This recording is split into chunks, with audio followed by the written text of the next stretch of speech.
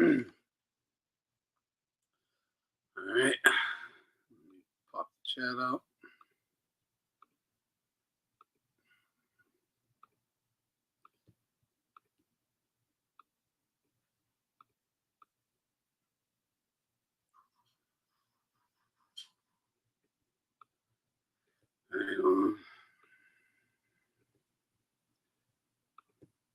All right, here we go. All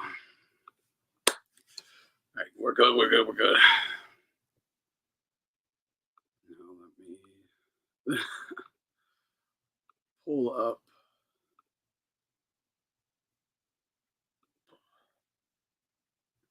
the thoughts on the trans Olympic boxing thing. I was just talking about this. Carlos Reyes, what up? That shit is criminal and needs to be out of boxing. Yeah, I don't even. I mean, everybody knows what this is. This is sickness. It's mental illness, and it's put on the world stage. Um, look, at a minimum, just where we're at right now. Let's not even talk about like the past, how we got here, whatever. We are here. That chick who just lost her life dream in the Olympics to that fucking dude, right? I don't know what kind. This is the thing. I'm not sure what kind of damage she took, if she could even continue to compete. She just took a devastating loss. Her mental ain't gonna be right, but she should. I know she was Italian. I thought she was. I wasn't 100% sure of that, but I thought I saw the ITA. However, she should be reinstated. Absolutely be reinstated. And that fucking pussy of a dude needs expelled at a minimum. Look, and for, I think an example needs to be set. An example needs to be set, as in all cases like this. And you have to force, look, I'm going to use the word, you have to force this thing out of society or your sport or whatever you want it out of. I'd like it out of both. It needs to be just forced out. This, it's a real, like, how's the same side that keeps harping about female oppression is glorifying a man beating the shit out of women? There's, I could go too hard on this. Jake Paul said that he wants to get her paid and put her on an undercard of one of his fights. That's interesting. Props to Jake Paul for that. I don't know if that's coming from like an honest place, but who cares, right? Someone should do such a thing, regardless. But something needs to be done right now. She just had her life's dream ripped out from under her because she had to fight a man. That's a man, no matter what way you cut it. And here's De La Hoya's thoughts. Olympic gold medalist, and he's absolutely ashamed. I'm an Olympic gold medalist. I'm very proud of that fact. It was the greatest accomplishment of my entire career. So I have to ask, what in the is going on in Paris this year, where two biological men are competing against biological women in the sport of boxing? The IOC allowed this to happen, and it's saying. Okay, first things first. He's reading a script. All right, Oscar, stop with the reading of a script. I get this probably is what he actually believes, but you can tell he's just reading. Like, just vent in front of a camera for a bit until you get your thoughts down or some shit, dude. You got to get better at this. First of all, you've had 30 years of media training and interviews, and you don't know how to just give your thoughts on something? Okay. Past that, though, someone's going to get really hurt. Someone is going to get really hurt. One of these, like, I get it. The one dude had like 3% KO ratio or something, or 3 knockouts out of like 30 fights, I think it was. The freak. But still, one of these chicks could easily get really hurt. And but if Clarissa Shields voluntarily wishes to fight Thurman, I'd pay pay-per-view. No. You know what I was thinking? Clarissa Shields and these things, these fucking freak dudes, or need to fight. She should go fight one of them mutants, because that's what they are. They're fucking mutants. Like, she's a mutant on the female spectrum. Look, man, this is the left's ideology. Is it's a spectrum, right? I'm not saying this. This is what they tell me. Gender is a spectrum. So Clarissa Shields is way far on this end of the spectrum, right? Like, really far on the close to being a man on the female spectrum or whatever, right? She's way over here into the male or masculine, or whatever you want to call it, spectrum, right? And them freaks, this dude in the Olympics is way down here, bordering on the female spectrum. Let's have the two mutants fight. Put the fucking mutants together. That's what I want to see. I want to see if she is that bitch, right? Or can you beat up one of these little mutants? No, this is what I was just having this conversation with my kid, and I was like, and we got to that point, and I was like, but this is assuming that Clarissa is not a fucking mutant herself.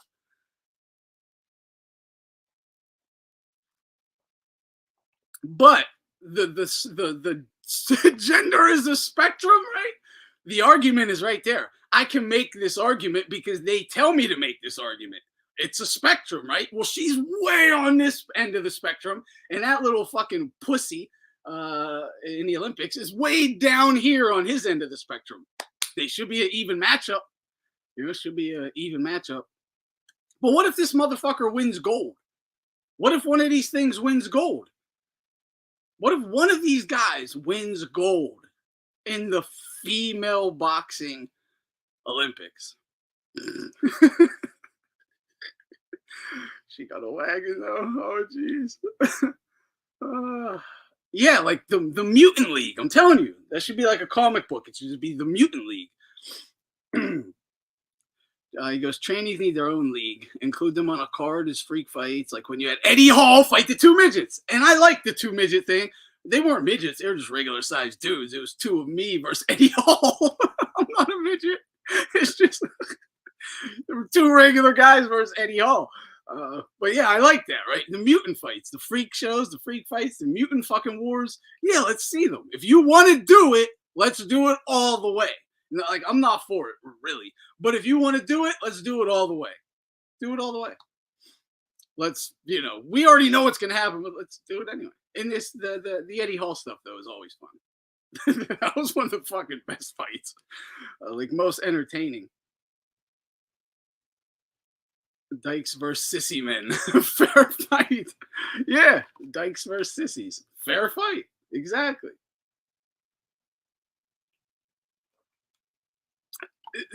We know what it is. That's what it is. The Dykes versus the sissies.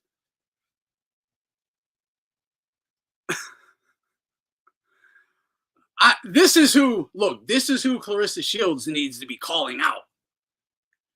But she stands for all this. This is why, no matter what, I can't get behind Clarissa Shields, because she basically represents everything that I should be about. Me and my son should be about. She hates me at every turn. So I'm like, she's wishing for my demise at every turn. I'm not rooting for that bitch ever. But this is where she should be doing her job. This is you're the baddest bitch, right? Olympic gold medalist. This is your lane. You need to step up. Like, speak up and say you'll beat this bitch up. This fucking sissy or whatever, yeah. This punk. Can't get behind her because she's a top. Oh, shit. She definitely is a top. Yeah. Saying it's okay because they are females in their passports. Wait, what? Are you kidding me? There is zero chance that these fighters are evenly matched. It's impossible and it's scary. It's disgusting and it's unfair. I've lost all my... That's just really what it is. Disgusting and unfair, right? That is it. Trans division would be similar to power slap. I see this clearly in the UFC because they basically force you to watch women fight because they'll throw them as the fucking co-main and everything, so you just have to sit through them. But it's always a fucking mutant versus a normal little girl. It's always a fucking mutant versus a normal little girl, all the time. Like, it's so rare you see two mutants go against each other. It's basically like the Amero bum culture with trannies. Like, they fucking fight completely outmatched opponents. Maybe gender is a spectrum because they're way on this end of the spectrum if they're not actual mutants. And they're just beating the brakes off these little girls, like, all the time, like your daughter. It's not fair. It's not cool. It's not equality. It's fucking gross. It's disgusting. It's not fair. Like, there's no they're not, I don't care that they weigh the same. Like, that's a fucking man. Like, what do we do? That's a girl, that's a man. Like, what the fuck? Like, put her versus sissies. Like, you have to do something because she can't fight little girls. She can't, like, actual girls. There is a difference, people. There is a freaking huge difference. The more bull manly a bitch is, she's gonna beat the brakes off of every normal girl in your neighborhood. She's gonna hit harder. She's gonna be stronger. She's gonna be able to take a better punch. She's gonna be more coordinated, more athletic, just sturdy. You know it. It's not fair. It's gross. Dana White, and fuck Dana White for this. Dana White said, never, ever will you see two women fighting in the UFC. You'll never see women fighting in the UFC. This was a fucking founding principle of his. You will never see women in the UFC. What happened? What happened?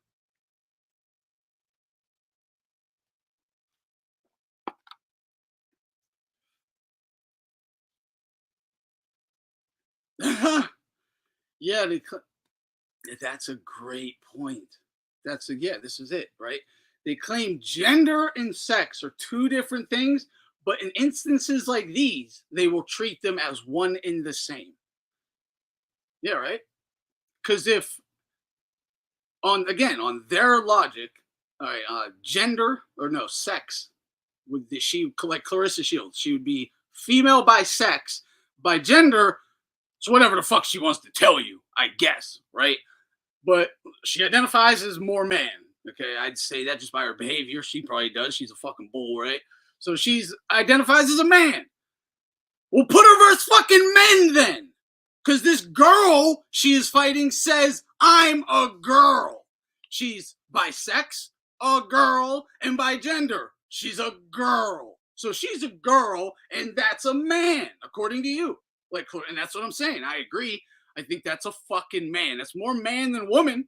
I'm just saying, that's more man than girl. 8 speed, what nonsense. That's the truth. They're telling me this. I agree with them. Okay, I agree with you. Left, more power to you. The LGBT, more power to you. I agree with you 100%. Gender is in sex, not the same. Gender is identifying. She identifies as a man. It's a fucking man then. Okay, that's a man. She fights a girl. What are we doing? What are we doing? In the Olympics, the same Olympic committee or the same sickos pushing the agenda on the Olympic committee or to the Olympic committee, because you could just bribe the entire committee, right? Any of these, China could easily do it, right? And that's probably who is behind it. Honestly, it probably is China. But regardless, don't matter, right? Or their overlords even, but whatever, right? Shit, I forget where I was. I lost my train of thought. Damn it. But yeah, the one and the same thing is great. Yeah. I mean, on a spectrum, that's a fucking man then. On the gender, that's a man. Why are we letting them beat up little girls? So the Italian chick, I guarantee you, she identifies as a woman. Guarantee it. And is a woman, like sex and gender, both. I guarantee you, she's like, yeah, I'm a woman, obviously. This fucking punk, obviously, man, I don't care what he says he is or what he has a piece of paper from some freak doctor telling you, you know, whatever.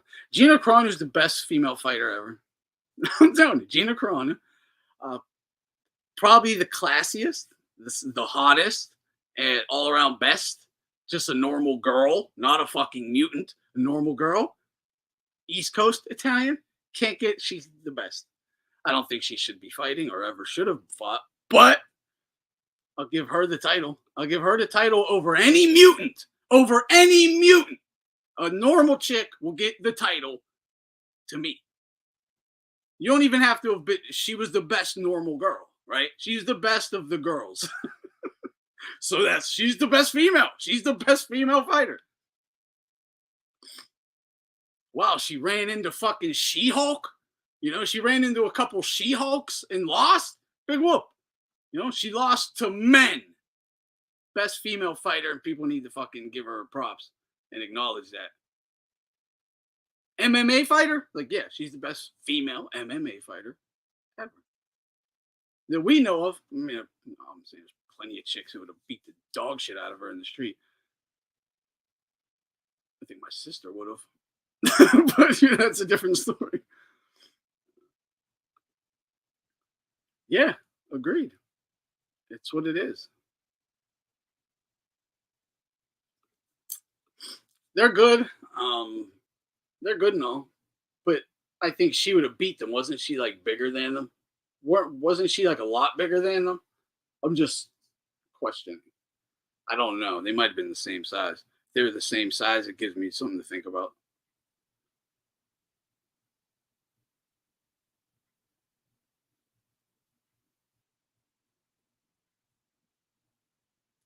Like, I guess like in terms of achievements or records, you could give it to someone like that. But in my head, I'm thinking she's bigger, and I just think she would like in an actual fight, she would just beat the shit out of them. I might be wrong on that. But if I think she looks like she's fucking 20 pounds heavier than them at least. I don't know if they fought at the same divisions or what. There's definitely she was way bigger. Yes. Okay. She in my head she certainly looks bigger to me. So okay, yeah. She'd be like the Layla Ali of boxing or whatever. There's definitely some twisted double standard, like they allow them to fight, and at the same time don't allow people to gamble on the match. So it's some fucked up demoralization. Oh wait, you can't even bet on that shit? Wait, you can't bet on the match that he's in? Because he's that big of a favorite. Because he's that big of a favorite? That's the reason, right? So they just don't even put the odds up. Because they'd be insane. If the odds are, he'd be like 40,000 to 1. 40,000 to 1, right? They're not going to put that up on the board. They're not going to put that on the board. Yeah, that's the reason. Okay, yeah, it has to be the reason. It's the only thing I could think of. Broadcast to the world. Man is favored over woman 40,000 to 1. Yeah. Oh, shit. Oh, shit.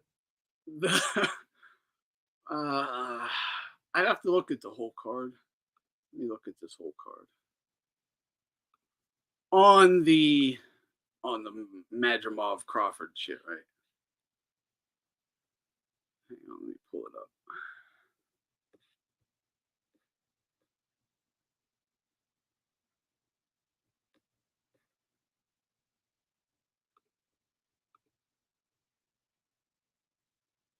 If you can't bet on the he, she, then the fight shouldn't be sanctioned. Yeah, I mean, the fact if you can't bet on it, that shows you that it shouldn't be sanctioned. The fact that they won't let you gamble on it because it's so ridiculous, like it's ridiculous, you can't lose, right?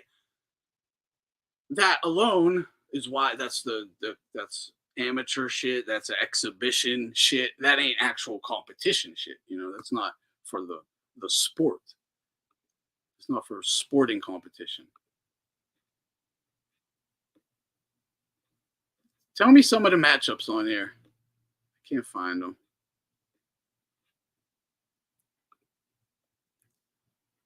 I mean, I was listening to BDA's. He made a post on Instagram celebrating his brave victory. Yo, he's fighting. It's a guy fighting chicks. He's only knocked out like 9%. He's only stopped 9% of the girls that he fought. I thought that was pretty shocking. My son gave me that statistic. I think that's what it was, 9%. He has a 10% KO ratio. He's fighting chicks. He's fighting girls with a 10% KO ratio. Dude's a fucking freak. I guarantee you any state prison in America has a tougher punk than this fucking dude.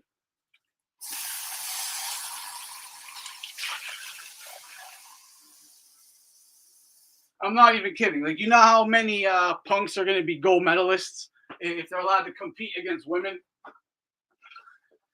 It'll just be, like, this is what's fucked up. It will just be a league of punks. All the prison punks like went in at 18, got turned out, came out at like 24. They're going to be running the fucking show.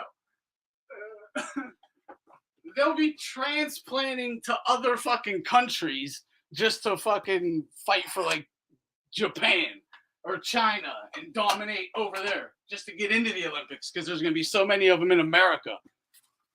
Unbelievable. Unbelievable. That's like the lot. Like, look, play it out. If you play out their sick nonsense, that's what happens, right? I'm not making it up. Like, play it out. Let this continue. What happens? There are no more females in the Olympic boxing. It's a bunch of punks.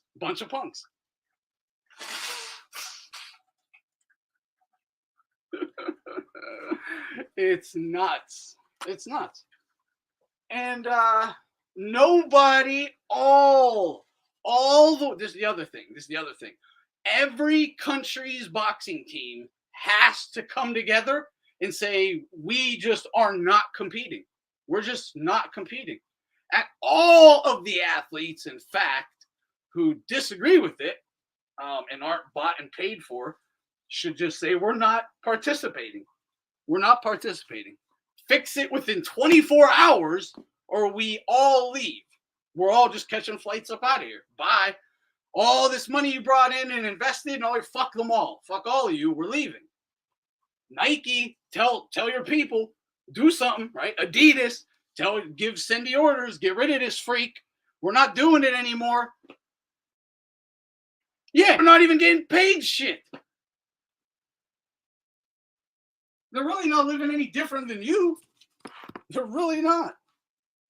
They're on a day-to-day fucking everyday, all-day work schedule. They don't get to enjoy life or anything. And if they lose, any of these athletes lose, it's right back. It's teaching Taibo on fucking weeknights. Fucking kickbox, cardio and shit. For real, for personal training for the rest of your life.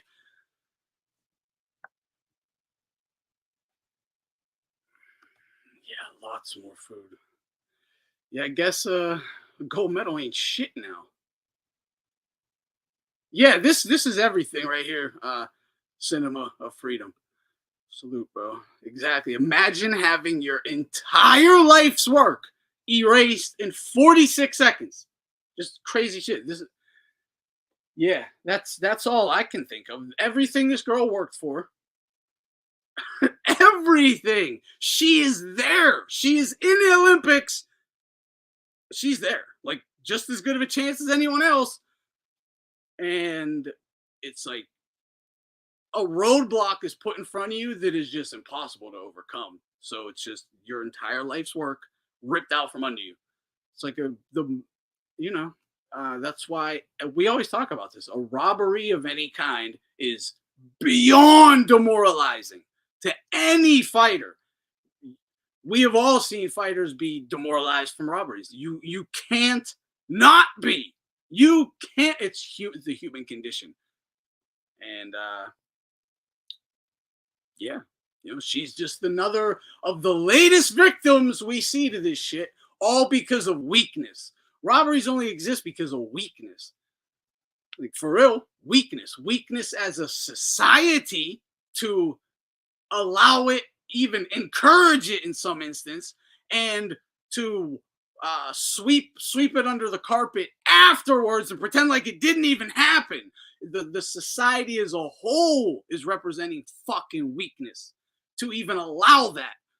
And that is what happens in America. And whatever you think about Russia, that is why robberies don't happen over there. It's why robberies don't happen in Japan. For the vast majority of the fights, right? You might be able to find one here or there, but they're that rare because their society won't accept it. You can't be a Russian gold medalist and win via robbery and come home to praise. You can't. It won't happen. They will not respect you. They'll just be like, you lost. You lost. I think it's because they went through such like living in lies with communism to when they came out of that, it was like absolute truth at all times. Like it's something like that because that's how they live. Now that ain't that's Russia. And the case with Japan might be a little different. It's the honor and thing, but it's the same. Certain cultures, America in particular, which is gross. I'll just stick to my own. But yeah, they not only do the robberies, but the society as a whole will, massage it and pretend like it didn't happen and let it go away. It's gross. It's really gross. It's just it's weakness as a people, as a society, and as individuals. Like, look at this. Okay, look, I'm just a recent one. Loma Haney. Why would Haney like the mentality that you're like, I need to be a big weight bully. I need to have this big physical advantage. I need to have snack. I need to have, my daddy's ties with Suleiman and the WBC and whatnot. Like all these little advantages to like help you and propel you. And then when you're in trouble, the refs, whether it's Linares, the fight back then, getting help, and he's going to need this help, picking guys at the right times, whether it's Prograis or whatever, right? Linares, the elbows, the low blows, the rabbit punch, all of this shit, right? I use him as an example because he's a fucking great example of everything. He exudes weakness. That's what him and his dad, I won't even blame Devin. It's more Bill because Devin's just going to follow his dad. He's a son. He's going to look up to his father. He's going to follow the father. I don't put much blame on Devin. He's a young guy. He's going to come into his own. It happens. Father, son, they'll probably end up separating. I don't know. Who cares, right? But either way, Bill holds more of the blame because that's clearly his ideology being put onto Devin. I'll just say that. And Bill exudes weakness. That's all it is. Like, to think you need the refs got to be there to help my kid if he's in trouble. The judges got to dog someone out. If he's losing, we got to rob the guy. If my kid's hurt, he's got to be allowed to clinch and hold and fucking for dear life and just let him do it for round after round. He got to be able to low blow you. He's got to be allowed to jab and grab nonstop, tons of clinches, the elbows, all of this shit. The fact that you don't even think you can compete on a level playing field, the fact you don't even want to fight guys your own size is weakness. It's all weakness. And I don't like this about the American boxing culture right now. I fucking hate it personally. I personally hate it. The culture of weakness in American boxing. Everyone wants to like use boxing as like a scam and a hustle to just get rich quick and, give nothing to the sport, unfortunately. It's all fight the worst opposition possible that the fans will accept for the biggest payday I can receive. It's never about giving the fans their money's worth. It's about, I want to rob the bank. I want to rob the fucking boxing fans and fight a bum who really has no hope. I'm going to drain him. I'm going to fuck with him through camp. I'm going to have spies in his camp. I'm going to be on fucking steroids and he's not. Blah, blah, blah. The refs and judges are on my side. Blah, blah, blah. All of this shit. It's fucking weak. It's sad. It's gross. And what are you going to, like, I don't know, man. I don't know when America started fucking respecting bitches. Like, honestly, when did America start respecting bitches?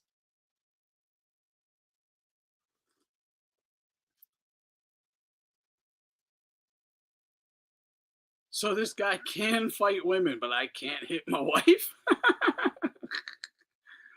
uh, oh, jeez. Yeah, right? That's what I'm saying. They say you can't, but then on the biggest stage imaginable, they let you watch it and celebrate it. They celebrate it. Russia, Ukraine. Yeah, I've given my thoughts on that. NATO should just stay the fuck out of Eastern Europe. Why do we even have NATO to begin with? But they've already agreed with fucking Putin 20 years ago to stay out of Ukraine, to stay out of Eastern Europe. They just kept encroaching and encroaching and encroaching until they entered Europe or entered Ukraine.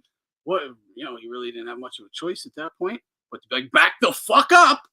And then we start funding the Ukrainians. Like, we should just stop funding them, pull the fucking NATO up out of Ukraine. But Ukraine's a great money laundering operation. There's a ton of people to rob from, right? Every one of these neighborhoods is just a fucking vessel to rob from. You go and put your businesses in it. You pay the politicians and say, we want to do construction in this neighborhood with their tax dollars. You barely do any construction, take all their tax dollars. Blah, blah, blah. Your company brings in the food into the neighborhoods. You just tax the shit out of the food you were bringing into the neighborhoods. Now they got to pay exorbitant rates. You're just robbing them for, that's all that's happening is giant robberies on a massive scale by organized crime groups. It's called governments, but yeah, that's all they are. And they all have little shadow proxy armies, and they're doing it everywhere. And the powers that be in the West want Ukraine. It's a great strategical war place as well. He can't give up the Black Sea, so it's an obvious non-starter. It's an obvious non-starter. You encroach on the Black Sea, Russia has to go to war. They have no choice because if you take it, they can't win any future wars. What don't people get about that? If the West and NATO took the Black Sea and took Ukraine, Russia will have no chance ever winning a future war. They could just get invaded and they'll get crushed in any future wars. What are they gonna do? Like, why didn't America allow the Russians in the Cuban Missile Crisis to put missiles in Cuba, 90 miles off the coast of Florida? Why didn't we allow that? Yeah, because we would have got fucked up. We couldn't allow it. We were willing to go to nuclear war to avoid it. Yeah, same thing. I just hope you understand the backstory. But yeah. And yeah. I'm not saying women's boxing. I'm not saying I agree with women's boxing. There shouldn't be women's boxing at all. It's gross. That alone is gross. There's plenty of things women can do besides beat each other up. They can run, they can jump, they can fucking shot put, they can pole vault, they can try they can do anything they want. You don't gotta beat each other up though. Come on. As a civilized society of men, cultured men of a civilized society would never allow such a thing. They don't. No civilized society of cultured men does allow such a thing.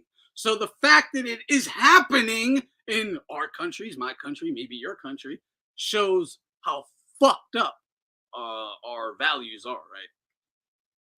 No men allow that. No men. Men rule society. I hate to break it to you. No men allow that though. And it's not to oppress women. It's because it's fucking vile.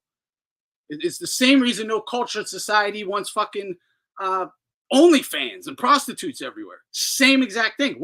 Why? You oppressing them? You just let them use their bodies like bags of meat, right? Because that's all you are as a fighter, truly a fucking bag of meat. So use the chick, bag of meat, same thing. Fighter, porn star, prostitute, what's the difference, right? And that's what they tell you. That's why OnlyFans is so big. Women's UFC and all that shit's so big. It's the same thing. It's gross across the board. Civilized societies of cultured men aren't down with that shit in any way. You protect your women. They can compete again. Go compete all day. War is war. Women are for war. It is dog fighting. It's the same, dog fighting. You know, like little insect wars. Fuck throwing a bee and a wasp in a jar, right? Same shit. It's just it's sadistic. You know, you have to be honest what it is, right? You can like it even as I'm not like whatever, right? You can like being sadistic and just like seeing things fight to the death or whatever, right? But call it what it is. That is what it is, though, right? Like that's what it is. So yeah. I don't want to be sadistic and beat them up on a fucking stage like that. I do it behind closed doors, you know what I'm saying? It's like yeah, yeah, reverse. Now the female fighters are doing OnlyFans too. 2 for 1, right? My point exactly. Bingo. Why not? Why not? Your body is just literally a nothing, apparently, right? It's just a fucking sack of meat.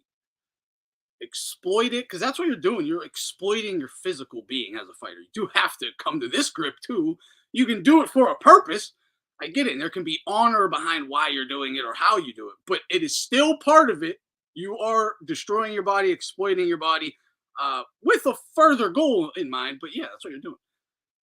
And yeah, so like I guess maybe for females, it's easier to cross that line. Like I'm already doing this. It's fucking kind of humiliating. As a girl, I probably don't want to be fighting right in front of men. They'll cheer like it's fucking probably humiliating in its own. What's the difference if you're on a fucking stage in a porn shoot? What's the real difference? Men, no, it's the same thing, right? One has their hand up, one got their hand down. It's fucked up. Fucked up. Man, I don't even want to think about that stuff. Boss man, it's exactly what I said. That's exactly what I said. I don't know if you heard me earlier. That's Clarissa Shields. This needs to be her claim to fame. This is her moment. This is her fucking lane. There's only one person who should be addressing this issue, and it's GWOAT. It's the GWOAT, right? You're the GWOAT. Handle this bitch, this punk. Handle this punk, or you ain't the GWOAT. We gotta take you down. If you can't handle this fucking punk, this prison sissy, then you ain't the greatest woman of all time. Because my sister will beat the brakes off that fucking thing. So it is what it is. Like this is your moment. You can really shine here, Clarissa Shields. Handle business. Handle business. Put that shit on the Jake Paul said he wanted to get this Italian girl paid, right? That's the fight. That's the put her on a card, right? But also Clarissa Shields versus the fucking punk on the same card. And if the punk beats Clarissa Shields, he gets to fight Jake Paul. He gets to fight Jake Paul if he wins. That's part of the contract. If she beats the trans, then she valid to fight Keith.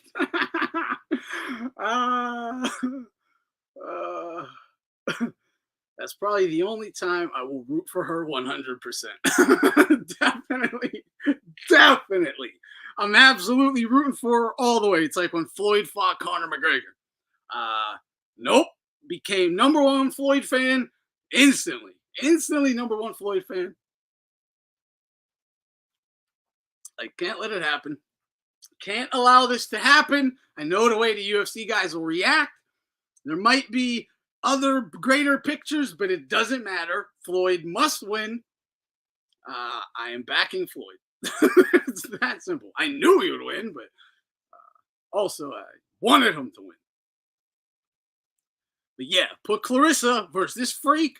Oh, I'm going to be fucking waving Clarissa fucking Shields flags. I'll probably be ringside with the trans flag. No, wait, she's not a trans. I'm still considering Clarissa trans herself. I meant I'd be there waving the trans flag for Clarissa. How fucked up is that? Tell me they're not mutants. Tell me they're not mutants.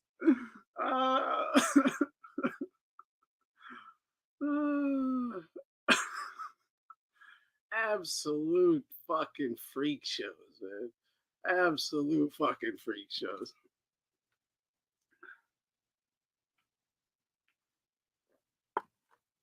This fucking. But yeah, this is Clarissa's moment. But what is she gonna do? Beat up an ally? Right? You fucking dummies. Beat up an ally? Right? Yeah. I would love to reverse, but I can't. Can't do it. I'd fight the tranny or the fucking the punk, any day. But yeah, nah, I couldn't. I'm not beating up a chick. Not beating up. Not like maybe like in the gym. In the gym, I'll like box a girl if she wanted to. Whatever, I'll play around with her. But on a stage in front of people, like no, it'd have to be something really private. No way. Dude, imagine putting yourself out there like that, just beating up a girl in front of fucking people. That's pretty crazy. That's what this guy is doing, though. Holy, that's what this dude is doing. That's what that guy is doing. That is wild. Holy, I couldn't even envision myself in that scenario. And then, but that's what he's actually doing. Yeah. Come on, though. Ann Wolf is all mutant, bro. Ann Wolf is all mutant. Ann Wolf is what James Kirkland wished he could be. Ann Wolf's the real deal. And yeah, her and Layla are definitely the real goats. Of boxing, Ann Wolf is the baddest bitch. She's absolutely the toughest of all the female boxers like I've ever seen.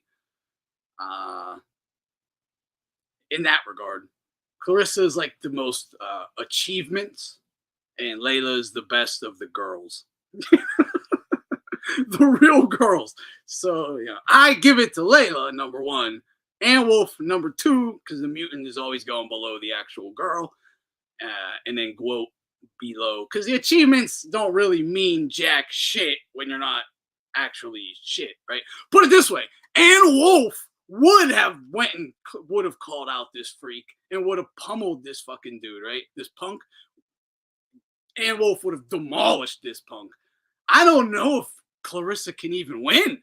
I don't know if he might dog walk Clarissa. That's the thing. I know Ann Wolf would fucking hurt this thing, man. Hurt this thing. For real, for real. She was a fucking real dude. That was a man across the board. I don't know how. Well, yeah, there's something going on there. But whatever. That's a man. Clarissa, yeah. She's, she might be man, but she ain't that kind of man. She ain't all man. She's still on the spectrum of, just teetering on manhood.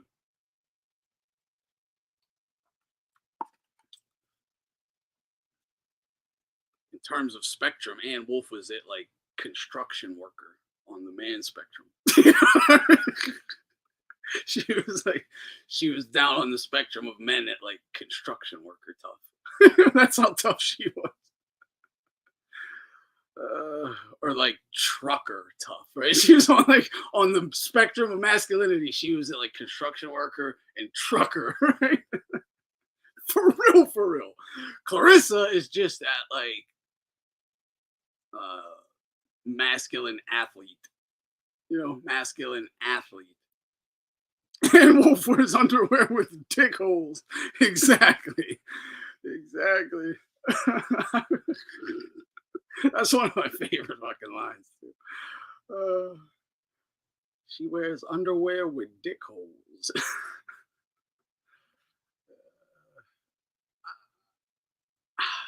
Yeah, I don't know, man. I would imagine Cyborg is. Like, she's a fun, yeah. I mean, in the same way that any of these, Clarissa's a man, she's a man. She's more on the man spectrum, I'd say. Again, this is Brazil. She definitely could just be a biological man that was transitioned. I fully believe there have been I'm not talking this punk and stuff publicly as a trans. I think there have already been professional female athletes, female celebrities like actresses, pop stars, even just celebrity figures across the board who are trans. Like, you think it's a woman. It's not a woman. It's a fucking tranny. I won't doubt there's at least one famous actress at some point in your lifetime, you're like, oh, she's hot. That's a fucking man. We just don't know it. You know, I believe that. I do believe that. I mean, again, I'm not saying it's widely done, but there has been that has happened. I have to believe that has happened. Why wouldn't it?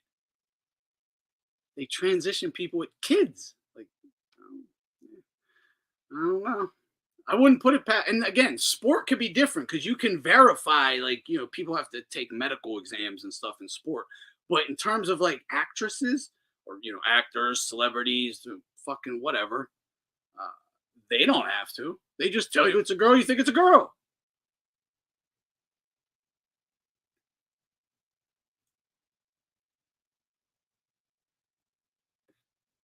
And yeah, the fact that like this was started with Cyborg, yeah, dude, she could easily be one of the OG, one of the OG cases of the real deal coming from. I don't know her. Like, I don't. You got pictures of her as a girl, as a child. Let me see. You have a hate, dude. You have like a baby picture or something. Like, I want to see some pictures from childhood. Anyone grow up with this chick? Is anyone like, or like for real? And they all got this plastic. He goes, damn, that's rough. I got to rethink my teen years. And think about it, like all the plastic surgery these fucking freak shows get done. I was just talking about this, right? Someone brought up, look at Megan Fox and her 3 children. Her 3 kids. She has 3 sons. They are all raised as girls. They are girls. So she don't call them sons. They are her 3 daughters. To the world, they are her daughters. To them, they are her daughters. They are 3 boys. Like, factually, she just transitioned them at like 2. Just think overnight, all turned to girls. Now, you're telling me 20 years ago, there weren't families doing the same shit? There weren't families doing the same shit 20 years ago? 40, 50 years ago? Why was it? Of course, that stuff, same shit was happening. It was happening in the fucking 30s in Germany. So, of course, it was happening in California, in New York, or wherever, everywhere, right? Yeah. So if you didn't know about her daughters, though, or her sons, daughters, whatever, right? But then in 10, 20 years or whatever, they become actresses, you're just going to think it's a fucking girl. You'll just, it's Sam Fox, right? That's Sam Fox or whatever. It's fucked up. Oh, dude, yeah, exactly. Britney Griner is 100% a man. You guys all saw the video where he had his shirt off. Did you know the Russians housed that fucker with men? I didn't. Like, that's a fact. Britney Griner was actually housed in the men's facility in Russia. Again, the Western media said that they did that the Russians did it as like a joke to like laugh at America. And I'm like, okay, that kind of makes sense, right? But you know what also makes sense? It's just a man. And they're like, holy, that's probably, dude, think of this. Hold up, listen. Why did we give the Lord of War in exchange for Britney Griner? Why did they give the Lord of War over to Russia in exchange for Britney Griner? Why? That is the reason. Because he's like, I got naked pictures of Brandon Griner. I'll blast it all over the internet and tell the fucking American public what you're doing to him. You know how easy of like I'm going to fucking shit all over your movement, or give me my fucking guy. Give me my guy, my number 1 guy. Like, not just some Russian guy. They gave his fucking, if there was one person Putin could take out of a prison for the last 20 years, it's been the Lord of War. Like, and they gave him up for Griner? Like, no. There's something way more important going on. You have to understand this. I don't know this Clark chick. I don't watch any of that shit. heard the name. I mean, basketball player probably. I don't know. Someone can tell me. I don't really pay attention to it.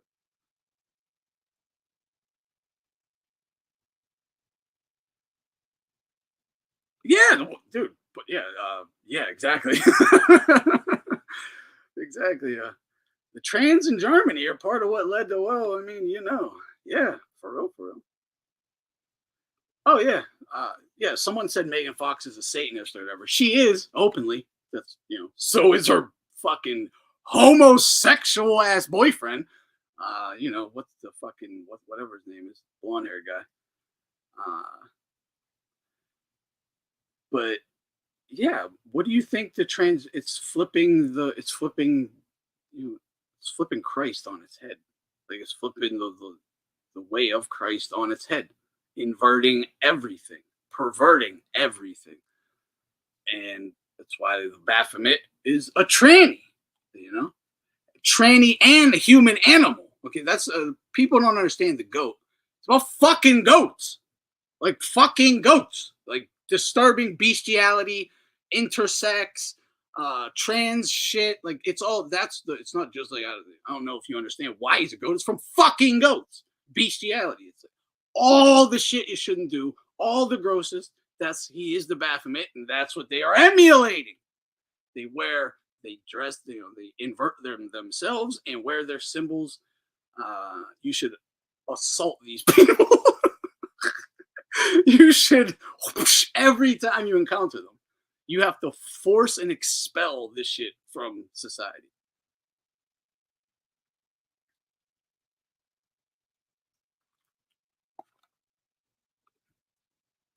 What's this? Megan Fox is weird. She dropped out of the scene in the early 2010s. Yeah, she just dropped out of nowhere because she disliked the Hollywood Games, only to return all in a few years back and like as big as ever. Like, she hasn't even done anything. Like, I understand why she was famous to begin with, a new chick that was hot in a big fucking movie, right? Like, of course, you're gonna get a ton of teenage boys and 20-year-olds are gonna be like, "Oh, she's fucking smoking," right? But you're like an old fucking has been now. Why are you haven't even been in shit? You suck at acting. You're not even hot anymore. Why are you all back in my face being shoved down my throat again? You know why. You know why. That's why she's all in. That's how she got brought back. Agree to sell the fuck out. Do whatever we want, basically. And for the record, you don't just get to push their stuff without being like violated. That is the whole part of this. Like, what, like, if you go back to like early libertarianism, right? They talk about like the secret societies of like the fucking fraternities of like Harvard, Yale, all the like the Bushes, the Reagans, right? All these political business class types. That to get into these secret societies, they had to like do vile homosexual stuff, right? Like I think in the Skull and Bones, they lie in a coffin. I think that the Bushes did this. I believe it's Skull and Bones who does this. They lie in a coffin, and all the members walk around the coffin and jerk off into the coffin. Okay, this is all done and they do this. They will explain. They do other stuff too, but they explain why it's to like show that you'll do anything to be part of this, like anything. Like you are all together in every fucking way imaginable, and that's what these people have to do to like. That's just what they do. That's their belief. That is you can call it Satanist or whatever, a worldly. That is that view to its extreme. And again, look at it as like circles, right? In the center, there's going to be like the extremely disturbed small group and a bigger like concentrical circle of radical but not as nutty, and then it'll just keep getting wider and wider. Yeah.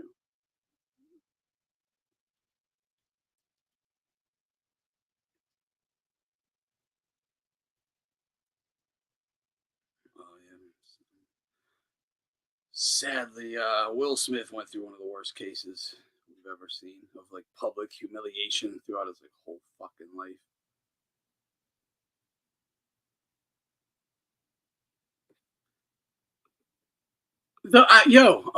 When it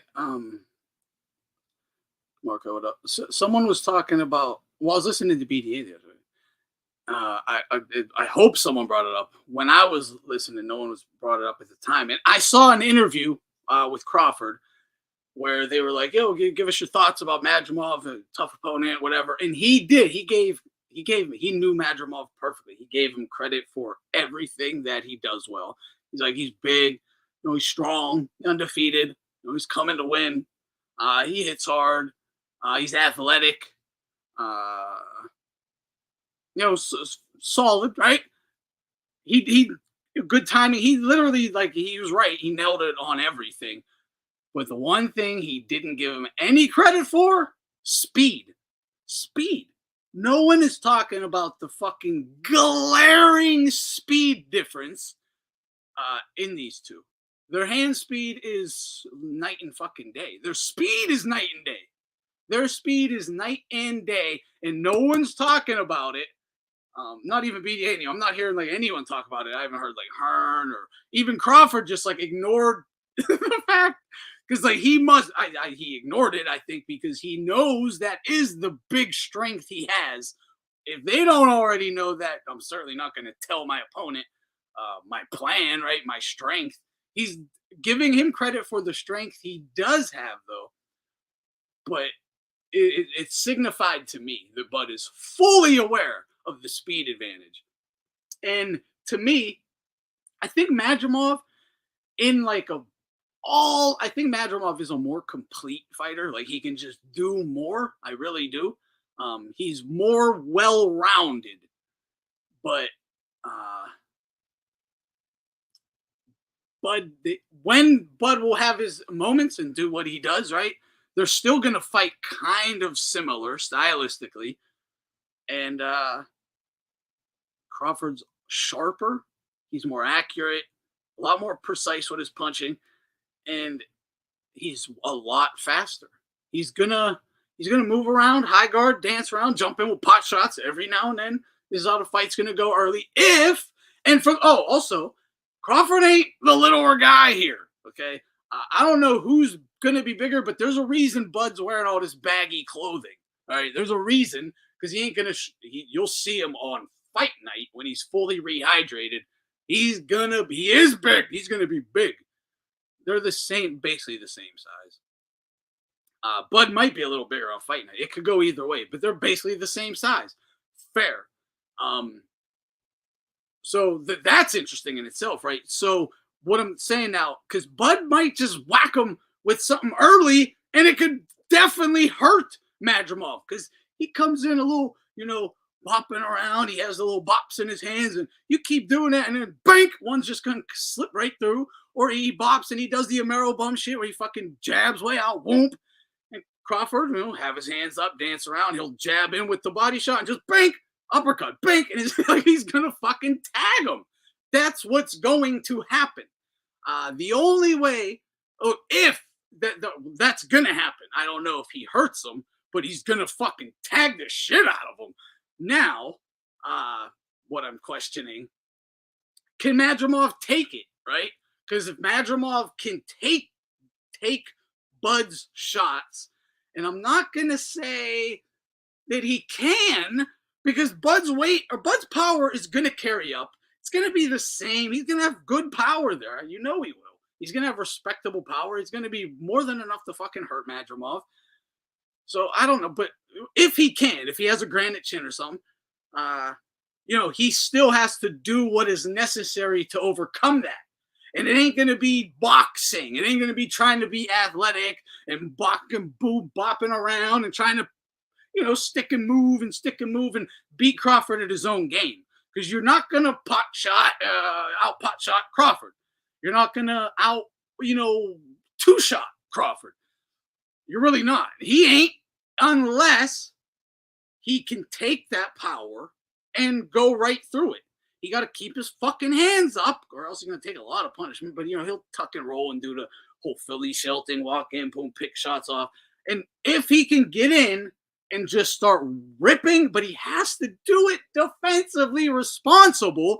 Because let's say, okay, what if Madrimov gets him against the ropes, starts really working on him? Well, what happens? Crawford's going to sit on the ropes, just like he did versus Spence, and bink, uppercut, lift the head up, left hook, pow. or left hook, overhand, boom. He's just going to keep sneaking, and he hits hard. He's not a light puncher. He's not like Devin Haney. He punches. It's.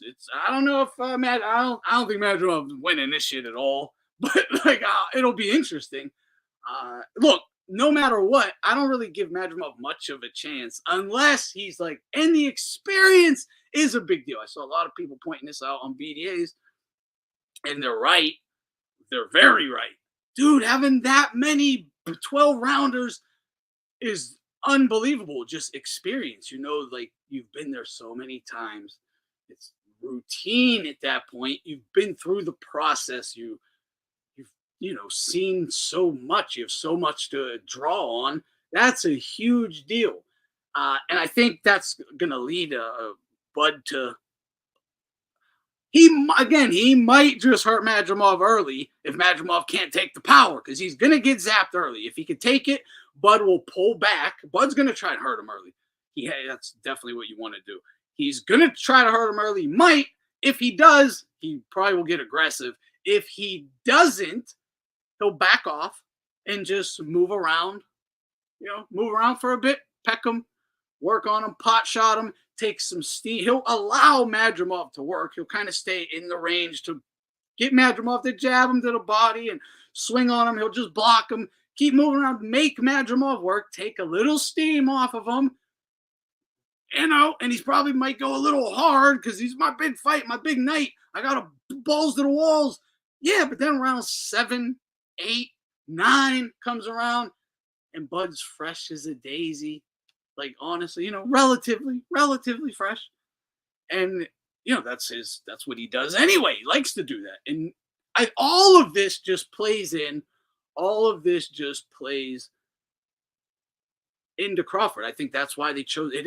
I'm not shaming Crawford for taking the fight, but I think that's why he picked it. I think it's a great opponent. I needed to see this fight. This fight had to happen.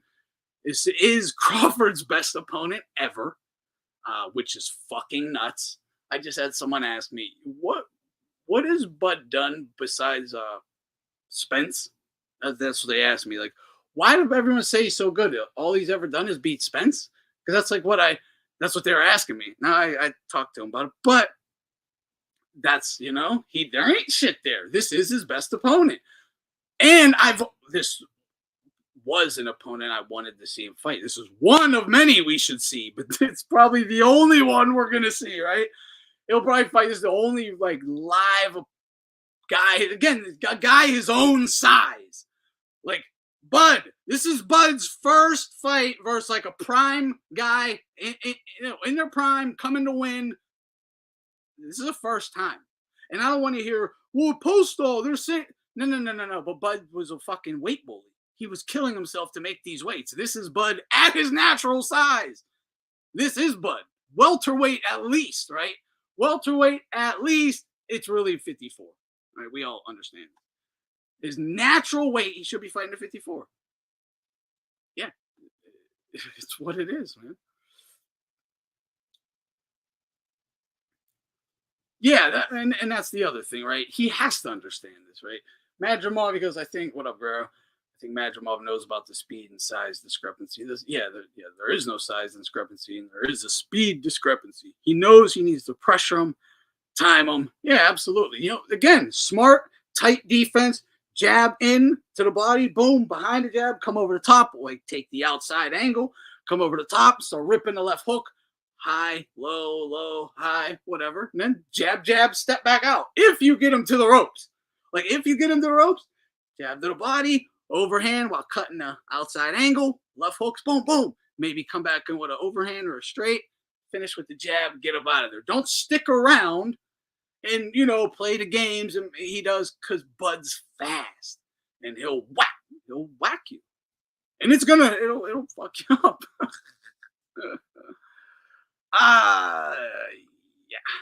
Yeah. Madrimov is crafty, but he telegraphs his shots from the outside. Bud will step and slip him, then chin him coming in. Yeah, it's the same. It's the same thing I say with Devin Haney. When you jab like this, when you just jab, and you got a fast guy with some power, what's going to happen? Left hook, bank, straight right, boom, right over your jab, uppercut, oh, big left uppercut. Like and Bud has all those tools. He has the left hook, he has the uppercut, he has the straight right. Like what punch you're gonna do, he's just gonna break every time. Oh, break, step right back and then come in, boom, over the top. Yeah, I don't know if Madrimov can stand up to that because he's gonna have to take a lot of damage. And Bud is big. He's looking big and strong. Okay, that's you're probably gassed up out of his mind, right? But he's big and strong. That's why he's wearing the baggy clothes. He doesn't want to show you how big he is right now. You'll see it in the ring. In the ring, you won't even see it on the weigh-in because he's gonna cut down. But on fight night, he's gonna be big and strong. Bang, bang, boom. Exactly right. Bang, bang, boom. But again, we still need to see it. Madrimov's not a punk. Madrimov's a live dog. A live dog. This is a huge moment. This is a big moment for him. And it's not like we understand. Okay, Eddie Hearn was saying that Turkey guy, right? Fucking Turkey motherfucker. Was saying his goals, the fights he wants to make with Crawford are Crawford, Boots, Crawford, Virgil, Crawford, Canelo, right? Yeah. So those are obviously his opponents. Now, apparently, from what Hearn, this is like an investment, not an investment fight, I'm sorry, like a tryout fight to see basically, look, it's kind of like the Turkey guy is saying, yo, Crawford, I know you had a career of a bunch of suspect shit, cherry picking maneuver, and you ain't really fought no one, but you have to at least fight and beat this guy. Like, fight and at least beat a real live one who I give a good chance against you. That's what he's saying. Like, if I'm going to invest in you performing versus Canelo, because look, this guy, the Turkey dude, he don't invest. He's not going to put up money to for you to run around and try and dance to a decision, like a pot shot to a decision type thing. He's like, if I put you in with Canelo, are you going to bring it? Like, are you going to fucking bring it? So this being a tryout kind of like, yo, do you deserve the big fucking payday I will give you for a Bud fight, a certain Canelo fight or whatever. So, that might make Bud feel the need to start earlier, let his hands go a bit more. And that could cause real problems because the one weakness Bud has is his chin. He is chinny. He can be hurt. Madrimov is the biggest puncher he's ever fought. The best puncher he's ever fought is the most danger he's ever been in, bar none, because it don't take a big shot either. Just a fucking Madrimov jab clean to the chin might drop him. Like, I'm not exaggerating either.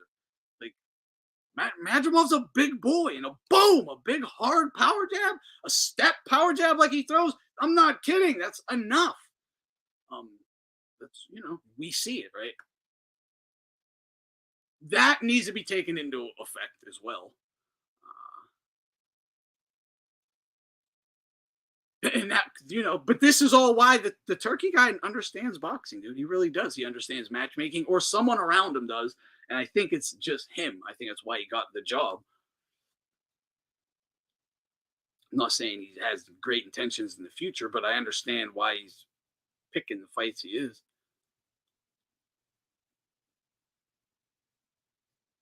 Yeah, Bud's 4th weight class, and he's still not really the smaller fighter. He's not the smaller fighter. Yeah, he's not. I'll say they're the same size because if Bud has 5 pounds on Madrimov, or if Madrimov has 5 pounds on Bud, don't matter. At that weight, that's a non-talking point. They're the same size, so I'm fine.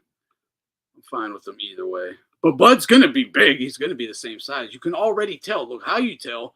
I'll drop the link if anyone wants it. But how you tell is look at his shoulders. Look at the width of his shoulders when, you can see the arc around the cloth, like draping. This is how you can tell. They try to wear the baggy shit to hide, but you got to look at the neck. That's where the cloth will lay, and you'll be able to see everything else you ain't.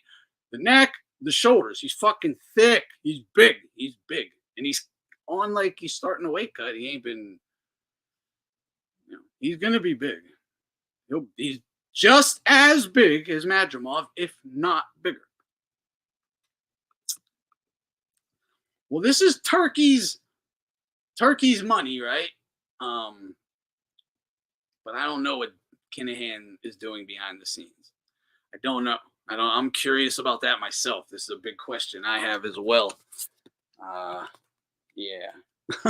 Yeah. I don't know if Kinahan's even involved in this fight. I don't know if if like him and Crawford have a thing and they're going to work together, then okay, Kinahan can step in or send someone in that is needed. But if he don't need him, or like there's another deal on the table from like Turkey, is Kinahan even involved? This could be like, hey, you got to go do that thing over there with the Turkey guy, and come back to me down the road. We'll cash out on the fight or something. I don't know. I don't know if the Kinahan is involved anymore. I'm sure that connection is there, right? With Crawford, he'll always have that connection. I don't think they didn't part in bad standing or anything. But I don't know if any of that would be involved. I don't think it will be. I think it's it's going to be a fight on the playing field, a level playing field. Bud is just going up against a live opponent. That's all. To me, it's his best opponent ever. I think he wins. I think he's a clear favorite, but I still give him credit. It's a legit guy. It's a legit guy. It's a legit threat. Like Virgil Ortiz taking on Boachuk, right? Virgil Ortiz taking on Boachuk. People were like, when I would say something about Boots being a fucking weight bully, they would bring up Virgil. I'm like, but Virgil ain't bullyish with his weight. Like, he don't target always fighting littler guys. Like, if the guy he is fighting happens to be smaller, he's just the bigger guy. It's not by design. And that's proven. Look at Mean Machine, big motherfucker. He's fighting Boachuk. Not first big fight, probably, I guess, second big fight. I guess the first one would have been Mean Machine. His two big fights, the guys were the same size or bigger. Boachuk's a lot bigger. So it's like, regardless of that alone shows you how that fight is dangerous. It's a dangerous fight. It's a live opponent. It's a real opponent. So you get credit for that. Just like Crawford will get credit for Madrimov. It's a live opponent. Yeah, I agree, Jay. I think he beats Madrimov pretty comfortably. I don't know if he's a great fighter. He's a good fighter. Again, this is like his first real test to me. Honestly, it's crazy to say. Well, no, he's had tests. I just thought he failed them. Like when he fought Postol, that was a test. Thought he failed. But whatever, everyone did. He never got to do Spence when Spence was live. That's not his fault, but I don't know. There's definitely a lot to have been asked from his past. But what he does do, he does really fucking well, and we'll see just how great he is. We'll just see just how great he is versus Madrimov. I don't think the problem I have with Crawford is he don't have enough activity. Like he's really limited. He's a counter puncher. That's really all he is. He don't box. He don't move around, box, slip, move, counter. He just dances around the fucking ring, pot shots you, or walk you down and fight, which I like that when he does that. But yeah, he don't do that quite enough. But he's not like a boxer. He is a fighter puncher, more so than anything, like a fighter puncher. Hey, BDA. What's up? Thanks for having me on. Oh, not much. Bud Shakur award. No, I haven't seen it. Bud is the size award, and Kerr is bigger than Floyd. Yeah, I mean, they're all big. No, I ain't saw that, though. But fuck Andre Ward, for real. Talking about him and Bud, talking about that big comeback payday. I was like, oh, yeah, come rob boxing again, huh? You guys just can't ever be satisfied. Did you see that video of Crawford and Andrew Ward sparring? I saw a little bit of it. Yeah. Did you see how in the middle of it they have Shakur Stevenson on a cell phone, like somebody's holding a cell phone and they're Shakur Stevenson is online watching the sparring through the cell phone. I'm thinking, why do they have to cram that guy in? Like Andrew Crawford, anything that Crawford's associated with, like he's getting Shakur Stevenson there to give him a little clout. Why do you have to a little help, a little bump? I guess he is equal to all you, but why do you have to keep? If you guys are so great, why do you keep like forcing him into the conversation with your greatness? Like, shouldn't he just have to achieve it on his own? But yeah, they're really trying hard, man. I don't know. Maybe he asked for to be. Hey, Carl, James, can you include me in there or something? Just show me on the cell phone. But that's sparring, man. Andrew Ward looked at a shame, man. I didn't really get to glean much from it. And then one of the trainers goes to the camera. He goes, "This is like a chess match between Fisher and Dostoevsky or whatever, some Russian." I'm thinking, come on, man. It's another shape Andrew Ward, man. Yo, he wasn't doing shit. One of them goofballs from Fight Hype fucking glazing Ward and Crawford so hard. It was gross. I was like, he's literally, dude, this dude, I wish I knew who it was. This dude was like, it's exactly what I always say. He was creating a fucking fantasy of what he like wished was kind of happening in there. Like you're not describing like what's actually happening. It was like he's trying to break down like Bobby Fischer and shit. Like, yeah, it was the weirdest thing. I'm like, what the fuck is going on here? Am I crazy? And the comments are all like, yeah. Yeah, absolutely. Who was that, Ward? Yeah, Ward and Crawford sparring each other. Like, not sparring. They're fucking moving around like not even slap boxing or anything. Just like hand position games. It's fucking ridiculous. And by the way, I suspect they. But whenever you saw Roberto Duran teaching AJ how to throw body shots, no one talked about that. That actually looked masterful. How easily he made it look. And yeah, no one talked about that. But someone just stands there and like paws with their front hand. They're like, look at the brilliance. And I suspect they cut out a bunch of clinching from Andrew Ward because at the end of the sparring session, one of the trainers is talking with Ward and he goes, "Oh yeah, man, you did a lot of great things, man. You jabbed up and down." And then they show clips of him jabbing up and down. He goes, "You try to keep him turning. You smothered him." And then they show clips of clinching. And I'm thinking, you know what? I suspect there was a lot more clinching that they cut out as soon as Ward got there. Because look, I know he's a professional fighter. He was a professional fighter, so he knows little tricks to save energy. But he's still a fucking out of shape. Yeah. Oh, he was probably like heavyweight, bigger guy. I'm pretty sure that he got tired real quick, man. He was probably hanging all over him. Yeah, and they cut out a lot of the clinching, I suspect.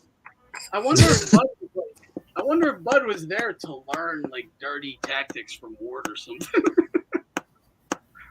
Like, because what does Ward teach anyone? Like, he's not going to tell Bud how to throw a better punch or a jab, like, or anything really. Besides, like, Bud does everything kind of better than him, except like holding and hitting and holding elbows, low exactly, blows. Yeah. Ward's better at that stuff. I mean, I always gave Ward credit for his defense. That's one thing that he did have that was on point. But then on top of that, like all the dirt tactics, it was sickening, absolutely sickening. No, you're right. He is better defensively than Crawford. Hey, but I wanted to bring something up. First of all, I don't know if somebody can help us out with this, but the weigh-in for the Crawford Madrimov thing, it says that it's at 9 p.m. Eastern time, meaning it's 6 p.m. Pacific over there in Los Angeles. That's a late weigh-in. I don't know if it's the ceremonial weigh-in or if it's the actual weigh-in, but if... Yeah, I didn't know that. I thought, what? No, that's got to be the ceremony. But yeah, because if it's the real one, that benefits Crawford, man. That benefits Crawford because then Madrimov would have to be cutting all the way up to 6 p.m. Yeah, there's no way. I wouldn't imagine. But you know, man, that'll be interesting. Okay, not the actual land. That's for sure in history, because that would be interesting if Dude, I mean, I have questions about Ortiz right now, just based on I don't know what like level he's back to. He hasn't fought anyone. So once if he is what he should be, I'm picking Ortiz for sure. For sure. But I have questions right now. I'm really looking forward to that fight, though. You know, right after Crawford, with kind of right after Boots. Boots has his fight, right as his.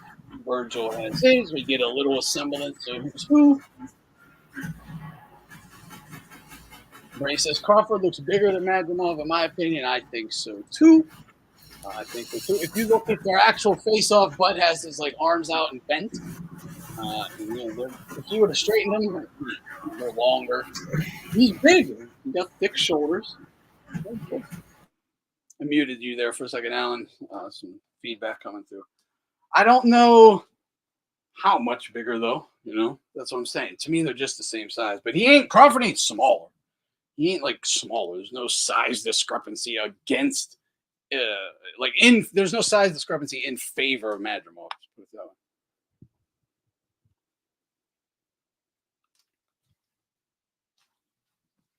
I don't think people understand how, regardless, again, I still think the speed, pinpoint, shot selection of Bud is going to be a lot for Madrimov to overcome. Just that little bit, but it's going to be a lot, obviously. A lot more to it. But it's still it's still a dangerous fight for Crawford. This is, you know, to me, it should be his most dangerous fight, right? But you have to understand, this ain't like you're not seeing like 140-pound Crawford fight this guy or whatever. This is going to be the biggest, strongest Bud we've ever seen. This is a whole other 7 pounds of muscle mass. A couple of the reasons. A couple of the reasons why I think this fight is interesting. 7 pounds of muscle. 7 pounds of muscle when dehydrated. Who you talking about, Madrimov or Crawford? Crawford, he's going to be 7 pounds bigger. So, I mean, that's probably got like 12 new pounds of solid muscle on him right now. Is it still there? No. It's all right. Hey, I wanted to ask you, what did you think of the IBF stripping Canelo? Makes sense. I saw it. And, you know, the IBF don't really care about that shit. But I don't know, man. Does it matter? Like, does anyone care?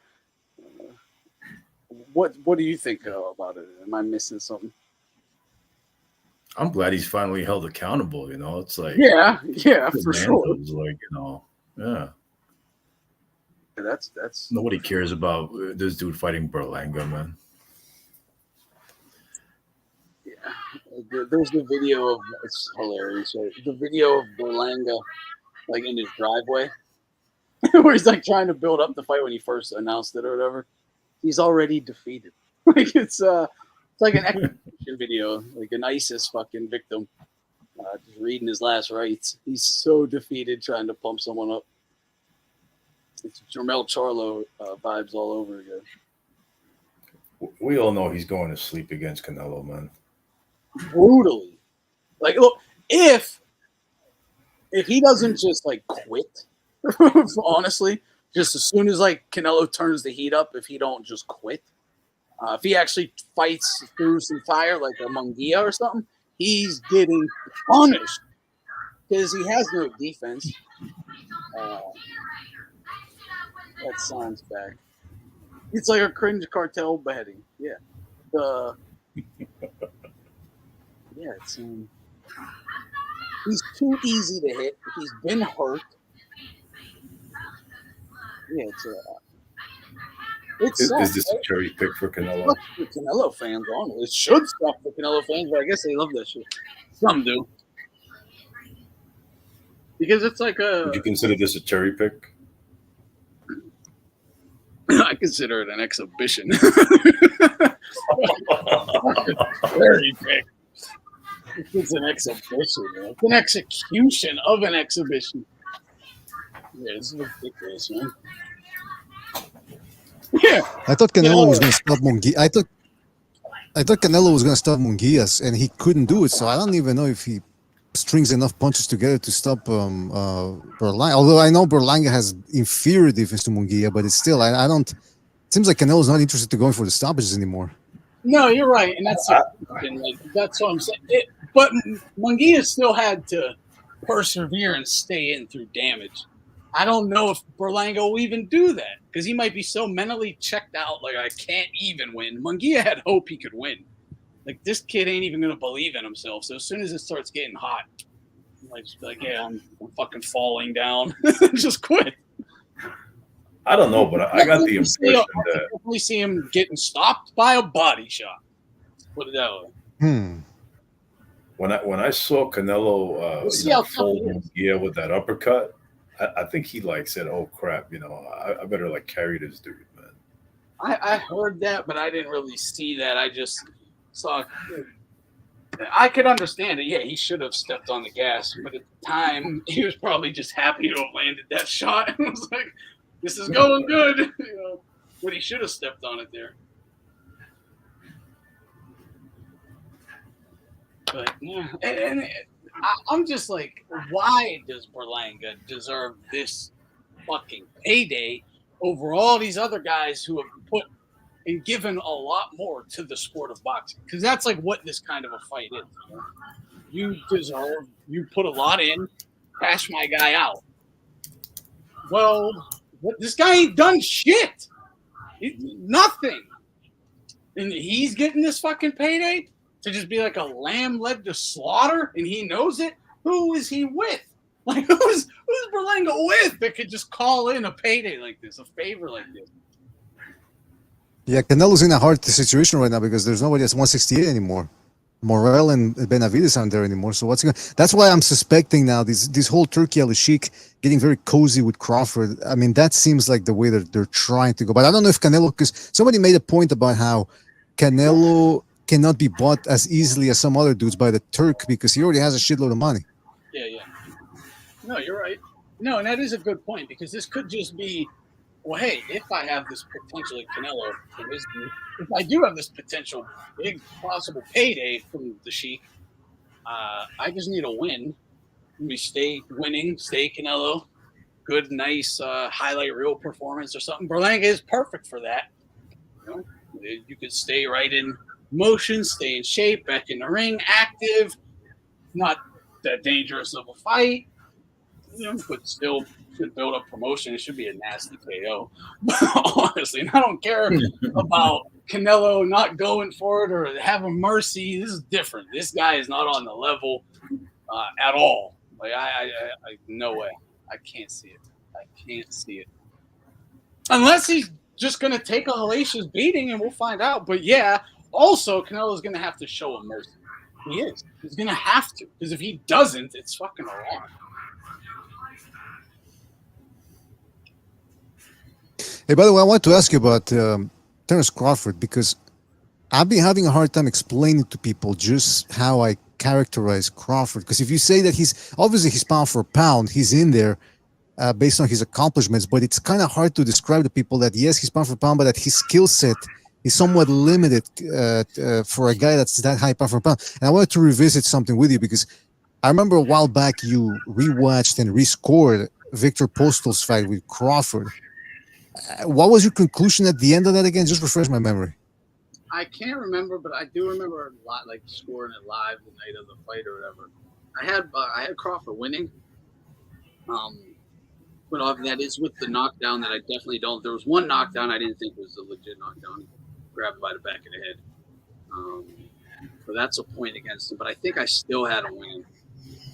Close. But it was definitely, I know in the film study, it wasn't looking good for Crawford. He couldn't box with Postol. He couldn't. Just go rewatch the first 4 rounds of that fight. And everything he tries, Postol has an answer for it, and just keeps stiffing him. And then he just gives up and just starts circling around the ring, jumping into a pot shots. And he that works for him. That works for him. He starts, pot shotting and hurts him. Gets the knockdown. It wasn't a knockdown, but he got it. And he was able to best him in that, bullshit ass style. But on heads up, no, it wasn't going well for him, and it wasn't. That's why everyone said he shit the bed on his first big pay-per-view, because he tried to go at this guy, he couldn't, and kind of just ran and Amaro bummed his way to a decision. While sticking his tongue out. Yeah, and I forgot about that. The dude, holy shit, I forgot about that. That makes me so angry, even thinking of that again. It's like the little fucking punk in the schoolyard throws a rock at you, and then you chase him, he sticks his tongue out, running away, calling you a coward or something. You're like, what?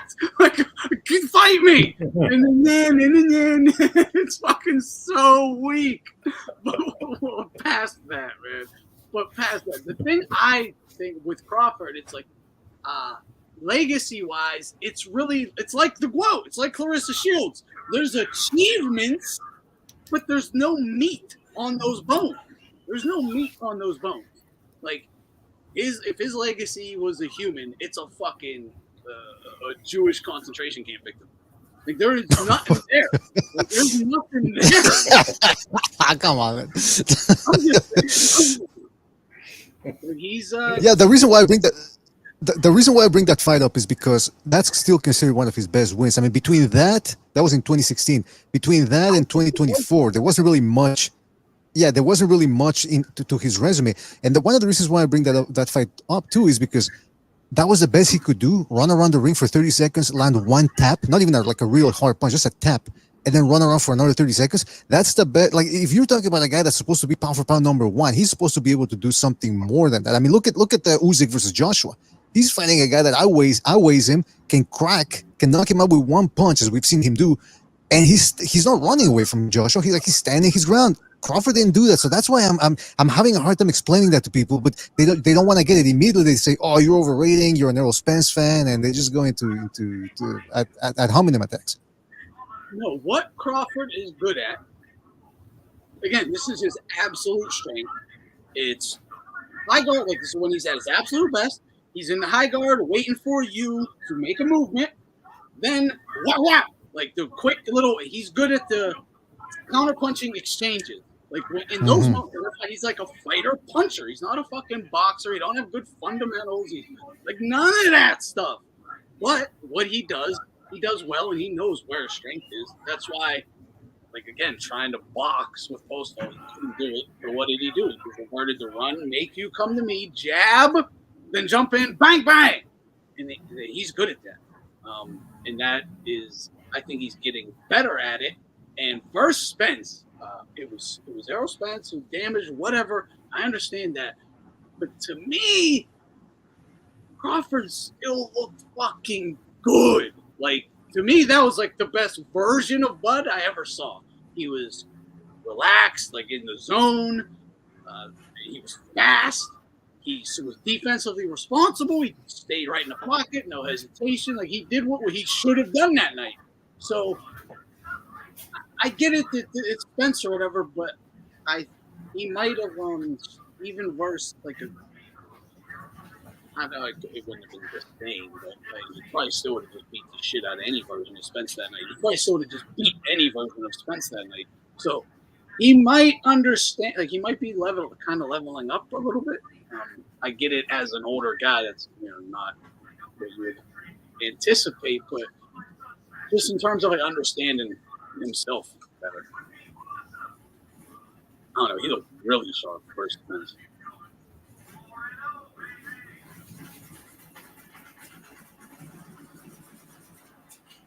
Well, and that is the problem, right? Cyrus is right. That Manny, because once he does that 1-2 counter, he's gonna get combo number 10, and that is how you. Yeah, I mean, that is how you have to beat him. Because he is always going to, on that first, when you lead, he's going to counter. He's probably going to win. He's going to win the majority of those exchanges. That's why I was saying, like, I think he's going to get backed against the ropes, kind of like with Spence. He's going to go back into corners, back into ropes, but he's going to do that as a game plan, Crawford, that is, and high guard move and bang, bang. That's why when Madrimov has him in those positions, jab to the body, not even up top because you're giving a bigger target, jab to the body, or more compact, smaller target, chin's more protected. Take an angle, overhands, rip to the body, then come back up top. You keep taking that angle, you're going to have to make him turn on you, and then you can drive to the body, drive up top, come back over top, and then end it with the jab, double jab out. If he does that, like, routinely, there's not much Crawford can do besides, like, the initial 1-2s. That's it, the initial 1-2s, and you just want to limit his ability to have success in those moments, which is stay small, stay compact, don't jab like you're on the cross. Don't crucifix yourself. Stay small, compact, tiny target. He's always going to be punching at the same little area, and you're seeing them. They're all coming right here. Boom, boom. If he does it, he has the ability to do it. But again, this is where experience does factor in, and I understand amateur experience, all that. I get that. That's big. But I'm talking about like 12 hard, long rounds is what I'm talking about. Because Madrimov might stay focused and do that. He might, because that's that on us. Boxing blueprint, the boxing mind, the X's and O's, that's what you do. So he better do that, or he's kind of fucked, right? So his team has to understand that if they do that, and he has success, will he continue it under the same level of discipline and defense as he did early in the fight when he maybe deemed Crawford more of a threat? And every round it progresses, will his defense get a little more lax if he's winning? So he's up 3-1. He still starts feeling himself, doing his little shimmy bops and dancing again, swinging his hands around, and then bing pow, he gets fucking walloped, right? This is where the experience of many championship fights for Crawford may have really started to pay dividends in his just comfortability in these moments. And, the big night for Madrimov, put the fucking pedal to the metal. I don't know. We'll have to see. But if he's not focused for 12 rounds, it's going to get ugly because we know Bud, not relies on it, but knows how to exploit the later rounds. He definitely knows how to exploit a guy in the later rounds and set himself up for success in the later rounds. So if, by whatever circumstances, he ends up down on the cards going into 9-10 or whatever, he has time to make something happen and still pull it out. And the other guy's usually tired. That is experience that gets you in those moments.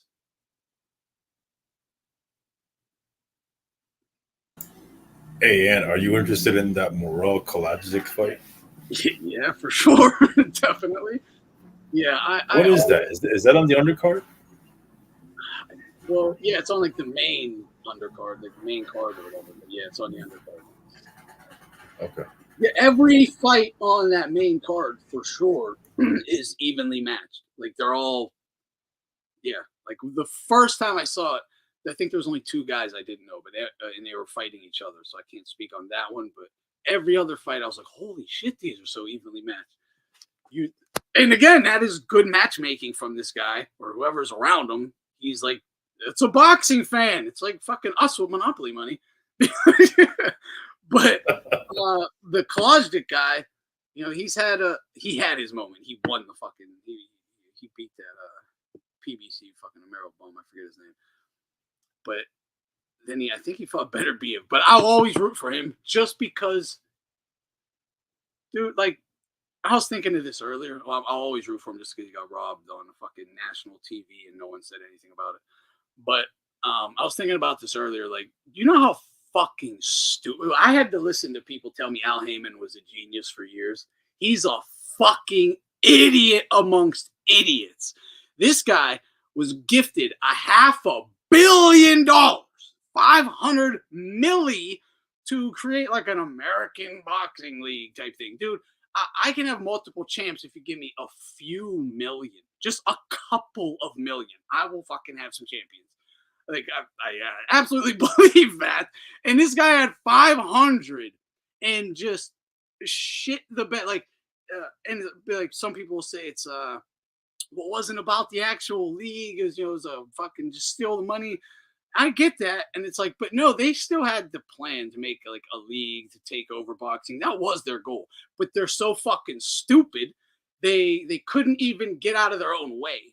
Like they couldn't even just their fucking low impulse control, fucking low IQ, fucking peanut brains. They just had to steal what was in front of them rather than wait and do the right thing to cash out for billions. Because they would have been able to sell this shit for a fucking billy. And they didn't. They just stole some money and threw it all away and have nothing to show for it anymore. Nothing. Tank Davis at best. Like, what do they have? It's insane. And then just destroyed like American boxing in the process. And this guy, Kalajdzic, I'm thinking of him. What non-black fighter in their right fucking mind at the end, or say like 2021 onwards, would have ever signed with PBC knowing their track record of how they're gonna fucking do you dirty? They're absolutely gonna do you dirty. So you just cut off like, at minimum 50% of the boxing stable from ever even wanting to work with you. It's, dude. And people were arguing with me over this guy's brilliance and what he was going to do and how good he was for the sport and all that. Meanwhile, day one, I told you what a fucking shitbag, con man, how he's going to fucking ruin the sport. Yeah. Bro, I would have given 650 mil to Vince McMahon before Al Heyman. Absolutely. Yeah, you're going to see a profit with Vince McMahon. You really would. You could have just given it to Bob Arum. And by the way, there's rumors on Twitter that supposedly Al Heyman's been MIA since December. No one's talked to him since December 2023. I heard he's getting treatment for the AIDS. What? Nah.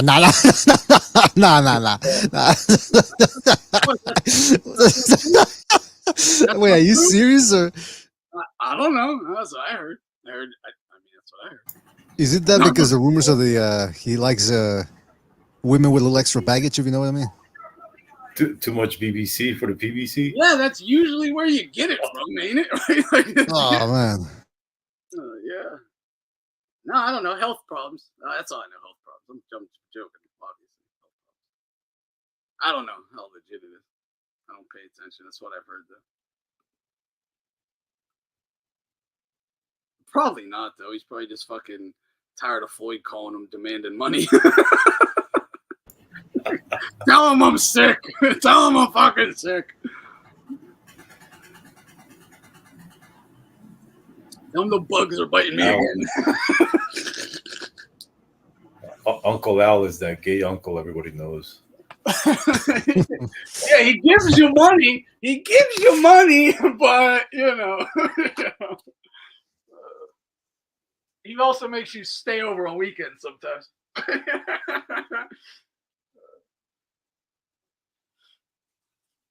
Oh, man. These people are sickos. No phone number, but you can click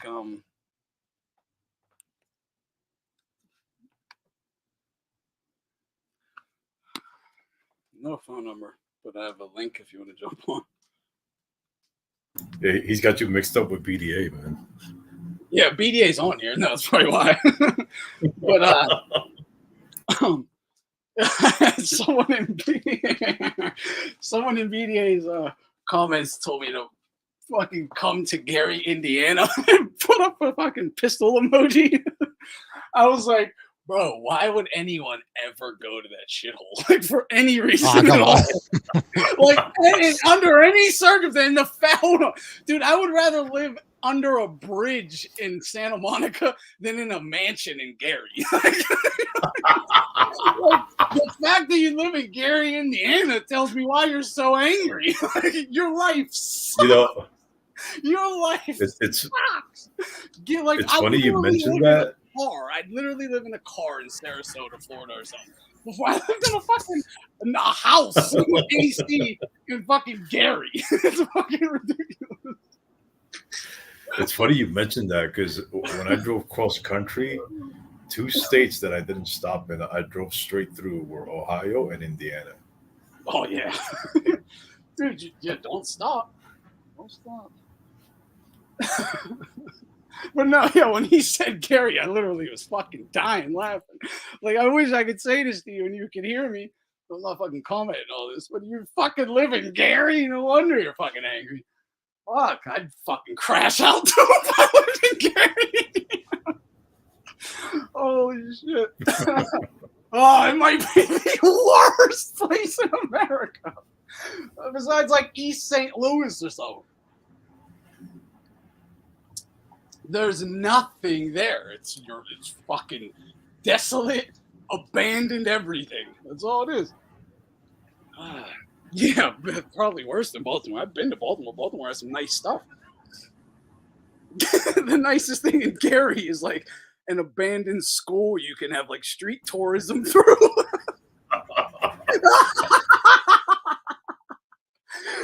They probably have like good haunted houses and shit.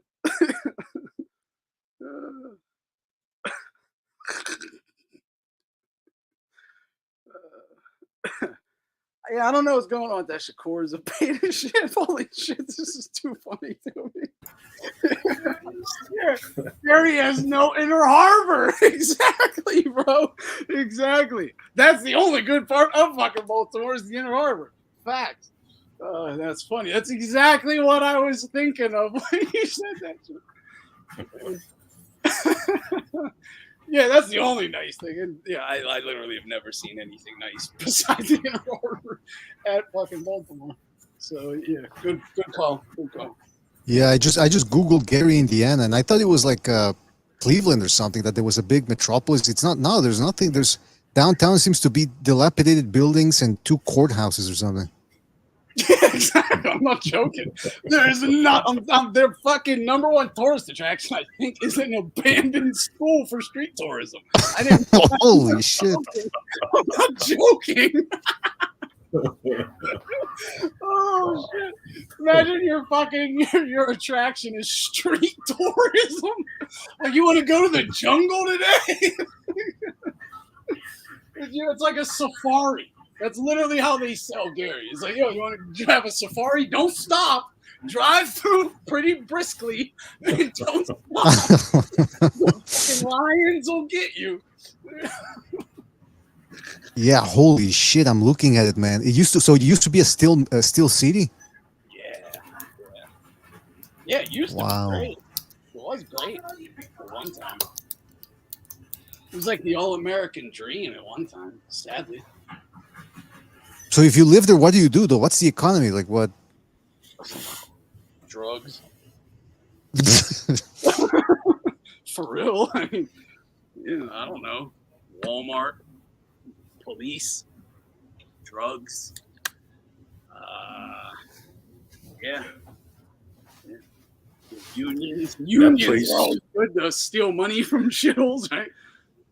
So, Dude, that place went from that place went from a high of 175,000 people in the 1970 census, and it's almost cratered to half of that in 2020. So yeah, everybody was like, "Let's get the F out of here." Yeah.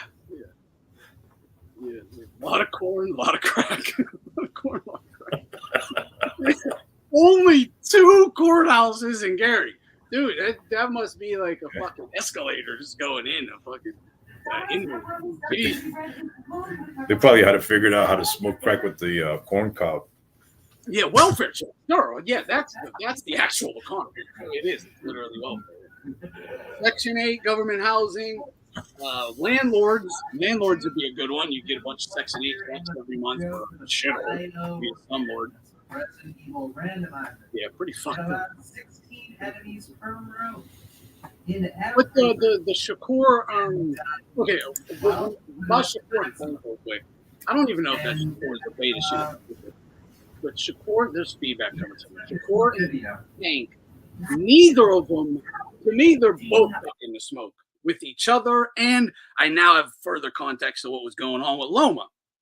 So Tank does get, if he fights a Shakur, if Tank fights a Loma, he gets 40 mil. Like that's supposed to be his guarantee. Now again, lesser opponents like a Frank Martin or something, you ain't probably not getting that, right? But Shakur, according to Coach Calvin, I heard him, he said it, that they want 30 million. That's what Shakur wants, 30 million. So 70 million. It can't happen. It won't happen. And honestly, it's pissing me off with Tank because now, like, no fights are going to be happening. Because, dude, like, do you think even like Ryan Garcia, why would he even rematch Tank? Like, are you going to split that 40 with him then? Because he ain't going to give you 40 and take 20, whether you have a win or not. He's a fucking big star too. So, and then can you get 60 million even if they agreed to the 40 million and 20 million or something? Could you even come up with that 60? It probably ain't going to happen. Now, if, so Loma, he probably was like getting like 4, 5, 6 million or something like that. An offer, like a legit offer, 4, 5, 6 million with a possible upswing if pay-per-view sales exceed a certain amount, right? That's probably the realistic offer. And he knows what he's going up against. You're going to be the first fight of this big money contract. You're going up against it. And they're going to stack the deck again in every way possible. And even if it's a fair fight, it's still a tough fight. So can you get up for it in general? But knowing like, holy hell, I'm going to have to go through all this shit with these judges and the ref probably again. I don't know what kind of games are going to play this time. Even if Tank don't want to play it, you think his investors aren't going to play games?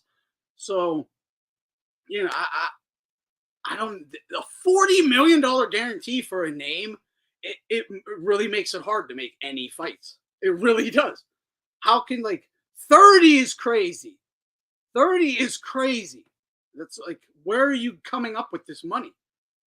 Because if you got Ryan enters this conversation, Shakur enters this conversation, and they're going to be like, yo, you're getting 40 fucking million? Well, I'm not doing it then. You're giving me 9 or 12? Go fuck yourself. Like, no, give me 20, give me 30. And then it's just going to arguing and the fight will just never happen. The guy at Tank will be like, I'm going to fight this guy instead. It's going to be a problem. Yeah, I don't expect that fight to happen. I don't expect Chris Stevens and Tank Davis to ever fight. Those guys are going to be dancing around each other, but there does appear to be, like you said, more fault on the Tank Davis side because he's trainer, and I know his trainer doesn't make the fights. He's got an input on whatever Tank Davis does, and he said, "Well, why would we want to fight a guy that's going to make us look bad?" Well, why? I mean, even Canelo fought guys that were going to make him look bad, like Lara and all that, and Tank Davis hasn't even accomplished anything, and he's already worried about how he's going to look. You got to get wins first and then worry about how you're going to look. So, I don't expect these guys aren't going to fight each other. They're all looking for Cepeda. I mean, now that Lomachenko's out of the picture, now they all want to fight Cepeda. They're not going to want to fight each other. Yeah. And that says everything, too, because the guys they love to fight with advantages and like handicaps. And then they always want to target the guys who just go into like handicap fights. As soon as like, Loma, you do these fights, you let us handicap you, come fight me and let me handicap you. Like, it's like, as soon as you're like, no, like, who else does? With you, let us fight you. And they all target that one rather than, fight each other. And again, I don't know how, everything about this contract, that whoever said that about the thin air thing. But I heard Coach Calvin saying that Shakur's team wants 30 million.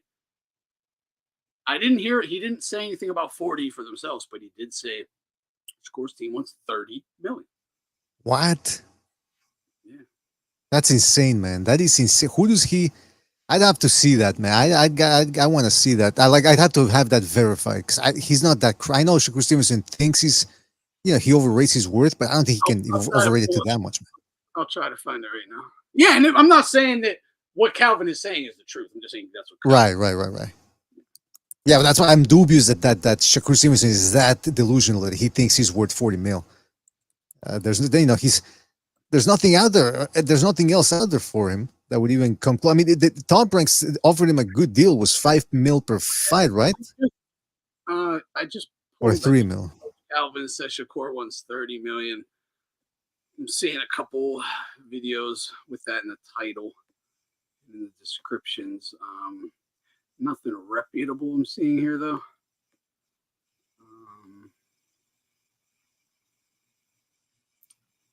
Tank says we're sending a contract.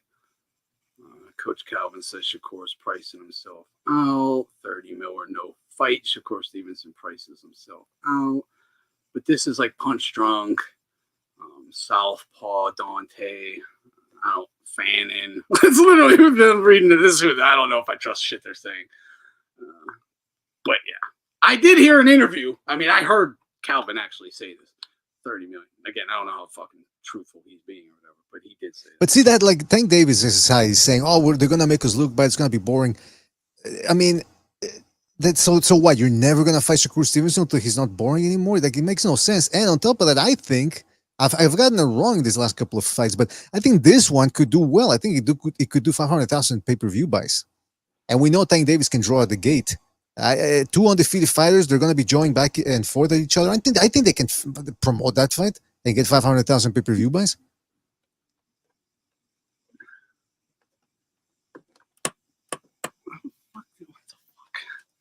Yeah, I didn't know Dante was still making boxing videos either. I didn't. Yeah, I was there. Yeah, I'll never forget when he said Floyd Mayweather had a glow about him. Yeah. It was some serious glazing. He just has a glow about him, man. That's great.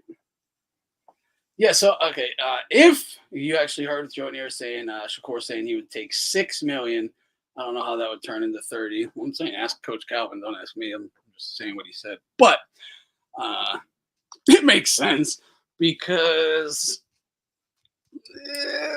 he gets 5. He's gonna get what? At least half of that for anybody. And you know, it's you're probably gonna lose. You're probably gonna lose. The fact that he says in an interview, "I'll take a reasonable price," doesn't mean behind closed doors, his manager James Prince ain't saying we want 30 million. That doesn't mean that that's the truth, and it doesn't mean that his manager is saying 30 million either. But I don't think James Prince literally is going to be like, yeah, 6 million for the two biggest American lightweights to fight each other is fair. No. He's going to be like, how much did Ryan Garcia get for Haney? We want that kind of money. That's how they exactly. That's how they operate. Come on, 6 million, my fucking ass. Send that contract then. Send that contract then, Tank. And watch how fast Shakur doesn't accept that shit. 6 million for a pay-per-view fight with Tank. He said, "You believe him? You believe that?" Like, that's all of a sudden I'm just like logically saying this to myself. Who the fuck? Why would you take that for 6 million? That is ridiculous. That is unfair, honestly. But I mean, go for it. But these guys are all about getting their value, and they're not taking 6 million. That's something Zepeda would get. Like, Zepeda might agree to 5-6 million. Like, not Shakur Stevenson. It's not happening. Yeah, and you know what? On top of that, if Tank Davis' side doesn't want the fight, what they can do is, I mean, you got to keep in mind, these guys are American fighters 2.0. They love to strategize online and create smoke and mirrors. In other words, what they'll do is they'll sabotage negotiations, but then find a way to blame the other guy. That's what the Tank Davis side likes to do. So even if Shakur Stevenson were to accept 6 million, and let's say the Tank Davis side doesn't want to fight him, they'll find a way to spin it to their advantage, so that they come out looking like the winners. So I don't trust anything that any of these guys say is what I'm trying to get at. Yeah, that's the other thing. I don't know what to believe either. It's like, just fucking fight. All I know is if two guys want to fight each other, the fight happens. That's all exactly. And if it ain't happening, one or both are avoiding it. That's it. It's that simple. And so if it don't happen, I don't give a shit about the argument. Really, I'm blaming both of these guys. You've been around the same divisions for fucking years and still haven't fought each other. Come on, man. Let's stop. And if it's, and let's say it's clearly Shakur's fault and Tank understands this, then show us, prove it to us. Like, show us that you send a contract, tell us what it is. And it's vice versa for Shakur. Explain realistically, this is the offer, this is the fight we're trying to do. He won't do it. Expose it. And if neither of them is doing it, they're just, being quiet and not fighting each other. They're both happy with not fighting each other then. Exactly. And by the way, somebody in the chat ain't pushing for it. They're both happy. Somebody in the chat mentioned that supposedly Wikipedia says that Spence and Crawford did 700,000 pay-per-view buys, but that was never confirmed. That was released. That is so not true. It's not, I have a hard time believing any. If you can even just break like 350,000 in boxing, that's a big deal. Like, really? No, I'm not talking about the report. Realistically, because before streaming, doing 1 million was a big deal. A big deal. You broke the 1 million mark. Big deal. Now you have streaming. There's 50% of that is gone. So that's like a big deal was 500,000. Like that at minimum. So I don't think any of these fucking Spence Crawford is doing 700,000. I mean, if that number were true, the PBC would have announced it. If they were happy with that number, they would have, somebody associated on an official capacity with that outfit would have said it. The fact that they never say it is a suspect. And none of these so-called fights they give you these numbers on, like you can look up actual like pay-per-view fights with their documented buys, not reported, like the document, like the top 50 list or whatever. They're never on it. They're never on it. Like if they breach 600,000, they should be on it somewhere. They're not. So it's that's just reported numbers. Yeah, and no, not many people are watching boxing anymore. Add in all the people streaming. Yeah, that's the other thing I wanted to mention. This Crawford fight for a guy who's been really trying to be, the mainstream media the boxing media for a long time has been trying to push Crawford as some sort of American savior, and he's a Muhammad Ali, Sugar Ray Leonard type guy. The guy still can't sell. This promotion, the prices were, the tickets were overpriced. Now they got to slash him. Somebody was making fun of that in the chat, saying that when Crawford walked out yesterday at the ceremonies, people thought he was a rapper, and then when they realized he wasn't, they walked away. I mean, the guy's not a star, man. He's not attracting that, and he's getting paid a lot. The only reason this is all working out, this event, is because Turkey Al Sheikh is subsidizing it. But the guy Crawford demands way too much money for a guy that doesn't really bring in that many eyes into the actual fight. So that's another dude that's sort of screwing things up for boxing. Oh yeah, it's Yeah, I didn't see the thing with the rapper, but it's funny. Crawford just doesn't put himself out there. He really only promotes himself to basically hardcore boxing fans, because throughout his career, that's the only people who watched his fights until maybe Spence, right? Maybe you got some casual eyes on that fight. Apart from that, he's only advertises the hardcores, and he doesn't do any media. Like, he has no personality. So he doesn't promote to anyone outside of hardcore boxing fans. So you are and you're not even like a hardcore's like Wet Dream or whatever. You're a fucking average ass fucking guy to And he's condescending too. The community is split, right? So it's split. You're basically average, and you're only gonna bring that kind of money. Average hardcore audience money. What are you doing? And you're demanding like big money. Yeah, he's condescending too. On top of that, he's very combative, both with the media and with fans. The only reason why he's got somewhat of a following, especially after the Spence fight, is because for 5 years the Spence fans and the Crawford fans were going at it. It was mostly the Spence fans that were agitating and provoking the Crawford side. So when Crawford finally did win, those Crawford fans multiplied, and they're like, "Fuck! Finally, somebody got rid of Spence." Just by proxy to give it to the Spence fans, to really shut them up. So that's why. But again, he like you said, he doesn't really have a huge fan base. If they held the fights in Omaha, he does well at the gate. But I remember when they took him to Vegas and to fight Porter and all that, the crowd wasn't really. I think they had to pay for the crowd. Wouldn't doubt it. He's not a Vegas fighter. And he's not an LA fighter by the looks of how this promotion is going. They said it's a mega promotion. I've read articles where they're calling it a mega promotion. I mean, nobody's showing up. And generally, why isn't he? It's because of his opponent selection, really. Yeah. Like, even with a guy like Tank, right? Like, not that much meat on his career either. But it was at least done in a different way. Tank's a little different of a character too, but because they're still the same. Crawford really does knock a lot of people out. So what's the difference, right? If so, But again, it's really the thing is Tank had a personality and translated and kind of crossed over to younger people and casuals as well, not just hardcore fans. If Tank only just walked to the ring, fought, and then disappeared for 3 months, he wouldn't be all that different. But it's no personality. It just really is. Yeah, and that's a bit of a mystery as to why certain guys don't become mainstream stars. Because there's guys that are like Crawford is entertaining in the sense that he ends fights by knockout. It's not like he's back foot bitching it or anything. If you put him in tough fights, like dangerous fights, he could be very exciting. It could be like a fan favorite that way, like a Tommy Hearns or something, right? Right. But it's just those kind of fights. Yeah, something just didn't click. And like you said, part of that is the opposition. One thing you will notice with any fighter that becomes mainstream, whether it's Joshua, Canelo, prior to that, a guy like Pacquiao or Mayweather, or before that, Hoya, Shakur, Leonard, whatever, take your pick. They fought the best.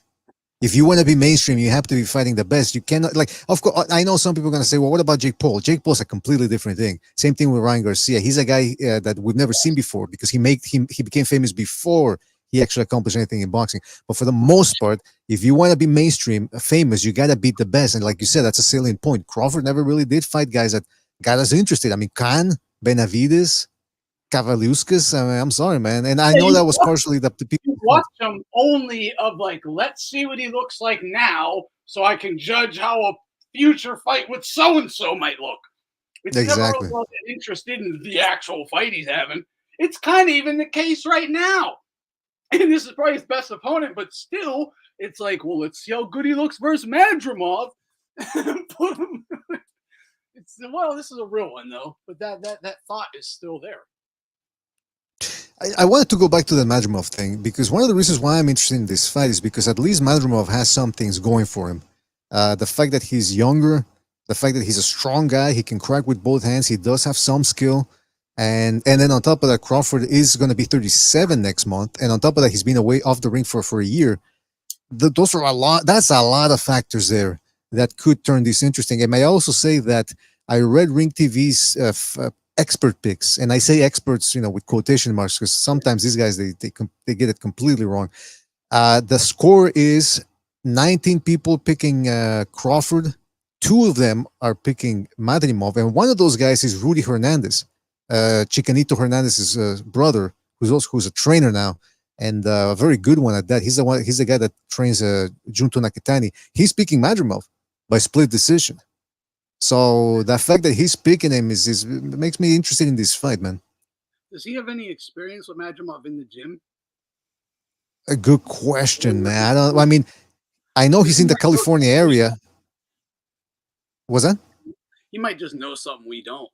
Like, no, this guy is very capable, to fight at 12 championship rounds with somebody of Crawford's caliber.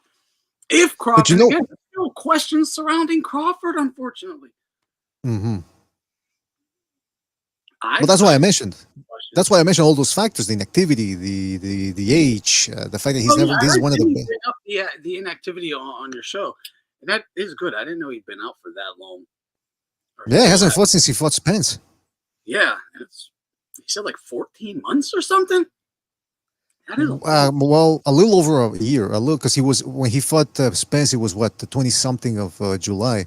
But here's the other thing, man. He fought once in 2020 during the pandemic. He fought once in 2021, once in 2022, once in 2023.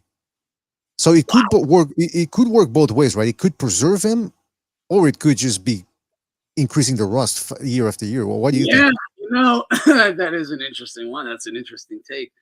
Because if he's working hard in the gym, it could just be preserving him. Or is it? It could be still, and he just kind of looks like he's being preserved until he gets pressured. You know, a hungry young guy, not that young, but hungry new guy, there to fight, active. Like, because Madrimov's Crawford's not an active fighter. He's not that active. Madrimov is active. I don't know. I'm not. That might lead Madrimov into running into disaster. But again, if he does the right things, it could also definitely lead him to success too. Because that could very well be a real problem. Crawford hasn't been pushed in a long time. Mm-hmm. Exactly. When he hasn't been pushed in a while. I mean, I don't Sean Porter was pushing him in 2021, which is what, 3 years ago now, or almost 3 years ago. Yeah. But Porter couldn't really crack. So Crawford was always comfortable knowing that there was no way Sean Porter was going to outbox him. Porter needed to jump in. So Crawford, that was the perfect style for Crawford. That like a Jeff Horn type of guy that's just going to jump in. So that's one of the reasons why Crawford was comfortable. This dude can crack with both hands. And that's a good point. He's having again because he's inactive, but he was down on the cards versus Porter. That wasn't the best Porter. And Madrimov is, he's a bigger version, really bigger, longer, hits harder, just as good of an athlete, better fundamentals than Porter, in my opinion. I don't know if he can, execute them on a big stage at a high level like Porter did, but that'll be seen. I don't see why he couldn't. I'm just saying. But yeah, the thing with Porter is that clearly, we talked about that on streams. But that was like the perfect stylistic matchup for Crawford to look good, and he didn't look all that good. Like he cleaned it up with the way he stopped him after he was told you're down, which obviously is a great highlight. But take the whole fight into consideration, it's like you should have still did a lot better. The one thing you didn't bring up that really hurts Madrimov is the speed differential. I mean, if you watch Crawford against Spence or even against Porter, he looks extremely quick, whereas Madrimov, more of a thudding type guy. So if he's gonna outbox or Crawford, whether it's in the center of the ring or coming forward, his timing is gonna have to get it done, and that's the thing that I don't know if I don't know if he has that. You know what I mean? He's pretty good. Don't get me. I mean, the way I keep telling people that when he fought Michel Soro, who's an underrated junior middleweight, the first time he was doing a lot of excessive movement, things that really didn't, things that an amateur would do, that he's just doing them for the sake of doing them. In the second fight, he was much more controlled, much more relaxed. There was a purpose to almost everything he was doing. So he's improving. Same thing like against Kurbanov. Like he threw a bunch of feints at him, different punching from all angles. Really, he's a guy that knows how to confound his opponent. But the timing, the speed is a factor, man, and it's a big one. So you're right, man. I don't know if he's going to be able to surmount that. Yeah. Speed's just a killer in boxing. It really is. Unless the other thing I want, Madrimov can take his power. Yeah, that's going to be key as well. That's going to be one thing to watch out for. But the one thing that I also want to bring up is, again, this is all a bunch of the reasons why I have a lot of questions about Crawford, because we mentioned the Porter fight, which wasn't easy for him, and he built himself out with his power. Then when he fought Kavaliauskas in 2019, that was in October 2019, I believe. Kavaliauskas was getting the best of Crawford because Crawford was trying to do the old bait and switch. He was trying to make Kavaliauskas open up so he could counter him, and it wasn't working. Kavaliauskas stunned him, dropped him, should have been called a knockdown. So that's when Crawford said, and this is where I credit Crawford. He said, "Okay, fuck it, I can't outbox this guy on the back foot. It's dangerous for me to do so. I'm gonna back him up." And he backed up a guy that was unaccustomed to backing up, and that drained Kavaliauskas' batteries, and Crawford was able to stop him. What happens if he's getting outboxed by Madrimov in the middle of the ring, and it's not working out the way he wanted to, and he says, okay, let me try to back him up. Can he back Madrimov up? Because now this is a bigger dude. And I dare say, I think Madrimov has better balls, bigger balls than Kavaliauskas. Yeah, Madrimov's like an athletic power boxer, Yeah, he's not that fast, but even his jabs are thudding, like they're heavy. Everything has some weight behind it. He clearly looks like a strong guy. His opponents react like they are, but again, the speed thing is just all I come back to, because Madrimov wildly is usually, and maybe his timing is just really good. He might just be quick and not that fast, but good timing and quick. But he does look like he's always the faster guy versus his opponents, Madrimov, that is. And this is going to be the first time he is at a significant speed deficit that I know of. And that's just really hard to overcome. But the thing, dude, that Postol fight really made Crawford look bad. That was supposed to be his coming out party. He ran from a pillow puncher. I wouldn't call him a pillow puncher, not a hard puncher, but I was very high on Crawford before that. I thought he would, I was hoping, I guess, for a new breed, more exciting. But yeah, when push came to shove, he shit the bed, man. And that has always left a bad taste in my mouth.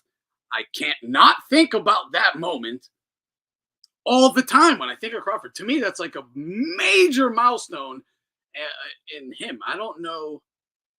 Again, who knows where his mind is now. But at that time, they talk about how mean, right? That's what Kellerman always tell us. Well, when it came time to be mean, you weren't mean. You were actually very fucking timid. Very timid. This was your coming out party. Again, yeah, coming out party, your time to shine. You faced resistance and fucking backed off and ran, really. That's what you did. Yeah, I mean, I don't know. Postol ain't fast. He's faster, obviously, 140-pounder. But Bud is slowed down, too. Is different styles. I get it. Old school Ukrainian, just stand up, 1-2. It's always a problem. I get all that. But it still left it did leave a bad taste in my mouth. I mean, if that's the best he could do in that fight, Crawford, that is, run around the ring for 30 seconds at a clip and then one tap and then 30, that's not, I mean, and like you said, I was high on Crawford going into that fight. One of the fights that impressed me the most was, I mean, he went to war with Gamboa, which subsequently makes him look bad. But at the time, it was like, okay, he took out Gamboa, finally, get that guy out of there. He wasn't fighting anybody. And then when he fought Raimundo Beltran, he boxed circles around Beltran. So I was high on Crawford too going in, but then that Postol fight made me think, wait a minute, come on, is this the best? Like it made me realize that he's hit a level, an impasse. And that's why for years, him not fighting anyone really that was a favorite over him, it made me wonder, who's this guy really? I think that's why Turkey has him fighting Madrimov. Like, I'm not putting up this money for you to fight Canelo if I don't know you can perform. Like, exactly. I really put it this way: we've already heard said that this is an audition for Bud to get the big money fight from the Turkey guy. So I believe that. Obviously, I think the Turkey guy's like, no, you got to fight a bigger guy, a live guy, the guy I would like to see you fight in a real fight, and let's see how you perform. And that's, I mean, that is what Postol was too. Like, the best guy in your division. Let's see you fight him. Let's see what happens. And he didn't step up. He didn't step up. And yeah, and that's a question too. When if he faces adversity versus Madrimov, how's he going to perform? Will he shy away from letting it all hang out and just try to, run in pot shot and get a decision and rest on that? And then he might not get the Canelo fight if that's the case. And somebody, I'm really looking forward to it. But that's the thing. Somebody brought up the point that, is there a chance, or what are the chances that Crawford makes him look like a bum? There's always that chance because, again, there's the big X factor, which is Madrimov's inexperience. Yeah. We don't know how he's going to react to all of this. So that's one of the reasons why I understand why people are. Because somebody also asked, well, why is this fight not doing well? And some people say, well, it's because it's against an unknown. And people look at his record and they go 11 fights. That's it. So there is that expectation that Madrimov could shit the bed too, and maybe the moment's too big for him. But we'll see, man. I mean, after this, if Crawford looks good, there's still a lot of options there with the Turk. You know, you could have the winner of Ortiz Bahachuk or whatever his name is. There's Tim Zhu. I mean, 154 pounds really has gotten populated now. And, you know, Madrimov can always be dangerous just because you really don't have anything to lose. Like, everyone I saw a poll today. It was on a mainstream boxing site. It was like 80-some% picked Crawford. Like, everyone is expecting him to lose. Like, you can let it hang out. Like, Bud, he has to be a little more careful. Like, yeah, he does. Well, that's the thing, though. I see a lot of people. You know, like you were one of the few people that picked Bivol to beat Canelo. You were one of the few people that picked Usyk to beat Joshua. And the reason why I bring up those two examples is because in the build-up to those fights, like I always try to do, I was watching a lot of videos, a lot of fights, anything I could get my hands on. And whenever I would break the fight down, then I would look at what the experts at Ring Magazine would say, or the people at boxing, whatever. And they always come out with this flimsy arguments or these cookie cutter arguments, like Joshua Usyk, for example. Yeah, you know, Joshua's just going to be too big. And I'm thinking, okay, but what does that mean? Like, what? He's going to lean on Usyk? He's going to tire him out? He's going to fight? It's the same thing here. People just say, well, Crawford's just too good. And I'm thinking, okay, but what does that mean? Like, what does that mean? That means he's just going to outbox him. His footwork's going to be too good. He's going to hit too hard, and Madrimov's going to go into a shell. Like, wow, what does that mean? And I'm starting to see vibes. I'm not saying I'm picking Madrimov to win, mind you, but I'm just saying is I think the reason why you see 89% of people picking Crawford is because, again, they've drank a little of that Kool-Aid after the Spence fight. Absolutely. Yep. And yeah, I mean, and there is serious problems coming Crawford's way if Madrimov has an answer for the speed and he can handle the shots from Crawford. Because Crawford will zap him now and then. If he can handle that and the speed doesn't look all that wonky, it's serious problems. On a boxing, like the skills, when you can't just like out athletic the guy, right? You're just not like a better physical specimen and you can't just kind of out athlete the guy. I'm just going to use my speed and power and I got natural advantages over you. When those don't work and you have to fall back on the boxing, the fundamentals, the actual skills, you better fucking have them or you're in trouble. And yeah, Crawford just kind of doesn't have them. Like don't pretend he's something he's not. What he does good, but it's more exchange, counterpunch exchanger. Do you remember the Avenesian fight? Not enough. He's going to be in all kinds of problems. Do you recall the Crawford Avenesian fight? Say that again. Do you recall the Crawford versus Avenesian fight, the one that he had in late 2022? Yeah. Before what did you make of that performance? I never watched the whole thing.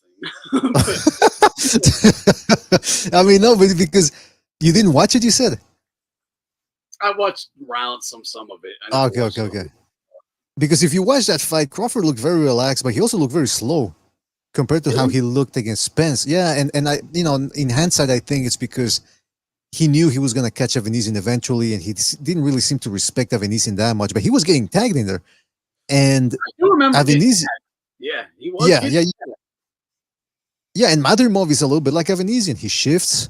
He sets traps with feints and whether he's feinting with the hands or with the feet or leaning in, pretending that he's going to come in.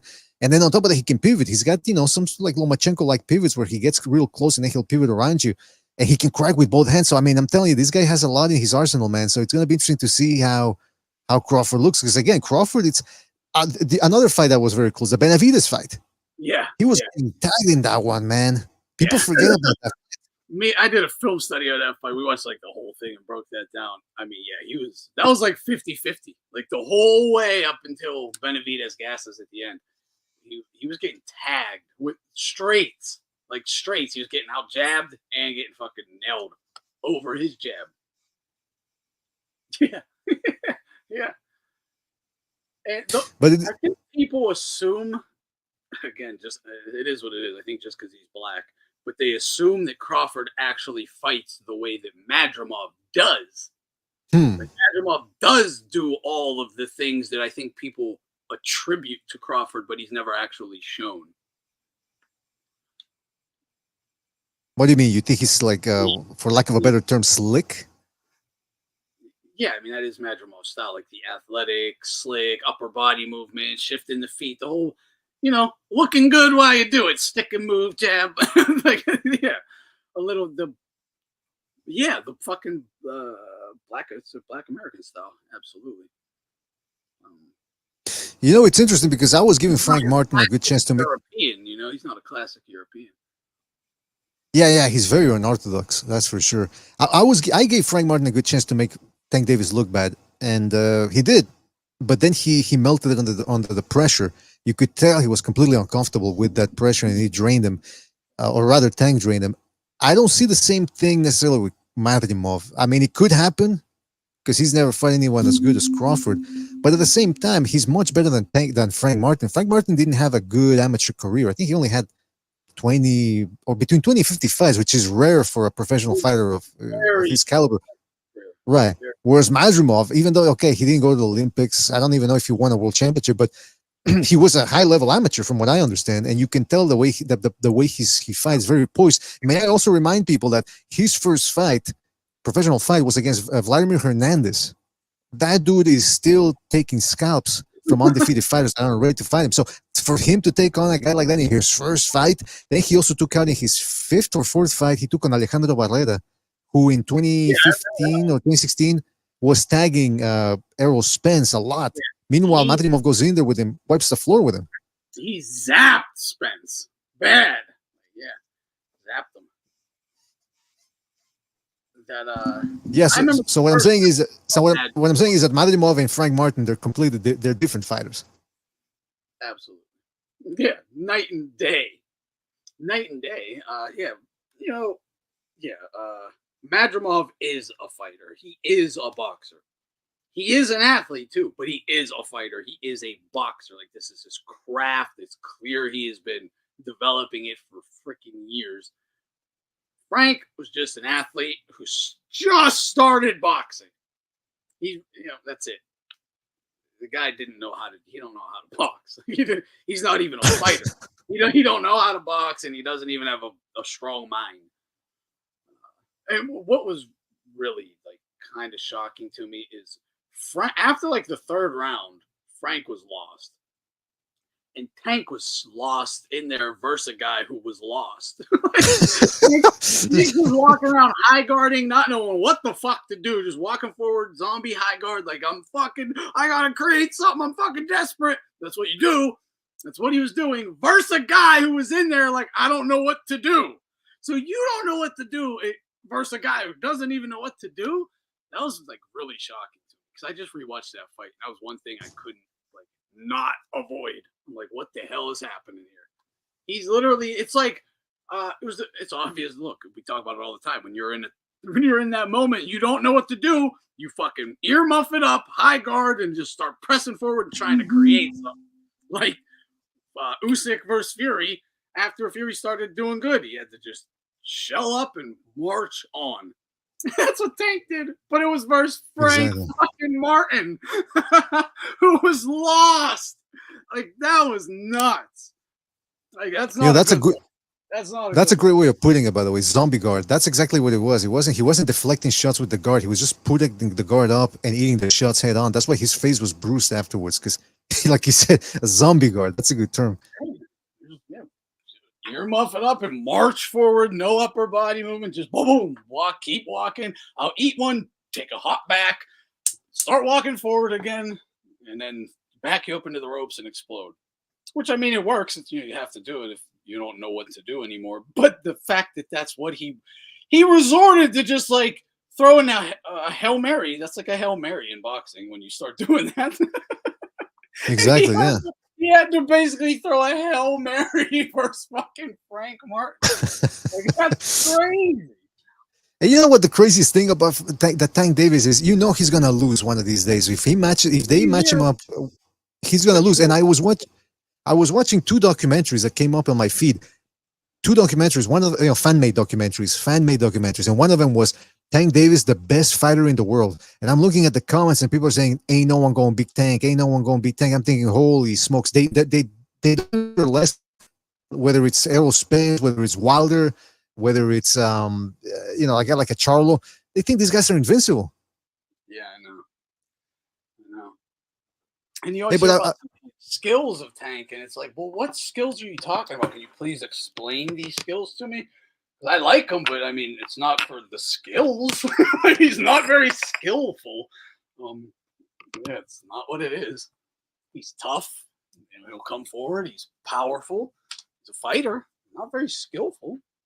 He's athletic. He's not crazy fast. Not crazy strong. It's a mind. He'll march forward and punch you. That's all he really does. Exactly. But whatever. It sounds like, look, people will be like, people will say, why you go so hard on Tank or Shakur or something? It's like and not like a Ryan Garcia, or it's like, well, there's not like an entire fucking mainstream media telling me these are the greatest fighters on earth, like about Ryan. Like, I'm not what you're telling me. If you tell me Ryan is pound for pound number 1 or 3, guess what standard I'm going to hold him to? Okay, and I'm going to start criticizing him like he's a pound for pound fighter. I'm to all the past greats who were real pound for pound fighters. I'm going to hold them right up to them and run them down the color scale and be like, where do you fit in with these guys? Like the number scale, like a paint color scale, not racism, like paint. Like, where does he fit in? They don't fit in. So I'm going to point that out, why they don't. Stop telling me he's the greatest fucking thing on earth, and I won't have to shit on him. Just call it what it is. He's a good fighter, fun fighter. But he ain't fucking like, none of these guys out there are like separating themselves. Excellent point. Yeah, that's what they these guys, something awful. And then when they lose, out come the excuses. Although I must say, with Errol Spence, there was something to it, because somebody made a comment in the chat. They said that, it's amazing how there's been a bunch of other fighters who have done better against Crawford than Spence did. And that's something that people can't wrap their minds around. And that's the thing with Errol Spence, because people keep saying that people say, hey, Errol Spence wasn't the same guy by the time he fought Crawford. And the Crawford fans go, oh, those are just excuses. He looked great against Ugas. And that would be a fair point or counter argument if the Ugas fight had taken place 8 months prior. It didn't. Yeah. It took place over 2 years before that, more than 2 years, April 2022, whereas Crawford Spence took place in July 2023, excuse me. So, a year. So yeah, it was over a year. And I'm thinking, in between that year, you know what he was doing? He was getting into car crashes. He was getting drunk on roofies. I mean, come on, man. That, even though he was already a shell of himself before that, that extra year just took its toll on him. And also, did you happen to see, I don't know if you caught this, but the UFC just released like a behind the scenes series where they like showed, like, you can watch it, people did videos on it and stuff, like reactions about like the Aljamain Sterling going into Sean O'Malley, the fight, and how Aljamain was like in no shape to fight at all. It made this very clear, like in the interviews with the brass, Dana, on video, on the show and everything. And they just like forced him in by shaming him, saying, we did all this for you. You know how we're giving you this great moment to go make yourself, and put him into this fight. He just goes out and gets whooped right in. Right? But wow. It's like, and this is the Dana had to address this and said, we're never doing that show ever again. Because it showed too much. But you can go watch this. This is not an example. It's way worse than I'm making it. But they do this to a lot of guys. It this show proved. Not proved, it showed you. But like, it's great because now, like, the fact that you can see it being done on video by the brass with the UFC champion, it's like, where do you think that comes from? They've been doing this in boxing, So like, where was it's like go back to like Kell Brook versus Bud Crawford, or Amir Khan. It's like, yeah, there's a name there, but what's all the backstory to everything going on here? And with this Madrimov fight, the reason I like it so much is because I just don't think any of that stuff is going on. I think Crawford's just in versus a guy his own size, really there to win, not a slouch. I don't know how Crawford's going to deal with it. I don't. If he is who they say he is, I mean, this should be easy for him, quite frankly. Exactly. Yeah, it should be easy. It should be easy because he's got more experience. He's still relatively preserved. He's pound for pound number one. Some people, just up until a year ago, people still had him over Inoue, even though Inoue had unified 122 by the end of 2023. 122 pounds that is. And some people still had Crawford number one. They still want him to be number one. They still want him to be Fighter of the Year. In fact, I think ESPN voted him Fighter of the Year for 2023 based off of just that one win over Spence. I'm thinking about this Madrimov Crawford thing the other day, and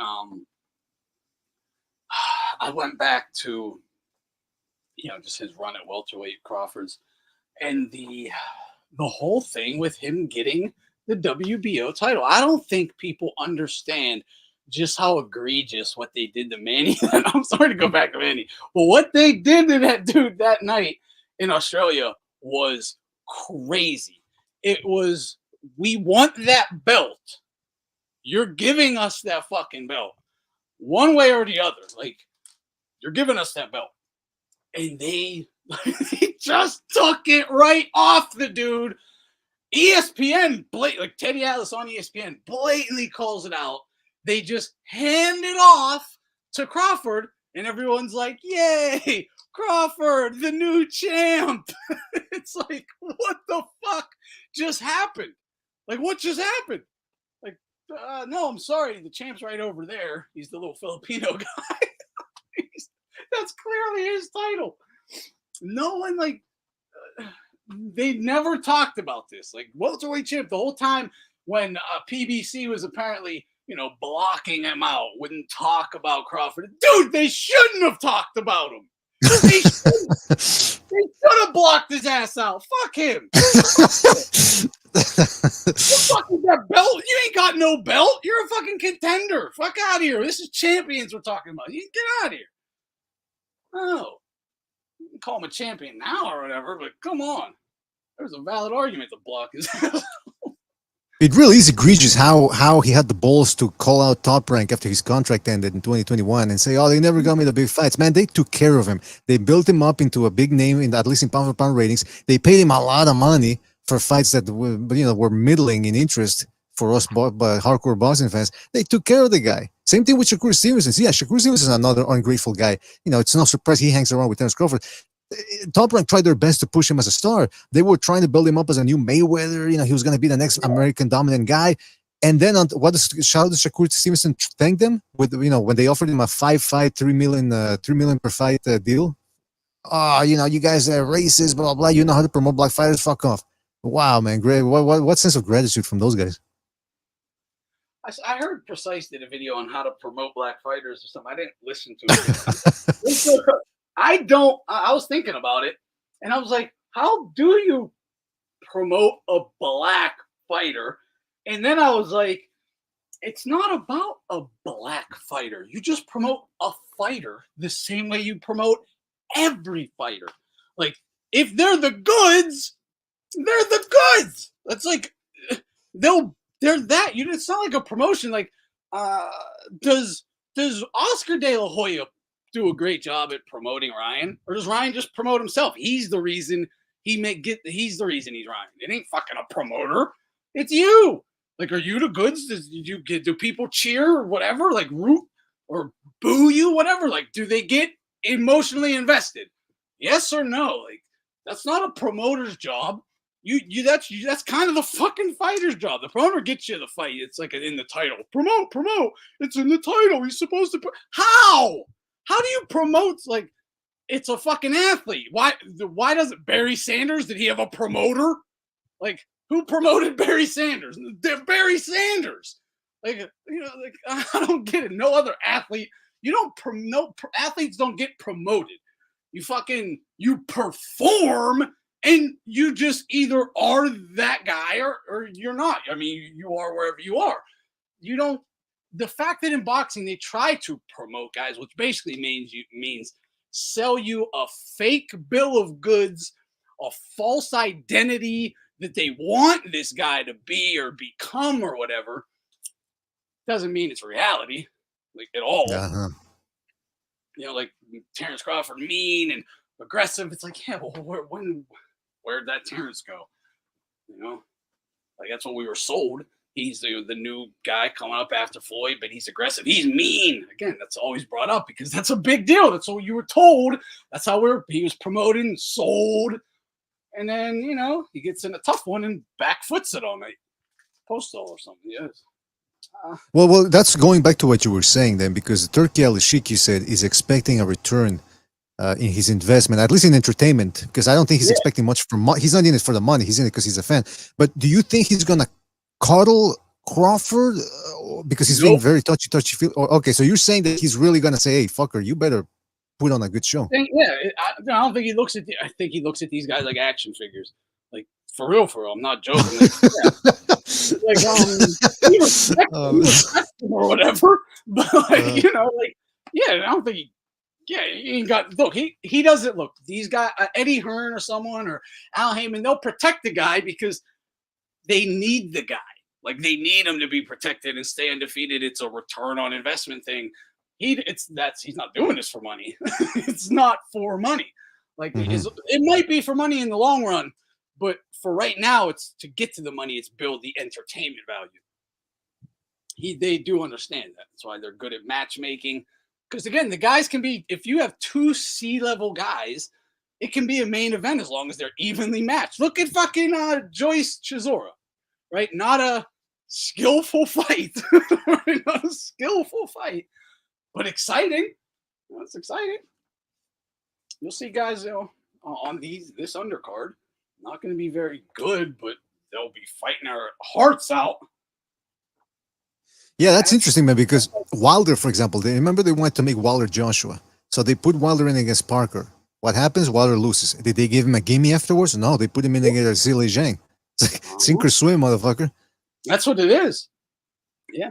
I truly believe that. I was very worried about the Tyson Fury Usyk one.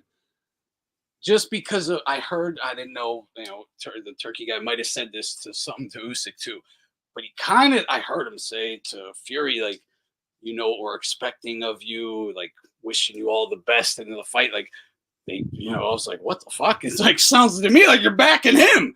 But on the night of the fight, it was, all fair. It was on the level. I don't think he's, not that this is America, right? I think it's California State Athletic Commission. It's not that some nonsense can't happen with these judges or whatever. But I think for the most part, it's just wants good product. And Deontay Wilder is a great example. Kind of backs up my theory. Need more evidence, but for now, it sounds about right. Yeah, he wanted that big fight, but he didn't just give it to him. You got to pass a test. You got to pass a test first. And I think that's what's kind of going on here. This is a good test. It's a guy, I think all boxing fans were always like, that's a fight I'd like to see Crawford have. And now he's having it.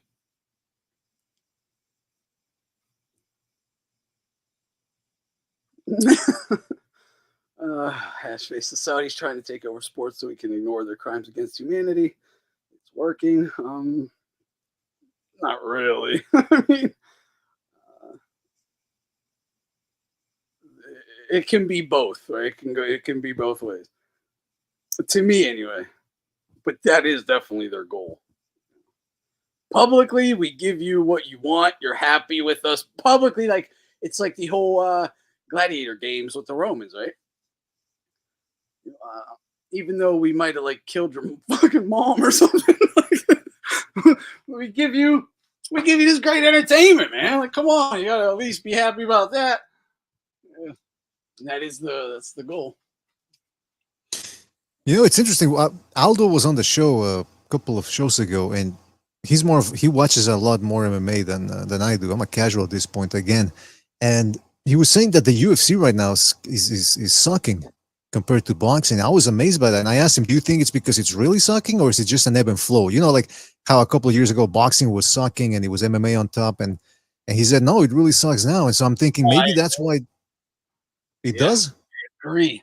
I absolutely agree. Yeah. Not only boxing has been doing better, don't get me wrong, so that helps, but UFC really got to capitalize off the fuckery of Al Heyman because he destroyed like American fight fans' enthusiasm about boxing. So a lot of them did migrate over to the UFC. But one thing I did see about point fighting in the UFC, but they haven't been given a very good product. The UFC 300 was good. There's still some good fights or whatever, but I guess they don't have enough big names right now that are the way they did about 5-6 years ago.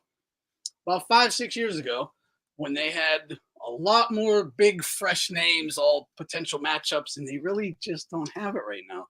It's kind of really limited to like Piera, Jon Jones, and Aspinall. There's like not much going on.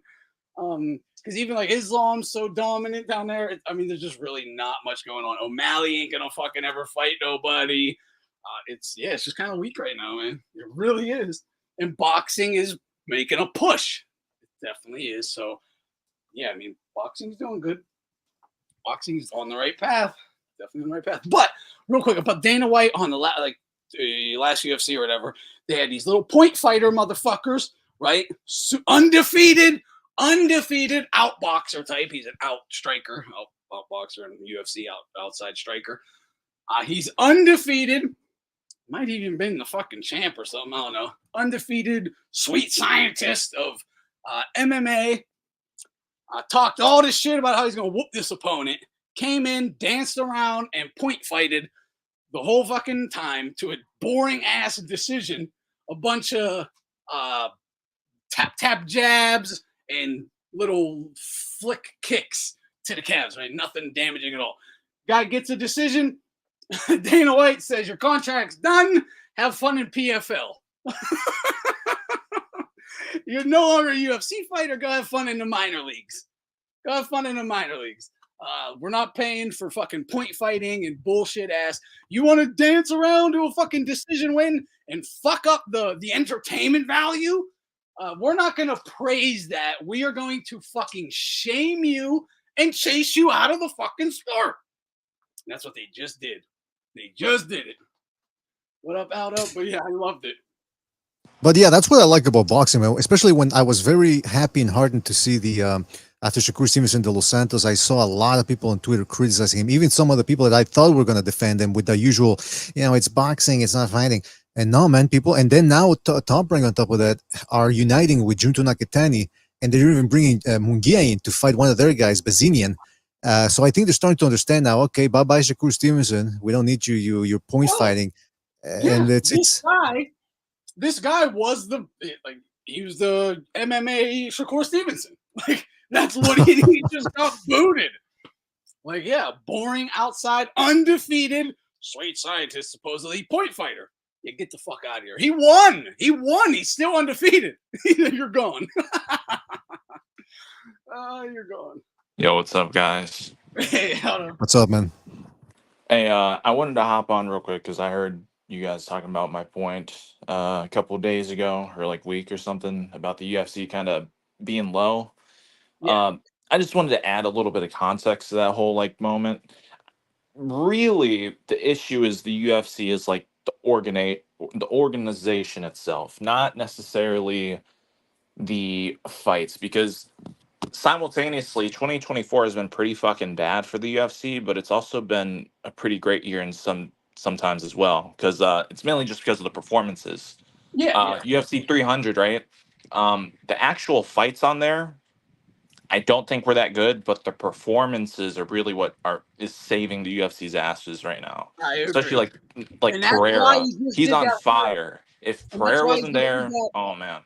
That's why he just did that $100,000 performance again, because they knew they needed some excitement again. But that's the The thing, guy- right? After the UK card, he said, "I'm never doing that again." But it's like I know. the whole problem was the UFC's fault that those fights were shit because they had it on at like 3 a.m. in UK time, Yeah, that was which is wild. not their usual time. So it's like, okay, you're punishing them, even though they're the ones that are saving your ass right now.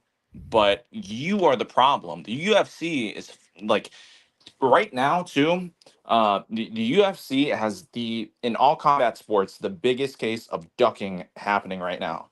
The biggest case of ducking is Jon Jones ducking Aspinall. Absolutely, it's There's disgusting. boxing doesn't have an equivalent, which I don't think has ever happened. No, quite there's honestly. never been John ain't like a long reigning heavyweight king, right?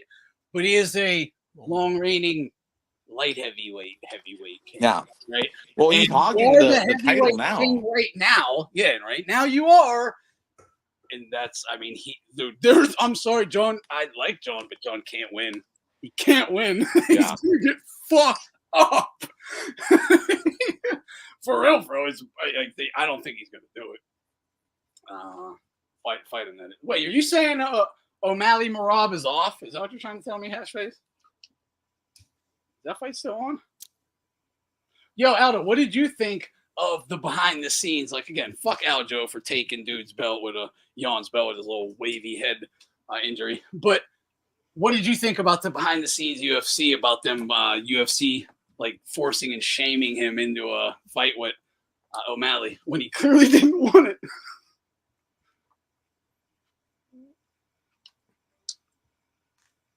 Oh, he's not here. I'll ask him when he gets back. Yeah, Hashface O'Malley. He's about to get I'm sorry. I thought you said he was about to he was gonna get destroyed, but now it's not happening. Dude, I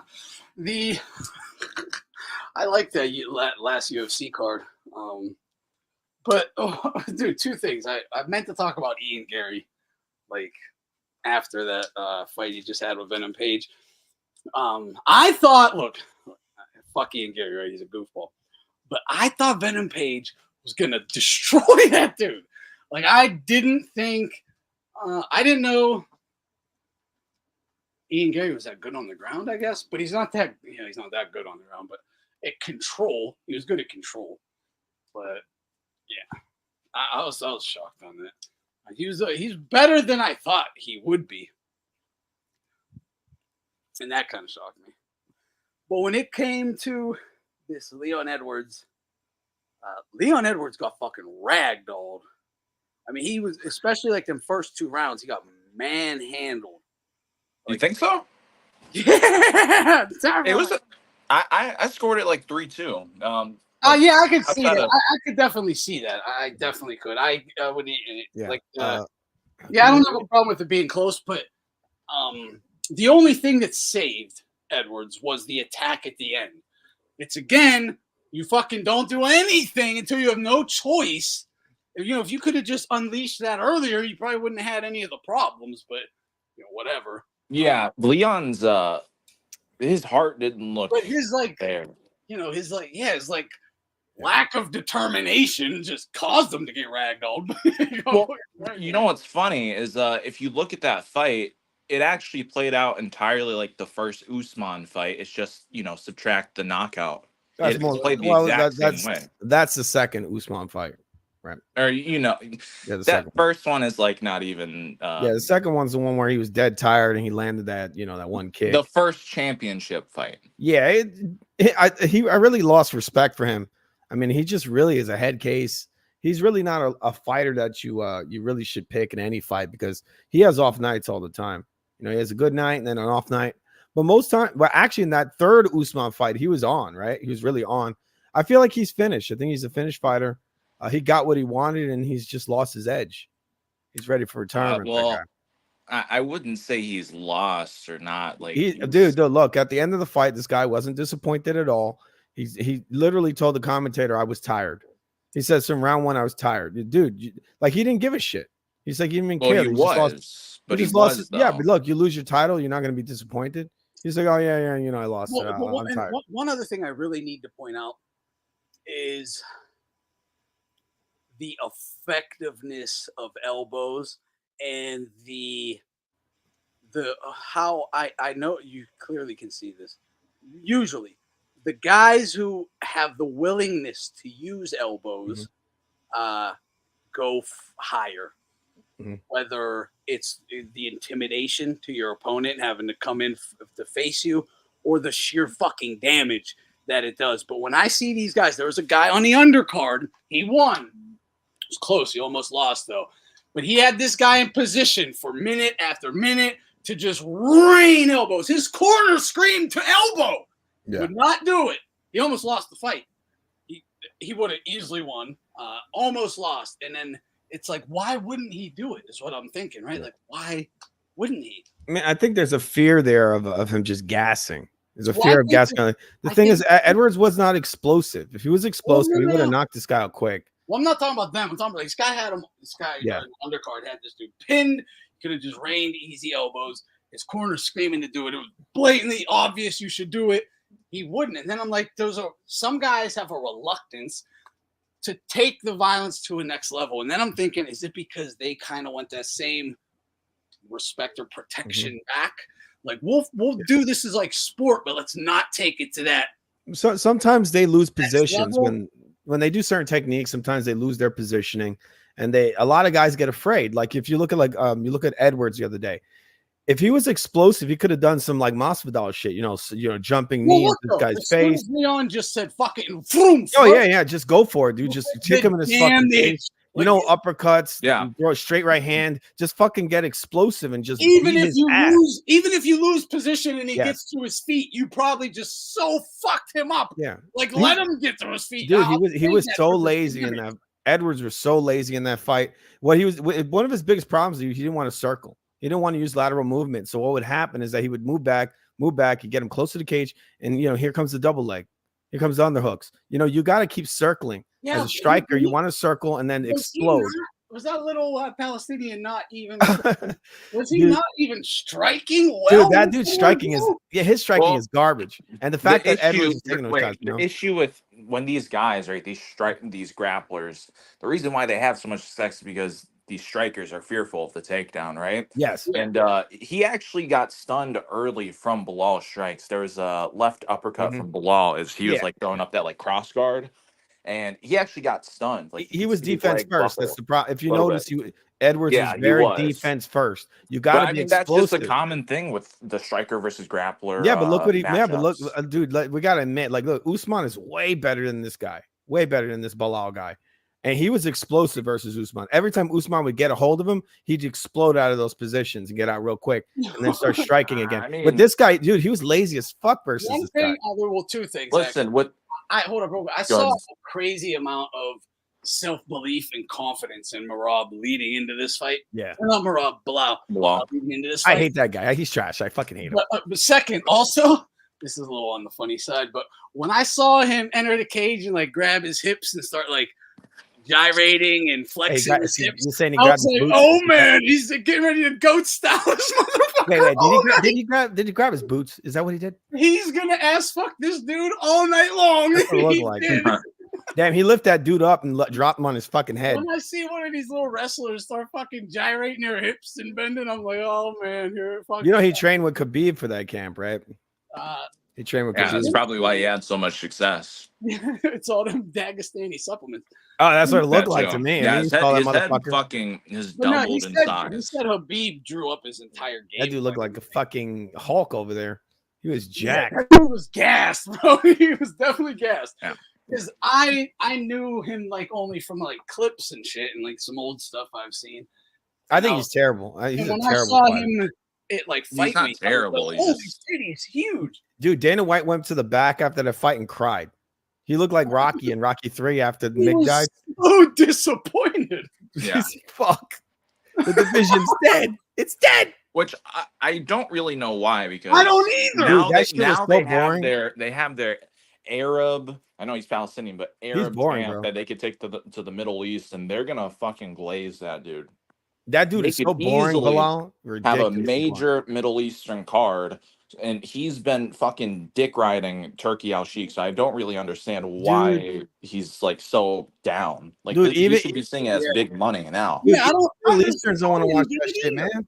No one wants to watch that fucking. Yeah, that's fucking guy. cap. In the UK, all the fucking Muslims that live in the UK, they came out for him. So that's not Damn. true. I mean, look, most people don't want to see that shit. They don't. I don't want to watch a Yeah, guy they hold a don't. guy But we're for not 5 talking minutes. about most people. We're talking about the Middle East. I know, but look, you want to make the big money, you got to have that, you know, that international appeal. That's what No, O'Malley you want has, to make right? big money, you glaze the fucking Saudis now. I mean, look, if you juice it up and you lie and you say, "Oh, this is a great Wait. entertainment," no one thought that shit was entertaining. Hold up.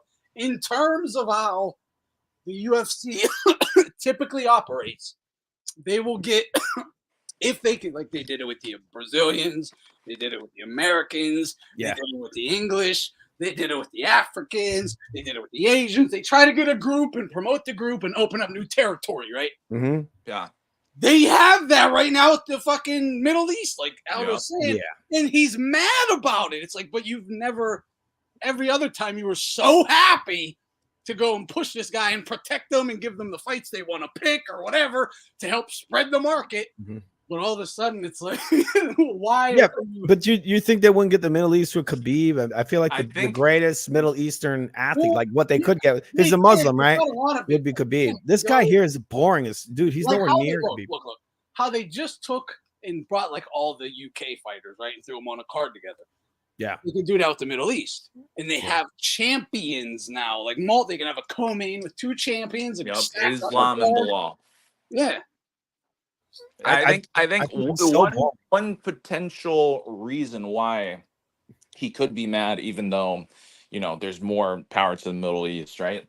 Maybe he wants more independence from them to like negotiate. You know, that's one good thing that I could point. maybe think of, because he's getting, by the day, in my opinion, more and more like entrapped by the Middle Muslims. East. Yeah. Yeah. No, he is, bro. They got him fucking.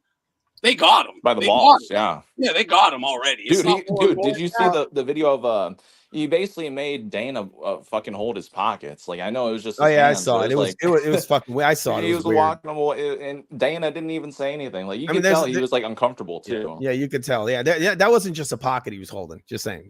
Yeah. But Who knows what was in that fucking pocket? yeah, real quick. Yeah, boots if I in can- it. If I can talk about boxing again, real quick.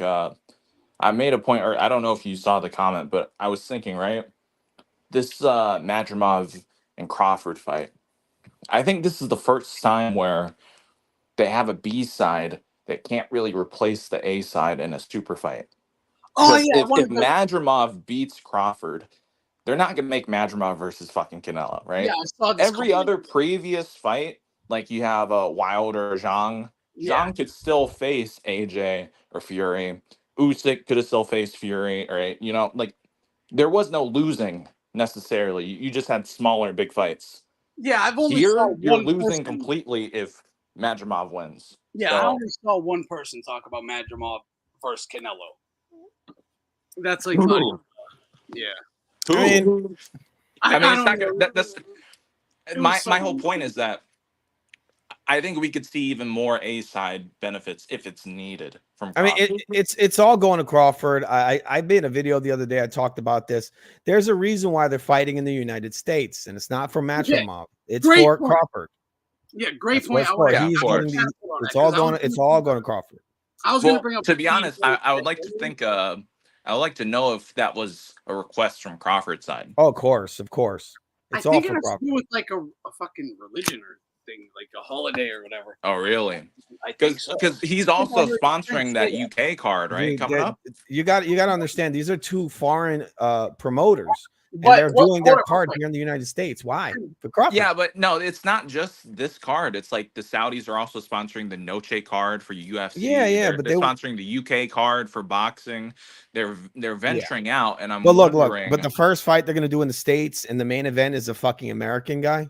Well, the main fighter in that fight, you know, they're building up Crawford. You know, he's coming No, I up to understand 154. And so they're building all this shit for Crawford. Yeah, Really. but this is the thing. I don't know if that's what's happening. It could be. It could I be. think it is. I think we it will is. find out this weekend, right? Because look, every other fighter's Look, fighting in look, other countries. PBA Andy brought up- Ruiz, all them, you know. BDA brought up this point about Wilder, like They didn't just give him the AJ fight or whatever. He had to earn it. He had to fight a real one twice. He lost to Yep, Barker. both. They tried Yeah. again with Zhang. He Mhm. lost again because he had to fight real ones. They're doing. I believe myself as of now that is what he's doing to Crawford. You got to get past the real one. Yeah, Then but they all. I don't. Now the only thing I do question is Yeah. those Wilder fights were in the Middle East. Yeah. Yes, exactly. That's That's, what what I I was was. trying to That's say exactly was- what I was gonna say. Yes. Well, that's exactly. what You that's did. what Yeah. that was my counterpoint. Is that a request from Crawford's side so that he has the A side benefit? Exactly. That's exactly what it is. I haven't heard a definitive thing on this, but I think I heard it out of the turkey guy's mouth himself, like a valid reason why they didn't do it over there. So Dude, it's but no coincidence that I the don't very know. first. I don't know. But I mean, you got to look at this guy's record. The very first fight he's ever done in the States has Terrence Crawford in it, a guy who has never fought outside of the United States. Yeah, but let's Well, say Crawford loses, right? Yeah, What does he care? I think he does care. I think the money think- is. I think they put so much money behind Terrence Crawford to fight Put it this Canelo. way. You know, the I buzz around know- Crawford. Put You it know, this they way, built that. I know that guy. Probably still not now because Mhm. Wilder's been broken, but I know that guy wanted to see AJ and Wilder. That's why he was building Yeah. for it. But it didn't happen. Yeah. He didn't force it. He just said, "Fuck, yeah, it ain't happening." I mean, he could still do it. Look, you put. I mean, if we're gonna go off the subject just a Yeah, little he bit, if he paired Wilder versus Francis Ngannou, you know, there is a case if Wilder knocks Ngannou out, like there is a fight there, sort of with They AJ. should do that. Because look, this guy, and then you build it like, look, Fury struggled with Ngannou, so you have Wilder knock him the fuck out, and then you got him in there with AJ. You know, that's easy.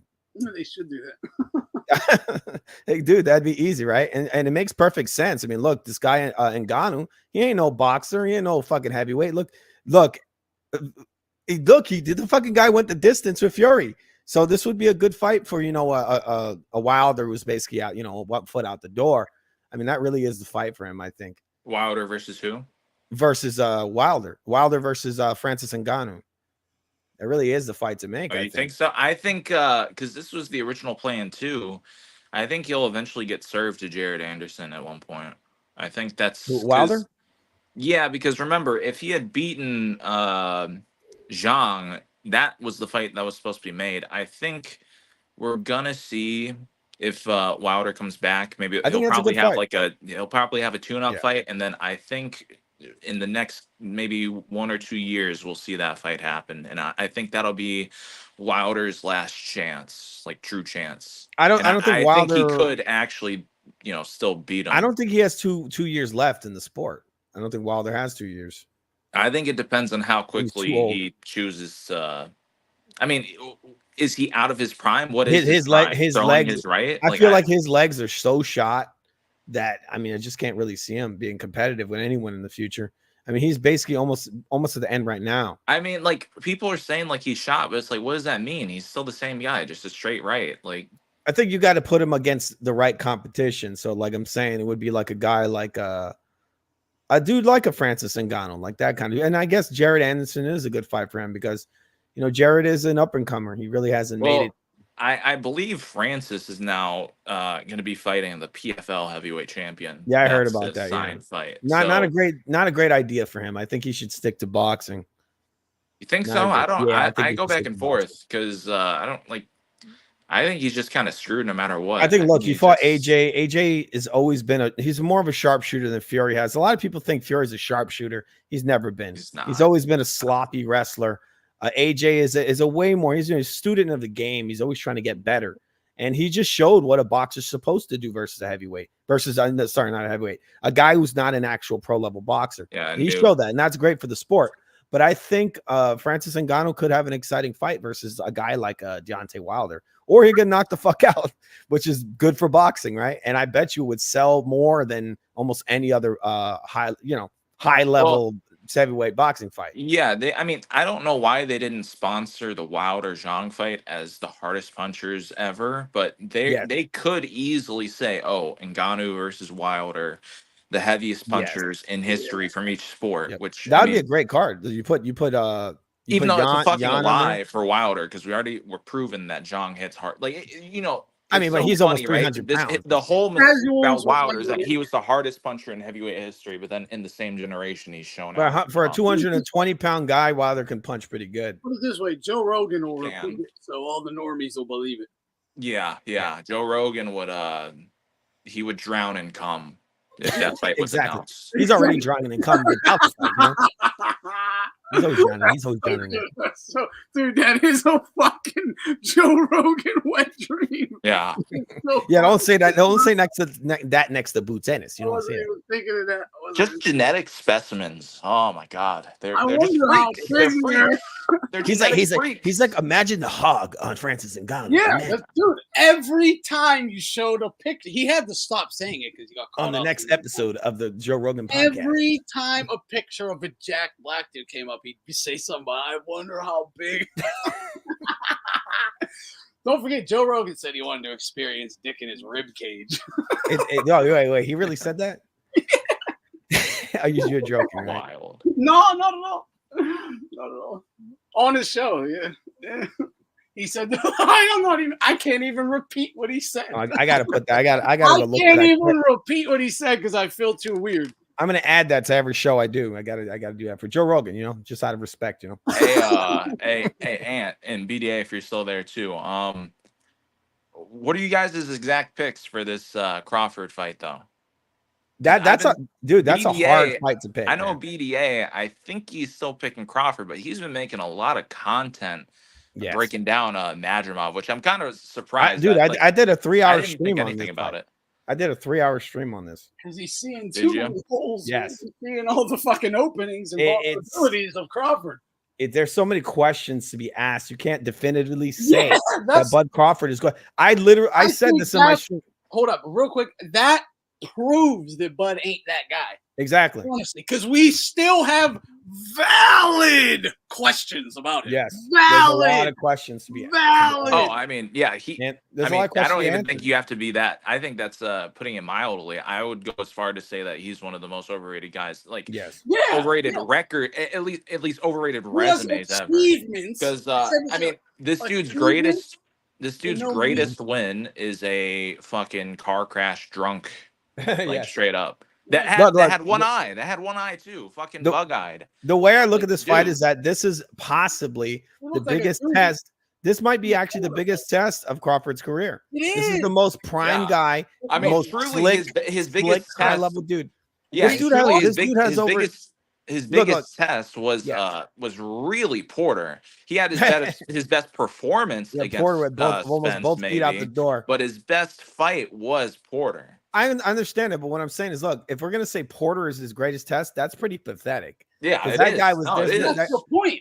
Look, So, I was this- saying this earlier. When it comes to like Crawford's resume, his legacy is built on achievements, but there's no meat behind those achievements. Yep. There's no meat Exactly. on the Oh, he's an bone. amazing cherry picker. One of It- the it- great That's ones. why they don't mention the names he's beaten. Really.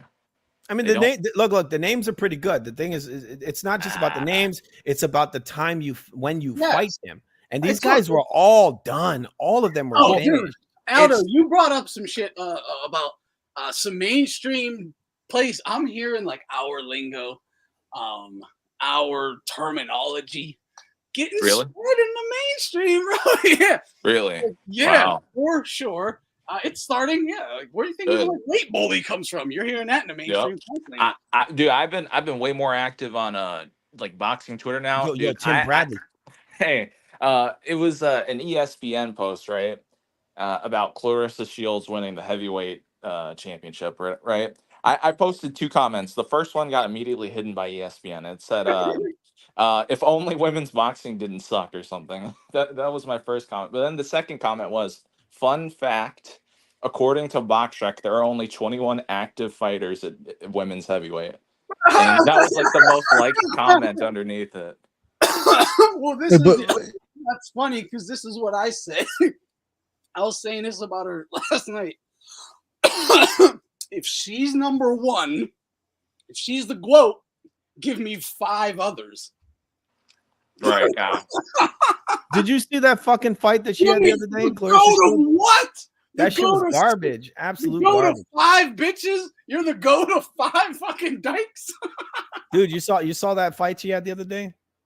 No, It's like the biggest garbage fight ever, man. it was This funny. woman could lady looked like Mark Hunt, but like with like what's that condition of the lungs? Like this lady couldn't even throw fucking punches. What, asthma? Yeah, she had like a lung condition. This woman couldn't even throw punches. She was moving in slow motion, and Clarissa just hits her with like clips her with a right hand. She's almost knocked out. Like one punch. Well, It's like, she's this heavyweight, but garbage. she's the same exact size as middleweight Clarissa Shields. You know, like that's not a real middleweight. That's just Yeah. well, Yeah, I didn't forget. even know- I didn't even know that was a heavyweight. That fight was Yeah. terrible, man. Fucking terrible. Yeah, I forget, didn't listen, know- forget about these women fights. I wanted to say something about Crawford. Crawford, somebody made a great point that I gotta wonder, and it led me to ask the question: It must have what been me. other It must- elite fight? What other? Yeah, might have been you. What other elite fighter, pound for pound, top 3 fighter, has ever struggled against lesser opposition and then all of a sudden look great in his first, close to 50-50 fight? I've never seen, like, for example, Usyk never really struggled against when he fought guys like lesser fighters. He never really struggled that much where you go, okay, what the fuck is up with this guy? And then all of a sudden he impresses you. I mean, although I suppose you could say he's struggling against Tony Bellew. That's one of the few fights where I go, what the hell was going on there? But I mean, maybe Chisora, but the case is weight. Hold up. He doesn't have that issue with Crawford, you know? I hate to use like Golovkin or something, but I would always say this about him because when a guy couldn't get the big fight he wanted with Canelo, it's like, how else can I explain? You can clearly see how good he is. When you fight, B, C level guys, you are clearly above them. Like, exactly. You dominate. So we know you're not B level because no B level has ever even came close to fucking with you. But that's not the case with Bud. You're right. I mean, I'm telling you, he struggled against Benavides. I mean, FU Sports said, the Porter fight. I remember at the time after he beat Porter, I said, if Crawford retires now, is that his best win? A guy that other people have beaten? That would be really pathetic if you did that shit. But The last Well, fight. I mean, all Crawford's fighters are sort of like tune-ups with these known fighters, but he's never really stepped it up and fought like a prime great fighter. It's never happened. But there was, it's like, It's never happened. 37 years old. And why, when you fight a Kell Brook, why do you have to even put a rehydration clause on? Like, dude, that's a big deal to me. Like, It I is. can It is never a big deal. the Postol thing, and that why you feel that unsure of yourself. You really don't believe in yourself, obviously. He doesn't. He doesn't. How This am is I why he supposed does to take that in any other way but like weakness? That's what it is. Like, you're showing your weakness. Like, I literally don't feel confident in beating you at your best right now. Not your best ever. Your best as a shell of yourself already. I have to make your shell of yourself a shell of yourself. He should have moved up in weight many years ago. He should have won 154 5 years ago. Like this whole move here is pathetic. Really is. And he keeps calling out. He is yet to be truly a smaller guy. He's moved up 4 divisions. He's not a smaller fighter yet. No, he's not. He's not. He's going to be fighting a guy that's almost the exact same size as him. He might be a little bigger than him. So this is, to me, this is probably his first real test. This is his first real test. And then he'll probably fight Fundora after this. But he's talking about fighting fucking Canelo. I'm just like, dude, I mean, he must be on some special sauce if he can really jump up that high. He is, but his body ain't gonna be prepared. Dude, I think Canelo will lay him out. Like, this is just ridiculous. He will. It's just too big of a jump too fast. It really is. He's too old for it. He's just too old for it. 37 should jump all the way up. It's weird. Oh man. He's gonna sell his that's what he's gonna do. If he makes it past this fight. I don't know, man. I feel like Crawford has a chance of beating Canelo, bro. Oh my god, dude. Come on. He has to be. I don't know, man. If he tries to outpoint him, I think he could beat him. If he tries I think Canelo, he can read tendencies, he can read he can read you what you're doing wrong. And Crawford makes a lot of mistakes. He's open for Canelo's big looping punches. And if you go watch the Earl Spence fight again, And you see how Errol Spence is nailing this guy with that left Canelo overhand. is just gonna fire on his body, on his back. Yeah. He's just gonna beat up his torso and arms. I think he can Amir Khan this. Dude, I think he can Amir Khan this dude. I have a question for you Body guys. isn't used to taking damage from bigger guys Yeah. like that. Canelo is not going to get hurt by Bud in any way, not to the head or to the body. It's not fucking happening. And you're right, but I have to say, man, who do you think that the commentators are gonna glaze? Because we've seen guys that don't have power that get benefited for great body work or great power, like Haney against Loma, right? He gets credited for shit that's not effective. We've also seen guys, like Canelo, where he will land like substantially to the body or like to the arms, and he'll still get credit. There's going to be a narrative battle with America's top dog and Crawford versus the cash cow currently. Who do you guys think is going to get that the benefit? Dude, Crawford just wants that bad day. That's all that shit is, man. That dude's gonna look tiny next to Canelo. No, it's just a payday, I promise you. He says a bad day. He is not. Hold up, he's not winning, but how he could win is literally look at the blueprint to beat Canelo, the Cotto fight, Golovkin fight, 1 or 2, and Floyd Mayweather. Bivol too, if you want a mash of all of them. Cotto probably ran it. Cotto and Floyd probably did like an all-around best. Yeah. But I don't think Crawford was ever as good as Cotto. Bivol. Well, in terms of how Crawford could do it, because Crawford can't jab. He don't have a jab. He can't jab like Bivol. He's gonna have to stay in the pocket like Cotto and like Floyd did, and just wait, let Cotto shoot, slip, bang, bang, turn him all over again. He's gonna have to be active. Yeah, he has to punch a lot. He's gonna have to kind of do what Floyd did. He hits harder than Floyd, so he won't have to throw as many punches. But he's gonna have to avoid like Floyd, which is. I think Floyd was faster in both hand speed and foot speed. He had better head movement. Floyd had better lateral movement. Floyd Mayweather was all around better than Crawford, which is better than him. The difference. Crawford, I don't know if people. I've never seen Crawford be able to stand in the pocket with anyone. Yeah, no, not at all. Not at all. He can't. He can't. It's not his strength. Again, he can stay there allow you to jab, come over the top, bing, pow. Yeah. And get out. He's great on the counter exchange. That's where his strength is in having the reach advantage and having his forward hand, which is usually when he goes. This is what I noticed with Crawford. His best skill is shooting that right hand in the southpaw stance over your jab, and he has a very good lead right hand. I mean, it's almost on the power wise, it's almost like a Ryan Garcia kind of level. He doesn't have that whip on it, but he's very good at timing it. So he'll catch you when you're throwing your jab or whatever punch you're throwing with your your jab. I mean, he gets on your jabbing hand and hits you with his power shot. Dude, that's really his big shot. Naturally bigger, stronger men than Crawford. Yes. Can't take the abuse that your body has to absorb to go through with and you're not going to have the firepower to even really keep on. I don't think a decent lead right hand is going to be enough to beat a Canelo. Because that's the other thing, man. Could back foot bitching work? It's just not. Who's really thinking the Bud can stop Canelo? It's not. No, he's going to try to be a slick boxer against him, and that's what that's the narrative. That's not what he is. That's not what he's never been. That's the thing. That's the weird thing. But he can though. He just high guards it, runs around the ring, and pot shots. But Canelo will just stalk and break him. That's what's going to happen. But I don't think people understand how hard those punches feel. I don't think people understand how hard those Canelo shots to the body feel. If you rewatch the Charlo fight, fucking bones, he's going to get broken ribs. I don't think you understand. If you rewatch real quick, if you rewatch the Charlo fight, Charlo was he did the right thing. He was moving around, said, I'm going to try to catch Canelo coming in, because that's what Charlo's game plan has always been for the most part in most of his fights. A little bit like Crawford. And Canelo just started hitting to the body, and he started dropping his hands. People don't understand how hurtful those shots can be. Also, the other thing, Crawford moving up to 168, he's going to lose his speed advantage.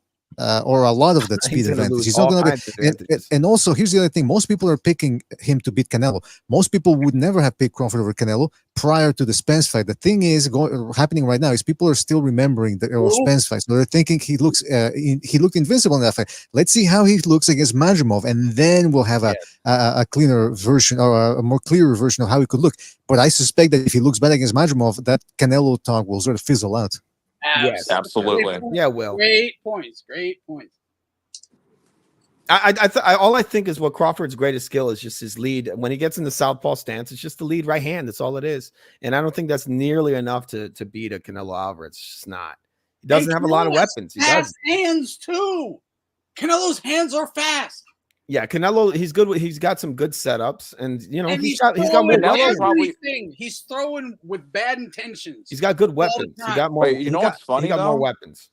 Canelo doesn't Crawford have like the frame on him though? He's taller and has longer reach. He's taller. He's not thick like Canelo's thick. Yeah. He might be like. I'm not talking about thick. That's why I said the frame. The frame. Yeah. No, that's what I mean. His frame. I mean, he's big. Yeah, he does. Crawford's just tall. He's just kind of tall. No, he has longer reach. I'm pretty sure too. Yeah. He has a 74-inch reach. Canelo's a tank though. But yeah, but it's like BDA said, "Oh, this is funny." I'm sorry. He goes, "Let me pick the animals." He said Crawford has like orangutan arms, and he got fucking made fun of or something for saying that. He does have long arms. My buddy, I had a buddy, white guy. I called him orangutan arms all the fucking time. He's fucking long arms. That's the only animal I can ever think of too. Yeah, I got long ass arms, and I refer to them as orangutan arms. It has nothing to do with race. It's the best description, because I don't know if anyone's ever seen an orangutan. They got overly large arms. It's freaky. Dude, that whole like bullshit concern trolling about you can't say like somebody looks like a dude. If you look like a fucking ape, I don't care what color you look like an ape. Like that's not okay. Adonis Stevenson doesn't look like an ape because he's black. It's his head shape, like straight up. Yeah, you gotta be honest. You gotta be honest. Yeah.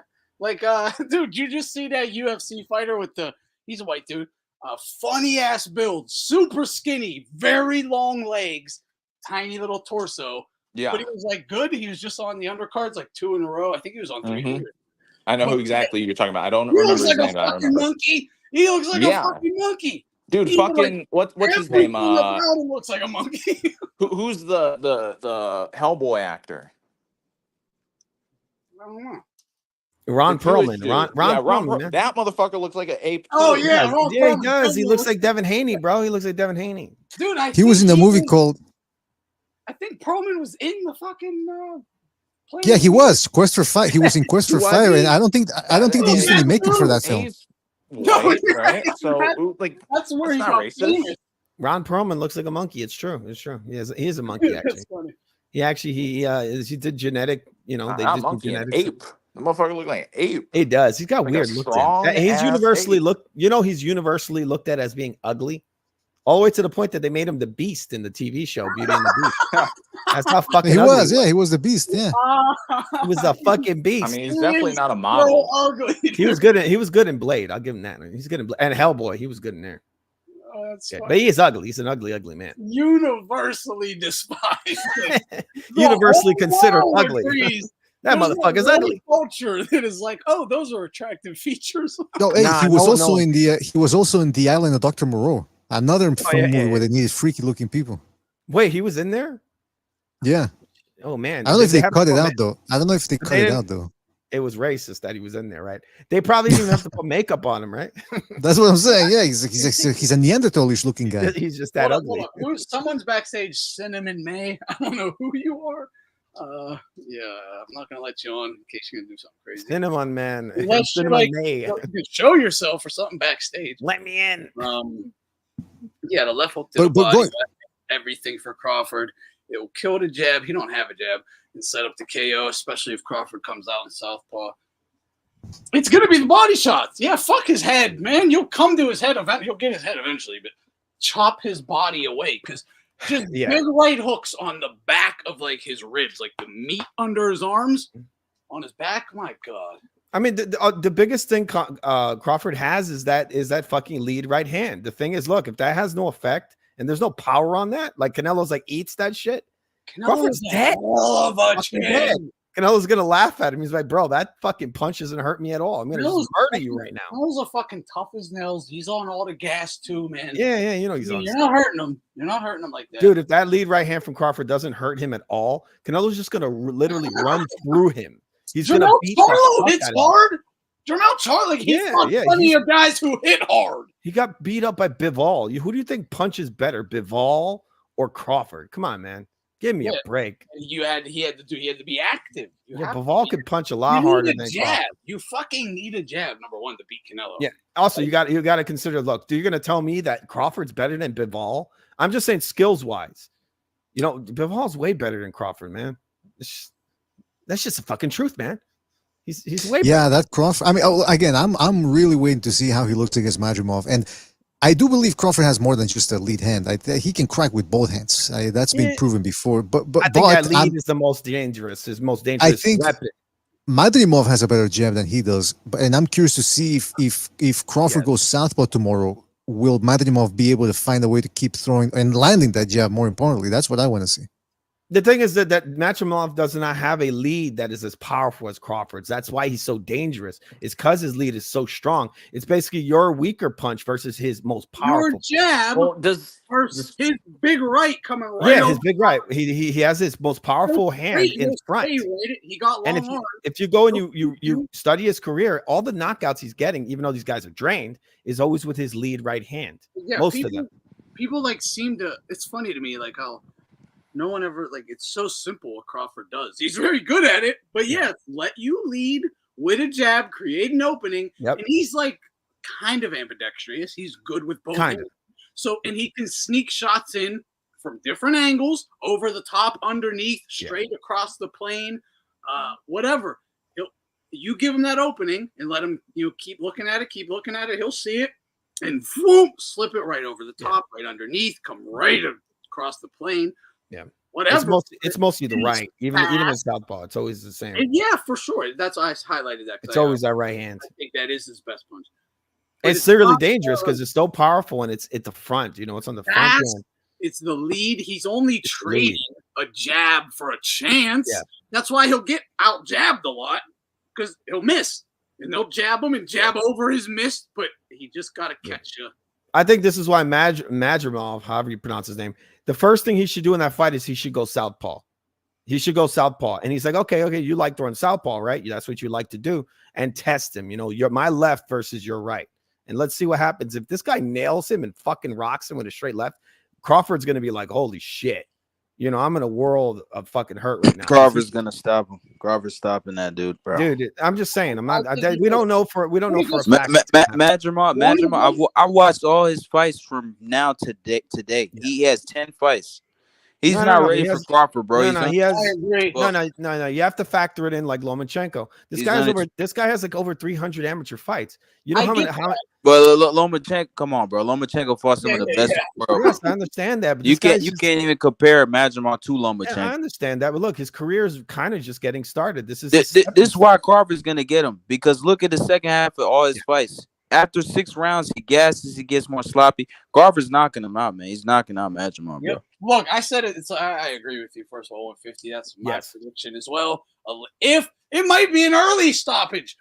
If Crawford is just too fast for him and he can't handle the power, he'll get aggressive. It'll be early. If not, he'll try it. It won't work. He'll move around, take the steam off of Madrimov, and get him up out of there because he's going to get a little sloppy, a little reckless, a little tired. Big fight, 12-rounder. First Crawford, bright lights, all that. It's going to happen. Oh, the only other thing I can see is Madrimov mugs him. And, not just mugs him, but stops Bud. Dude, I wouldn't be shocked if that happened. I wouldn't be shocked. Hold up. It's either Bud, this is the jump that's too big for him. Or he's just going to fuck this dude up. It's one of the two. It really is. To me, it's a very interesting fight if you really read into it. I couldn't even call it 50-50 because we don't even know where Crawford truly is. Well, we don't really where he really is. Even all the fucking 40 fights he's had, this guy is one of the greatest cherry pickers in the history of the sport. But the fact that they both know how to fight. They both have their strengths. They both have their weaknesses. Yes. As long as they are both coming to fucking win. Either guy absolutely can win. Like, there's no doubt about that, which does make it interesting. Like, regardless of the questions you have on either guy, and I got questions on both. Regardless, we still understand their physical capabilities, their proficiency, and man, Well, but can I say something about that? I think I think 150 brings up a good point about, again, we go back to the X factor of Madrimov, which is the inexperience factor. We don't know. He's only gone 12 rounds once, and that was during the pandemic. Ever since then, whenever he does go the distance, it's 10 rounds. So we don't know how he's gonna look after the halfway point. But one of the reason why Crawford is able to pick guys apart after the latter half of the fight is because he's wearing them down. We don't know if he's gonna be able to wear this guy down. Because he's so strong, and I mean, I do remember seeing him, Madrimov, look a little sloppy in the Igwogwe fight, or the last southpaw he fought before the Kurbanov fight, and so, but that was because the guy was a punching bag, so Madrimov wasn't really conserving his energy that much. That being said, the answer for Madrimov in this fight would have to be for him to score his own damage early and take away Crawford's second win. Meaning, Crawford is a 37-year-old guy. We don't, what happens with older guys is, Crawford, like you guys are correct, Crawford does turn it on after the 6th round. What happens, like most old fighters, this happens to them. They try to turn on the afterburners. All of a sudden, they don't have as much gas as they thought they did. That could be interesting, especially, like I said, if Madrimov beats him up in the early half, takes away that second win, that could get interesting. He needs to take away the lead right hand. That needs to be his big focus early in the fight. And he needs to not just work too much, right? What he needs to do is kind of get Crawford out of range, right? Maybe get Crawford to walk in. And really, you really got to focus on making Crawford be reluctant to throw that lead right hand. If he does that, dude, it's going to be a huge problem for Crawford. And this fight is going to be really interesting. That should be his main focus, not I'm going to outland him, because this is what happens. These guys, they try to punch him up. Crawford's kind of like, he's kind of pawing at you and he's touching you with that lead right hand. So you're saying Crawford south, you're expecting Crawford's to fight southpaw from the get-go like he usually does, right? He's going to switch it up. But his number one weapon is the lead right hand. And what Crawford does is he kind of like pecks at you. He kind of touches you with that lead. And a lot of times these guys, even if they touch him, they hit him with a nice right hand, left hand, they get really confident. They start piecing him up.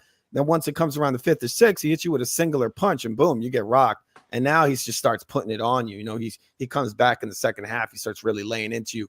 So what Madrimov has to do is he needs to be really methodical and kind of really patient, just like Brook. The real way you want to see how to beat Bud Crawford, watch the Brook fight. Because if Brook wasn't a fucking, made of glass, he would have beat Bud. No doubt about it, he would have beat him. Because he would have beat him. So that's the way to beat Bud Crawford, is kind of piece him up, real patient, methodical, counter punch, kind of walk him into shot. And here's what Kell Brook did, for those who aren't aware. He let Bud lead with the jab, and it would jab over his jab, boom, boom, and drop the right on him. And he was coming in and throwing that lead right, and he had him out of position when he threw in that lead right hand. And Brook was hitting him with the left hook, boom, and just catching him right in his face. That's how he caught his eye. He cut his eye with the short left hook. Yo, BDA, I got a question about Madrimov, since you've been doing a lot of breakdowns about him recently. If you had to describe the story of his 10 fights, is there like an average way he performs, or does he sort of vary it up at all? Yeah, that's the main point. Like 150 said, whenever he goes past the 5th, he does start to get a little tired. Not all the time, but in that 2 fights ago against what's his name? Some weird African Igbogwe, Nigerian name, Igbogwe, something like that. He sort of did get a little sloppy there, but again, that's probably because he had a punching bag in front of him. But against Soro, for example, the first fight, he actually looked a little. He started improving throughout the fight, whereas in the first Soro fight, which is strange because you would have expected him to sort of get tired afterward, but no, he started turning it up against Soro before that. Bizarre stoppage, but he hasn't really seen another fight which the only fight he's gone 12 rounds was against Eric Walker, but that was 4 years ago during the pandemic, and that's a fight that should have been a knockout, by the way, because he dropped fucking Walker heavy with a left hook, and the referee, for some reason, goddamn Mr. Magoo, that's a slip. He saw the punch, That is one of the worst calls I've ever seen. Even Mora was going nuts. But anyway, that fight, yeah, he started getting sloppy, but that was 4 years ago. I haven't I seen don't him know. get this. Do you I've heard this do people you saying he gets think- sloppy. It's weird. It's like, dude, look, Bud Crawford gets sloppy as well. He gets sloppy. Why are you going to judge it on that? Look, this guy, this is the biggest fight of his entire career. You think he's just going to be sloppy? It's just a ridiculous statement, I think. Like, he's going to be razor sharp, I bet you, on Saturday. Yeah, well, I guess what people are saying is it's strange things can happen under the bright lights. It can. And also sometimes being unorthodox is actually a good thing. So when you see him leaping in with a left hook, that might be a good thing in the fight, everyone, because he is a very technical fighter. And so if he mixes in some wacky shit, that might actually help him. You know, you never know. Hard to hit. Real He's quick. not Madrimov ain't hard to hit. Real Yeah, quick, I mean, Bud isn't either, really. No. Let me follow up with RDA real quick. Do you think, based on what you've seen, that he can he has the ability to stop momentum late into the fight? Like, he's still able to land big shots? Because I think Crawford, I wouldn't necessarily describe him as a momentum fighter, but I definitely do see the sudden change after that 6th round, right? Where he really does step it up, and it gets worse and worse progressively. Do you think he has the ability to sting him and stop him in his tracks before he can really take off with that acceleration, if that makes sense? Well, that's what I was saying earlier. Yeah, that's what I was saying earlier, that if he can take away the second wind in the first 6 rounds, how does he do that? He has to hurt Crawford. He has to land damaging shots that take away that health bar from Terence Crawford. And by the way, in that Eric Walker fight, Madrimov did end up closing the show strong. He dropped Walker, and I think late in that, either in the 11th or 12th round, and finally they scored that one a knockdown. So he did turn it up late. And I mean, again, I go back to the Kurbanov fight. Yeah, in the Kurbanov fight, he's still overshooting the runway with his shots a little bit, but that was a really good performance where he broke down a world class. That's what I'm saying. This is different from the Frank Martin Tank Davis fight, because although Frank Martin had physical talent on his side, he was coming off a fight that should have been a loss. Meanwhile, Madrimov is coming off a sensational performance. He's fought, another tricky guy in Soro, whom he beat, and he was getting the best of him in the rematch before the headbutt. This guy's a problem, and if Crawford can beat him easily, then it does speak volumes about how good he is. Yeah, I agree. And I also agree with Alan. Madrimov needs to fight Bud Mickey Ward style. Put your high guard up, walk him down while landing the body shots. Yeah. Wear him out. Let him feel a big guy's weight, a big guy's shots. Take the steam out of him for them later rounds. Kind of make it a war of attrition in that second half rather than to Anderson's point, Aldo, I was saying Bud is like an exploitative. He can exploit moments in the later rounds by still being fresh, and he knows when to pick those moments. So, he lets you work. That's one of the key things he does. He loses when he's you're not, win. He's not afraid to lose rounds. Like, Bud is losing a lot of these rounds in some of these fights. Like, he'll lose 4 or 5 rounds in a row, and then he'll come back because he's just touching you and he's peppering you with this little. Usually, it's that lead right hand. And then, these guys are just winging out punches left and right. But I think if he starts, if this guy just starts stabbing Bud to the body, just stab him to that body with that jab, that's going to get Bud to start working that gas tank. You really, like BDA saying, you want to get Bud to work. You want to make him fucking work. Exactly. So the best strategy, I would say, is to stab him to his fucking body with jabs and then start moving back, let him come in. Use some movement, give him some looks, some feints, bam, another body shot, and just keep kind of pecking at him. A lot of these guys, they just come in and they're just winging everything at him. And then once it comes to the you gotta be defensively sound though, because that's like my key to victory for him. Madrimov, he needs this jab him to the body, walk down, back him against the ropes, jab to the body, cut the angle before he can even fire on you and start bombing over the top, underneath, rip the left hooks, right hooks. And then jab off with the jab again. But this is the thing. I was watching some film on this. Madrimov can do it. He has a good jab to the body. Big, long, heavy jab. Yeah, he has a nice sharp one. But when he does it, he does a lot of that Amaro bum shit where he'll leave himself very open. Yes. Okay. He needs to stay tight. He needs to stay. He's got to leave that left hand up. And that's exactly what I was. Right-handed stance. Shoot in that jab right to the body. Left hand up the whole time because you got to watch for that chopping right hand. And That's that's really gonna be exactly fun. what I was gonna ask you, is that does he stay out there? Because remember when Spence first got dropped, I'm pretty sure he was just throwing like this wide, very Yes, he open did. jab to the body, and then he got dropped because of it, because he followed up afterwards. Does He's he never pull had a good back jab. That's the fast thing, you know. after jabbing to the body? Does Madrimov pull back fast and like No, defensively sound? He no, doesn't? Well, no, he Yeah, should be. It'd be best if he did it from a right-handed stance and just blocked with the he left hand. needs to be.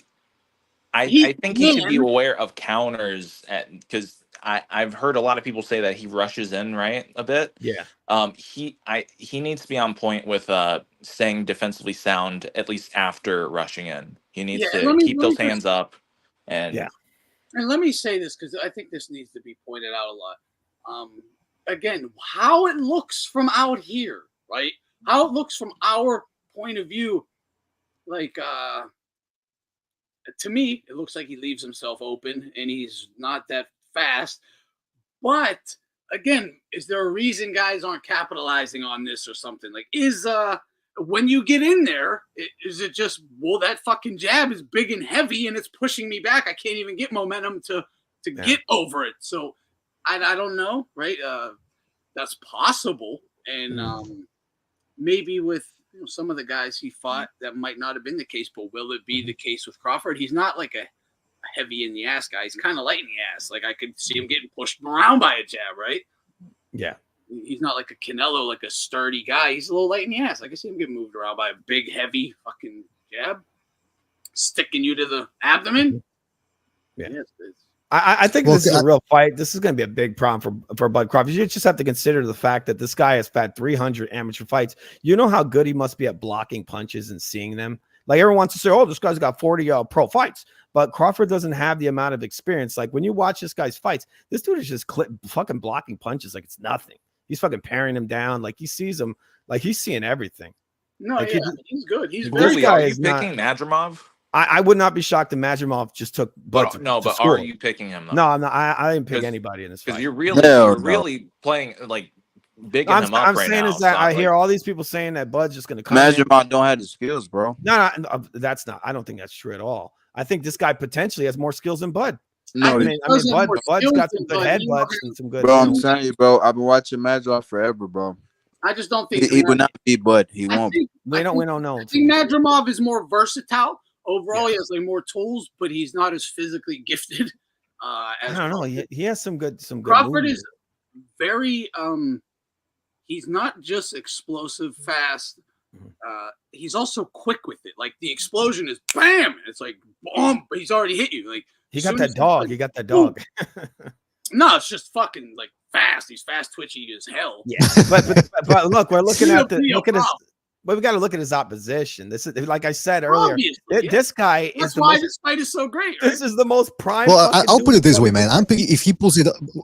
But what I'm saying is, but what I'm saying is, if he pulls it off, it's not gonna be because he showed up and still pulled off the win. Now he's gonna have to work hard to get Madrimov out of there, because that's the other thing. Madrimov, people love to say skills pay the bills, and we're talking about hurting guys. He hurt Soro in both fights. He hurt dropped Kurbanov. He hurt Eric Walker. This guy is a legitimate puncher. And I want to go. Somebody was talking about the body shots. One of the reasons why you rarely see Crawford get hit with body shots, because first of all, he's got very good footwork and long ass arms, and then on top of that, he hits hard. So there's very few guys that can work their way in, and even when they do work their way in, they can't really handle him because he's a strong guy. I mean, look at when Errol Spence finally did get on the inside, and how Crawford was keeping that tight guard in there, tight elbows tucked in, blocking those shots. However, if you watch the Avenisian fight, I'm trying to look for the round, but there was a round in which he got hurt to the body. Not hurt as in, oh, shit, he got doubled over or anything, but Avenisian hit him with a left hook, and immediately Crawford dropped that elbow, spun him around, and clinched him. So if Madrimov can get on the inside, that could be a problem. Yeah, he was getting worked in that fight, man. I think he could. I think he will get inside. A lot of people don't really remember that fight correctly. It was much closer. I dare say that I had what's his name? Fuck. Avenisian. Yeah, I actually had him winning before the KO. But even like people that I think if you're honest and rewatch that fight, it was a lot closer than most people remember. Mhm. He was just too inactive, and he's there to get hit.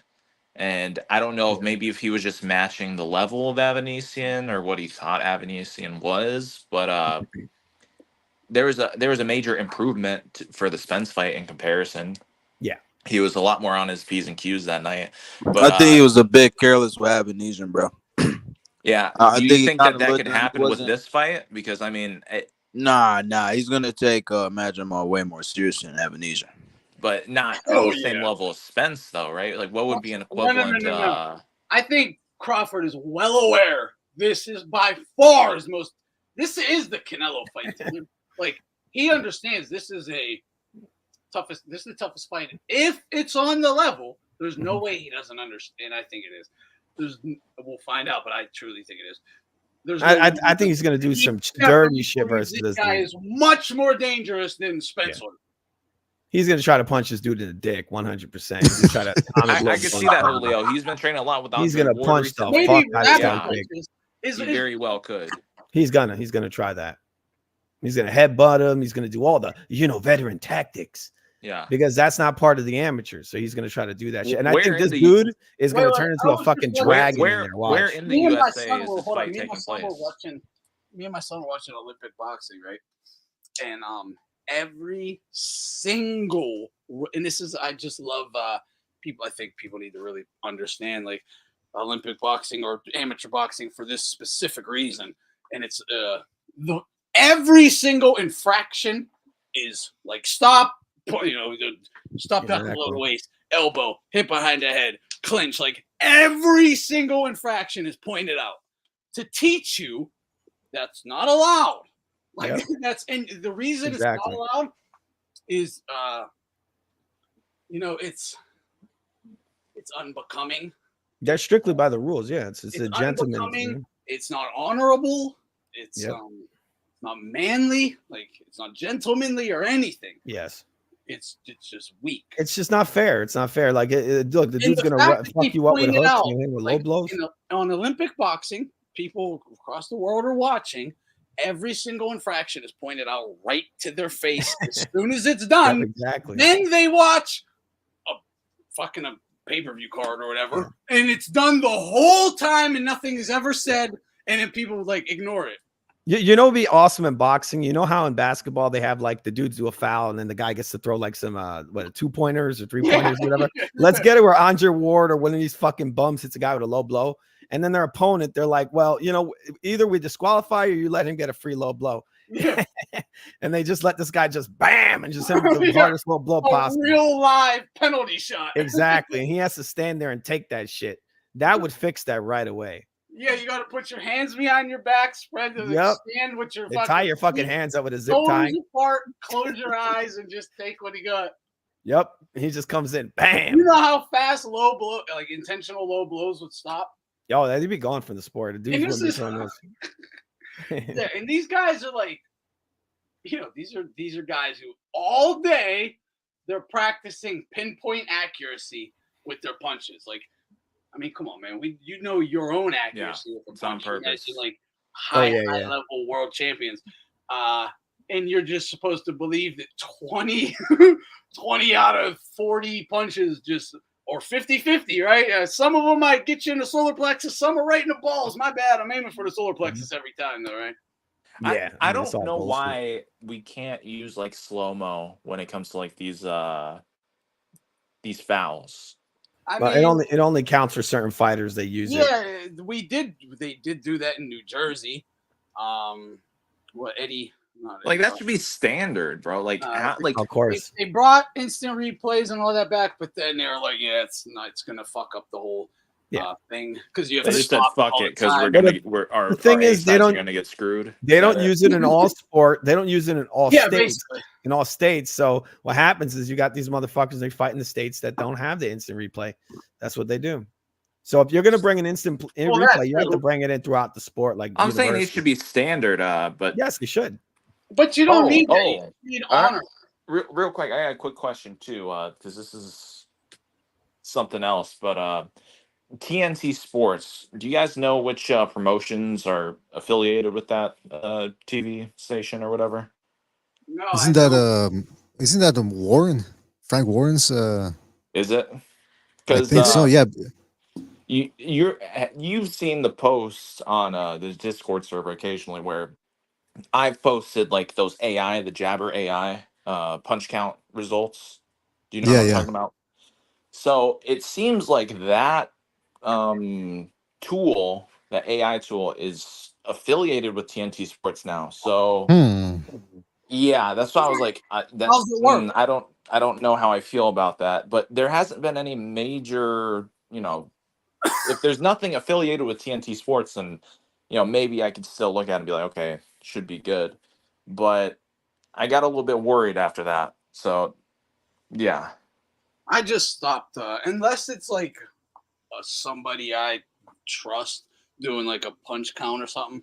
I discount all that shit. Well, I've compared my results Now, if to it's the Jabber you, AI yeah, stuff, and you, it's been pretty accurate. But that was before I knew about the TNT Sports deal or whatever. So that they were accurate at one point, yeah, and that's the 100%. problem, right? Because now you're like, hey, we developed this technology. It has a reputation. It's solid, but Yeah, we'll sell it to you, and you can kind of do with it as you wish after that, right? That's the fear. yeah. That they'll you manipulate it, The only thing is that they do seem pretty transparent. You have to sign up for their stuff, but nothing about it seems that like behind like CompuBox. I don't know how to even like look up who's involved with it.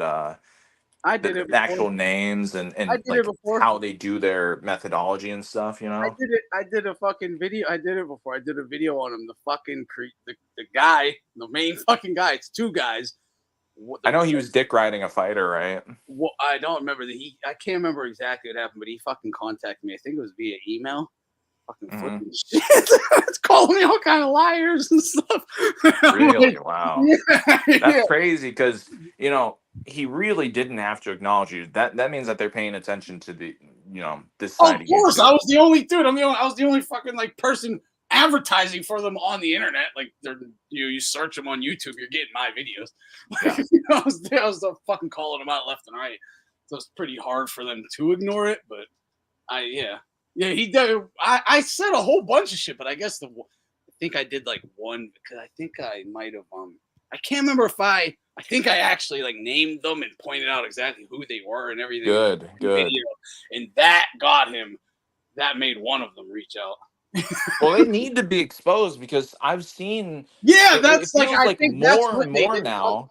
More and more now, people are using CompuBox as like proof of, oh, he won this fight. Oh, he landed this. Like on BDA's call yesterday, the Victor Postol fight with Crawford, right? And you corrected him too. Thank you, BDA, because I posted. I don't know if you saw my comment. I was like, that shit's inaccurate. You can't use that as proof. Oh They yeah, even say it's unofficial. So the fact that people are still using it, even though everybody says this is unofficial stats, it's like, come on. and I mean, fight and after CompuBox is fight, bullshit, dude. I don't know who fight the fuck. after fight, It where is. people do It's absolute actual. bullshit. We have done so many fights where we have done actual. Look, dude, there's Floyd and Cotto fights. Like they said Floyd like outlands him like 3-1, and he was outlanded like 3-1. Yeah, and Fight Film exposed it, and just like in a 10-second clip where Yeah, Cotto lands like 3 punches, and then Floyd misses one, and they count Floyd's. What? yeah, dude. If you watch, I did a video. It's about the Usyk Fury fight, and I literally created a punch counter. I created it, and I don't know if you guys saw it. It was I was counting the body punches, right? And so I'm hitting the button every single time a punch lands, and then I look at their punch stats. I'm like, what the fuck? They said like Fury outlanded him. Like, if you watch the video, dude, I literally press a button every time a punch lands. And I watch this clip many times. CompuBox, I use it sort of sometimes to gauge what I saw and see if it matches up. I do rely more on it for activity, like punches thrown, because punches landed, that's very difficult to gauge for these guys ringside. It takes a tremendous amount of focus. But I will say though that I don't rely on the CompuBox either, because they've gotten it way wrong. I remember Joe Calzaghe versus Bernard Hopkins. It's a fight that there was a lot of clinching in that fight. They had Joe Calzaghe landing something like 200 something punches on Bernard Hopkins, and even Bernard Hopkins after the fight said, "Yeah, if you would have landed 200 shots on me, I would be looking like minced meat right now." I'd be looking like Oh. hamburger. I mean, it's like, it makes no sense too. I don't know where they got that from, but that's the one that made me go, all right, what's going on here? Yeah. Yeah. I But if remember you one see, thing with you see the punches, the bullshit. There. CompuBox. I remember. I'm almost positive this is what it was. I can't remember if it was 2 guys or 3 guys, but they have like 2 or 3 guys ringside, different positions or whatever, and they have like a little clicker. Yeah. And like when Yes. they thought a punch lands, they hit the clicker for whatever guy they're on or whatever. And if they either both click, it's supposed to be a point or a punch or whatever. Or if 2 out of the 3 clicked, it was a point, a punch or whatever. And that's ridiculous too, because And it's I went over their whole system. Like I deep dived into it. But it wasn't. It's so obviously like the Floyd Cotto fight is a great example. That's why I brought it up. Right. It's so easily misguides someone or could be misused, misguided. It might not even be intentionally, but I made the accusation to them. It was intentionally cheating. I called it corruption in favor of Floyd because I said, how come all the favoritism or just happenstance, it just so happens to always favor Floyd every single fucking fight. Yeah. Yeah. I mean, you could see that's, because well, a lot that's of how you know it's not it's not Yeah. happenstance. well, a lot Exactly. of times, they'll just create numbers. That is the big thing they did not like. It's always the A side that gets the benefit of it. Because I named them and pointed all this out and gave fight after fight with stats. It's Yeah. ridiculous. But even when they get the guy right, like they're still off. So you are partially true that they're just like it's not a competent system. Like BDA, and you guys know I did a breakdown, like a punch count too, not just the cheats, but a punch count of Haney and Loma. That took me over the course of several days, like several hours to make, because I had to go slow-mo. I even provided timestamps for every punch, and it took forever to get that info. The fact that these dudes are doing it live, they're not going to get accurate stats, period. We have done punch counts, me and you, live on stream together in front of everyone, and it's in like half speed. Half speed, and we have discrepancies. Yep. Me and you, we will have different numbers. Like, but even with that, we're still generally we have the same guys winning. It's never like close. The thing is, even if you don't get the exact number, you could see who's winning the fucking round. Yes. The point is, it's half speed. Yeah. And even if there's a difference of like 3 punches, because that's really all it never be is 1, 2, or 3 shots or something most. But the fact that that's even still there, because these are rounds, there might be 12 landed punches by a guy. 3 is a big deal on a fucking punch counter. Like a 3 punch swing that could that's like 8 to 15 or whatever, 9 or whatever. It's a fucking big deal though, and that's at half speed. Boxing experts call it what it is. These guys are fucking whoever, a computer programmer with a clicker. Yeah, just pressing a and you just see Floyd's hand go, and you go click, click, click. I feel like they changed a lot of that shit even after the round, because you'll see, like, you notice that Floyd's not throwing many punches, and then somehow like, what? He threw more punches than him? What?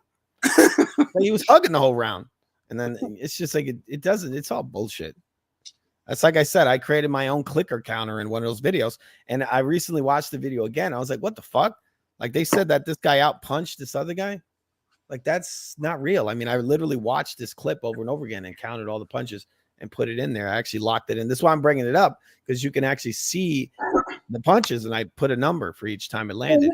And every punch count we've done on stream, everyone could see the compu, because we'd use like the HBO broadcast. You could see their CompuBox count. It was off every fucking time. Yeah. Yeah. So they're building that. They're building all that. Look at the Floyd Oscar one we did, dude. That shit was crazy. And you know what? Also, earlier, I think B-Day was saying that he uses it for generally activity, right? But even to use it as that is problematic because I tried to just count all the Really? total punches thrown. Me, Jerson, and Devin, they did it separately, and then I reviewed with their work. And dude, feints thrown punches Yeah. off entirely because I came up with one result and it was like 20 punches off of Jerson's. I was like, this can't be right because we're counting feints. One of Yeah. us is counting more feints than others, and that's gonna throw off the activity entirely. Because a lot of Yeah. guys, So they'll like that's half all. paw their fucking hand the whole fight. And it's like, well, what's a punch and what's not? Like Yeah. that requires extreme attention to detail to differentiate that. And these live counter guys are not fucking doing that. No. It's a very rough estimate, but Yeah. for activity wise, they are generally correct on activity wise. Like, But that's my generally, point. The but feints, still, like use if I feint certain. a straight right, but it's like 90% thrown, are you gonna count that as thrown or not? Like I 90% extend it, Not but I yet. pull last second. Yeah, I am. Exactly. That I would too, but like, are these guys doing it? Does everybody agree with that? Like, no. And that's where I would say that even their general, I mean, obviously most punches you're still gonna get, but there could be like fucking 10% of the thrown punches that No, but they will might be definitely off. lie about this, especially in the like jab department. That's where you'll see a Yeah, lot of nonsense. which I mean, a lot of guys throw jabs. You know, Well, I mean, and we always talked. I always said this about Spence. Like people would say, Spence's jab, one of the best jabs. Dude, I thought he had a terrible jab. Just because you throw a lot of jabs, don't mean you have a good jab. yeah, And you miss 90% of them. Like that's not a good jab. You're just yeah. smacking guard with your hand. It's not a jab. You're just like distracting with it and call it a jab. Dude. So you'd see the punch stats and be like, wow, he has a fucking dominant jab. Yeah. No, you don't. It's horrible. Thunderdome. You should one day. You should. You've done like breakdowns of resumes for like Floyd and shit, right? I would love to see you break down Spence's record after the Crawford loss because man, I went back to look at that because I was like, okay, Spence is the best one. Let me look at Spence's resume one more time. I was like, wow, he only has fought like four fucking guys, and they're Yeah. not even good. Like it's absolutely insane. Like he fought Kelbrook after moving back down, drained, and off after a brutal loss to Triple G, broke his eye, and then Udi fought like fucking Peterson or something. Then Garcia again, Ugas and Porter. Like it was bad.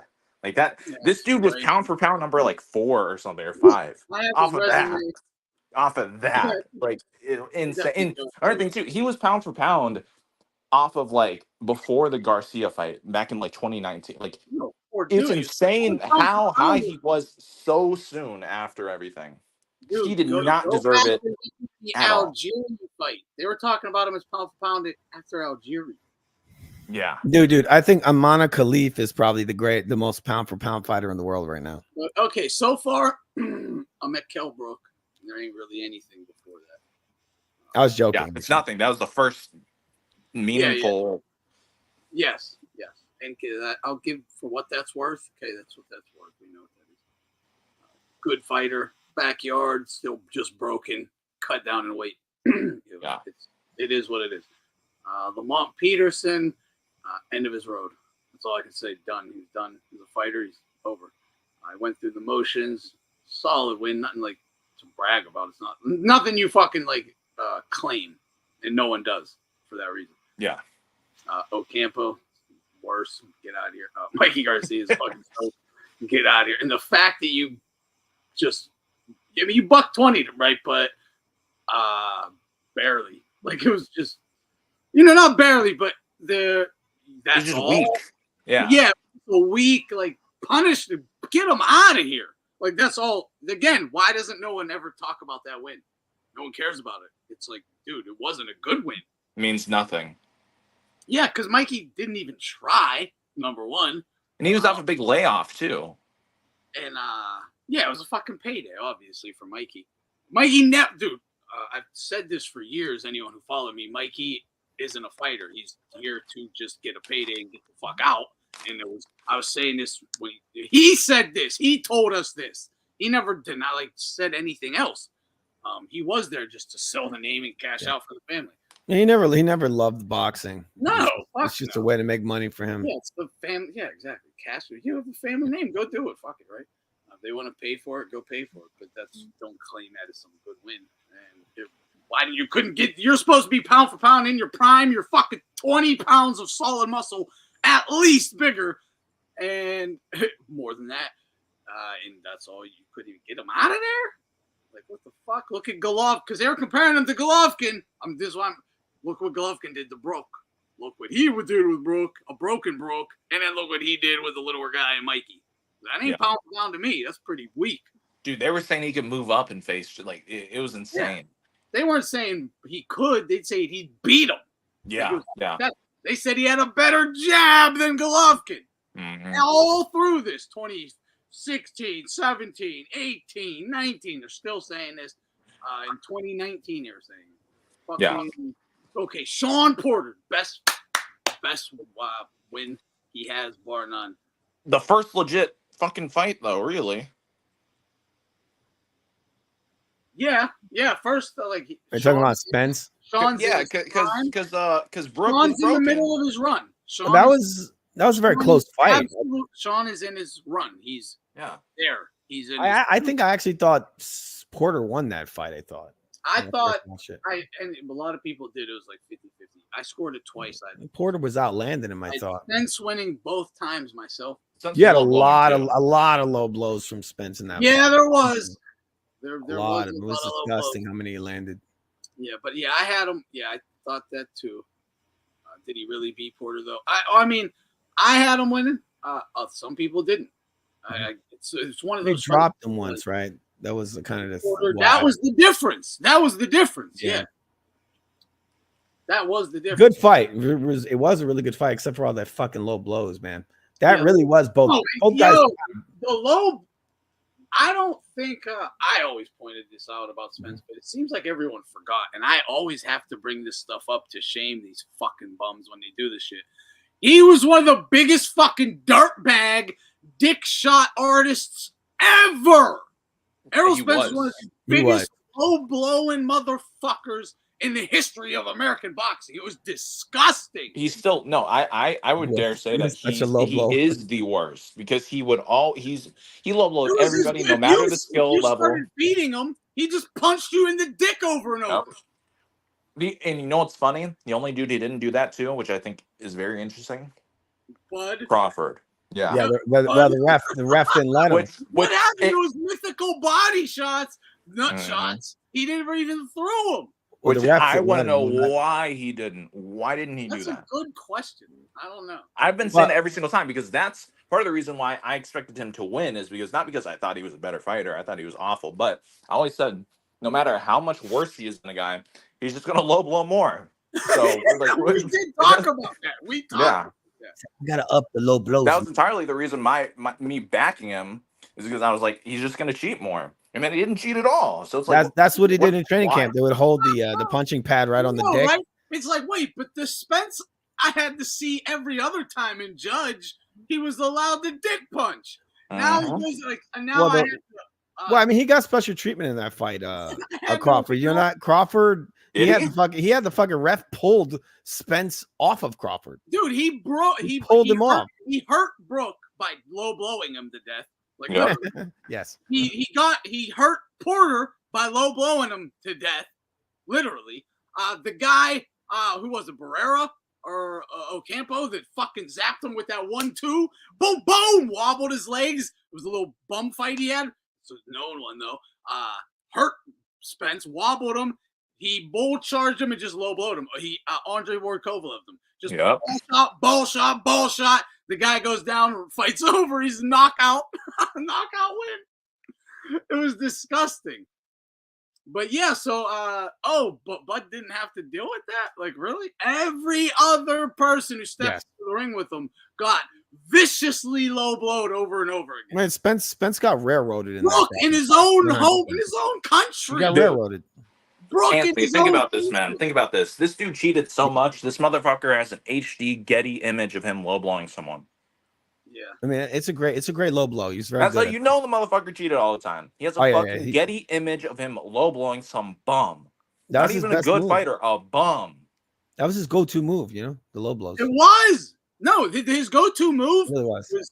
was jab, uppercut to the nuts. Jab to Yes. the head, uppercut to the nuts. Throws a nice Yeah, little combo pawing. too. It wouldn't It even was be like, one. It'd be yeah. a combo low blow. Hey, yes, it was Yeah. like a pawing jab, lead right hand to the that's head, all it bam, was. and then It bend was- his knees and boom, right to the dick. And bro, go watch any video I used to do when Spence was active. I couldn't stop talking about it.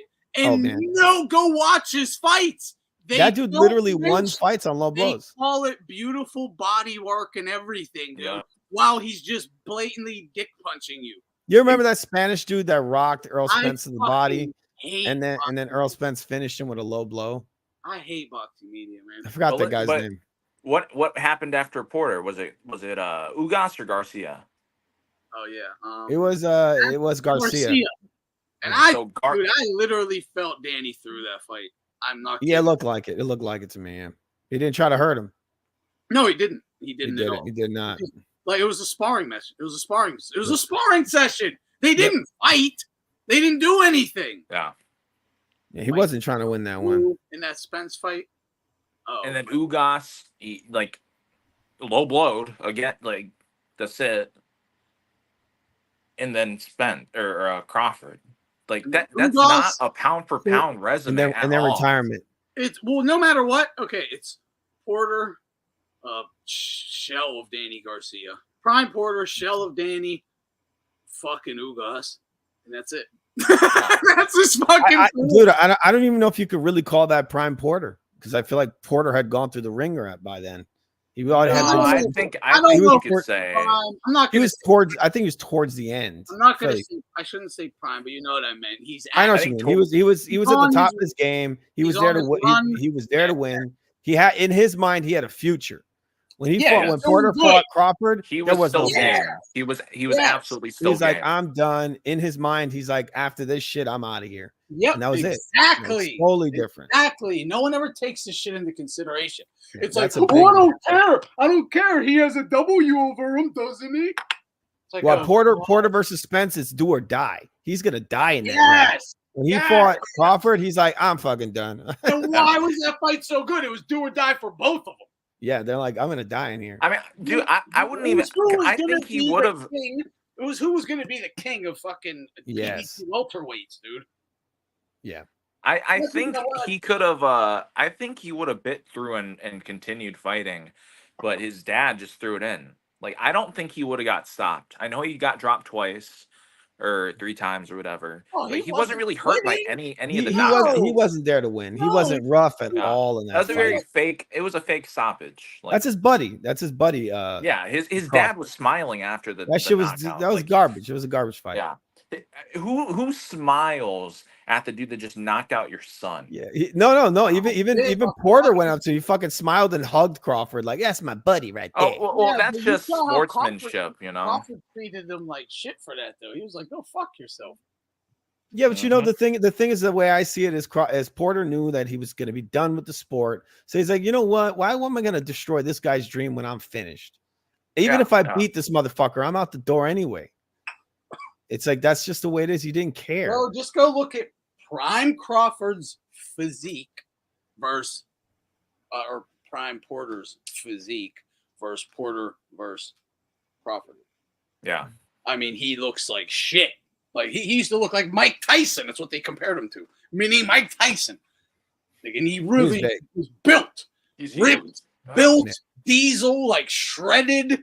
Dude, he's like a little fucking. He looks like he kind of dude. He kind of looked like He was fucking soft. dude, the little guy Haney just beat up. Prograde, like body type wise, like Yeah. flabby. You He was know? soft. He was soft Yeah, versus soft. versus Crawford. When he fought Spence, he was fucking jacked. Yeah, He was all Roided ripped. the He was fuck ripped. out. He was He was so ripped. peaceful. He You was see, so peaceful.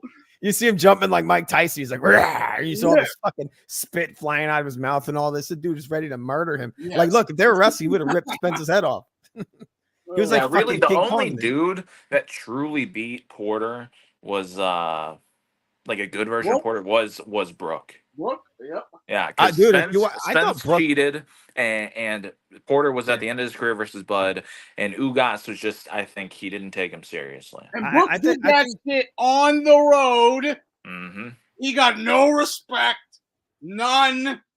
Spence goes over and fights a broken Brooke and gets so much fucking praise. Yep. I thought that Porter While cheating. Brooke fight was actually very Yeah, close. while I thought Porter might have won that fight when I watched it because I felt like Brooke was excessively holding in there. He was. He was doing a He lot of was. wrestling, Yeah, he was- and Porter was but- touching. Porter was touching him up. a lot. Porter is a bit of a not the cleanest fighter either, but I No, wouldn't not call him at a all. cheater. I wouldn't call him a cheater though. But He's he's rough. not the He's very cleanest rough. fighter. I'd say he's very rough. A rough and tumble fighter. He's Brawler. rough. You know who reminds me of him a little bit? That kid Austin reminds me of Porter, like prime Yeah, Porter a for little sure. bit. Yeah, But I mean, definitely. but Porter's better for sure. Yeah, He's for a sure. better fighter. Yeah, for sure. But I know exactly what you mean. But he has that kind of like Rough energy to and him. tumble shit. Yeah, rough and tumble. But I mean, Porter's dad was hardcore. Like when he was young, he was training him like military. No, he's not like. I mean, didn't he train the U.S. Olympic team? Yeah. So, yeah, I mean, he's a good.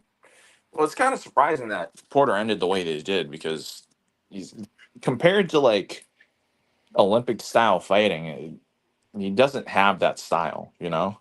No, but he could box though. Like Yes. I know he could, yeah, but it's just weird that he developed that like inside rough. He would like style. fucking tackle jab you. Yeah. Yeah, He was shooting with that jab. It's crazy the way he was But, shooting that jab. But yeah, that's Spence's resume. Like, and he was pound for pound. He still is. He got taken off recently to get replaced by fucking Haney. Fucking Joe. Right now? Yeah, two undeserving guys. Haney is on the pound for pound list right now. Yeah, Spence got replaced by Haney. Dude, America is in the shitter. Yeah. America is so disgraceful. I'm an American, everyone. This is fucking shameful. We're all He's American, I'm pretty sure. Epitome right? of Haney is the epitome of non-pound for pound. Like, Yeah. literally. Spence too. Spence too. Yeah, for sure. But like, Haney, come on. Like, Yeah. dude. And right now, when the whole world is aware of it too, it's not like only we are aware of this. Mm-hmm. Yeah, it's crazy, Oh, man. oh, But this until is- he got taken off, he was the longest person on the pound for pound list. I'm pretty Look, sure. I don't know what the hell is going. I was thinking of this yesterday. I don't know what the hell is going on over at Ring Magazine. But someone, like, hey, Doug, someone needs to fucking get control of that ship for the simple reason.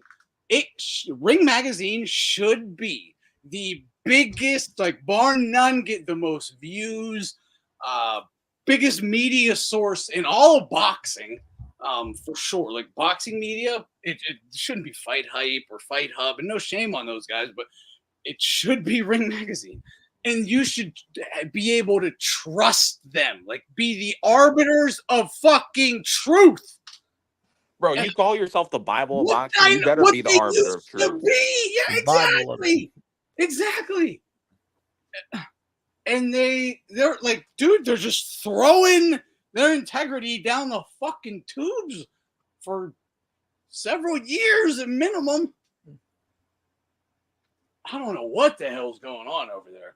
You got to sing. Like, you know that Ted DiBiase song? Because I was like, dude, man. I don't buy Ring Magazine anymore, right? But I always liked reading it. I'd still like reading it. I was like, man, I should start buying Ring Magazine again. Yeah.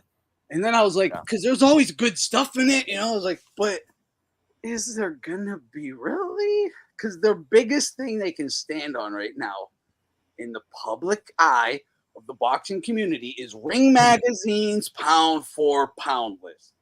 In an age of where pound for pound is so fucking important, the Bible of boxing, you're not even the arbiter of truth on pound for pound. Like, what the fuck are you doing here then? Like, come on, De La Hoya. What are you doing, man? Doesn't he still own the company? What's he doing? He's an asshole. That's a way you could have, like, dude, you want to talk about, like, man. Well, that kind of shows you that he doesn't really control it, you know? Yeah, what's going on? He should be loading that shit with Golden Boy people, honestly. Yeah, what is going You should at least rig it that way, right? Yeah, well, replace fucking Haney with Ryan Garcia, like straight up. He should. He should. No, that is a good point. Brooke, shout out Jed Outlaw says Brooke was holding a lot that night with Porter. Was a lot of wrestling. And that, the fight was kind of trash. But Porter's style is so messy, it can lead to a guy just wrapping you up rather than dealing with it. Yeah. But I mean, the thing is, what Brooke was doing is he was just trying to catch him coming in and smother him because he's not going to he's not going to be able to brawl out. Porter. Why just let the little short guy with little arms sit on the inside and explode on you? Wrap his ass up and get the fuck out of here. He's got to use. I think the guys clip him while coming in and then stop him from inside. That's excessive. I mean, when you keep just catching, it's unfair. But it's too much. Yeah, it was ugly. It was ugly. It gets disgusting. It can happen again. It can happen with the mesh of those styles. It definitely can, and it did. But the ref should have never allowed it. That does just need to be pointed out. Porter specifically fought like shit that night. Also, it wasn't a good performance from him at all.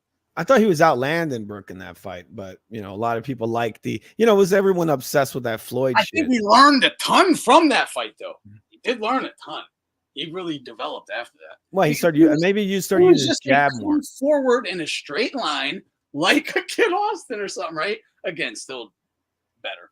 Way better. Some just straight line, out muscle you, out athlete you, and just land on you. He started throwing more. He started setting up with the jab. That was the big thing. Like Porter added the jab to his game. He used it a lot more, and he would leap in from much further. So, what would happen to him? He would come in real fast, and the guys would just punch and grab, and that's all he did to him the whole night was just punch and grab. And I hate that shit.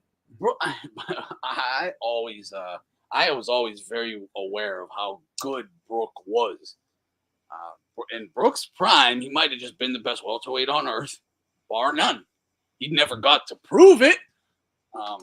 They never fought him, or he never got the fights for whatever reason. But in his prime, he was. I think he probably was the best welterweight on earth. He was Pacquiao because at the time, we never the other two champs were what Manny and Floyd. Thurman really. I think Thurman he would have beat both of them, honestly. I mean, Thurman was the guy for him to. If they wanted to prove himself for that era, the two guys he should have fought was Brooke. Brooke was Manny. Well, not Brooks, not Brooke. He is Brooke. Keith Thurman and Manny Pacquiao. Those are the two guys to prove. Because Manny was still there. Versus Floyd. Floyd didn't want that. He never gave him a chance. Oh, Brooke was gonna pummel him, man. I'm telling you, Brooke was fucking good. Oh, Brooke would have beaten the shit out of. That's why I always rated the Golovkin's performance on him is good. It was good, yeah. He blew him out. Dude, Brooke is a fucking monster in his own right. Yeah, he would mix it up. He would hit you with some really good counter punching. Yeah, big, strong, fast, had power with a good jab. He's quick. He knew how to box. He knew range control. He had solid defense. He was tough. He let his hands go, and he had pretty good balance for a guy. For a boxer, of that time, but he wasn't a pot shotter, really. He just used it on Porter, but he could counter punch, he could box, and he would let his hands go at times, and he really had good balance as well. So that would be a really crazy fight versus Floyd, I think. I mean, the best Cotto versus the best Brooke. Yeah, I'd probably go Cotto. He probably should have fought Lara or something like that. Brooke, and the other thing, the best Brooke we ever saw was versus Golovkin. Yeah. So I think that was a step too far for him. It was. I think it was too much. Yeah, definitely.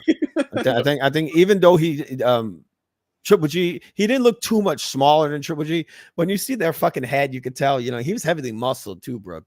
Like Triple G, he's just a naturally bigger guy. But is he?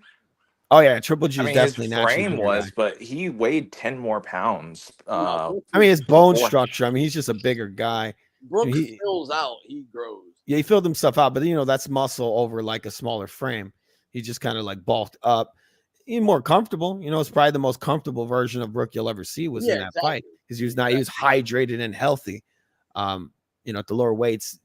That's the best, like you said. Just because you have denser bones, I wouldn't necessarily say like you're bigger or smaller. That's just kind of the way it works. He's building himself up. Brooke was bigger, but it's Golovkin is just used to and more accustomed to just fighting bigger guys than even himself.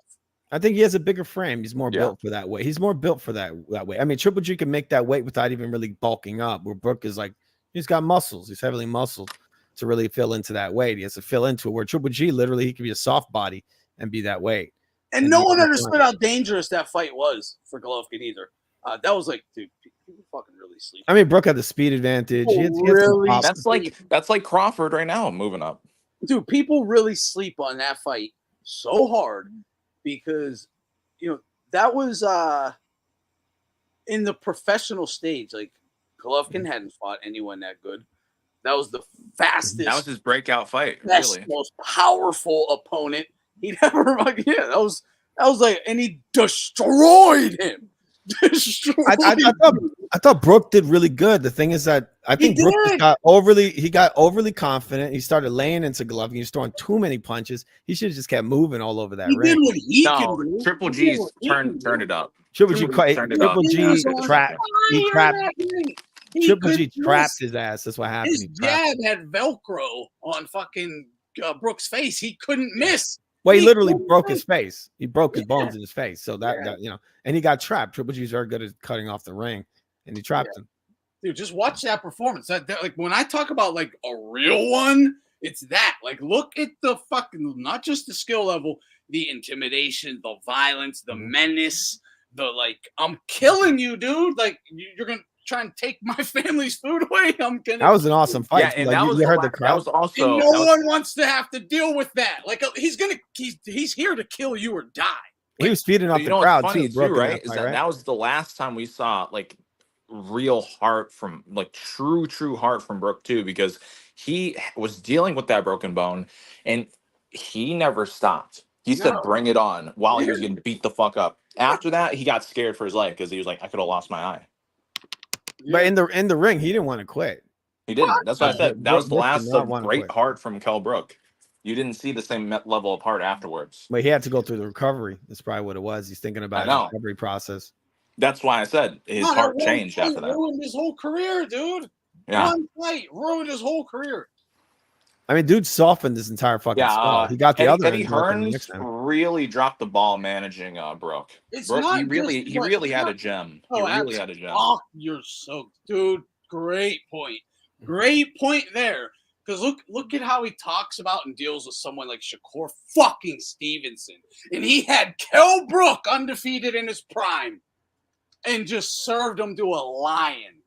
Like, for real. It's crazy. I think what was happening is that everybody was ducking Brook, and so Triple G was the only.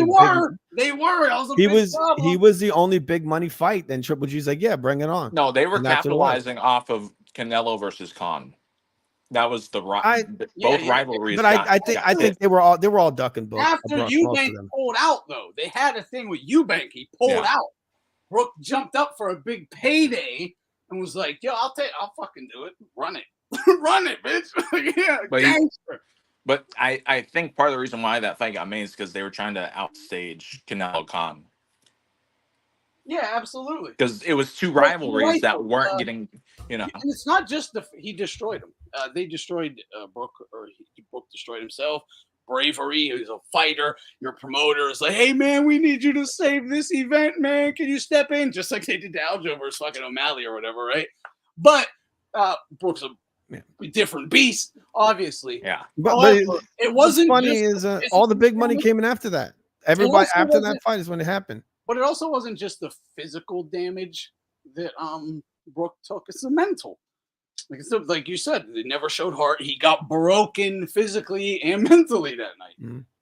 But what's crazy about it is that none of these other guys would ever fought Brook if it wasn't for the Triple G fight. Look, none of them wanted to fight him. And this is another thing. Brook don't get the respect he deserves. Number one, he defeated the fucking welterweight Mike Tyson when he was undefeated champ. That they didn't like that, so they never gave him credit then. Then he goes up against Golovkin, the number one hated dude at the time. They're like, "Fuck this guy." Brook loses to him, so they can't say Brook's good or wow, then Golovkin has a legit win. So they just continued to shit on him. And then, he has his own problems with his own countrymen, the rivalry with Khan, all that stuff. He just got no respect. No respect. and people like erase what an amazing fucking fight that was. I mean, you have to respect Brooke. I mean, he did something that none of these guys want to do. He went from welterweight all the way to fight the Beast. Beast at middleweight. Like, no one was going to do that. And you didn't see Earl Spence do that or a Crawford or any of those fucking guys. I mean, Crawford's older than Brooke. So he could have definitely probably, I mean, come on. This guy was always problems that he could have done it years ago. With old Cotto. Like old Cotto. Yeah. Look at this. Crawford is 37. Canelo's 33. I mean, Crawford could have done what Brooke did. He just chose not to. He just hid down in the lower weights. And they're calling him an all-time great. But Brooke, Brooke's like beneath Crawford, really? I don't think so. I don't think he is. I put him higher up on the list of if you're going to call Crawford a great, then Brooke's definitely a great, better fighter. Oh, that was a complete mismatch. But that's not it was. I think Brooke could have pulled it off. I think his game plan was all wrong. That's nothing to like shame the fight itself or Brooke though. That is just a testament to Golovkin's fucking abilities, honestly. Yeah. When he was on a tear, that's why he was who he was. Mm-hmm. That doesn't take away, like, the fight still should have happened. Like, not that, the fact that it destroyed Brooke, maybe it shouldn't have, but I don't know if I'd call it a complete mismatch because I think he had a chance. That fight though. Imagine if we didn't get that fight. But absolutely mismanaged. Like, no doubt. I think we would have never seen the Spence fight. No, you wouldn't. That's why. That's a good point. You wouldn't have seen the Crawford fight. You wouldn't have seen any of They those would have like forced them to come to America, A-sided them, headbutts, low blows, and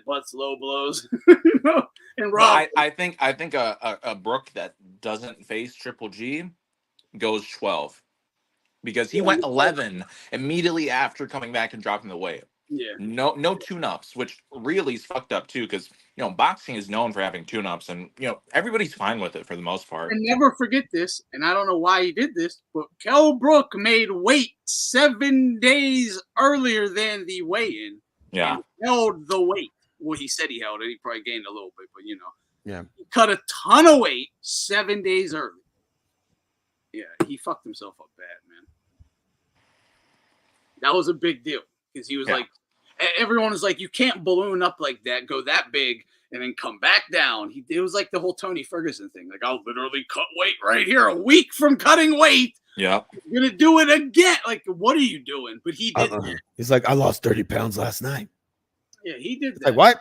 And he still went 11. Like, to your point, though. He still went 11. Yeah, again, the real pound-for-pound performance from Errol Spence, huh? And they were comparing him to Golovkin at that time. Yeah, it's so sad. We sacrificed like a legit potential pound-for-pound talent in Brooke for this overhyped bum in Spence. Yeah, this cheating bum. They should have just served Spence's ass to Golovkin. Yeah. They served him to Miguel Cotto like Cotto tried to get, but Spence ducked. Biggest payday of his career. He was going to get massacred, though, in front of everyone. Yeah, and if he tried low blowing him, we know that Cotto can low blow too. Oh yeah, and he does it. He does it good. He does it real good. He's gonna do it better, man. Mm-hmm. No, Cotto is a 54-pound Cotto left hook to the fucking nuts. Yeah, you're done for. Yeah, Cotto's a savage, man. It's like a mule, both hands fat. Like, yeah, he's just beating the shit out of Spence at 10 out of 10 times. He would have. That was the honestly, biggest payday of his career, bar none. It was huge. I forget what it was. With the light ass shots that Crawford was dropping him with, man, that left hook would have fucking probably laid him out cold, honestly. Yeah, it would have looked like Devin Haney versus Ryan Garcia. Eyes rolling around. Jaw swollen. Yep.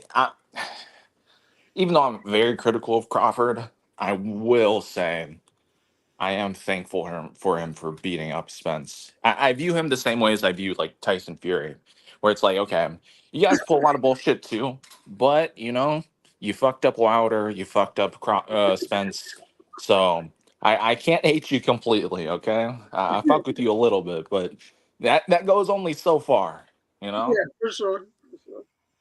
I know what you mean, though. I know what you mean. I mean, Spence was just very basic. He had that. Oh yeah. I mean, I did a film study on him. He was so basic. I literally solved everything. I Dude, solved he Spence. doesn't. He's I barely solved contender if he Spence in has to fight 30 clean. minutes. I literally solved them in 30 minutes. Yeah, dude, think about this, right? Like, if this dude couldn't cheat, he's not even. He's barely a contender. Like, he's worse than Avanesian. Avanesian was touching up Crawford No, and good point. almost winning until his glove fucking bursted open and then got knocked out same round. Yeah. But Spence just didn't have any Remember, success. Any. Spence was also the king. Everyone seems to forget this too. He did this over the majority of his fight, short notice opponents. He'd have a Spence versus TBA until 10 days before a fight. And then Barrera, Ocampo, or whoever. That's just what they did all the time. Yeah. And they weren't even good fighters, too. No. Like, it. They're just cans like jobbers they had sitting in gyms. They never wanted to tell them they had a fight coming up. Yeah. Out of the gym, on the couch, drinking or whatever. Yeah, you have this fucking giant young weight bully, fucking steroid freak that can cheat. Yes. Well, yeah, he's going to go 20-0 or whatever. And beat Mikey Garcia.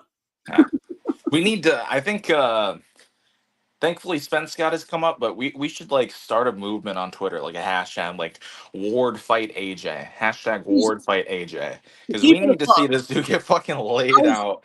Just dilute him entirely. Say, oh, Yeah. you're gonna work him to the body. You're so good, so defensively sound. You can beat AJ. You can become unified champion again. Come on. For real, for real. Let's get it going. And I was just about to give Spence credit, and be like, well, he at least, beat Porter. And then I was like, if he couldn't cheat in that fight, he wouldn't have won. Yeah.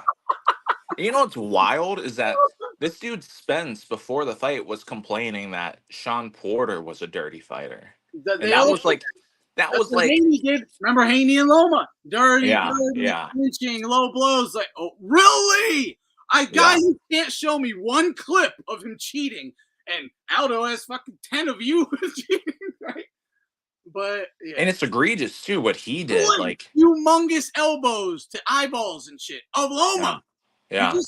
Like, dude. Oh my. Another thing too, on BDA's second channel, a few call-in shows ago, he actually said at the beginning of the video that he's working on a video. So everybody watching and shit, stay tuned to BDA's second channel, BDA Boxing Clips, because that's just gonna drop soon. I don't know how soon. I won't say soon, but he's got something cooking. He's using stuff I provided to him. It's gonna be shocking. It's gonna be shocking. I'm telling you. Oh man! If he times it up right, that shit goes viral. Oh, dude! Right, I'm gonna. Damn, man. I would say. I'd say. I mean, if you're gonna do it right, you can release it whenever, obviously. But I'd try to wait for Haney to get into a news cycle, dude. That's why he can't. He went off just now, but I wanted to talk to him, just like say, where's he at with that and what is he thinking? But he did say something recently, so that's why I haven't really pushed for it. I don't want to come off as like annoying, You can even put out like a couple little shorts over 4 days apart or whatever to hold some attention too, in case he ain't in the cycle. That way it don't get missed. That's all I'm saying. I don't want it to get missed. Because that shit needs pointed out and he needs fucking shamed. Yeah, he does. And it should be at a big. I hate them dudes are scum. They're just pieces of shit. Yeah. Just weak. I can't say anything else. They're just fucking weak. I can explain it to them if they need. They're fucking weak. Anyone who's questioning why, I can explain it. I haven't done the same level of breakdown for other Haney fights, but just off of memory, like this dude usually just like goes for double leg takedowns or sheets. He was wildly disgusting against Loma. Below the waist. That is every fight. Ducks below the waist, low blows, kidney shot. But that's like his usual, It's like elbows, okay, whatever. rabbit punches. Yeah, the reason he got so egregious. The reason he got so egregious versus Loma with fucking huge elbows elbows to the fucking face, to the temple, big to the back of the head. He elbowed him to the back of the head, dude. Yep. This ain't no joke. I can pull the clip up. I have it in my Twitter from fucking Aldo. Dude, fucking. I mean, that's like, dude. Pritchard Cologne, anybody? Pritchard Cologne? Anyone? Fuck him. Fuck his daddy. His fucking Diddy fucking parties. Fuck him. Every which way. Dude is scum and should be shamed. But he did that because he was getting his ass handed to him and knew what was coming. You know what's crazy too, man? A lot of those attempts were also literally dodged by Loma's defense. Like when they were both rushing in, right, and then he would flare that elbow as they were both. He's trying. It's basically like a flying knee, is like somebody's going for a takedown in MMA. That shit's devastating. You guys talk. What are you talking about? The Haney fight with Loma? Punk ass Haney. Yeah, he cheated. He did. Like elbows, rabbit punches, headbutts, low blows. Not really headbutts. I think a lot of that damage on Loma's face was done by headbutts. He sneaked in him real good. You know, he's shooting in with his head. No, a lot of that stuff. He cheated a lot, and it wasn't headbutts, man. It looked. I thought it was headbutts. I mean, the elbows. The elbows were in there. Dude, a lot of elbows. Okay, if there's one fight I'm not gonna listen to anybody about, no offense, it's gonna be Haney Loma. I went full fucking autism on that fight. Yeah, this is one fight I'll trust him on because he has been doing it since the fight. I scored it. I scored it twice. Yeah, I just thought Loma won both times. Oh, I just saw I just saw a clip of Michael Jai White saying, "You know nothing about boxing if you thought Loma won that fight." Oh yeah, of course. Michael Jai White. That's I know the guy boxing, that had, and you're saying that because you're black.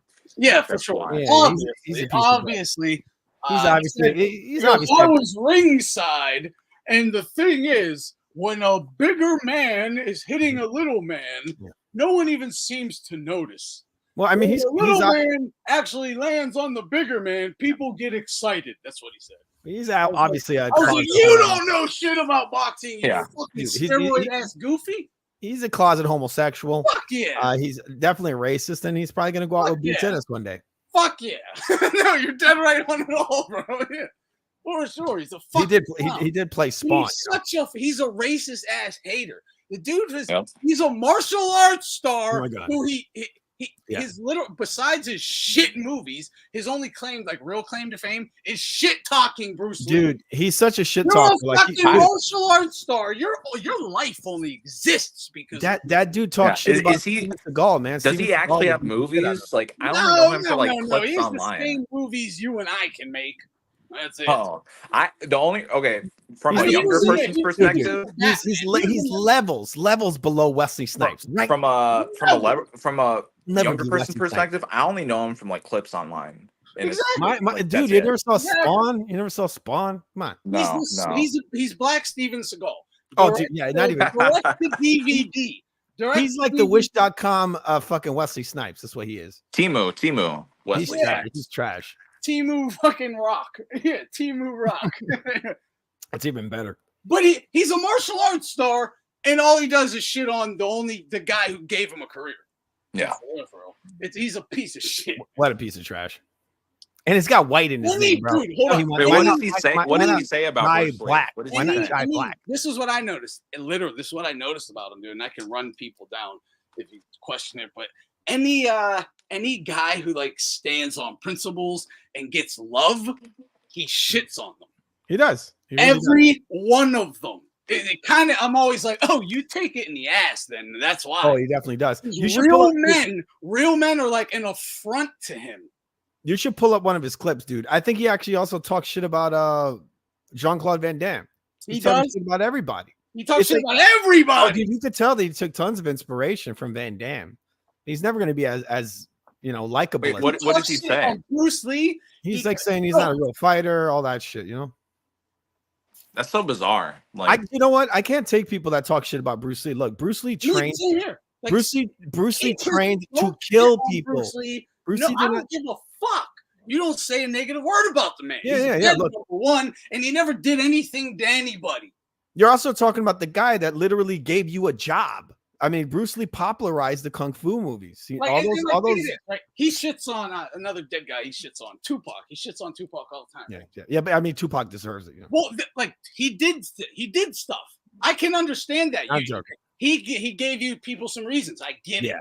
Bruce Lee didn't do anything to anybody. Yeah, but look, Bruce Lee gave him a fucking job. Yeah, Like I said, before Bruce Lee was opened the door for all these fucking kung fu movies. Before Bruce Lee, all that shit didn't exist. Before Bruce Lee, the kung fu movies were only made in Chinese. There was only fucking John Wayne throwing one punch and knocking everybody out. And it's like, it was a really bad punch, actually. It was a tiny little cult film industry in China.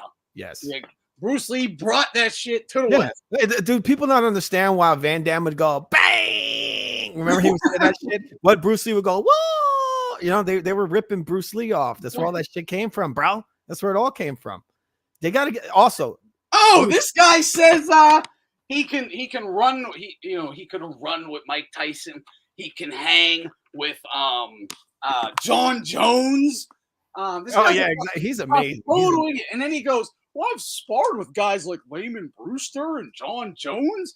And it's like, dude, but we saw the footage. You're not even sparring. They're doing what, dude, he calls sparring the same shit you just saw Bud Crawford and Andre Ward doing. He calls that sparring. It's like, dude, all they did was shake your hand. Yeah, for real. They shadow boxed with you for 30 seconds. And you're like, I sparred with the champ. I went 50-50 with the champ. Jon Jones is like, hey, can you stop grabbing my ass? You know how delusional mental that is? I'm kidding. Jon Jones would like if he did that. Yeah, he's full of shit. He really is. The only movie I really liked of his was Spawn. That was it. Outside of that, I mean, it's all trash. I have 2 copies of Spawn #1, but there was, I like the movie with John Leguizamo. That was a good one. But I mean, again, back to the Bruce Lee thing. Like, people always like, you see guys like Joe Rogan talking shit about Bruce Lee. It's like, dude, that fucking kick that Jon Jones throws, that the one to the knee, that's a Jeet Kune Do technique. That's the first jab. That's the jab. You know, that kick's intended to break your fucking knee. Dude, oh my God. Me and my kid were just there on the last UFC card. Someone kept lighting someone up with obliques. I was like, they just kept doing it. And we started talking about it. And I was like, you know, again, Jeet Kune Do, way of the intercepting fist, Bruce Lee's philosophy, that in a street fight, this should be your jab because you are using your longest possible weapon to reach the closest point of your opponent, which is going to be your lead leg to their front knee. And it's a vital attack because if one of it just takes one to blow the knee out, you won. Yes. It's and usually they would jab. They would kick you with it and run away. That's really the idea. Is just just keep fucking your shit up until you're on one leg, and then they pummel you. This is why I think this Joe Rogan shit is fucking ridiculous. Like Bruce Lee literally trained to kill people. Yes. He didn't train for competition. He trained to fucking kill you. Yeah, he didn't train for sport. They forgot about all the biting techniques in Jiu-Jitsu. You know, the ones that they go for the artery. So if somebody, look at this. This is the way to get out of a choke in Jeet Kune Do is that the guy puts his fucking arm around your neck. You tuck your chin, you get his arm, and you bite his fucking artery. That's how they get out of that. They don't do this bullshit where they're pulling it off. Because guess what? If that motherfucker got some giant forearms and he's fucking super strong, you're not getting out of that. That's why they got weight classes in the UFC. So what he would do was bite your fucking arteries. Yeah, that's how there's going to be groin strikes. It had groin strikes. Eye gouges. Eye gouges was a big one. All of that shit was in there. They forget that. Joe Rogan forgets that. It would be amazing if Bruce Lee was alive. He would beat the. And again, Joe Rogan loves to say stuff like, "The UFC is the closest, most realistic, or whatever, to street fighting or whatever." It's like, well, I mean, I get it. I get it. Right? You can do the most. You know, but like, come on, man, because you can't. And I'm not saying again. It's where do you draw the line, I guess. But if this is part of the MMA, you can kick wherever. Then that shit should be abused. Honestly, and you should blow your opponent's knee the fuck out. And I mean, it's okay. Street fighting is too random. If it's allowed, If it's I shouldn't. If it's allowed, why should I be shamed for doing it? That's all I'm saying. Yeah. Street But I mean, fighting is too random, man. Like, well, you but it's can't- not. you It's can't not, really. it's not that random. It's just if you don't allow No, like, it look. is. If I'm Well, in a full guard and my head's right next to your fucking face, I'm gonna be slamming my face into your mouth. Hold I'm on. gonna slam my forehead into your mouth. Let me just give like a real quick scenario to a street fight. Say you're in a bar, you're around the bar getting drinks, argument ensues, whatever. Someone's approaching you or too close to you. They got that, they're not looking too happy. You fucking swing, probably hit them.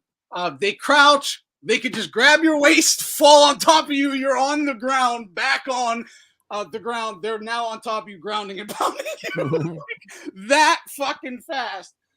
On an accident, you dropped them, but they grabbed you behind the fucking knees and just took you right down and climbed on top of you. You better know what to do from there.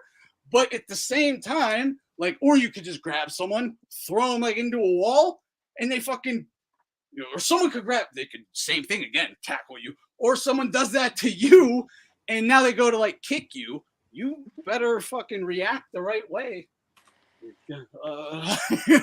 Man, it's very random. You never know what the fuck is gonna happen. You just have to be aware, fast, kind of agile. Hope for the best, really, but yeah, shit goes crazy. a lot of pushing and a lot of hammer fists. Possible. So a lot of people throw hammer fists. That's even the toughest dudes Especially I know some of the toughest people. And some of them, they just don't know how to throw a fucking punch at all. Well, I was just thinking about this again. This is the thing with the wrestling and boxing, right? Or wrestling, striking, whatever. I agree wrestling is great. And the reason you have to have both to me is because if you can wrestle, but then get someone to the ground and can't do anything, you can't damage them. Because again, dude, there are athletes who just, they can't punch. They cannot do it. They've never practiced the movement. They don't know how to do it. There's nothing to it, nothing behind it. And it'll be hammer fists and little taps. Yes. You're just letting this guy will just stick around for a while. So you got these fucking dudes all day lifting weights and they're walking around all bloated up, damn, I'll fuck everybody up. And then some dude knows how to throw a punch. This guy doesn't know how to throw a punch at all. If you have the ability to control people like that, and have went through learning how to punch, you're a problem. You're gonna be a problem. Yeah, but I mean, also some people aren't used to getting hit. So even if they know how to punch, they're just not used to getting punched in the face. That was Mike Tyson's thing, right? He's like, yeah, you can all dish it out, but can you take it? Yeah. This is my I've always had the same philosophy, Chill, son, and as I can't let you get close for that very reason. He goes, fat lads I know have won countless street fights by what Anthony just described. And they do. They will. You can't let them get close. And you have to be able to flick you, sprawl, but, not fall. You got to, just be able to jump back fast, kind of do a little Shakur Stevenson type thing. You do the rhino They'll tap. end up just falling on their face in front of you. They'll just fall. Their weight's pushing them, and if you're not there, they just fall. But, yeah, if they get you, You do the tackle. you're in all kinds of trouble. Ain't no jujitsu fucking saving you, and especially if this guy's violent, because he's just gonna bash your head in, choke you to death. Fucking it's gonna be all bad.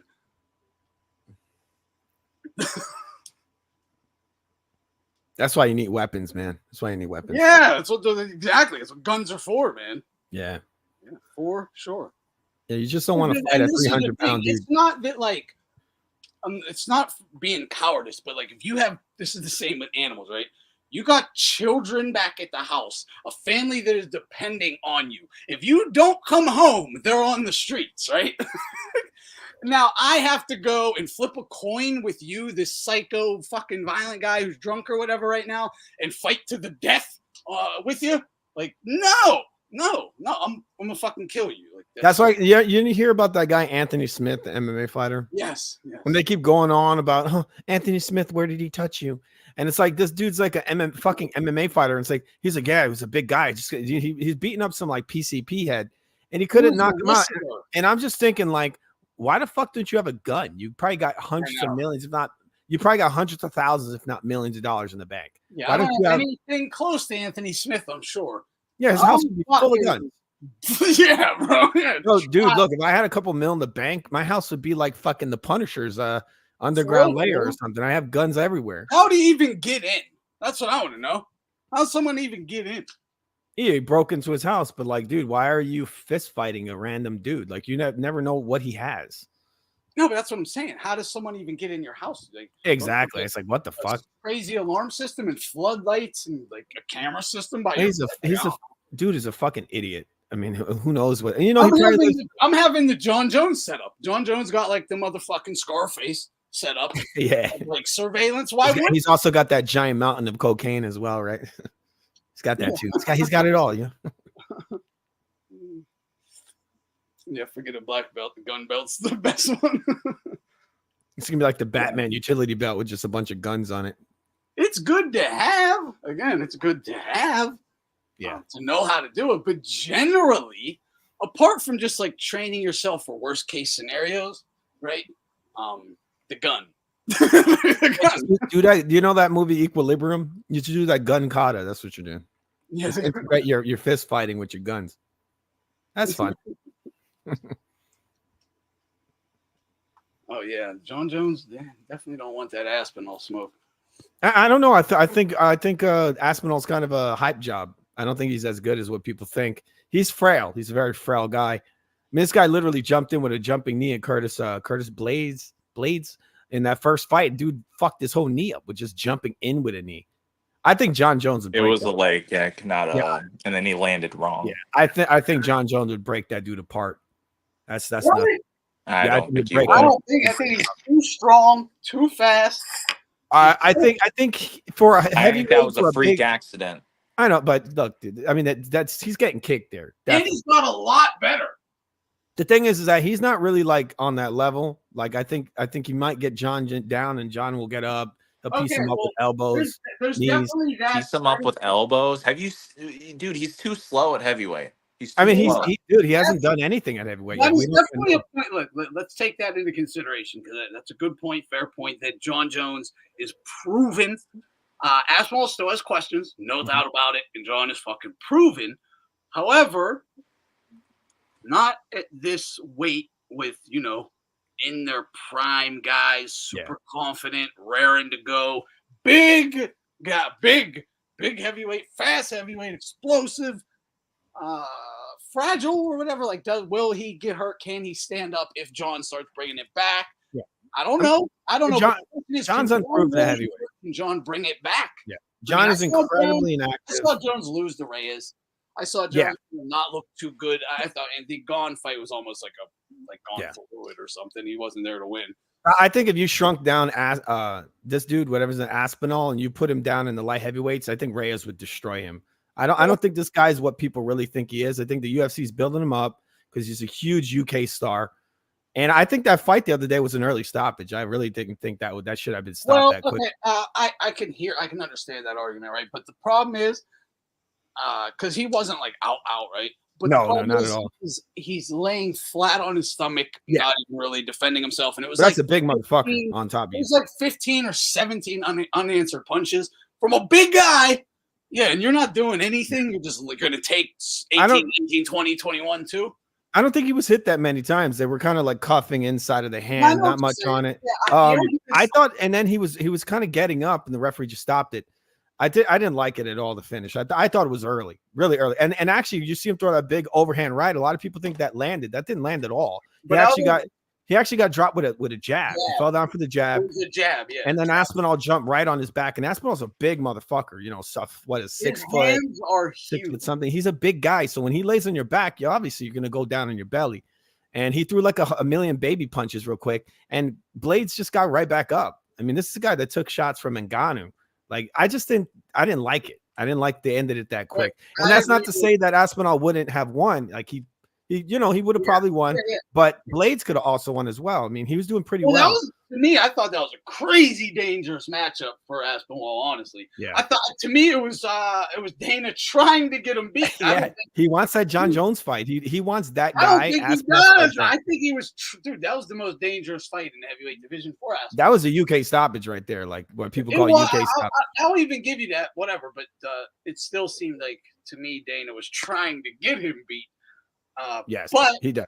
right, Dana hates but wrestlers I agree with this like that. technique and Outlaw that Jon Jones just really seemed to he's slowed down a lot. He did a ton. He slowed down a lot for Reyes. That's why Reyes was able to win, because Jon was already old. He was aging already.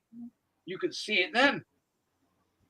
I think Reyes is just. I don't know if you would say. I don't think he won because Jon's slowing down. I just think Reyes is just more of an athlete, and Jon has really always been a slow plotter. Like a lot of people don't. I've told people this before, and they're like shocked. Jon's a slow plotter. He always has been. He's a very slow striker. He throws very slow strikes. But what he does is he gets that range on you, and he picks you apart with his long strikes. But his hands are so slow. His kicks are slow. It's all slow. It's also he's not. I hear what you're saying. I'm not disagreeing with any of that. But check this. This is also one thing that made Jones really special. Everyone acknowledged this back in the day. No one talks about it anymore though, because it's not a thing with him anymore. But young Jon Jones, right? He had that youthful exuberance, like energy bursts and like wild carefree style. Like he would take crazy risks to fuck you up. Which again, if you take the chances, you're probably gonna win. Like Young Jon Jones reminds me a little of Yuri, very similar to Yuri, except Jon Jones had a great. He's not like explosive anymore. He's real kind of patient, lackadaisical, kind of goes through the motions. That's what happened in the Reyes fight, really. No, obviously Reyes did really good too. He outstruck him. He did good. He's a slow plotter, Jon. So Reyes was basically a ball of energy, where Jon is just trying to pick you apart. When Jon was still like blazing his trail, making his name, he was dangerous. He's just an unconventional striker. He's like, I can't lose. Like, and he even described this in the Reyes fight. He said, going into the fifth round, I'm looking across the ring at this kid, and he said, and I told myself, you know what, Jon, it's all right. We had a good career. Let this kid have it. It's fine, blah, blah, blah. But then I had this change of mind. And it's like, you didn't have the change of mind. That is just what you were like, yeah, the kid got it. And I thought Reyes beat him pretty clearly. Yeah, he did. But that's what I'm saying. Like, but he isn't. Reyes is just technically, he's just technical. He's more technical. He wouldn't have lost, or he would have at least went out trying. Yeah. He did try, that's for sure. Jon fought a good fight, but Reyes was just better than him. No, I thought on that night he was definitely better. I thought Jones won 4 and 5. First 3 though. Yeah. I thought Reyes just outlanded him. He outlanded him. He was doing a great job. Jon's did pretty good, but Reyes I thought just outstriked him. Dude, I'll say this: if they should have had a rematch for sure. Aspinall, Jon fights Aspinall. Either next, or if like Stipe pulls out and Aspinall steps in or whatever, or after the Stipe fight. If they fight and he wins, I'll absolutely give him fucking GOAT status of MMA. I'll give it to him, no doubt. I actually think a guy like a Derek Lewis would actually be a more dangerous fight than Aspinall. I think Aspinall's the kind of guy that Jon's just going to wrap up and choke out.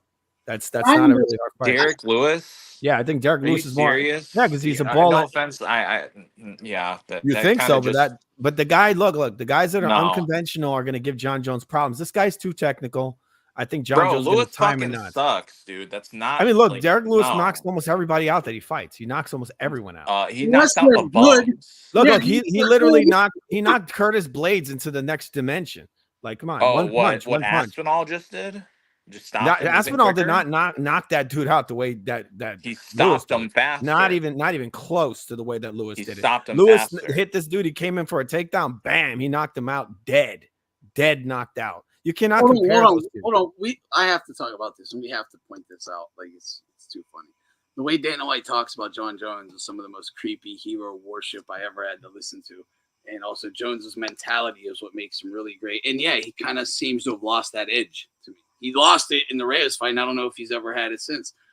He's just been able to beat who he's fighting. I don't know if can overcome anything anymore. Or if he could, but would he want to? Like, he's already reached the mountaintop, honestly. I mean, he really is. Today, I saw a video today, and it was just like a meme of hey Dana, was the thing of Dana, and he's like, hey Dana, my sister just died, and he's like, Jon Jones is the greatest pound for pound fighter of all time. Like, no matter what you talk about, he's just gonna bring up Jon Jones being the fucking greatest ever.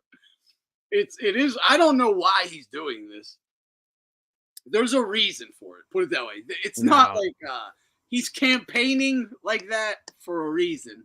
So, like Dana, that is. So why is Dana saying it?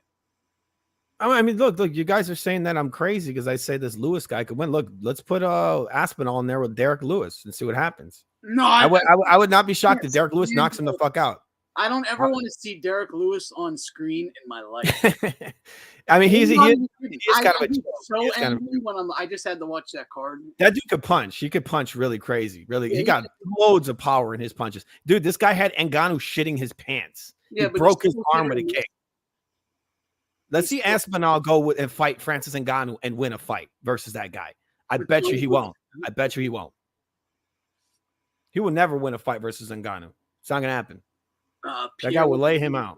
Will Pierre move up to heavyweight? Yeah, he's going to, for sure. At some point, he's going to. I don't know about right now, but he's definitely going to. Probably sooner. I think he has a great shot at knocking Jon out. I think Jon can't take that dude out. He's going to sleep. And this is the other thing. If Piero beats Jon Jones, if he moves up to heavyweight and beats Jon Jones, I won't argue if someone says Pierre is the GOAT. Oh, you got to say it at that point. You really do. I mean, this guy's 3 weight classes. Come on.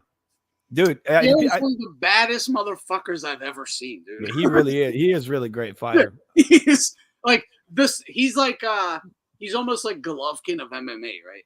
In that his fundamentals are so simplistic. Yes. He's just powerful. Right in front of the guy, just bang, boom. He's a stoic sharpshooter, and what happens is that you can't really like gauge what he's going to do next. You don't know if it's going to be a punch, a head kick, a knee. You don't know. Yeah, and that's what happens. Up so well. It's all setting up the big strikes. You know, like you saw who's that dude he just knocked out with the left hook? I forgot this guy's name. You know who it is? Yuri Prox or not? Wait, the guy before that, the guy with the really shitty tattoos on his chest. I don't know. He basically got kicked in the nuts. Referee comes. Oh yeah. He just pushes his hand to the right. This guy comes off his game. He's looking at his hand, and he comes in with the left hook. So he's very hard to gauge. This dude just ate that hook real quick. This really snappy left hook there. Jon Jones has never fought a guy with this kind of level of striking. I don't know. It's never happened. So I mean, the big thing with Jon Jones versus that guy is that Pereira, he really needs to. You know, you got to stay off the ground. That's the big thing. Yeah, absolutely. Because I think that dude could break Jon Jones's legs. Like yeah, literally. I think he'll win in a striking match. I think it'll be all bad for Jon. Yeah, Jon will try and take him down for his life. Yeah, man. He's like, don't kill me. Pierre to me is the like, I don't know about like pound for pound best or whatever, but exciting or he's that dude right now. Like to me in MMA, yeah. What Habib was when he was on his tear, that it's Pierre now. Pierre is that dude. He's like that killer statue in Creepshow too. That's what I'm saying. Like he gets in the ring and he looks like some kind of weird spirit, like the spirit of the Native American. Like he don't even look like a human. Like he's so stoic. There's no fear. There's no emotion in him. Pierre, yeah, I know, right? But Pierre is doing like the what I thought like Chimaev was gonna do, like fight everyone, jump divisions. Oh yeah. Just a monster. And he kind of shat the bed, but Pierre comes out of fucking nowhere. But Chimaev has one of the greatest fucking runs in MMA history. Period. And he's out of prime. He's out of prime too. He's almost 40. He's out of his prime. He's coming here and washing these guys up. Chimaev doesn't have the balls like Pereira. There's no fear in that guy. None at all. He's just stoic. He's a sharpshooter. He stands there completely stoic. He reminds me in some ways of Fedor. After a knockout loss, it was like it never happened. Yeah. I mean, he's drained to death in that Izzy fight. Giant. And He never should have been fighting at middleweight. Never. He's too big for that. He was still winning too. You know, he was a light heavyweight even back in the day when he beat Izzy. He came down in weight, so that guy was always too big for those weight classes. So if he goes to heavyweight, you know, it's not going to shock me if he can make it and be healthy. Obviously, I think he'd be a full size heavyweight. He'd actually, if he fought Jon Jones, I bet you he'd be like Pereira would actually be like ripped. He wouldn't be like all fucked up and like fat like Jon Jones. He would actually be in good shape, I think. Yeah, I think he would look better than Jon. Yeah, he would look good. Jon has to pack a lot of weight on just his upper body. Yeah, he's packs like all that fat on. So thin, so it all has to go like up top. That's just like a dirty bulk. Like he fucking like eats cakes all day and then lifts like he does like deadlifts while eating cakes. Like he looks like shit at heavyweight. Like his body just looks unhealthy, and it doesn't look right. And obviously, you know, we haven't seen anything of what Jon Jones can actually do at heavyweight. So, I mean, I'm saying that Jon would beat Aspinall, but who knows, you know? Jon might not be a real heavyweight. Yeah, something happened with Chimaev. I mean, he ain't there. He supposedly has health problems. Yeah, that's what we're hearing, right? Or is it mental, though? Is it health or, like, it's mental? I mean, physical. He definitely does fall apart in fights. You really watch. Like, you watch the Usman fight, like, you could tell he was physically breaking down and psychologically. The other guy too. There was a Brazilian, I forgot his name, that fought him. And Dana White publicly says something like this, and he said, and he said it sarcastically. Look, I don't know what's wrong with Chimaev, but every time he got a fucking fight coming up, he gets some sort of sickness. And he goes, we didn't have no UFC doctors were able to look at him. We don't know what's wrong with him. Says he's really sick though. That was about his last fight. Like, he wasn't sick. Again, something's going on. Yeah. He got money, right? He got money and powerful friends with money now, too. He might just be living to. The reason he was so dangerous, because he was trying to get money for his family. And he was coming out of the fucking slums and was willing to fight anyone, anytime, anywhere to get money, like big money. But now he has it. Or feels like he has it. He might have it already, but he certainly feels like he does because he's still that hungry. Well, where do you get the big money from? Well, where do you think? And there's so much pressure on him now. If, God forbid, he loses, but he got the money from a Muslim warlord.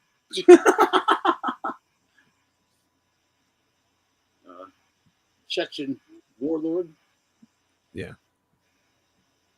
Who they want him to fight next? What was the next big fight for that guy? Because I know he just fought Usman, right? Was that his last fight? Yeah.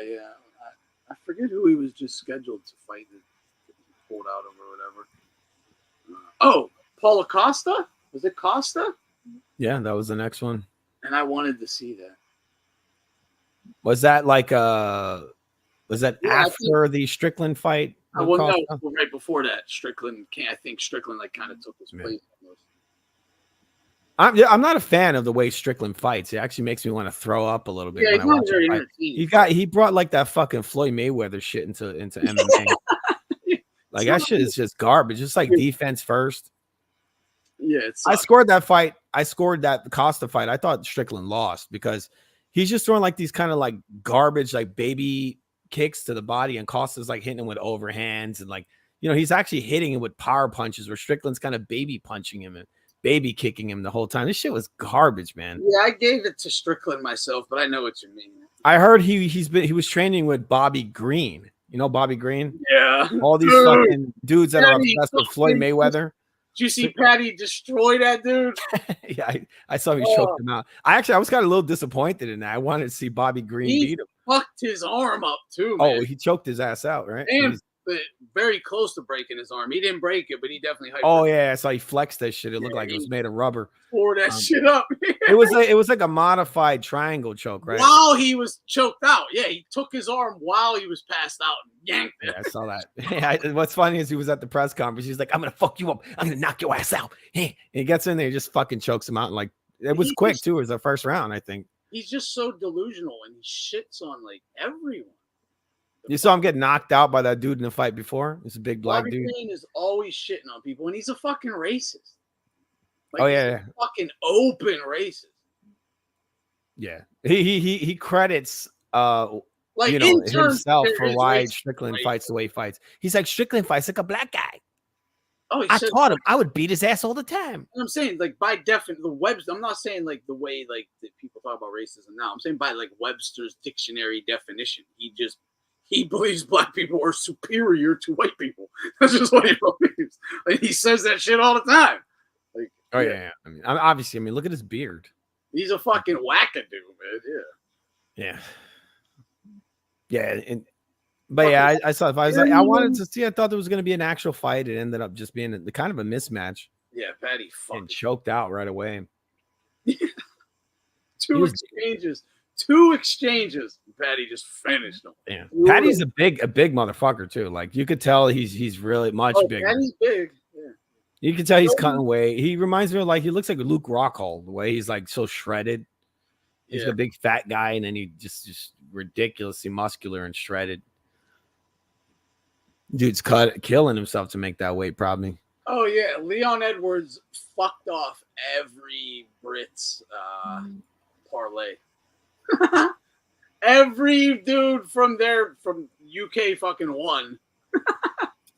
You gonna watch the card this Saturday, the UFC card? Yeah, I'm sure. Yeah. It's earlier than the boxing card. Yeah, it's in the daytime. Yeah, they got Tony Ferguson is on there. Yeah, I just heard about that. What the fuck? There's a couple of fights on there. I mean, I know it's not as good as the Olympics with dudes beating up women, but I mean, it's it's second to that, you know. It's a contest. You know? How about the undefeated point fighter that Dana White just fucking kicked out of the UFC? Who's that?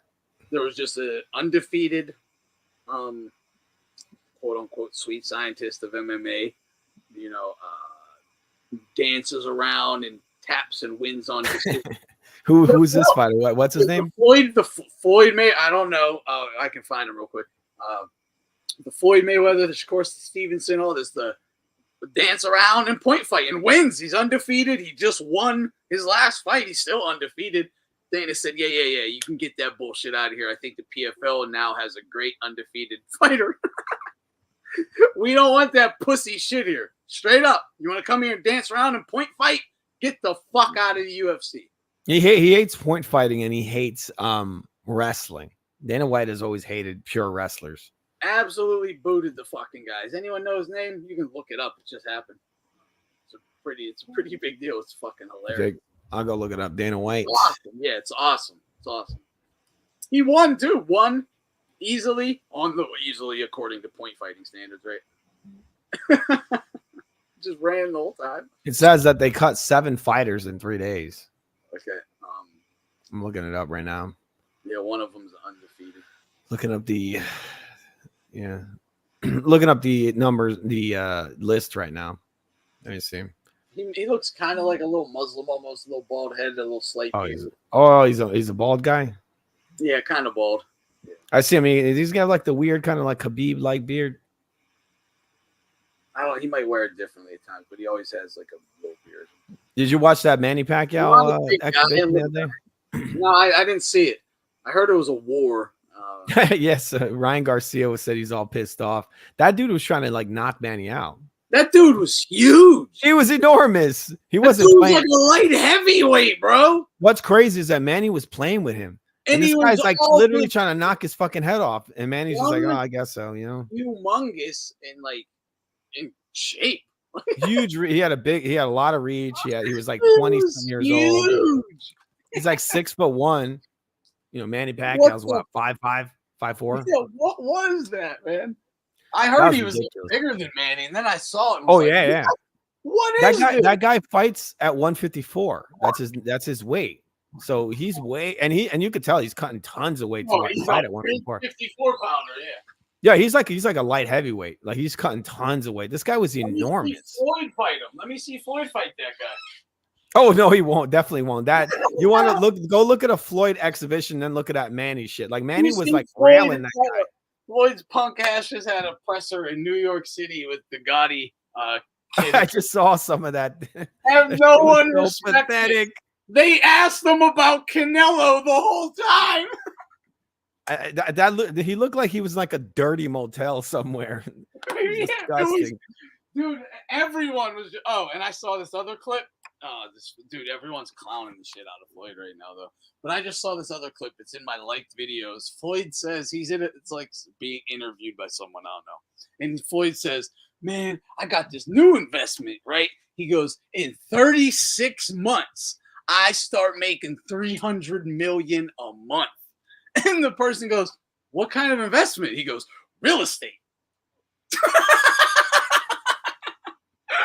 He said in 3 years, I'm going to make $250 million a month. And how is that going to happen? Floyd, you're either capping so hard that you're literally humiliating yourself, He's broke, or someone sold you the most funny, outlandish business proposal I've ever heard of, and you gave them all your money believing it. He gave all his money. He gave all his fucking money to a Nigerian on his mail, his inbox. 3 years? I'll give me your money for 3 years, and then in 3 years we need 2 more years. I mean, like, what the fuck, dude? I noticed, dude. That's why he's broke. People, dude. If he had money, he wouldn't be doing these bullshit fights. How much you got, Floyd? You got 40 mil. Give me that. Give me 35 right now. I'll flip that into 120 by the end of the year. And then they're just like, "Oh man, the market went bust." He said in 36 months he's gonna make $300 million a month. And like, it was the funniest shit. And then how are you gonna do that? Real estate. That's his answer. Real estate. What real estate deal in the world can do that, Floyd? He's gonna sell properties on Mars. $300 million a month. Bro, what real estate deal can bring in $3 million a month? Billionaires will swoop them up all day long. You got one that's going to give you $300 million a month. He's just so intelligent, man. He's got the hot ticket. They were just clowning this shit out of him. Like, dude, this is embarrassing as hell. I think it's gonna happen, man. Floyd's got he's doing well. He's so broke. He's so broke, so desperate, and so sad. Like having to box Gotti, and no one cares about you. Like, no one in boxing, and this is something also people need to think. No one likes him. Like, no one. Like, he has done nothing. Why do you think Floyd can't? Why doesn't Floyd go to gyms? You know, why does he have his own gym only? You know, why can't he go to gyms and he'll get beat up? Like, for real. He made enemies everywhere. Like, no one likes him. The fans don't respect him. Remember, this guy was champion and went to England. They didn't know who he was. Black people didn't know who he was. Like, it was fucking embarrassing. Yeah, and he has no desire to. I mean, really, he shouldn't be doing anything when it comes to boxing. He's just making himself look stupid. He's basically killing his whatever marketability he had left or respect. Whatever value his name had. Yes. TBE at the time, right? There was like legit, I don't know what you would say, but there was like cachet behind the name. Yes. It's all gone. Yeah. Yeah. It's like, you're a clown. Like he should have been selling fucking like sports gear, like boxing gloves. Like, I never thought that I'd say like this would have to happen with Floyd, but he's at the point of like having to tap dance like Sugar Ray Robinson. Like, what the fuck are you gonna do? Like, you're humiliating yourself further and further and further. Like, what's next? You know, stand-up comedy or some shit, right? Yes, that's exactly what he's gonna do. He's gonna make his OnlyFans, obviously. It's like it really is over. Like, when I saw that shit, I was like Manny Pacquiao's going to war with this fucking young 28-year-old giant motherfucker, and you're over here fighting John Gotti's fucking grandson. It's like, what the fuck is this? What's funny is if you watch the press conference, you saw the Mexican dude. He's all like, "This is the most anticipated fight ever." Like, he's gonna build that shit up. He's like, "Everyone wants to see this." Like, what? No one wants to see this garbage. No one.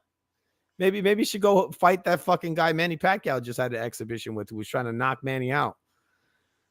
Fight that guy. Investor.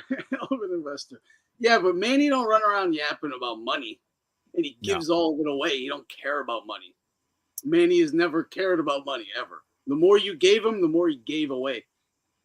Yeah. The more you gave Floyd, the more he kept it on his lap and like rubbed it in his face. Put it all on a table. He's like, look, 1, 2, 3, 4. Yeah. At the camera, I can't count any higher. Like 5, 6. Look at that. 5 million. They would think because he was throwing money at the camera that they would act like he was throwing money to them. Like, no, it hits the camera, falls, he picks it back up and puts it back in his pocket. Like, he's like, yeah, no person with a lot of money is gonna do that shit. That's for the idiots. Imagine Bill Gates doing that shit. He's got a big lot of money, he throws it at the camera. Whose whole life revolved around money Mayweather to just now be like relegated to a fucking Jake Paul is bigger than you. Jake Paul is bigger than you. You don't even stack up to Jake Paul. More people know Jake Paul than know Floyd. And actually, more people go back. Look, Jake Paul has more exciting highlights than Floyd does. And he probably got more money. And he probably got more money too. He might, he might actually have more money. He has more business moves. I mean, right now, I guarantee you he does. I guarantee you he does. Yeah, and he probably had to give up his butt less than Floyd did. I mean, you know, how many times did Al Heyman get this guy? Uncountable. You can't even count the amount of times. This is crazy. And he's the Disney kid. I'd like to see Floyd fight Jake Paul in a real fight, like a real boxing match. Yeah, I would too. Let's see it. Yeah. I would think Floyd fucks him up, but I don't know.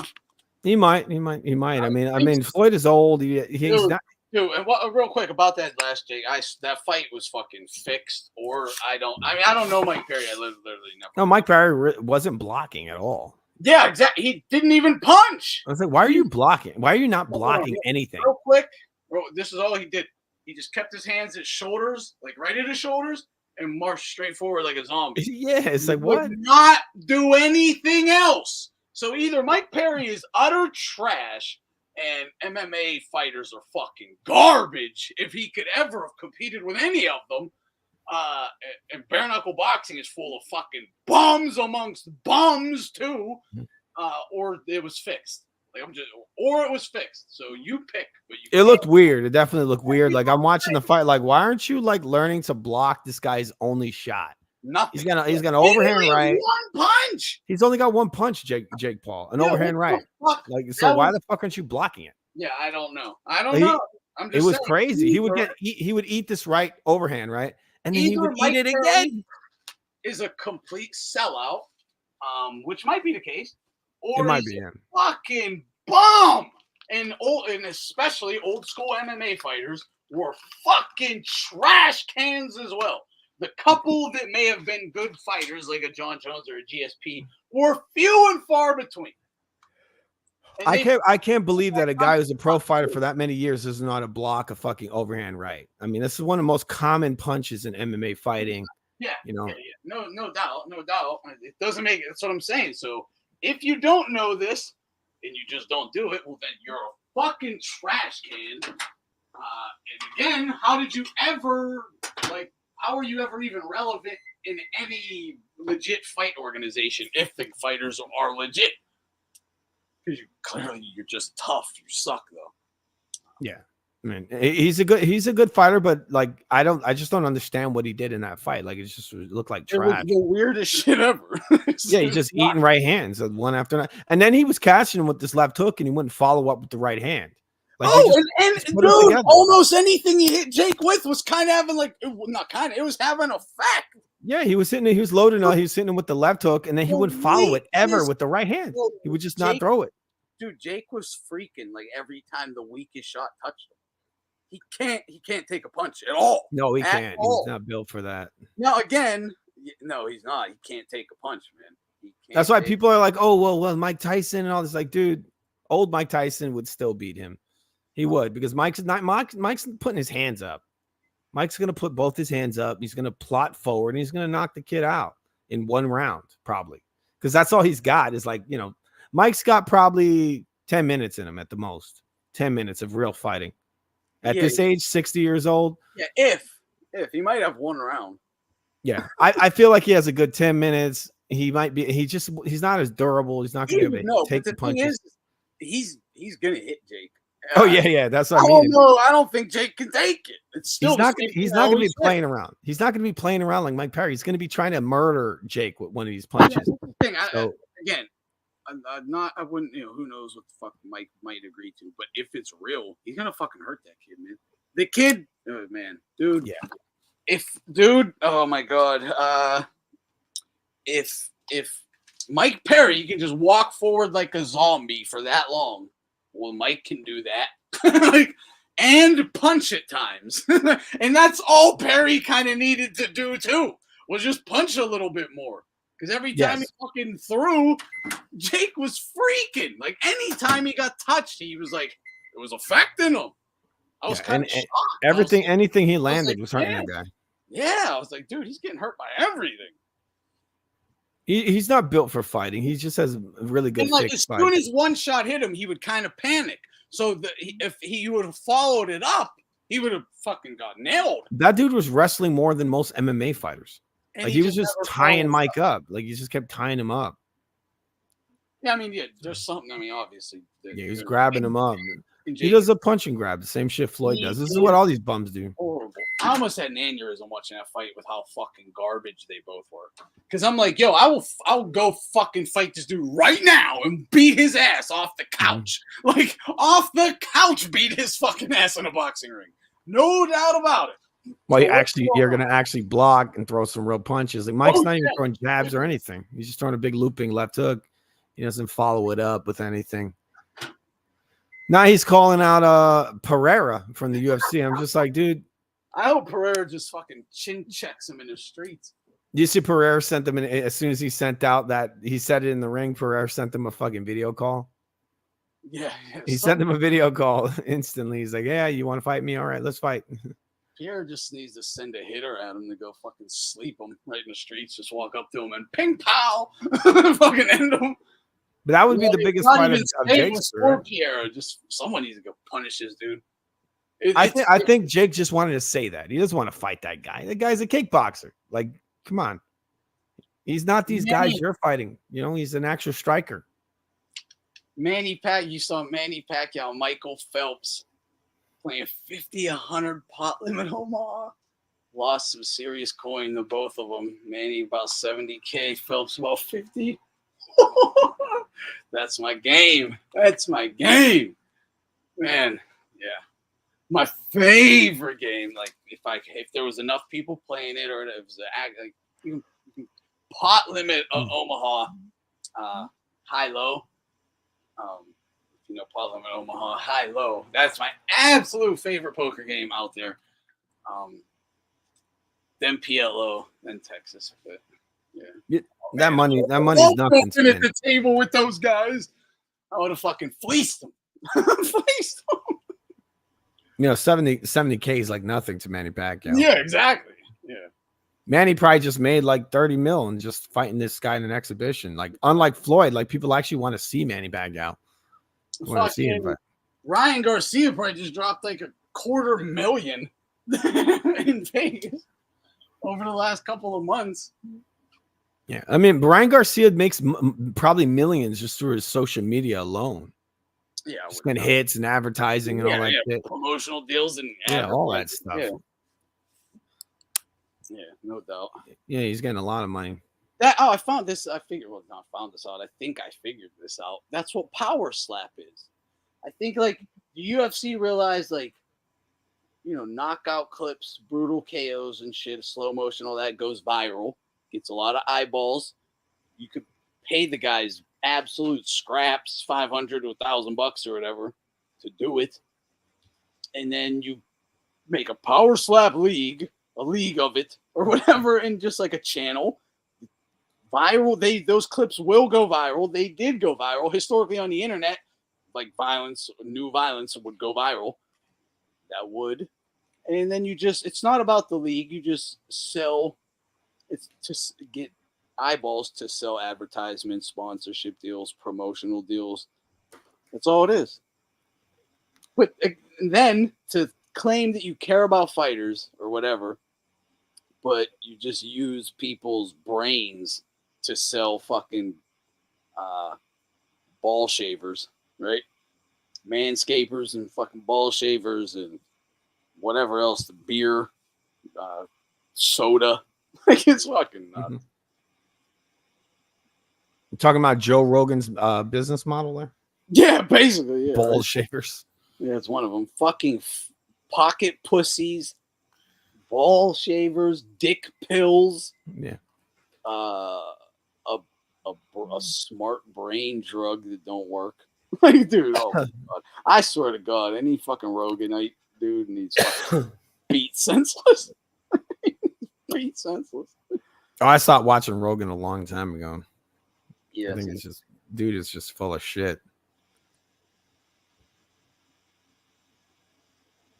I made a video a few weeks ago. I showed that guy Brendan Shaw and his buddy there. Did you ever see their video, the fighter and the kid, and they talked about the Andre Ward Kovalev fight? Who? Andre Ward versus Kovalev 2. This dude, the guy, there's Brendan Shaw, then there's that other guy that I guess calls himself the kid because the other guy's the fighter. Yeah. That dude literally is a rapo.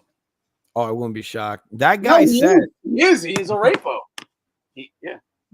They probably all are. They're all Hollywood crap. But this dude, like, yeah, I mean, look it up. It's wild. That guy said that Ward never hit Kovalev low, and he said he was disappointed that Kovalev complained. Oh, the kid, the little old guy. Yeah, the old guy. He's the kid. Yeah, he's the kid. Yeah, he's the kid.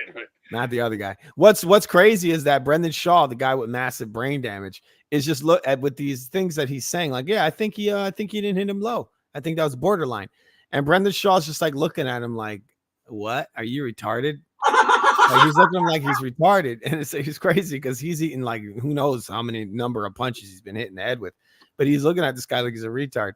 But in the end, he tries to, work with him and be like, yeah, it's questionable, man. It's just questionable. It's borderline. It's borderline. He goes along with it. Borderline, right in the dick. Borderline. He said, actually, I think that was above the belt. Above the belt. I can't stand that Brendan Shaw. He originally said it was on the belt. Then he says, yeah, it's above the belt. Completely sucks. But he actually, I still might. I swear that dude used to fucking watch my videos or something. Because he would have boxing takes. They were dead on, like they were like our boxing takes. And I'm like, you didn't think of that. You're a fucking idiot.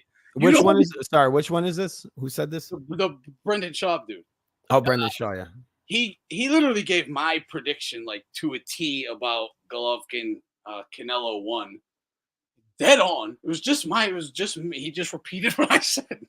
But what's funny is I remember I made a prediction for Ryan Haney, and I was telling people in my videos, I'm like, yeah, I can't make a prediction until after the weigh-in. And then the next day I saw Tim Bradley say, yeah, I can't make my prediction until after the weigh-in. I'm just like, what the fuck? Like now, like, since when do you ever say that? Because obviously you got to watch the weigh-in to see, the condition of the fighter. Is this guy trained? This guy, he doesn't know boxing like at all. So where are you getting these takes from? I think it, and he does this, right? There's videos online about this guy. He steals like Luke Thomas's MMA takes. He literally wouldn't put his take out until Luke Thomas put his out. Then he just copy it. And Luke Thomas is trash. I gotta just say, he's terrible. He did this with numerous people. There's like videos of this happening like over and over, like hours of this for real. So I'd be like, yo, he's just stealing this take from someone too. Like obviously, and like I'm like, he has some of the worst takes ever, Bradley. Guy saying that take, he's just stealing my shit. Yeah, Bradley's got some of the worst takes in any of these fights. His predictions never come true. He's just like, oh wait, he's brown, he's dark. Okay, I'll pick him. He's gonna win. You shouldn't listen to fucking fighters. They very rarely know what they're talking about. He's always angry too. If you see him on Showbox, he's always the guy in the background who's got this bitchy look in his face. Oh, he's bitter as fuck. He's like, Ryan's garbage. What? I don't know about what. Maybe he feels he don't get the love he deserves or some shit. I don't know. But he's bitter as shit. It seems like it. Every time he's on Showbox. I remember one time he went on there. I think it was after the Teofimo Lopez. I think it was Lopez, I think his name. What the guy's name? The guy he fought, the one where everybody said he lost. I forgot the guy's name. Yeah, Lopez. So he's on there. He's got the dumbest look in his face ever. They bring him on the show. He's in a screen. He's not actually in studio.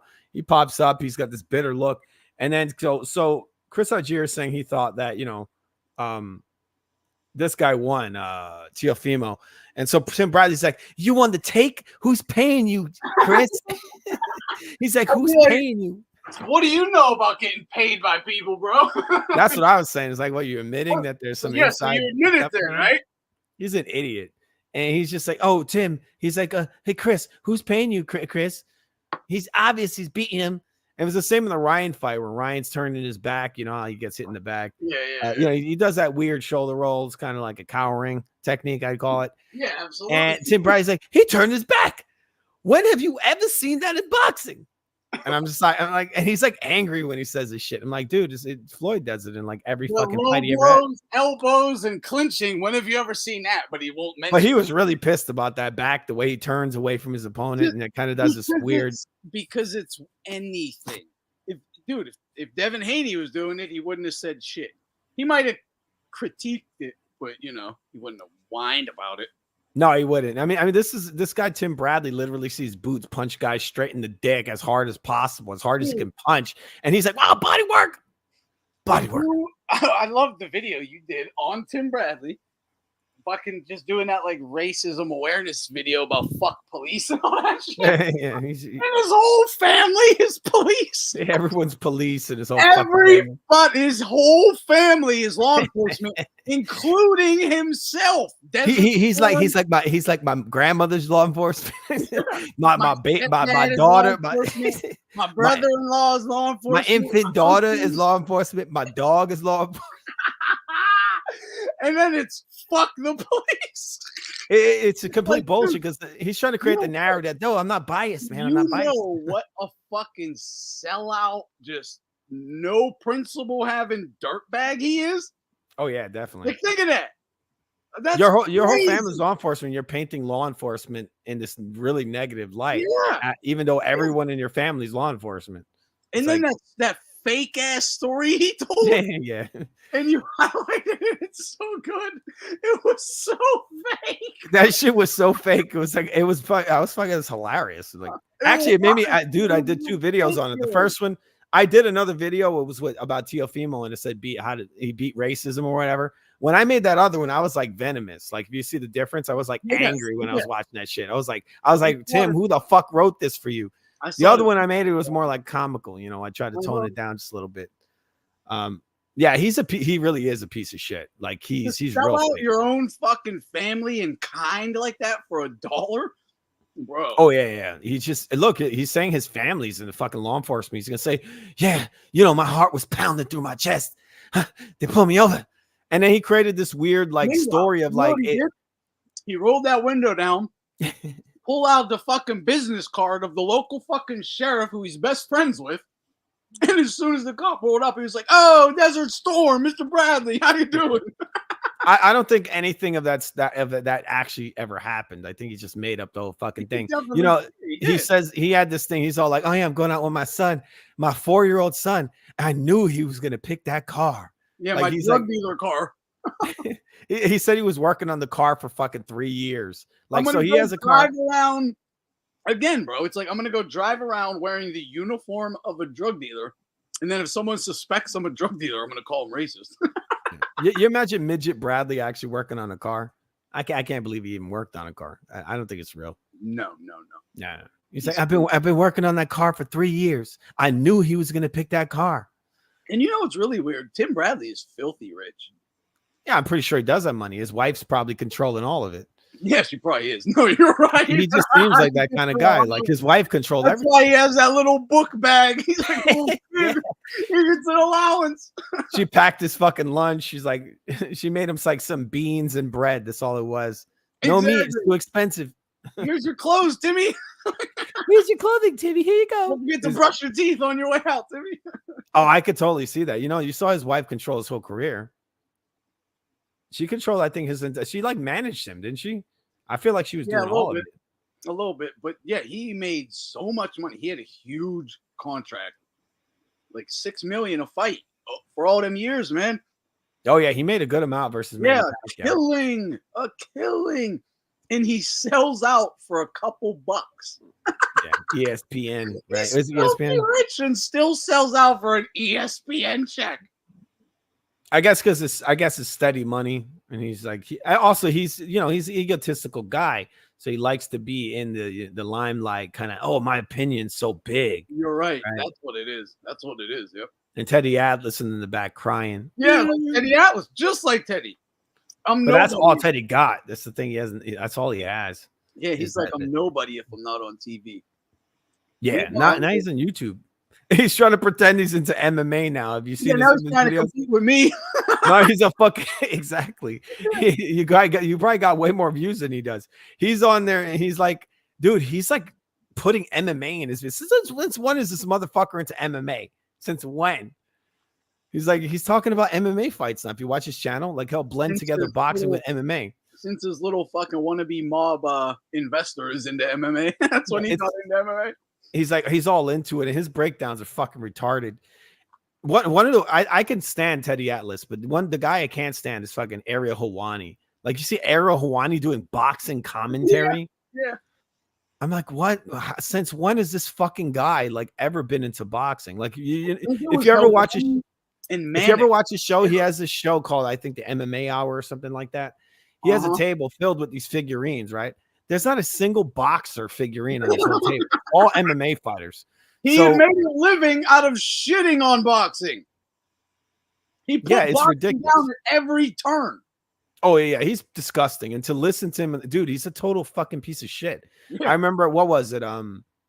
There was a fight. I think it was after Canelo versus Munguia. Ariel Helwani's instantly building the narrative for the Crawford Canelo fight. He's like, oh, Terrence Crawford's online right now. He's saying that like, why are you quoting Crawford? First of all, he's a welterweight. I remember when people got mad at Rampage Jackson for fucking bullying him. Oh yeah, he's a piece of trash. Dana White wants to murder him. Because he creates drama where it doesn't have to exist. I think Nate Diaz also smacked him in the face. Two guys smacked him. I think it was it was Nick Diaz. I think Nick Diaz smacked him, and also Rampage Jackson. Yeah, Rampage choked him. Rampage kind of fucking bullied him for like a couple years there. Nick Diaz actually wanted to murder him. Like, if you look at the look in the face of Nick Diaz, you see Ariel Helwani with his little rat face smile. He's like, and then Nick's just like, you could tell Nick is like the wheels are turning in his head. Nick says, I think you're an instigator. People fucked up. Yeah, he told him, like, where I come from, like, people like you get like basically fucking destroyed. Like, he's basically saying, like, if I caught this guy not in front of his camera, I would have beat the fuck out of him. Yeah. I mean, that's the family, like the Diaz's, they don't fuck around. You see, like, Khabib, he likes to bully guys, right? And especially Nick. Nick was both of them, yeah. Both of them. Nick was a really angry guy. Yeah. I remember one time Khabib tried to like punk Nate Diaz. Nate Diaz literally smacked him in his face in front of all his friends. And Khabib did nothing. He just walked away. He walked away after this guy smacked him in his fucking face. That's just tells you how hardcore they really are compared to this guy. He's a big tough guy, Khabib. They don't give a fuck, that's for sure. Oh yeah. Because I think Khabib knows that Nate Diaz would literally murder him. Like, he would choke him to death. Nate is like, whatever I think Nick will do, I'll do, and I'll ride it to the death. But he was there by himself. Oh, I know that. Nate was there by himself, and like, Khabib was with his whole entourage, right? His whole team. What would Nick do in this situation, though? That's what I mean. That's fucked up. It's like, dude, dude, it's Christ is the idol, right? Yeah, I know. Like, he worships his brother. Big bro. His big bro's like his dad. Yeah, he worships his big brother. But Nick is that guy. So by virtue, Nate is that guy, because he's just like, he'll do anything. But Nate says he's part of the Nick Diaz army. That's what he always says. Because he gives him respect, because he knows that he followed his big bro, and that's the only reason he became an MMA fighter, because he was following his bigger brother. But yeah, I mean, it was crazy. Like, he smacked that Khabib right in his face in front of all his friends, and his friends did nothing. That's insane. Not saying those dudes are real, you know. Probably be a bigger deal than. I know the story. People should probably talk about that. It's more. on video. It's on video. He smacked him in his face right in front of all his friends. Because I know Khabib, as much as he pretends to be a real Muslim, he's a really he's a kind of a piece of shit. Like he really is a bully. Like he went up to that guy Artem and he smacked Artem in his face in front with all his buddies there, and they just circled this little Russian dude. That's some bullshit to do that. You know, come on, man. You're supposedly a fighter. I'm a gangster. Yeah, you think you're a gangster? He did take it easy on the guy though. Yeah, but I mean, look, you don't do that. You know, if you want to be a man, you don't surround him with all your buddies and then try to punk him. Do it by yourself. And I mean, who knows? I don't know. Hey, it's where they caught him, I guess. But I hear your point, because what the fuck's the guy gonna do in that situation, right? Oh, he's surrounded by all these fucking big, Dagestani dudes, and then his crazy war fighters. Yeah, giant Dagestanis. Every fucking dude knows how to wrestle. Probably they're all built like this guy in boxing. What's that dude's name? Not Bivol, the other guy. Better Biev. Yeah, they're all built like fucking Better Biev. Like you're surrounded by Better Biev. And then these fucking wrestling Dagestanis, and this guy smacks you, and you're like, what the fuck am I gonna do? But Nate's just like, I don't give a fuck. Boom, he just slaps him in his face. He's like, come on, let's wrestle, bro. I'll kill at least one of you. That's probably what he's thinking. That dude's crazy, man. No weapons at all. No weapons at all. He sounds a bit punch drunky too. Like he sounds kind of like he got hit in the head. Yeah. He's a little punchy there. Yeah, he's very punchy though. He's very punchy. He really is. Like he sounds like a fucking 50-year-old crackhead, or like a meth head, but it's all from punches. I mean, he always didn't talk that well. Yeah. But it's just all the weed, probably. He just smoked a little too much weed. Yeah, that's what they say, right? too many punches and probably like fucking tons and tons and tons of weed. No weed has ever made me talk like this. I'm high on weed right now. I'm talking fine. What the fuck are we talking about? Damn, I mean, he must have had a never-ending flow of that shit, like millions of dollars worth of weed. Stars of death every 10 seconds or so. He's like burning that shit from the moment he wakes up to the moment he goes to bed, and he gets up the next day and does it again. Maybe it's like an IV with weed in it. He just boxed Masvidal. And he won. Yeah, he won. Yeah, I was surprised. I picked him to win because it's just kind of his thing. You know, he's a stamina monster. And when he fought Masvidal like kicked him in the face. And Masvidal actually is not a cardio beast like Nate is. And what I noticed? Masvidal is like a little dude. He's not that big. Yeah, he's he's a regular sized dude. Yeah, he's not big at all. Yeah, but Nate is also he was more active than Masvidal. But I don't think Masvidal would ever beat Nate in a boxing fight because Nate is just a stamina beast. You know, he's stamina and he's a workhorse. So Masvidal's never was known for that. He was more like a power puncher. He had a good work rate, but then he would gas. So I always saw him kind of gassing out. Yeah, his punches I realized this in the fight. Like in MMA, he looked a little more powerful with the kicks in there too. Yeah, he would just blitz you out, Masvidal. He just throw all kinds of hard punches. And his punches didn't even look hard. Like I was like, damn, these ain't even having like an effect. They're not even like, dude, he couldn't even hurt him. These guys are like, they don't know how to fucking punch with boxing gloves on. It's like, do they not train with boxing gloves on? It's weird. It's really weird when you see them. They can't transfer any power wearing these boxing gloves. Like when they put the gloves on, like they punch like a fucking baby. Like you saw Nate versus Jake Paul. It's like, are those even punches? Like they think the gloves should change how they punch. Like pretend they're not even there. You're still trying to punch it with your two fucking knuckles, dude. What are you doing? There's no leverage on it. They're just like all arm punches. Yeah, like they don't train and like actually throw proper leverage. And, It's like this. It's like when you put little mittens on a dog and they walk funny.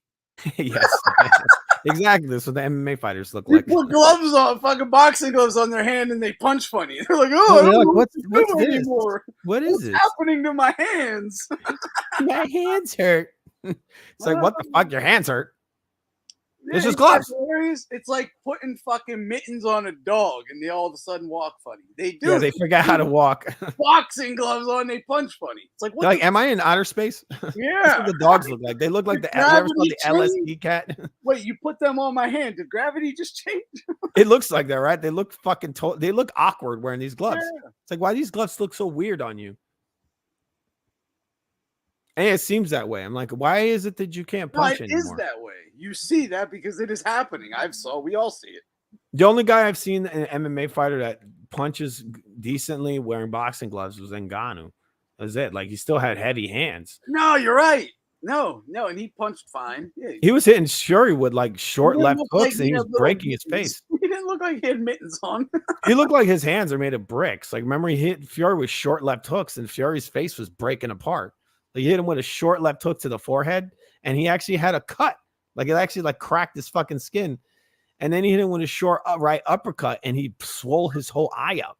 Like, no one's ever made Fury's eye look like that. Like, outside of, when he got the big giant cut, but he just swole up his whole fucking eye. It looked like he broke his orbital or something. Like, I mean, and Ngannou's got some crazy hand strength. Like, it's just hands are just real heavy. Yeah, real quick. On the weed thing, even real quick, the homegrown weed. Look, yeah, I've grown my own weed. I can. I will again someday, but whatever. But yeah, it sucks, dude. I don't even like smoking fucking weed from people.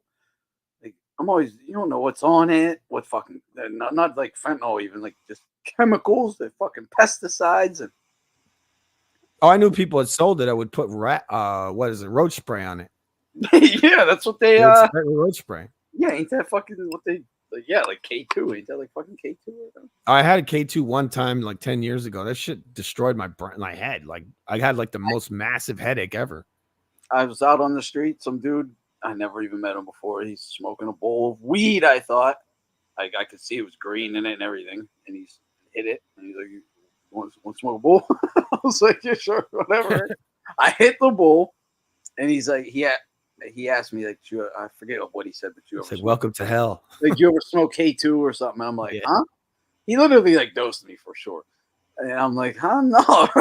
We started walking down the street together. I'm getting really fucking high, really fucking paranoid. And I just walked away from him. Like, I just cut the street. I just stopped talking to him, walked away, and just fast paced, like far away from him. Kept looking. I was scared shitless. Was that Boots Ennis? I had such a panic attack. He tried to get you, man. He tried to get you. Until I got back to the crib, like the chick's crib, no one was there. I went in, closed the door, locked it, sat down on a recliner, was fine. Like, as soon as I got inside and locked the door, I was like, whoo, relaxed and was fine. But I was like, that was embarrassing.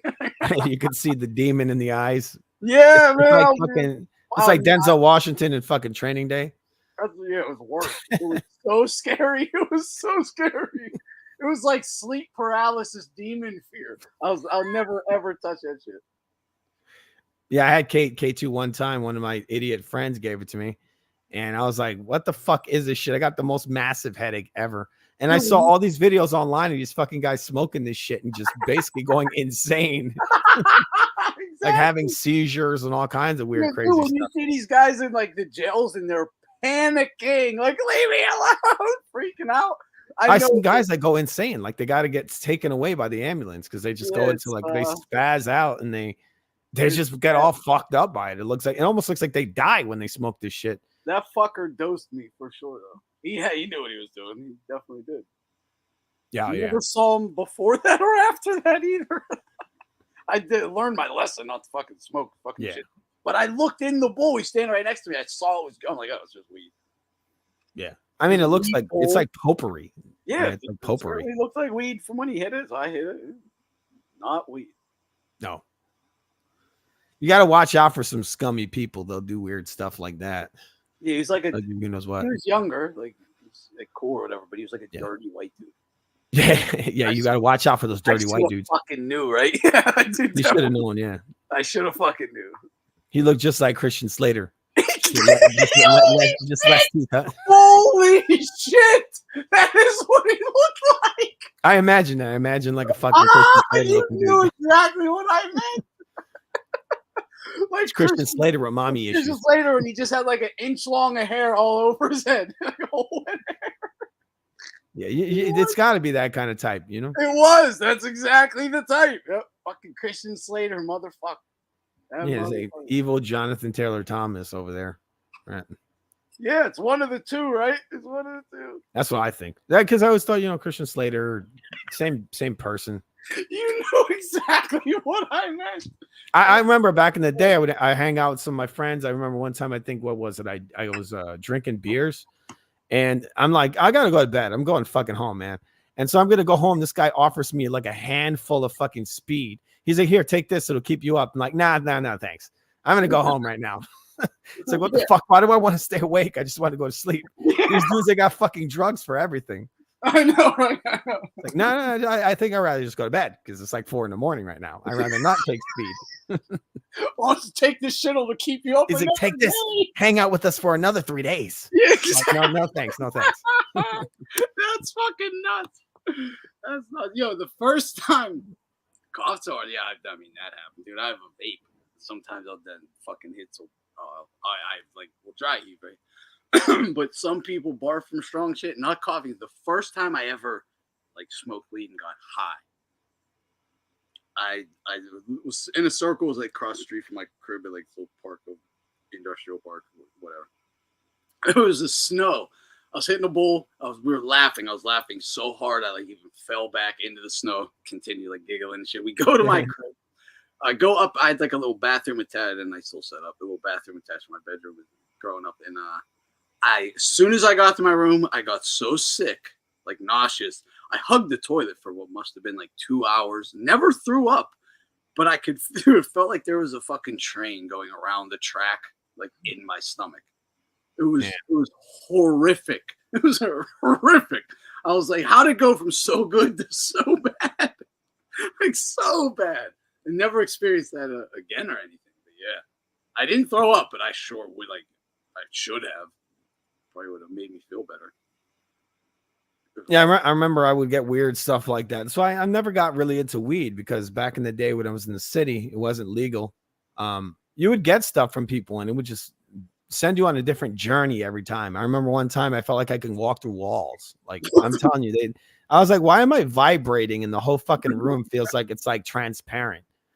And something like, can I just like, I felt like I could literally walk through walls. I was like, yeah, there's something wrong with this stuff I have here. And then, I got over that. I just like, I'm not ever having this stuff again.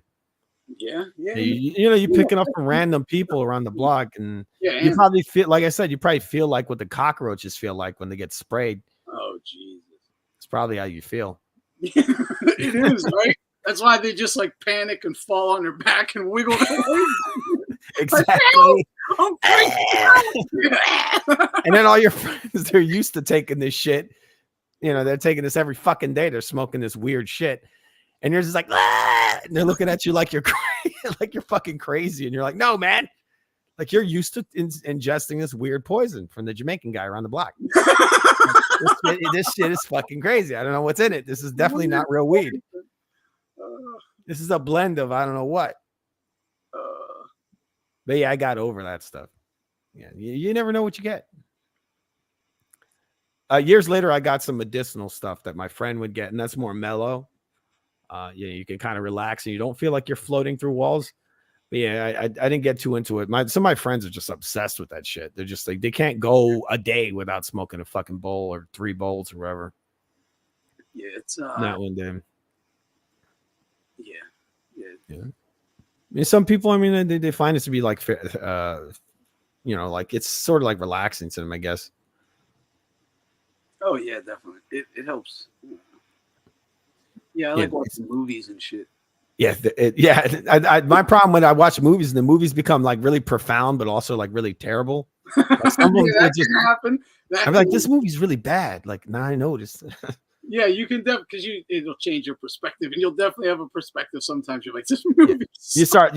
A movie you really love that you thought was really really profound. You just start laughing at it because you're like, this movie's garbage. Yeah, this movie was always garbage, wasn't it? Dude, that's so funny because that has happened to me with like Scorsese mob movies. I'll be like, look at them in their costumes. This is hilarious. Yeah, they're like caricatures. Like you're watching like caricatures. It becomes like a cartoon movie. Exactly. You'd be like, they look fucking ridiculous. And you know, it's the acting's just like really poor. So like you said, yeah, there's people don't act like this in real life. This is really fake. I remember one of the movies I saw, I think was that you ever saw the movie American Beauty? Yeah.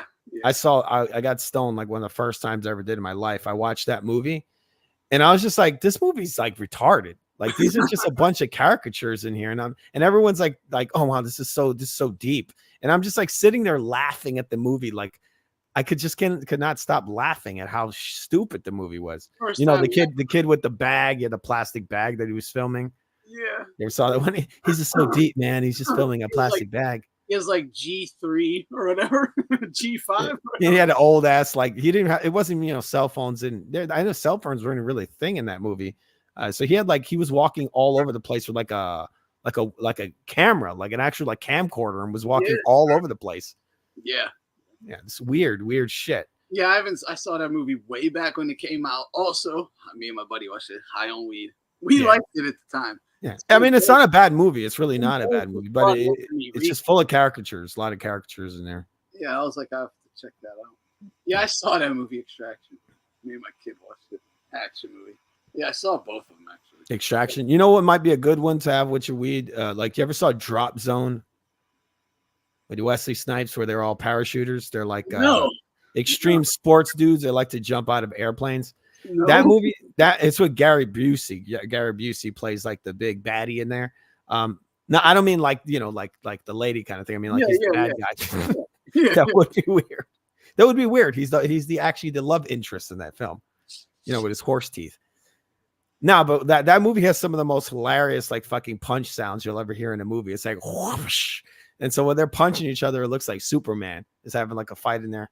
That's actually one of the reasons I would watch it today. It's just because the sound effects are just so over the top. And that shit was in the theater. People watched that in the theater, which surprises me. Back when I went to the theaters as a kid or whatever. Yeah. I saw Speed. Oh, you saw Speed in the theater? Yeah, it was awesome. It was awesome. It was. I remember I saw Independence Day. Yeah, I remember watching this movie called The Long Kiss Goodnight. You ever saw that? Yeah, hell yeah. Yeah, I thought that was an awesome movie. Yeah, I loved that, dude. I used to love that movie back in the day. I was the one I had. Yeah, me too. I was like obsessed with it. I saw the advertisement. I was like, I gotta watch this shit again. I was a little kid. I went in there. I was watching it. Some guy came up to me. He's like, "What the fuck you doing in here?" Yeah, who didn't want to be a fucking like assassin? This dude was cursing me out when I was in the theater as a little kid. He's like, "What the fuck you doing in here? You're not supposed to be here." Yeah. So me and my friends snuck in to watch it. It was awesome. It was a pretty awesome movie. Yeah, I still remember that. I saw Forrest Gump at the theater when I was in like middle school or whatever, I guess. Yeah. I don't know. No, I think I was like maybe like 15 even actually. I cried in the theater. Yeah, really? Wow. Yeah. I saw Beach. I saw The Beach. I saw that in the theater. Oh, yeah. And Leonardo DiCaprio? Yeah, me and this chick, and I was like, in my head, I'm like, oh, I'm out of here. Like, for real. Like I had to get out of the theater to have a head change. But during the movie, I was like, oh, I'm out of here. Like, my mind. Oh, you didn't want to watch it? The Beat, yeah. While watching, I was like, I'm fucked. I didn't know if I was going to Bangkok or Thailand, but I was like, I'm out of here. I was like, this is shit. Yeah. I remember as a kid, I was sleeping. Hey, what's up? What's going on? What's up, man? You know, Julio mentioned that Drop Zone movie, Ant? yeah, Drop Zone. Yeah. Remember how we were saying like even the 90s movies that aren't that good now, like you could watch them? Like I watched that movie recently. Yeah. And even though it's kind of cheesy, it's still kind of like good. That Drop Zone. Which one, Drop Zone? Yeah, I watched it like probably a few months ago. That for sure that was towards the the craze of extreme sports. You saw another one. Yeah, it's in the middle of it. That's what kind of makes it cool to rewatch it. You know? What I mean? Yeah. Oh man, the 90s was fucking awesome with that shit. And watch that movie. I think you'll enjoy it, bro. And it's got that chick in it. She was kind of hot. The one that was in Hard Target. I can't remember her name. I know you're talking about. Yeah, that black-haired girl. Yeah. Man, I was thinking back to Selma Hayek in Desperado. And oh, yeah, she was gorgeous, From man. Dusk Till Dawn is one of the most beautiful women to ever grace the earth, man. Yeah, Desperado to Dusk Till Dawn, like whatever that is. Perfect. Perfect. I just saw that clip of Cheech and Chong today. That's funny you brought that shit up. Here, man, take 2 of these. They'll mellow you out, man. He's like, oh, know, don't take those. Don't take those ones. He's like, I already took them. It's Well, so fucked up. Yeah, you just took the most acid I've ever seen anyone take in my life. I just saw that today. That shit is so funny, man. well, you know, Selma Hayek. I think she was half Lebanese, half Mexican. So that's a. Is that what it was? Okay. Yeah, that's a mix. That's the exact look she does have. That makes sense. Yeah. Yeah, that's a mix. I think Savage. Did you see Savages? The weed. Yeah. The one like he came out like 10 years ago, the cartel movie. Yeah. She was still gorgeous in that too. Was. Yeah. That was Oh, you know who because directed that? Her legs and ass were like perfect, but not obviously beautiful too. But a lot of the times when they get older, they lose their fucking ass and legs, and they just look shitty. Her and J-Lo both didn't. No, they didn't. Yeah, all women for sure. They definitely didn't lose it. Yeah, I even think J-Lo looked the best in the 90s, like Money Train around that time. Yeah, Money Train, that was her perfect. I was like, that's when I really discovered her. I saw her as a fly girl, but there was a blonde.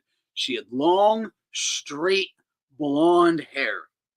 She would often wear it in a ponytail, and it'd just be long, blonde, and like it'd be flat cut at the bottom. She was my favorite fly girl. She was fucking gorgeous. Never heard anything about her afterwards, though. J-Lo was there. I saw her, but this blonde girl blew her away. But then J-Lo had like a dark cut on that, didn't she, from the footage I've seen? Well, yeah, she wasn't hot back then, man. I didn't think so. She never stood out to me at all. She had like a lezo cut in that, didn't she? Like short hair. I haven't seen. I'll just say she looked fucking gorgeous. But I tell you, she looked good as well. Did you see that Selena movie? The one about that Mexican. I don't think I was younger then, so she just looked beautiful to me now. But now it's hard for me to ever see J-Lo and not see like her masculinity. Like for real, she's not a girly girl at all. Yeah, I get what you're saying. Yeah. But definitely, pretty. Yeah, I still think she's very pretty. Sexy, like tomboy type chick, Yeah, it's something. I don't know. There's something. But I never saw that before. I know looking at Money when I was young, watching Money Train, I was like, oh, this girl's fucking gorgeous. Yeah, I kind of get what you mean, though. I do know what you mean. From Money Train on, I was like, oh, she's one of the hottest chicks out there, bar none. Yep. And then they kind of get overplayed, so you move on. Yeah, I still think she is bad as fuck, though. But yeah. Oh yeah, for sure. Dude, she destroyed Ben Affleck's life twice. That's how bad. Oh, Anthony, you were talking on a stream. You're exactly. You know how you said like back when that film clip when he's like, remember he's got her ass on that video and that. Remember? You knew what I was talking about. Yeah, and bro, I was the same as you back then. I thought he was the man. Now I'm like, you fucking simp.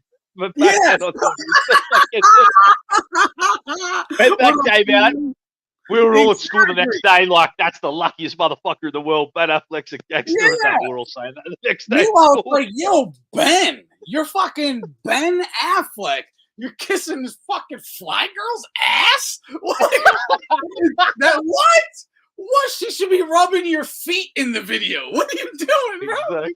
But when that came out, I was like 13. We were all like, he's the fucking man. She's Jenny from the block. Like she's. And that was the song that was in it. That was the film clip. That was the song, Jenny from the block. Oh, shit. She's for the streets. Yeah, she had the locks in that video. Fucking. Yeah, she had the locks in that video and that. Fucking Styles P in that, bro. That same video. Oh, it's so funny. Yeah, back then you're like, oh, what a lucky dude. Yeah, that's what we were all saying at school the next day. Ben Affleck's the fucking man, bro. He's tearing apart that fucking that girl and that. Bro. Yeah, when you look meanwhile, back. he's just painting her toenails.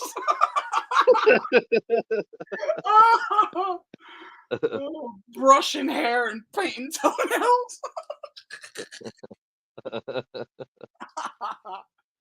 That's embarrassing. You know what? That song. She's So she's apparently, dude, she's like a fucking true succubus or something, right? Like she's a demon amongst fucking women. She's a beast, right? A true baddie. Man, She, man. this is Ben Affleck, and she destroyed his life twice. Like for real, like destroyed his life twice. Oh my god! Like you know her, and you took her back, and still couldn't defeat her. And you're Ben Affleck. Oh, it's fucking embarrassing, man. But Yeah.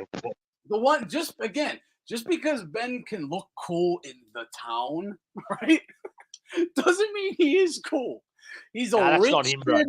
He's a rich kid from liberal ass society in New England, Harvard theater type kid. Like that's who he is. He's a You know who he really is there? He's really that movie I was talking to you about the other day, the guy from Chasing Amy. That's really him in real life. Yeah, you know? for real. The Yeah, character that more simps like over the lezo, that's really Ben Affleck, that character in that movie. You know? Yeah. Oh, he's a fucking simp, a cuck. A simp. The one that falls in love with the lezo in that movie, that's him in real life. You know? Yeah. Yep, that's the real Yeah, Affleck. Ben's a fucking goof. Yeah, he's fucking Bill Burr, right? Like, you try and act like you're this fucking, women and control your women and all this. But meanwhile, you're a cuck. Like, you just get fucking humiliated on the daily because you're a fucking weak, liberal ass dude. Like, you're just a weak dude. They come from that same society. Rich, liberal fucking Boston.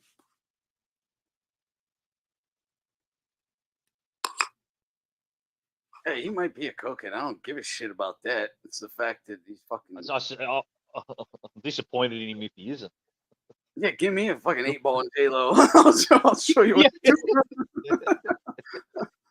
This motherfucker, he got J-Lo and $100 million, and he's about to commit suicide and shit. Like, as depressed looking as it gets at all fucking times. Oh, man. J-Lo's been around the block a couple times. Yeah, no doubt. Couple times and then some, bro. She had to double back to Affleck. That's she fucking ran through everybody. She ruined this other lad's life. Remember that Latin singer? Can't remember his name. He was a mad simp for her. You know that lad? Yeah, little Mexican dude, Mark Anthony. Yeah. That's him. Yeah. Fuck, wasn't he a simp, bro? She like. Yeah, he was in that movie with Man of Fire with Denzel Washington. Oh, he was too. Yeah. I forgot that, bro. Yeah. He's the father. They kidnapped the daughter. Yeah. Yeah, he kills himself at the end, I believe. That's right. Yeah, he actually didn't. He actually acted all right in that movie. Yeah, he wasn't bad. Yeah, he's fucking He sold his daughter into what he was told to be a fake kidnapping for a ransom because the family business owed people, and it's how they told him he could pay him back, and then they ended up killing her or whatever happened with her. I don't know if that movie was a remake too. That movie was a remake of some movie. Yeah. And it's based on a real dude. I don't know the actual case, but he did stuff like that. I'm pretty sure it was based on. So in Italy, when Italy was the kidnapping capital, that story, something similar happened in Italy in the 80s. They just transferred it to modern day Mexico when it came out. Oh, geez, what are you? You read People magazine or something, Chet? They shame Ben Affleck for having a little pecker or something. That's fucked up.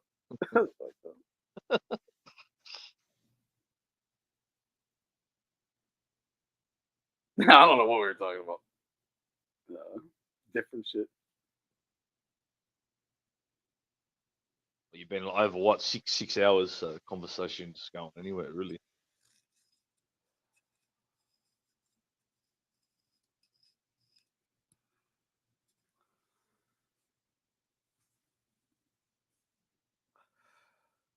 Yeah.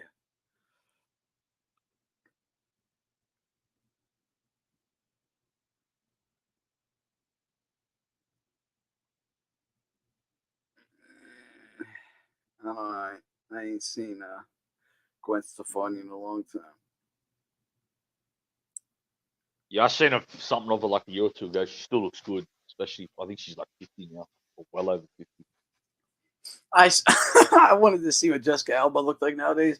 I went. She has like a series or something on movie or something on Netflix. I already know she still looks fine. I can guarantee it. Okay, yeah, probably. Yeah. In the thumbnail she did, but I put the show on. I was like, hey, let's watch the first episode. See what she looks like. The opening scene was so cheap looking. I didn't even wait. I didn't even wait to see her. I just exited. Bro, I just guarantee left. you, Jessica Alba in something in 2024, it's going to be fucking like it's going to be. Oh, it was B level amongst B level. It was, yeah, I could imagine. and it's action. It's like Navy SEALs having a shootout. Oh, no way. So fucking cheap looking. Their outfits were like, from fucking Family Dollar or something. It was ridiculous. I didn't even get to see her. Didn't even get to see her. I just hit exit and left.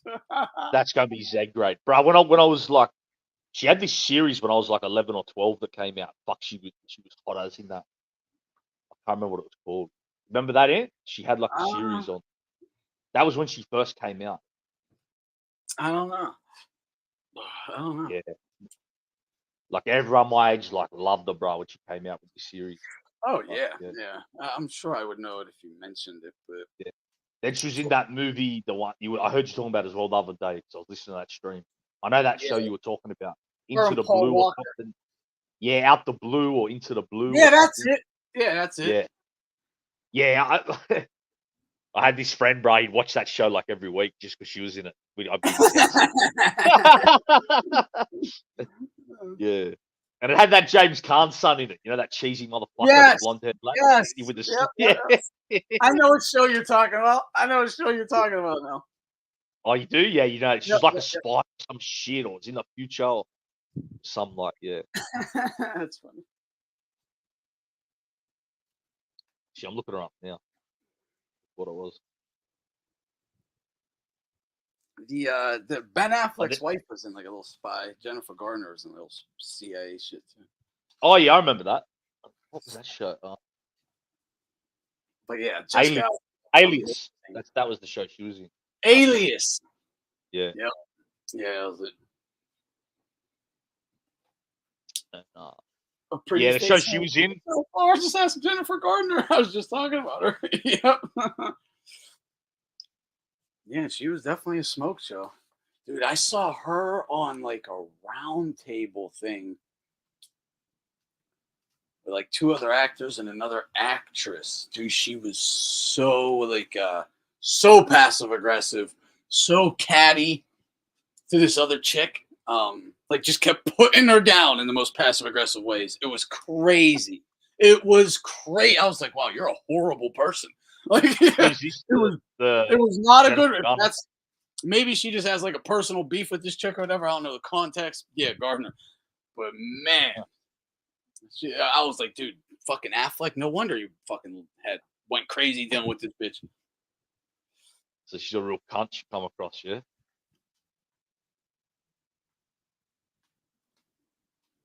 What?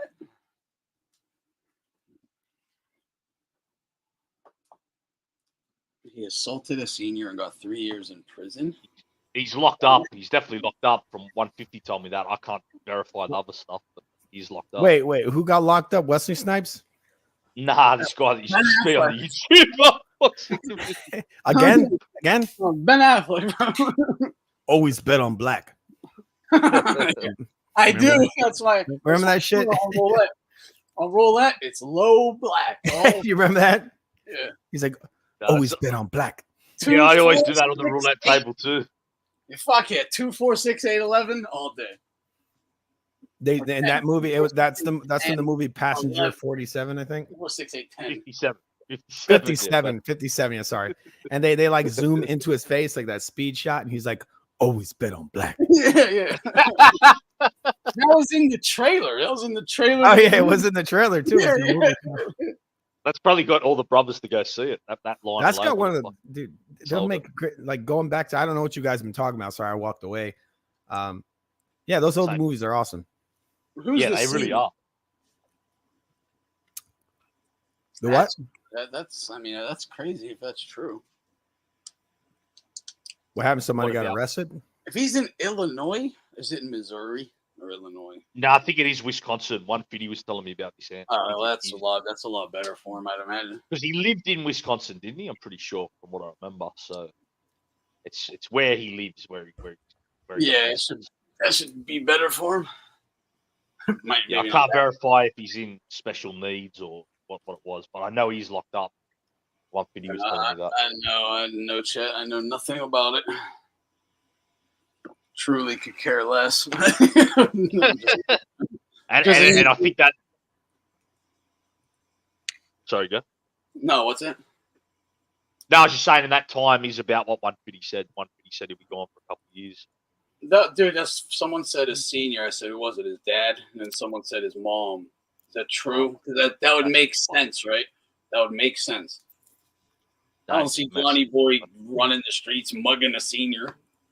Oh, wait, are you talking about that Johnny Boy guy, the one that He's punches? probably wasted. He's probably blacked out on some shit at his crib. His fucking mom. I don't know. Yeah, Is that the guy that's the guy that punches the 20 pound bags? Wait, though, for 3 years though, that That's means Julio. I would assume it was something pretty bad. What's funny is I don't know that guy. I remember I saw your channel years ago and I saw him on there. I saw a line from the movie Casino and I was thinking this fucking guy's trying to sound like Joe Pesci or something. Yeah, like there was a line that Joe Pesci. I'm like, is this dude trying to sound like fucking Joe Pesci? Yeah, no, for sure. That's part of his gimmick. Like that's what I saw. He was like, "You motherfucker." Yeah, that's part of his character for sure. You motherfucker. It's like, do you not know who Joe Pesci dude was? A fucking R&B singer. Does not know that? No, early on or whatever.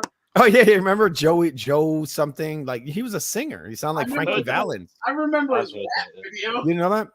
I remember his rap video. Oh, he was a singer, Joe Pesci. That's how he started. Yeah, I heard he was a singer. Yeah, he sounded like Frankie Valens. That's who he sounded like. Well, Anthony will know this guy. He was best friends growing up with you know that guy, that Bobby Cabert, I think his name is, like a guy in from New Jersey, and that's who he based his characters off, like Casino and Goodfellas. Jersey guy. Yeah, Jersey captain. I think he was Gambino captain or I think so. That's where Gotti was, right? He was big in Jersey. Nah, he's from Queens. Queens. I always thought it was Jersey. That's more the chin. Yeah. But I think he's from Brooklyn or something, really, but he's like crew is in Queens. That dude got some fucking creepy hair, man. You're dealing with a Dracula like that. You got to watch out. when we were, we have had that conversation about which is better, Casino or Goodfellas. And I personally, I understand what Goodfellas is great for, and it kind of is almost needed in order to make Casino so great. Yes. It's like it jumps off of Goodfellas almost, because now you understand that world a little better. Even though it's Chicago, I get it. But to me, I like the Casino better.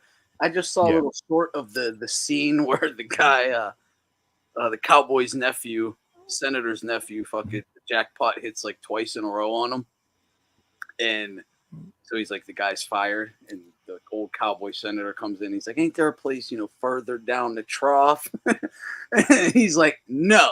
He's like, because either he was in on it and he conspired to fuck us, or he's so stupid that he allowed that to hit twice right in front of him and couldn't even spot that he was being played. He's like, no matter what, I won't allow this guy around. And that is what you do. Like, it's such a simple scene, but it's like, it's real life. Like, what am I going to do? I love that scene. Yeah. Remember he goes, I got to give it to you. Old Gil was as useless on tits on a bull. But he's family. Yeah, but he's family. You know what was gangster, though? The bit when that cowboy goes to him, you Dagos just exist out here because we let you. When he goes, when we want to get rid of you guineas, we will. You know when he says that to him? And he's a Jew. Yeah, but he means like, sure. Yeah. That's a Joe Pesci thing when he gets pissed off at De Niro. He's like, you fucking Jew, I'll help you out. I'll leave you out in the fucking desert. I'll leave you out. This is why I dip you. You know how many guys were trying to stomp all over you? I'm not saying exactly the line, but You motherfucker, you fucking Jew. Every wise. oh yeah, he's like, you Jew motherfucker. Jew ass. It's just weird to see this little tiny guy. Like, Dude, you know, Joe there's the Pesci, not a big funniest guy. scene. You could probably find this on YouTube. I've seen it cut before, but it's Peter Griffin talking about what a tough guy was in the 90s. It's the Family Guy version of Joe Pesci comes into a bar. He's like a little fucking midget, and he's like, "You what you want to do, buddy? What you gonna do? That's why I always found that weird watching that as a kid. I'm like, what the fuck? This little tiny guy. But look. On some real stuff, Nicky Scarfo. He's smaller than Joe Pesci. Joey Merlino is smaller than Joe Pesci. Yeah, and he's crazy. You know, yeah, exactly. Crazy can be intimidating. And that's what made Pesci feared in the movies. He's gonna kill you, and probably brutally. Some of the little guys have the most little. Yeah, some little guys have the most. Yeah, he's gonna do you dirty. Well, Gotti wasn't a big guy. Gotti was not a big man. No. See, some little guys are so insecure as well. They've always got something to prove, so they'll go. Yeah, for real. That was Nicky Scarfo. Yeah. He had that Napoleon complex. And I'm even thinking, most dangerous guy I've ever met in my own life is a little guy, little older guy. About look at the not Vito Genovese, Gigante. No. The one that was killed. The one that was killed for the heroin and Pete and Mary's. Where they just said, Galante. Oh my God. Dude, yeah, Galante, and Gigante, Galante. Yeah, he's a little guy, real little, like 5'2". He's a little guy, like 110 pounds. The whole fucking mob world was terrified of him. Yeah. You know that trick they had? He would kidnap junkies and they would just test the smack on them. Yeah. Just let them fight. Yeah. If it's pure or not, you know? Mm-hmm. Yeah, absolutely. Each time they got a shipment, they just get someone to kidnap a junkie on the street, shoot him up, and if he died, they knew it was what it was. You know, they knew it was. That's how you would test the heroin. Yeah, that was that's messed up. That's what they did. Is messed up. Yeah, it definitely is. Test this shit. He's not dead. It's good. Yeah. You see this guy that Jared Anderson's gonna fight on Saturday? What do you think of that? Bacoli is that? Yeah, I've seen him a couple times. I think he's very slappy. His punches are too much slap, like a lot of slaps. Yeah, I think Jared Anderson will still win. Did you guys, Jed? Did you see this fucking dude in the Olympics? I saw some of it. This disgusting fucking transgender thing. It's so nuts. I think they're playing games with the public. They're trying to create almost. How embarrassing! It has to be fucking boxing that this happens as well. I know, right? Well, they've already done it with MMA years I ago. know. They've done it with sports. It's just the boxing's getting all the attention. The boxing is just so much more. It's so much more dangerous in boxing. That's Here, the thing. Jed, you'll like this. Jed, you'll like this one. I said by the next Olympics, there won't be one real girl in female boxing. It'll just be all the like prison punks that come out. They're just gonna say I'm a woman with boobs and shit and beat this shit out of any little girl. It's gonna be the women's boxing is gonna be like 12 fucking punks from some state prisons across America in the next Olympics. There won't be one real girl on it. Well, what's crazy is that there's actually some fucking idiots out there that would defend this shit. Well, play this out, right? Like the men are always going to rise to the top. So men, like women, trannies, whatever, that are men, they're always going to rise to the top. So how long will it take until it's just nothing but punks, nothing but sissies, beating up other punks and sissies? You know, like if you let this play out, like let it play out, right? Logically, what happens? I think the government's like literally destroying the women's liberation movement. That's what they're doing. They're shitting all over women's lib because, like, you know, for years they're like, oh yeah, we're all equal. And then they put these fucking dudes in the Olympics to beat the fuck out of women. Like, you know what that does to the psyche of these, like, you know, feminists seeing that? Yeah. So obviously, and they're allowing this. So they're basically turning it all on its head. Oh yeah, because a lot of the feminists were standing with this Well, yeah, 'cause LGBTQ push. Well, if they what they say, if they really believe it, the equality, that women can do everything a man can do and all that, and gender is a spectrum and all of that, then they should defend this. This is what we absolutely say should be happening. Exactly. It's they know this. They know these people setting this shit up. They know this, and so they're literally like proving that, dude, basically your belief system is trash. It's never been true. Women are not supposed to be fighting men. They are not equal in that way. They cannot fight men. It's inverting every belief and stance of. Also, like as a man, you're gonna beat a fucking woman up. Like, come on, man. It's inverting God on its head in every way, shape, and form. It's all inversion. Yeah. This is just one other example of it. Yeah. And they want this. The government wants this. They know that people are going to fight against this. This is ridiculous. Like thinking back as a kid and thinking like, is this the reality?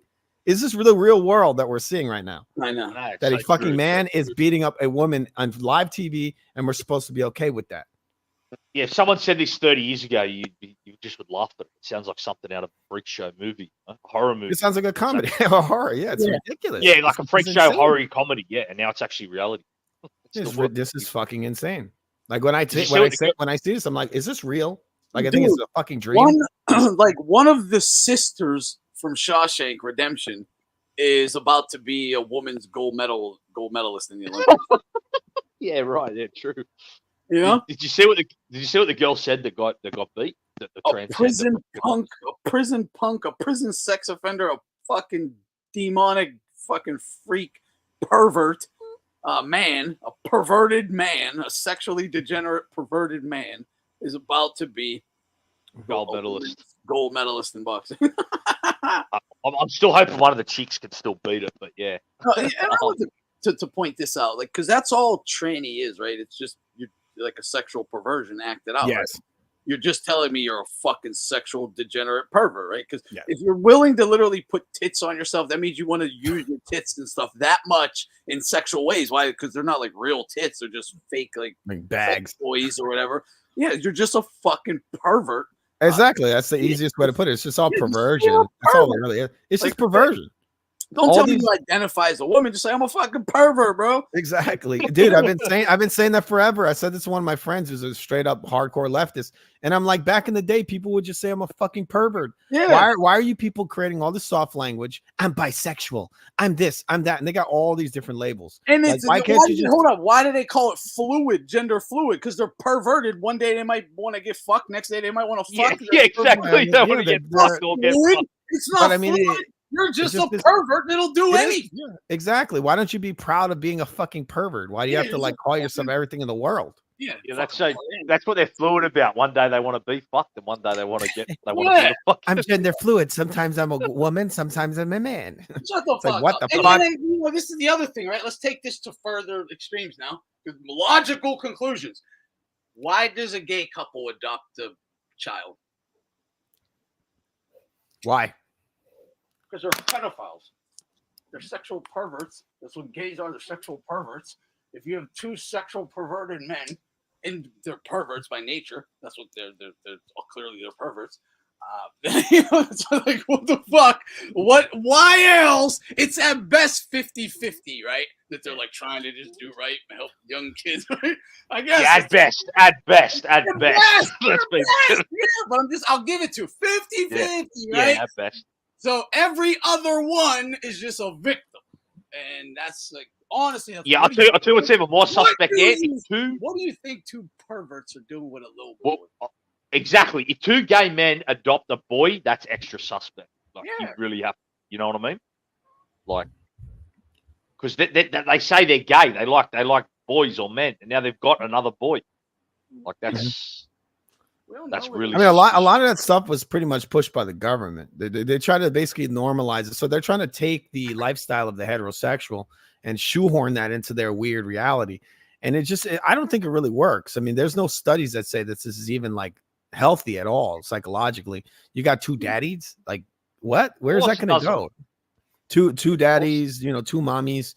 Like this is like a recent thing. And it might actually not be a I recent thing, saw this actually. chick on YouTube, like YouTube Shorts or whatever, and she was like a lesbian. It's her and this lesbo chick. They're like 18, 19, right? And then they both have two moms. Mm-hmm. I'm from New York City. I was like, oh, what are the fucking chances, right? Well, I know a lot of people because I'm from New York City. I know a lot of gay people and all that. So I know a couple that actually got fucking married. 2 girls. I mean, one of them is a nice person. I think she might actually not be like really gay. I think she got kind of, I don't know what their whole thing is, you know. I don't know psychologically what happened to them. Yeah. But and this other girl, you know, she used to be with men. This is what I found out later, that this other girl was with men. So it's like, how do you make this transition to now being married to a lady? And they're now having a kid. And they're having a kid, like they got like a surrogate, like one of their friends. And I'm just thinking, like, where is this gonna go? Like, it's just weird to me. Like, where the fuck is this gonna go? You got two women, and also I went to their ceremony, and they read their vows, dude. This is like some of the most like venomous, like hateful stuff you ever hear. Like they just like they hate the world. They just don't like the world. I just don't know where it's going. If you want to learn about this stuff, go to New York City. I mean, it's like everything we see on TV is so common. It's like common. Liberalism is the #1 thing in New York. You can't have a gun or anything. And I know a lot of people. I used to be like basically like in the nightlife promoting and all that. And I know a lot of different people, and I've seen this before, and I don't know where the fuck it's going. I think, and the people are not really happy when you see them. They're just not fucking happy. Oh no, that's why they're doing what they're doing. You can't. I'm sorry, but you can't be happy living like that. Yeah, they're never happy. They're always going to psychiatrists and all that. Yeah, exactly. Medications, always have a nervous breakdown. They're all on meds. Triggered easily. They're fucking on the verge of a breakdown at all fucking time. Dude, I met a dude where I live now. I moved to upstate because during that whole virus shit, got really insane. People were like, "You should die," because I didn't wear masks and all this shit. And so I moved upstate. I met a person at the fucking Lowe's. Lowe's, like the hardware store. Good kid, right? He's going to college and all that. I see him later on, a couple of months later. This guy thinks he's a fucking woman now. Dude, I'm like, what the fuck? This is like everywhere now. And so this guy and I'm telling him, he's telling us, me and my girl, he's like, oh yeah, I'm gonna get my surgery. I'm like, dude, you shouldn't chop your dick off. That's not gonna be good for you. So and you could tell that he's kind of maybe slightly low IQ. So what it is maybe they get into these really impressionable older people that are sort of like almost like a brain, like a child in some ways. And so they brainwash them into being into this shit. And these dudes chop their dicks off. Julio, you're definitely nice and understanding. I would have just said, "Get the fuck away from me."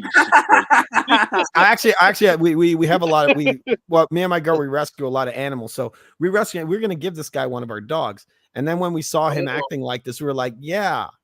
Unstable ass so he was getting kicked out of his house. He was on drugs. He just went completely fucking insane. Unemployed. And I was like, yeah, dude, yeah, he was working just fine. He was going to college, all this shit. I was because I build arcades. It's one of the other things I do. He had a mental fucking breakdown, dude. I told him all about this business I'm setting up for building arcades. And I was going to sell him some of his stuff. And he just went completely fucking insane. And I was like, oh yeah, well, we're not going to give you a dog. And every time we would see him in town, we would like fucking try to run, like get away from him.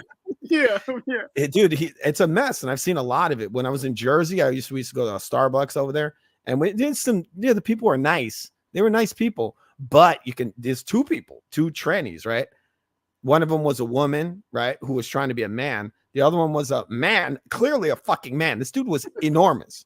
He was like 6'5" or something, big motherfucker. Jesus. And he's like, I'm a woman. And I'm like, dude, it just boggles my mind that this is so common now. Because when I was a kid, this was not really a thing. It's sick because they're making you like play along with their perverted sexual fucking deviancy. Well, I remember I always call everybody dude or hey guys. Yeah. So I call this dude guys, and my girls are like, she's like, no, well, you can't say that. I'm like, well, I call everybody guys. So I called the dude, hey, what's up, dude? Like that kind of thing. The first time I started hearing that, when like I would address a group of people as guys, and some chick or something would. I always do it. It doesn't matter if they're guys or girls. Like, hey, what's up, guys? No, but that's just I'd say the same thing, but it's just a term. Now it's offensive. Yeah, and I'd always just blow them off, like shut the fuck up, and they shut the fuck up. They shut the fuck up every time. Yeah, well, New York City, you deal with a lot of this stuff. Women, My girl I've worked never for a called company. a tranny a he, a she ever in my life.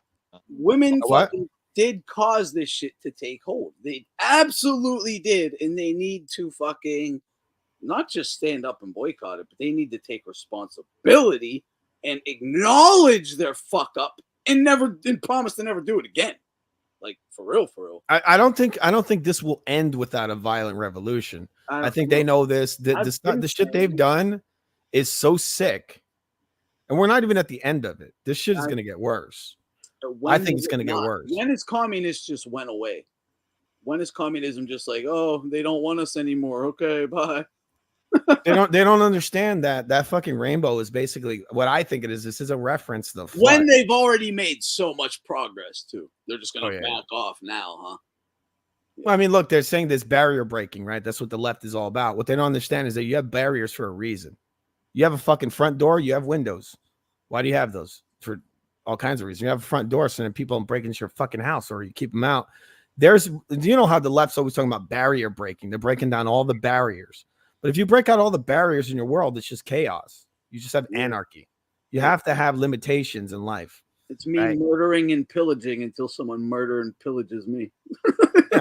But you know, this is why I think the government's giving these people this rainbow. The rainbow is a reference to the flood.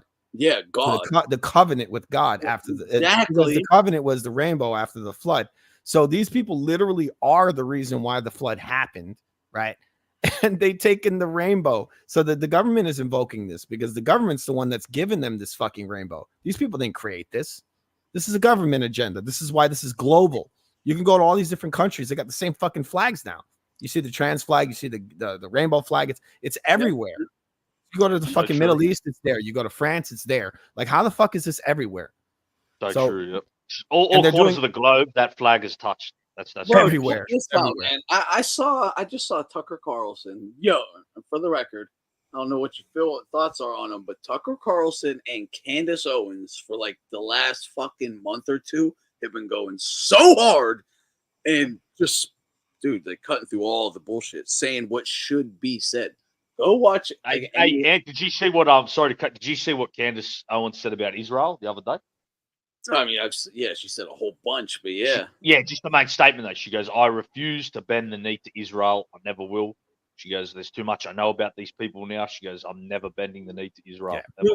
Go watch. I don't trust her at all, man. Go watch. I didn't either, Julio, but when I saw her say that, look, but what platform is she on? I agree, and I don't know if she started off on the right foot or not. I never thought she did, but I think she has she's had like a spiritual. Like I truly believe she is, dude. She won't. Dude, she's on another level right now. She's going so hard. There's no one in the public sphere going as hard as her. I don't think she's real because look, what platform is she saying this on? These platforms are controlled by this group, same people. Go watch any of her new shit and tell me. I'm gonna watch it. I'm gonna watch it definitely. Yeah, but Candace, the thing, even Aldo just said Candace has just showed she is more than just some fucking token black Republican. I feel like she is on the level. I wish I could speak to the audience as she does, and I'd say the same shit. Like she's saying exactly what I would say right now. It's fucking amazing. Do it right now. Do it. In you regards can do to it. I have faith. Just do it. No. And this, and not just with Israel or anything like that. With everything, she's locked in, dude. She fucking had an awakening. She's fucking locked in right now. Israel. I mean, you never see many of them right wing, say that about Israel straight up like that. Look, if she could say this on YouTube, I'm very skeptical because I said we're saying it, Julio on YouTube. We're saying it on YouTube. Yeah, for real. I've said some stuff on YouTube and they killed my shit immediately. You want on there, dude. No, you can't. No, you can. I'm proof of that. You can. If you say, I think in a live, it's different. It's not that they won't, not throw you in the algorithms or whatever. But she's going on go watch her interview with Don Lemon. I know it's Don Lemon. It's fucking hilarious though. It's so fucking funny. It's good. She's on point. And then go from there. And then go. This isn't that big a deal, but you know what was funny? Did you see when Eminem dissed her? She goes, "That was gay." She just goes, "That was so gay." Yo, what's up, dudes? Hey, yo, Jackson. I saw that, Jack. How cool was that, Jackson? Real quick, what I wanted to point out is I saw Tucker Carlson say, with everything going on in the world right now, everyone is like lost, and the only people who completely like seem to have a full understanding of what's going on like are the Christians. They're the only ones that are like, yeah, this all makes perfect sense actually. I was like, damn, you're pretty on point there, because it's true. I mean, the thing is, God is logical. If you look in the Bible, it's just logical. It's the thing. These people, these leftists, think they know everything, but they're actually very illogical. No, and that's another point, Hawker. Yeah, on a big platform, I don't think a white guy could say. A white guy would get canceled for what she is saying. But she does have the shield of a black woman. She is fucking. She's saying outlandish shit. Like good she's shit. using it, and she's doing a good one. Oh yeah, yeah. She's fucking dude. She's going hard. Yep, hard as hell. It's shocked. I was shocked. I've been watching her shit like every day. She's on point. She's gone to another level, man. She's gone to another level. She leveled up. She fucking definitely leveled up. She was a total puppet for Shapiro over there, right? Yeah, it took her a while. Yeah, it took her a bit. She's fucking. Someone's teaching her. Someone's teaching her, and she had an awakening. Yeah, she was Shapiro's little bitch. Yeah, I'll fuck with Candace Owens. Yep. Yeah, that's the thing. Yeah, no doubt, John. What's up, brother? Or Jackson and John. Yeah, she's not saying anything wild. It's just basic truth, which is like, and the fact you can't just cancel her for being like a racist white guy. She can just get up there and state the obvious, and then sit there and defend it, even if you question it. Like you can't just shame her out of the argument, and she like realizes this right now. And it's like, okay, I'm saying it all. Like no matter what. Like, it's you have to watch it. Like, it's shocking. It's nothing too crazy. We say the same shit, but yeah. I'm going to watch it because the thing is, I just don't really trust her. I've just seen her stuff. Like that Steven Crowder shit where she just buried him. Like, look, man, I can't wait for you to watch her and fucking report back. You're gonna love them. I'm telling you, man. I mean, she's good at like cross-examining people. Like she's pretty well a logical person. Virtually everything you fucking believe in and say, she's saying it. I'm just letting you know you're gonna love it. Yeah, she really is. Yeah. Wait, what are you guys talking about? Is this listening? Candace Owen being totally based and incredibly attractive. I'm definitely based as shit. Definitely based as shit. Not ugly. Always bet on black. She kind of hot. Yeah, she's kind of hot as well. Yeah, no. She's all right. She is hot. She's not a glamour. She's not a glamour, but she's nice looking. She's not ugly. Yeah. She's no Stacey Dash or whatever her name is. No, I agree with that. No. She's all right. She's all right. But I'd rather be with Candace Owens than Stacey Dash just because the fucking ditzy. Yeah, Stacey Dash is just like a wannabe celebrity whore. Yeah, exactly. Candace Owens has got sort of like an opinion, so that's good. You know, she's kind of educated, yeah. Yeah. Stacey Dash is just attractive. She's attractive, man.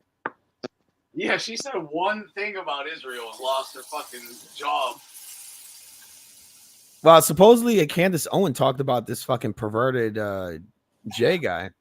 And this Ben Shapiro supposedly fired her immediately. You know that guy that she talked shit about was on the Alex Jones show, and Alex Jones was fucking cutting him apart. He's like, bro, you sell butt plugs. Yeah, I do remember him. Yeah, him, Alex Jones, and Candace Owens. Candace Owens interviewed that guy. Fucking made fun of him the whole time. Yeah, Alex Jones was like, don't you sell butt plugs? Like, how the fuck are you gonna like virtual signal with me? Yeah, humiliated that fool. The dude was a fucking joke. And what's happened to this other girl, the one that Kanye West went out with the shaved head? Did she cross over now? I saw her talking to Candace Owens. Dude, she's desperate for $1. Yeah, what's going on there, bro?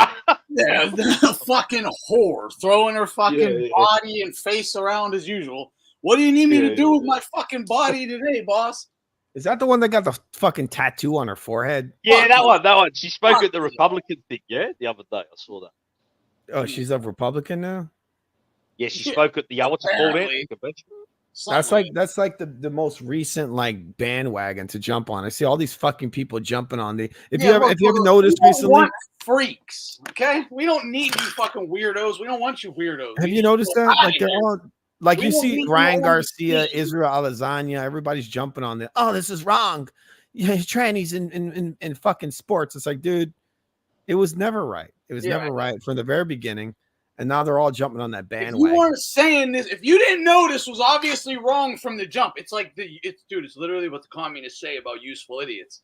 Like, hey, you're useful idiots to us. You're useful in that we can turn you like against your own people. But then when you're like, hey, I'm gonna join with you now and stuff, you're the first to get the bullet to the back of the head because you can't be trusted and you're so fucking stupid. Like you can't even be in society at that point. If you were ever, which she clearly was, you were. It's the dude. Here it is. It's the thing from Casino. Either you were so fucking stupid you didn't even know, and like morally bankrupt, you didn't know that any of this was wrong, or you sold out and scammed your own people for $1, knowing it was wrong. Either way, you can't be here no more. Like you gotta go, bitch, and all your ilk. You know, not a fucking bullet, just a shovel to the back of the head. They can fucking dig the hole and then bang them with the shovel and throw them in it. But it's the same thing. Same thing as Casino. We just talked about it. That's why it's so good, because it is like real life, like I just said. This in real life, if you had your way, this bitch is gone. You won't want her nowhere around. You're that fucking. If you were just that stupid, morally bankrupt 6 months ago, why do I think you're different now? And if you were ever that fucking stupid or morally bankrupt to sell your belief system like that, your soul, then I don't want you around either. No matter what, you gotta go. Well, that's another reason why I'm not into Candace Owens, because she literally threw, well, not literally, well, she threw Steven Crowder under the fucking bus. He was going, he supposedly exposed the contracts that Shapiro was putting out there that were basically censoring people. Big payday to censor yourself, to get rid of free speech. He unveils this, and what does she do? She comes out and she's like, he's a fucking liar. He's doing all this, and with his wife. Oh, he's abusive, and she just did like a hack job on him. And then this guy throws her in the fucking garbage, and now she's a freedom fighter. Amber Rose put a discount on her OnlyFans after the speech. You fucking $2 whore. Wait, what is she showing on there? What is she showing? Fucking everything, I'm sure. But look, oh my god! Wait, is she bleaching her pubes too? Look. Sorry, I had to say it. I had to fucking. Why would the right look? Man, we gotta win more blacks and urban voters and young voters and whores. No, we don't actually. Fuck them people. Like fuck them people. You don't want them on our side. You don't want to cater to them. You don't. What do you want? Just let a fucking 10 million scumbags infiltrate you? Honestly. So you don't think if a fucking liberal fucking billionaire donor or whatever a year from now comes down the road, they can't offer her money to infiltrate you? Or start make up lies about you? Oh, I met with Trump in the Oval Office. He fucking grabbed me by the pussy. Did he do that? Did he really? With the blonde? That's what I'm saying. Of course not. But you trust these fucking freaks? Yeah, she bleaches her fucking asshole. Yo, guys, I know you already talked about this, I think. What about that dude that rocked that girl in the Olympics? Yeah. Dude, how fucked is that? Like, those straight rights? Boom. I know. He was said as well, Jackson. The girl that got hit, she goes, I've never been hit like that in my life. Because I know she just quit after like 46 seconds, right? You know what, Jackson? She finally got hit by a man. That was the first time she's been hit by a man. She was like, there's something different. Yeah, that was the first time a man. That was the first time a man didn't take it easy. I've seen women beat the shit out of that guy before. Look, she had probably beat his ass. So she had probably. That's so fucked up. Look, she had probably quote unquote sparred 50 men, 100 men, but they always took it very easy on her. Yeah, she never fought a man. But she didn't think they were taking it easy on her. And then one prison sissy stuffs a bra and ties a knot in his shirt and beats the fuck out of you. Dude, society is fucked. But dude, it's not the girl's fault. I mean, no, that chick needs to be. Look, dude, she should be a fucking Italian icon for this. Yes, she should. For real, she should be reinstated back in the Olympic Games with a win over this bull. Yeah, fuck that. And this motherfucker should be dragged out of that hotel and pummeled, Hey, did you see when she tried to shake the Italian girl's hand after it? The Italian girl's like, fuck away from me, you freak. Get away from me, but I love it. I love it. Yeah. That motherfucker was huge. You look like Fandora was fighting this little woman. You know, the fighter Fandora. Yeah, that's what that guy looked like. He looked like Keith Thurman. No, he looked like Dude, he was enormous. He looked like Pandora. He's fighting this little woman with these nice boots, pretty nice boots. He looked just like the Libyan Bivol fought.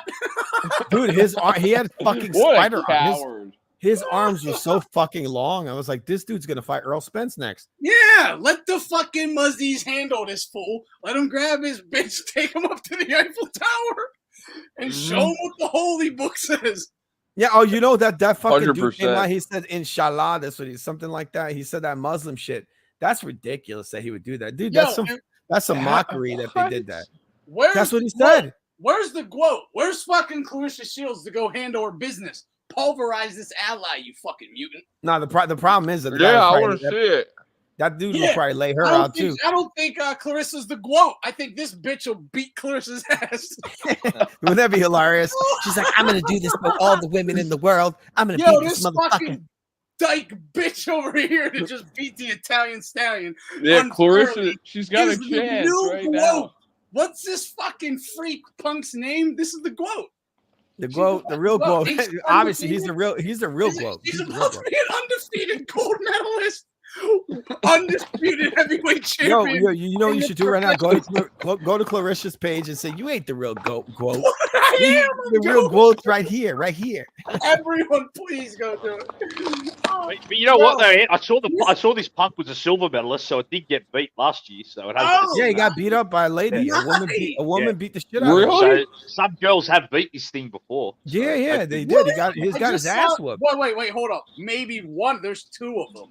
One of them's undefeated. I think it was in 2022. He got his ass. The one that beat the Italian girl, I think got beat before. Really? He did. I saw him get his ass whooped one time. I thought that one was Italian or undefeated. I mean, no, he's not undefeated. He got his ass whooped. Okay. A woman beat the shit out of him. That's why I want to see fucking Clarissa in this punk fucking fight. Yes, let's see the quote. Imagine this guy lays her out. Like in a humiliating fashion. And he becomes the #1 woman fighter in fucking history. Dude, he becomes undisputed female. Undisputed. Heavyweight. Let's build him up. Undisputed heavyweight champ in his first pro fight. Exactly. Just lays out the GWOAT. He'll probably be women of the year. She was like, his hands were loaded. He had loaded gloves. That's what it was. Yeah, loaded with man bones. He hit me with that punch. Those gloves were loaded. I got knocked out only 2 times in my life. Second time it was by a guy who had bricks in his gloves. He was like what, a Muslim guy? Yeah. That dude. Yeah, I think you saw that punch. He hit that woman. He hit that one with that fucking straight right hand. Algeria or some shit. Algeria, it's from Algeria. You saw the punch he hit that woman with that right hand. He would have laid out fucking Terrence Crawford would have been knocked out. Well, that's what we're talking about, Julio. That's why the girl said I've never been hit like that before. That dude put everything into that straight right hand. He was like, blam. Dude, holy shit. He put it all in there. This dude didn't. She took a few of those and said, fuck. This fucking guy did not even trying. He looks like, you ever saw that sitcom called Perfect Strangers? He looks like Balky. Yeah, remember Balky? Yeah. That's what he looks like. He looks like I used to love that show, Julio, when I was a kid. Yeah, me too. I used to watch this. This show was awesome. Wait, I used to watch the reruns. In Australia, did you guys have TGI Fridays? Yep, but I think it was I changed it to something. Like I know that was part of it. Did you watch Clarissa? On Fridays in America, they used to have a block of shows, One time it was like Charles in Charge, Mr. Belvedere, Perfect Strangers, Yeah, I used to watch all that and shit. something else. Yeah, I was in grade school and I loved it. You know what I used to watch? I used to watch the Sister and the freaking what was the other thing? Sabrina the Teenage Witch. Yeah, that was Yep. a little. I used to watch that thing. Yeah, I thought that girl was gorgeous. What was her name? The one with the crooked eyes. The one who Sabrina played. chick? Yeah, Sabrina. Yeah. Yeah. I didn't really like it. But then when I got older, I'm like, what's up with her eyes? Why does she look like that dude from the fucking Goonies? Yeah, you got to catch her at good angles. I mean, it was a good time. It was an innocent time. It was a very innocent time. Just saying, very innocent. You know what I was watching a show, Dinosaurs. Remember that? Oh yeah, Dinosaurs? I think that was the other one. Yeah, I think it was Dinosaurs. Was the fourth That show one. was awesome. Awesome. I love that show. I gotta too. go back and watch it. You I haven't know seen the that guy- show in for. I was saying, you know, the cousin in Perfect Strangers is in True Romance. Ant, do you remember his role in that? Balky. Yeah, that's yeah. Balky. Yeah. Yeah, that's Do you Balky. remember? Yep, yep, yep. Do you remember him in True Romance? Do you remember his role? Yeah, hell yeah. I didn't even know he was in there. Yeah. He's like the guy. Hollywood The girl. guy.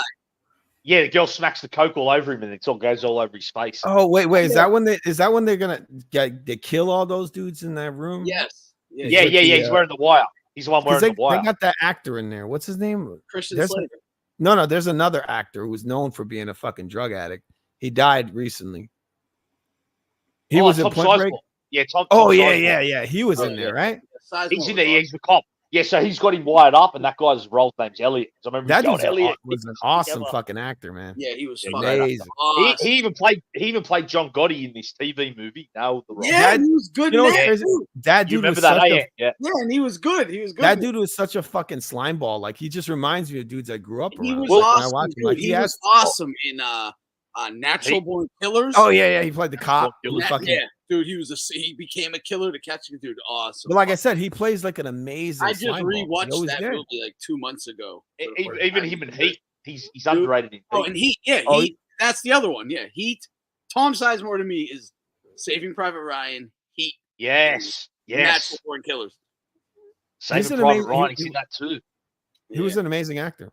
Oh man, hell You yeah! know, he was married to that that This is madam. what I don't like. This is what I don't like about Hollywood, right? Like, well, a lot, obviously, but they're all scumbag degenerates. What? Just because this guy gets like higher than you, he can't. He's a better actor than you, but he can't be in movies no more. I don't care if he's fucking high. I want to see him in the movie. Like, put him in the fucking movie. Yeah, they just use that to like he's obviously out of. Exactly. They're all getting just as high. He's This is what I done was talking something else to about. annoy people. That's why they do that. It was just he's a really good actor. He doesn't have to kiss ass to get gigs. He just gets them on his fucking merit. And he's taking our jobs because we suck. Get him out of here. And it's an easy way to knock him off. He was married to that madam chick. You know that chick lad that had the Heidi brothels Fleiss. in Hollywood? Heidi Fleiss. Yeah, that's her. Yeah. Yep. He was with her, the funny motherfucker. So who knows? He probably had a lot of inside info on motherfuckers as well. Yeah, from that, wouldn't doubt that. Yeah, I'm You know? sure he did. I'm pretty sure she was extorting, blackmailing people in Hollywood. That's why they come at her. Yeah, she definitely was. Yeah. Yep. I knew I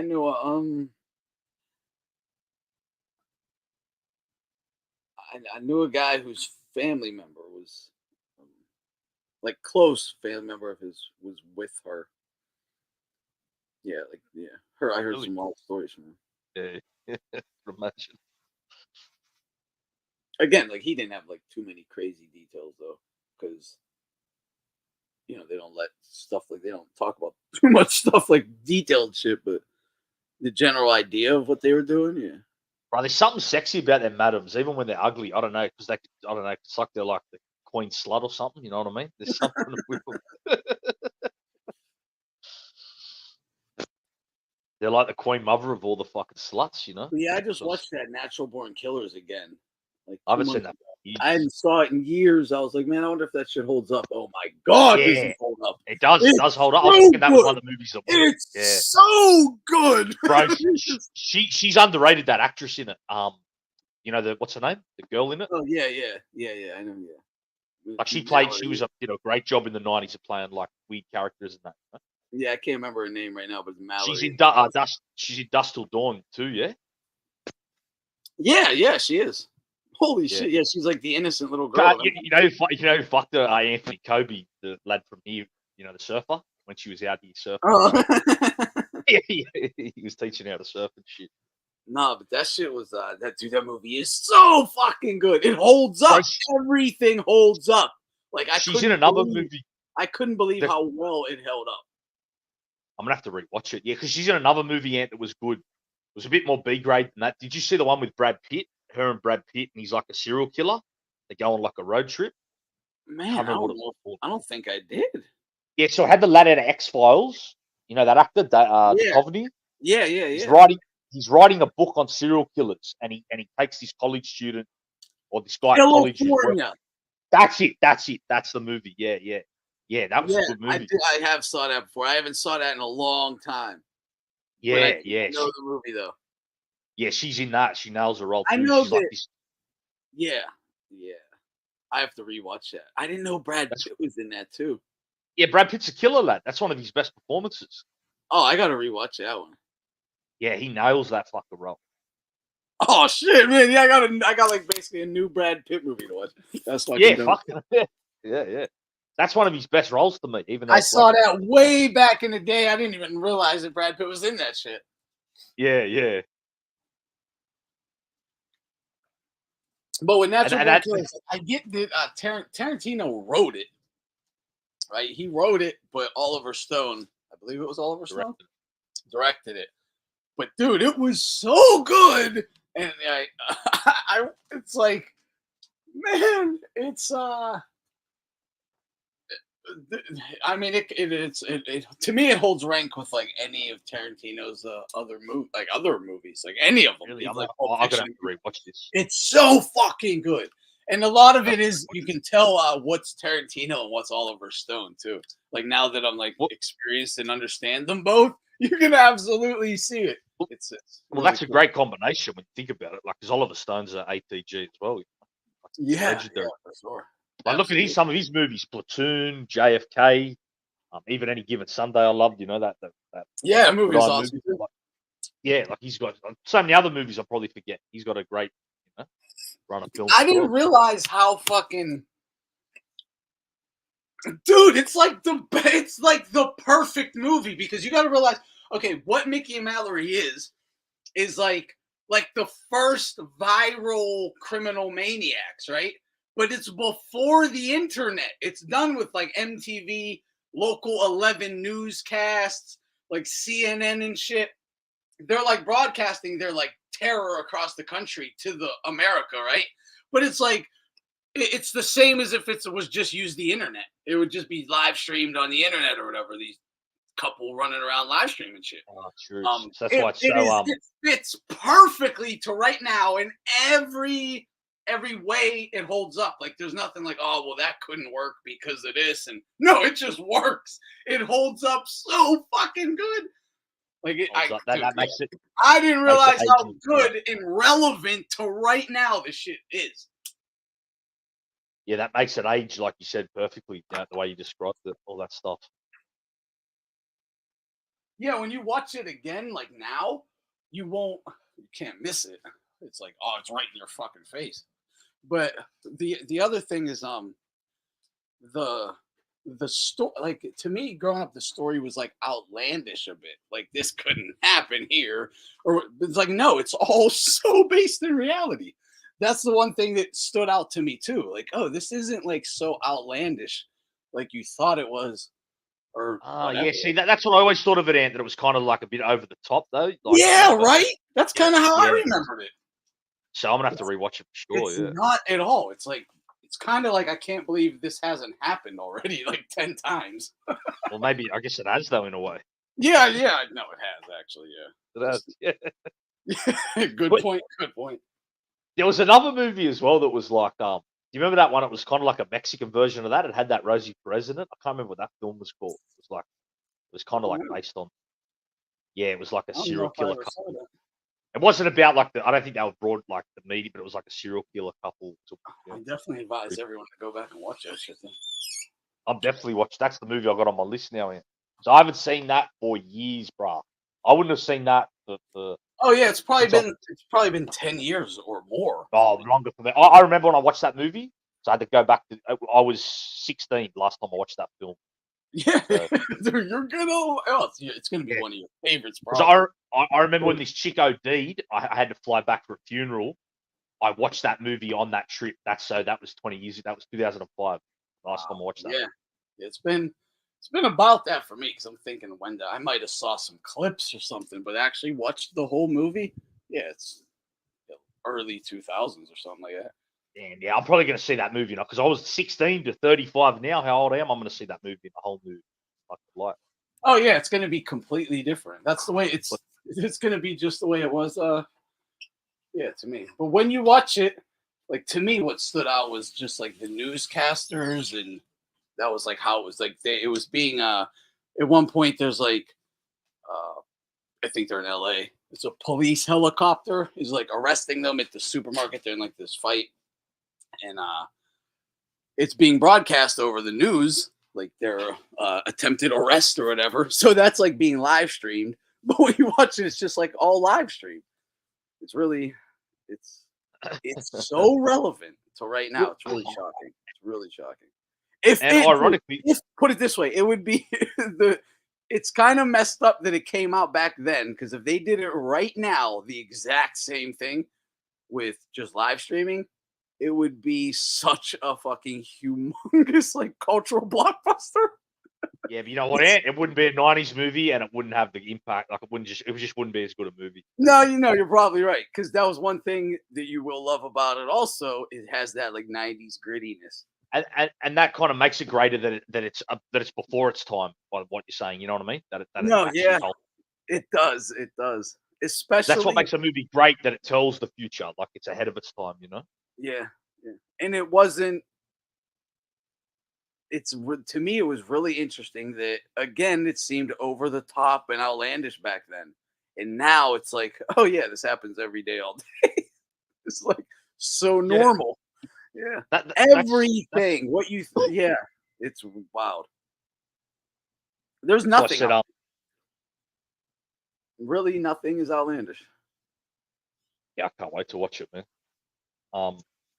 If there's anything you think is outlandish, I could easily give like multiple cases of something involving like the same scenario but worse in America. Yeah.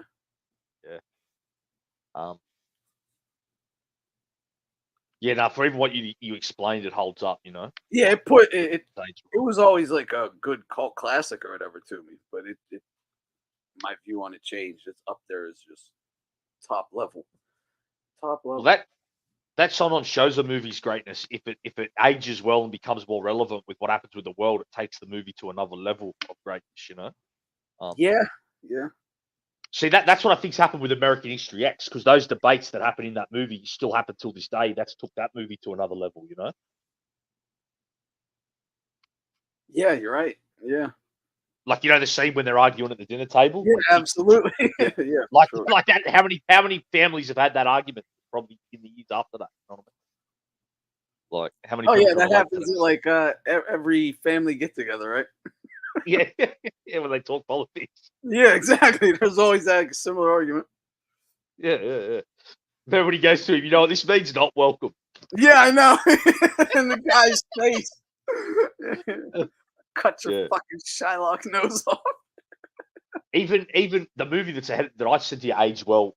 Remember that movie Higher Learning? I watched that a couple of years ago. Like, oh yeah, you know, I haven't saw that since about 16 for sure. I need to watch like that. On American College, racial tension. You know, fucking got lesbianism and shit. All this degenerate culture on the college. You know. Yeah, and that's I tried that. Okay, see, there's another movie I could point to because I try to explain there was definitely in America in the early 90s there was a push for all this hardcore like liberalism, feminist, commie craziness. Well, that's in that movie. Yep. Yeah, it was in. There was a Kid and Play 3, a House Party 3. What Kid and Play? Their house parties at the college campus. Yeah, I saw all their movies. And Queen Latifah is a character, like one of the main protagonist characters. and she's like a hardcore evil feminist pushing commie shit. The whole movie, and again, yeah, higher learning. They're pushing it. It's like an on a campus. They're showing you like this is it's already a thing. And there was I think it was was it the football movie The Program where one of the girls gets raped and joins like a feminist rape survivor group on a campus? Like there's like 100. I think that's in higher learning, bro. She does get. Is that in higher learning? That might be in higher learning. Yeah, she gets this white guy tries to rape her, and then she runs home, and she's roommates with the girl out of Boys in the Hood. Oh, what's her name? You know that chick, she's in all the Hood movies. King, something King. Yeah. I know you're talking about. Yeah. Regina King, I think. Yeah. And then she calls Busta Rhymes and that, and they come fucking jump him and shit. And then We gonna get him fucked up. Yeah, that's it. That's the exact scene. Yeah. That's the exact scene. Yeah. So you called it that movie. She calls yeah. So it is. It's that movie, and then the House Party 3. And once again, ahead of its time, because it shows how that hip hop thing's coming into the colleges and shit as well. You know what I mean? Yeah, for sure. But I do remember back then, everyone told them people just go fuck yourself. Yeah. That was the one thing I'm like, but this happened in my lifetime. They tried to push this, and we literally said, "Go fuck yourself." Like, why did you guys fucking tolerate it? It happened in the early mid 90s, man. And then with that high learning, and look what happened at the end of shooting at the school / college or whatever. Huh? Dude, holy shit, you're right. I need to watch that shit again. And you know who does the shooting? Fucking Michael Rappaport. I know, right? Yeah. And he shoots Tara Banks. And Tara Banks is the chick in it that he shoots. Oh, he does. He means to shoot the black dude, like Omar. Yeah, Omar, another great actor. That's one of my favorite actors as well. Yeah, he needs to smoke him. The guy had a Juice. He was in Juice, wasn't he, Omar? Omar Epps. Yeah. Right, yeah. That's what was his name in the one that Bishop's trying to kill at the end. I can't remember his name in Juice, but yeah. Damn, I gotta see that again. What's his name in Juice, Ant? That character? I don't remember it. Yeah. No one ever talked in that movie about who was just stoking all these racial issues. Where in one semester they just sniper from a roof tower shooting black people. Like, what the fuck? Oh, Jesus, man. Oh, yeah, I gotta rewatch that one. Definitely, yeah. What are you gonna rewatch? Higher Learning. Oh, I remember that. Well, I'm gonna watch California first. I'm watching California first. I saw Higher Learning a long time ago. Yeah, that's what we're saying. We had. How could Brad Pitt playing a psychopath? That's fucking great. That has to be great. I don't know if I've ever seen that one. California. Yeah, I don't think I ever saw it. It's called California, I believe. California. I thought it was California. I want to see it because I think it's just kind of crazy. Brad Pitt playing a character like that. Yeah. A murderer. I think he nailed it. Yeah. You ever see Matthew McConaughey in that? That's when I gained respect for fucking Leonardo DiCaprio. Was when he was did The Departed. You know he was supposed to play the character in American Psycho. No, main character. Yeah, he was supposed to play the character. I did hear that. That could have been dope, honestly. With the, I think you did a really good job. But his team turned it down because you saw him. He was basically like a sociopath, right? That's why they brought him into the job as the undercover. You had 2 different accents, didn't you, you fucker? I bet you was in Southie dropping your Oz. He fucking rips him you're a fucking sociopathic chameleon. I loved seeing that dude. He showed I can play this shit. He did it great. He did it fucking great. I remember this chick I was dating at the time was I never liked this guy. I was from the Titanic. I thought he was a fucking faggot. Damn. I swear to God. Harsh opinions about him, huh? Yeah, I mean that's what she said. But she was But I know girls like that. I know girls like that. Yeah, they think like that. yeah, You know? she was like, oh, he's like a fucking dude here. You know, a lot of girls would be like, "Oh, that's Jack. Oh, he's so sweet." No, I know the type of chick Ant was with. Yeah. Because that was his thing, right? In the movie, he was like a sweetheart. She said, I thought he was gay. I was like, no, he was fucking one of Victoria's Secret models. What are you talking about? He was too nice. He was too nice. Yeah. I was like, yeah, man. Yeah. He was way too nice. I probably said the same thing. He might have did gay shit though. I don't know. But he definitely fucked a lot of bitches too. He looks like it. No, I remember when that Titanic came out. A lot of people thought he was gay when that first came. Yeah, I did. I did. That's what I'm saying. I never liked him. Yeah. I mean, he was like 20 years old. He was acting like a 5-year-old in that movie. Yeah, he was. He's like, come on. He was. Hold on. He was solid in The Departed, though. Yeah, he played like a tough guy, right? I think you're right. That did take that got him, more take serious as an actor. He played a fucking sociopath. He wasn't really a tough guy, but because that's when he started getting these different roles after that. Wolf of Wall Street, Inception, all these movies, whatever. Yeah. Yeah, Django. Django. Yep. Yeah. Yeah, he could do it like the teeny bopper movies, really. His face is too youthful. He doesn't have a rough face. That's his problem. I can't even remember many of his films. That is a problem. Yeah, it was the same with Paul Newman. It was the same thing. It was the same with Marlon Brando. But you could see his potential because he was great in that. Remember the movie where he played the junkie as a teenager, the basketball one? I never saw it, but yeah. Dude, hell yeah. You gotta watch that movie, Julio. That's great. I heard about the Basketball Diaries. I always wanted to watch it, but never got around to seeing it. Mark Wahlberg. Mark. Yeah, true. That's one of their. That's probably their first movie each. Yeah, it was like their first movie. Yeah, well, definitely one of them. Little like indie cult classic type shit. Yeah. Super disturbing. What is it? Junkie in there? Yeah, and they're from New York, Julio. The one where you have to get the ferry over. What's it? Staten Island, is it? Where they've got to get the thing.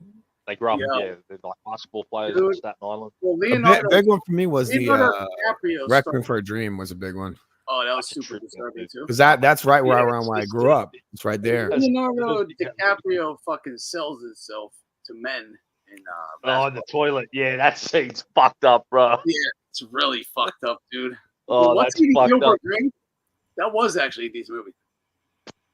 Oh yeah, the chick out of Natural Born Killers is in Basketball Diaries too. Remember, she's the prostitute. And is she?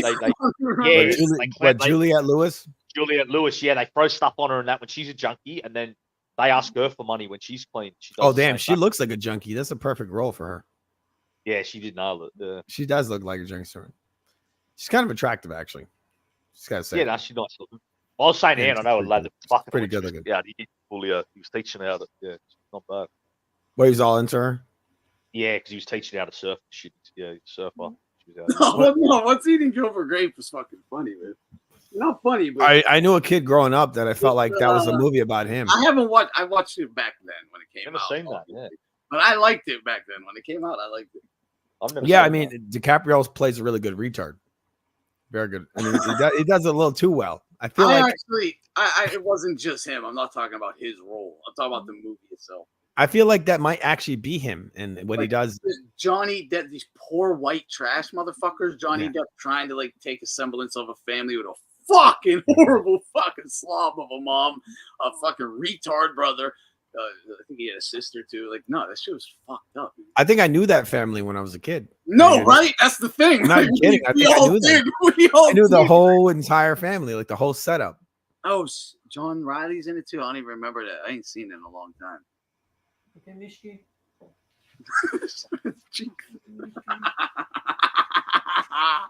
I know. What's his name? What's eating Oscar De La Hoya? No, what's his fucking name? Herc. Big Herc. Is that who you're talking about? Spread his cheeks. Oh, that guy from YouTube. That yeah. He be busting cheeks. The one that he does. The one that I think he's the one that first did a video with that Wes Watson. That's who put that. Yeah. I remember he goes, listen, you fucking dorks. This guy's lived a movie. You guys wish you had that. Listen to what he has to say. And he didn't at all. But did you ever No, he see? did it all. No, did you ever see the one he had a little snitch on, and he didn't know he was a snitch until mid-interview? The guy's like, he's like, wait, how'd you only get? And he's like, oh, I snitched, bro. And Big Herc, his big thing is like, I won't interview snitches. He's like, wait, you snitch makes him stop the interview. He's like, this guy that's a snitch is like 5'2". He's a bank fraud guy. He did bank fraud. He's like, I snitched on everybody, bro. He said, I was cutting throats. He's like, Oh, I bro, imagine, you know, dude, he was the funniest. And Hart couldn't even find the humor in it, dude. It was so funny though. It was on SNL. This motherfucker's like, dude, I would walk around the prison trying to get people to tell me crimes, and I would go call the DA. And he did this, and he found it like hilarious. He's like, "Oh, bro, look at me! I can't do fucking prison time." He said, I was cutting fucking throats. I'm sorry. Imagine if Herc just cut it and goes, I got to spread them cheeks now. Dude, Big Herc was threatening him. Like he didn't know what to do. His prison manhood was like on the line. It was too funny. Like he's like, oh my god, the homies, I gotta crash this guy. He's like, but I'm gonna go back to prison. What am I gonna do? He was having serious. But you know what, bro? But that's why it's funny, because I can relate to her, because it's like one of us getting caught up, like just realizing we're talking to a snitch halfway through it. You would start having to go, what am I? He was having this most serious fucking personal dilemma, and this guy wouldn't shut up. Oh man, I gotta find this guy's name. He's a fucking dude. It's Big Herc, bank fraud snitch. He has to have it in the title. It has to be in the title. It's so fucking good. Oh, it's so good.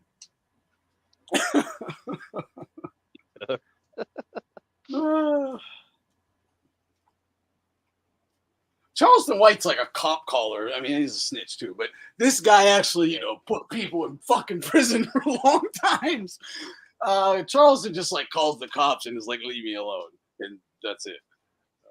But yeah, this guy was like saying wild shit like Charleston White, but he actually was just fucking put everybody he knew in prison and found it like hysterical. Like, oh yeah, like dude, fuck these people. Oh man, guy's outlandish with it. Just thinking about it again had me fucking dying. And with Big Herc, nonetheless. That's the funniest thing.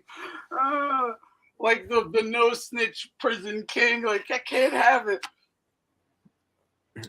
What is that, a movie? And before the guy finally just tells him, "Oh, I'm a snitch, bro," like you can see him starting to compute. Like, wait, what did this guy just say? How do you only get 2 years for? Wait, how did he get time cut? Wait, this is, and the math ain't mathing. You see him adding it all up in his head. It's too good. It's so fucking funny. And this dude gave it was some of the best fucking internet you can get. It was some serious and Big Herc didn't even I don't think it was viral or anything. I watched a lot of that stuff, but I don't think he promoted it like he should have. It was fucking so funny. Play his rant about whose rant? Who? Big Herc? No. Don't tell me Big Herc got an Aiden Ross, man.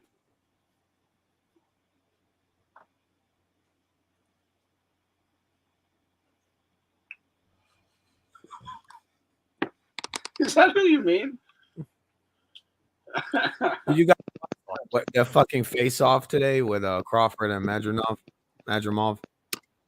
Yeah, I watched a little of it. I mean, Crawford looks bigger than him.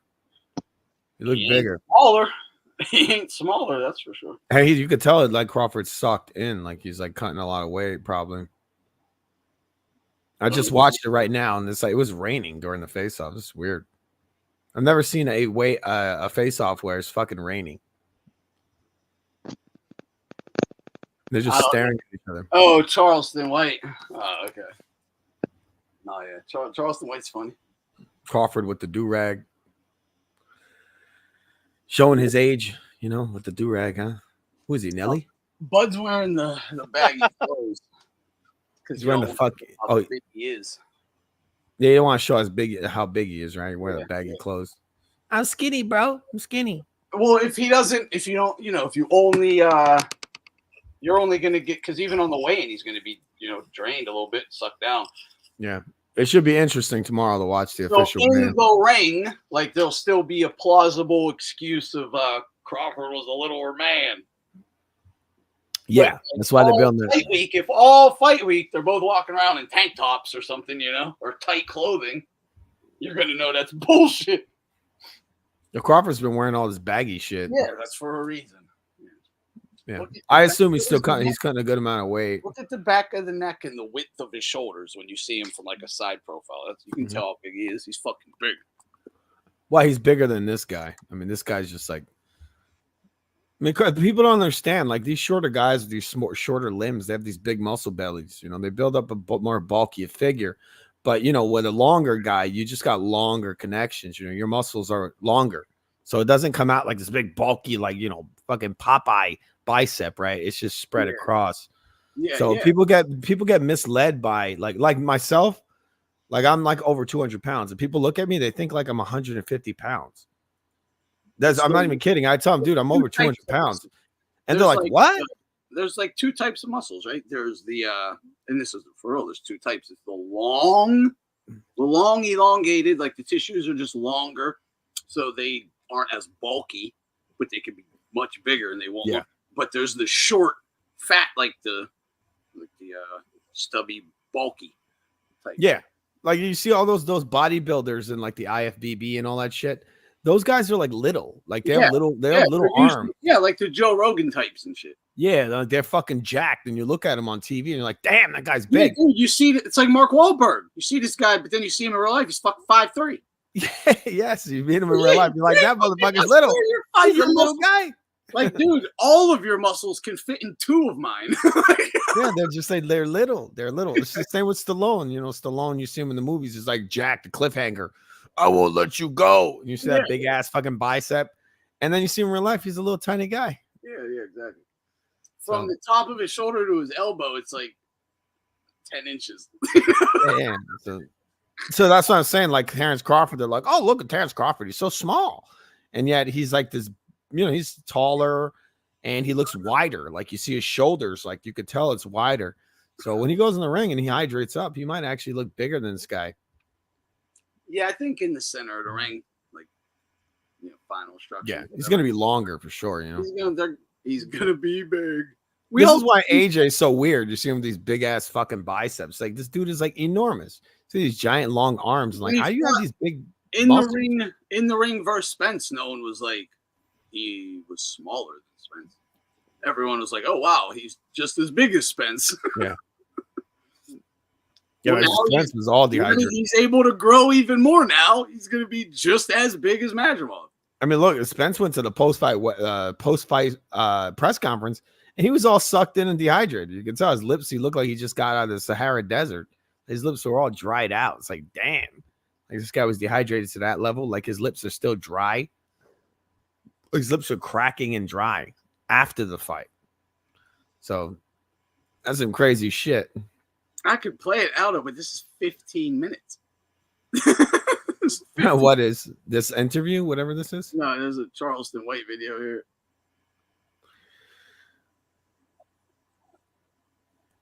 What is this thing with Oscar De La Hoya? He lost all his respect for who? It says I lost all my respect. I've lost all my respect.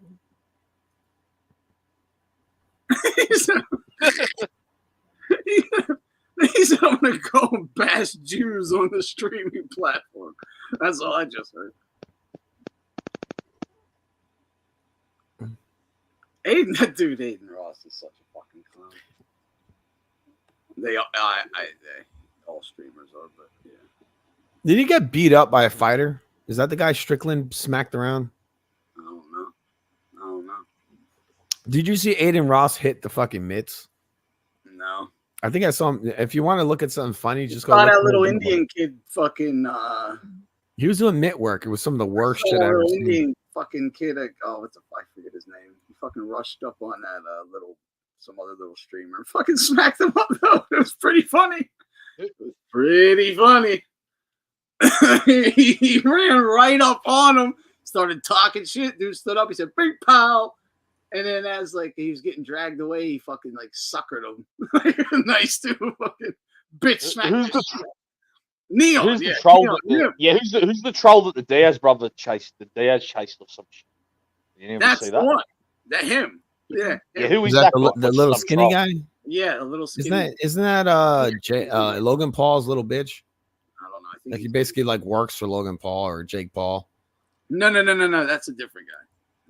You're talking about the white guy. Dude, those dudes are fucking annoying. Like I don't know how the fuck people watch. Who was that Indian guy? Just some fucking troll or something? Yeah, he's a streamer. Fucking a weirdo. They're all. Why do people fucking pay attention to these weird? Like, how do they get? I have no clue. I have no clue why I don't even know why a child pays attention to them. Like I don't know why. These weirdo. I don't. They shouldn't even have retarded kids watching them. I don't get it, bro. Whatever, right? Who, well, I mean, you know the bald one is a bald like influencer, and he like wears like fucked up like weird hats. His nose is all smashed in. You know this guy? No. He's got really groomed eyebrows. No. He got his ass whooped by one of these YouTuber guys. Damn, I can't. Oh, I know what you're talking about. He's Yeah, like bald. You got like he got like fake hair tattooed to the top of his head. And he's like half and half. What do you mean by that? Like half black, half white. I don't know. Maybe he's Jewish. Maybe He's like a brown. Wait, he's not. he's kind of light. He's like his big thing was pornography. Like he came out and he spoke out against pornography. Different person. He looks sort of like an Arab in a way. Well, basically, yeah, Fousey Tube. Yeah. Is that his name? Yeah, I remember that guy was all that dude. He sucks. That dude got juiced to the fucking gills. Oh my god! He went in the ring and some random dude just beat the shit out of him. I know him from the Palestine Israel stuff. Yeah. That guy. He's kind of popular, isn't he? No. Dude, they He beat. used to be. That dude got his ass kicked in a fucking. What does he call himself? Bousy. What the fuck? YouTube in like 20. Like right when I started YouTube, he was finished. Fousey. Yeah, he's Palestinian. Yeah, I think he's Palestinian. Yeah, he's Palestinian. He certainly talks about Palestine all the time. I think he's Palestinian. I see him. He wears this fucking like weird face mask. Yeah, he got hair. He has a buzz cut tattooed on his head. Exactly. He's got like little hairs tattooed to his head. He didn't even get hair transplants. He was so cheap. And he was so insecure. He had a fucking buzz cut tatted on his head. Yeah. Dude, look, if I lost all my hair, I would get like an awesome tattoo on top of my head. I'm not gonna get fake hair fucking put on my damn head. I'm gonna be like Bam Bam Bigelow. But dude, even with fake hair, you still just have your head shaved. But that shit is stupid. Like, look, you guys know Bam Bam Bigelow. Why wouldn't you do that shit? Get an awesome fucking tattoo. Just shave your head. Yeah, you shave head's your head. already shaved, you dumbass. It's shiny. At nighttime, they can't see your fucking tattoo. It's specks. Like you got a shaved head, bro. He likes that shaved head look. He likes that shaved head. Weirdo. He got like a widow's peak in there too. Like, why the fuck would you tattoo a widow's peak? You know what I just thought? You know what I just thought of something there? Because there's so many people on the spectrum, and I bet all these what are they called, streamers or whatever? I bet they're borderline autistic, yeah, like their personalities. So they maybe relate. Yeah. So maybe they relate to the TISM crowd or some shit, you know, around the world. TISM and like look, there's like people in wheelchairs that like they are motorized. But like there's this poker, like I follow poker, right? There's this found this new poker channel. I mean, dude almost made me cry the other day. You'll like this story. The channel is named the Poker Chairman, like the poker chairman, right? Yep. He is he's handicapped. He's got brain damage, some kind of like neurological disorder. He tried explaining it. Even he didn't know exactly what was wrong with him, but he can't walk. One arm is dead. He has one arm. He gets around in a motorized little cart with a joystick and shit. And he talked a little fucked up, right? But he's hilarious. He's a normal ass dude, just in a fucked up body, and he's like aware of it. And he can't do shit, but he gets like he found a vice, poker, and he can find enjoyment out of like the rush of gambling. He's like, other than this, like I just want to kill myself. But like he fucking can get enjoyment. And so the other day, this was just 2 days ago on the live stream, he had just started earning enough money to where he can like play poker full time, because he's a losing player, right? Like he's good, he's no average or whatever, but he's playing online over. You're just probably gonna lose more than you win, right? So he can't like afford to play it all the time, so he's just miserable as shit. But now, because of like YouTube streaming, people giving him donations and shit, yeah, he's like able to rock out. He was fucking like, he started crying and shit the other day. He's awesome. He's awesome. That's a good story though. Like I'm glad to hear that he gets stuck. That's someone who should be getting that stuff. Huh? Yeah, definitely. I was like, I was thinking like, yo, you gotta get this dude on. God bless that put guy. him on the fucking Hustler Poker stream and stuff, because he talks shit. He's good. He's like a valid actual like streamer. Like he can conversate and stuff. He's just a little fucked up, which makes him like funnier when he gets all excited and shit or mad. He's funny though. But yeah, you feel good for him. You're like, man, imagine being this, like, normal dude, just on a fucked up body. Yeah, some of these other clowns probably don't fucking say anything. Their whole fucking 100 of hours of whatever they're on. Probably don't say anything worth a shit.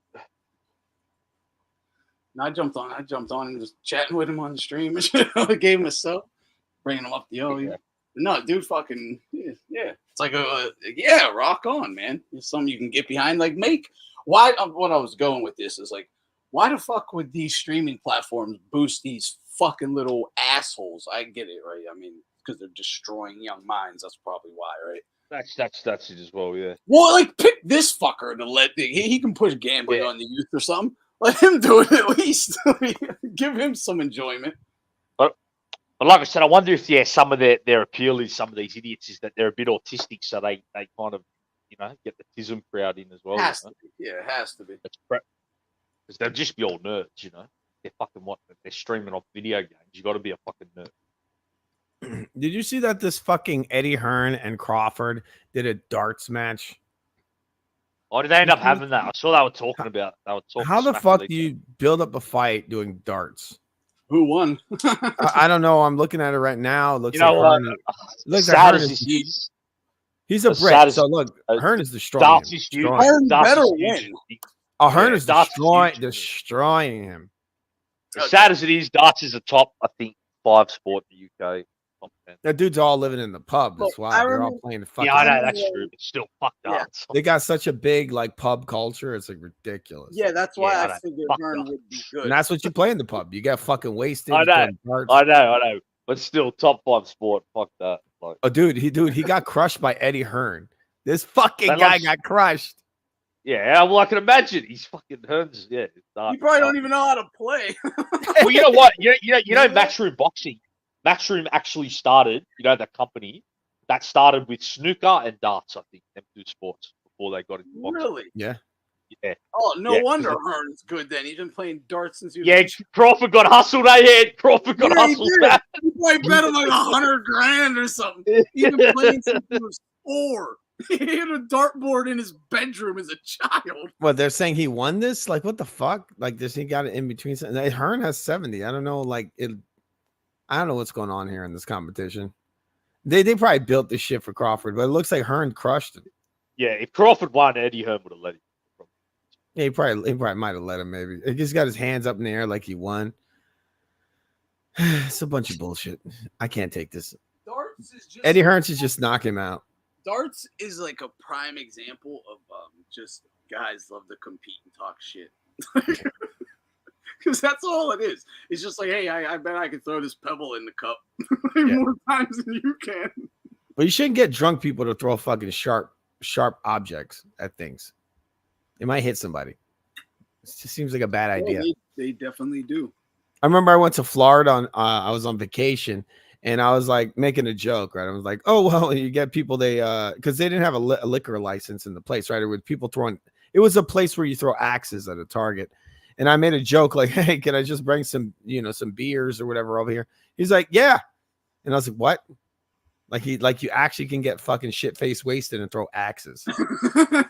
Like they were totally okay with that. The guy was like, and then later that day, when I was throwing these fucking axes, there were some people right on the left side of me, and they were shit face wasted throwing these axes, and actually one of them fell near my foot. So yeah, this guy has people letting people come there, get wasted, and throw axes. Yeah, just handling axes around other people drunk with axes. This fucking guy threw this axe in the air and it fell behind his back, and it like was right near us. Like I was like, well, okay, like this is fucking crazy. You can just throw an axe completely shit face wasted. You let these guys bring booze in here and throw axes. What the hell? I never heard of no sketch. My neighbors did that too. They would get wasted and they would shoot arrows. I knew a chick who fucking you hear this is in The Sopranos where Ralph Cifaretto's kid, he fucking throws a lawn dart up and dies, right? That's right, the arrow, bro.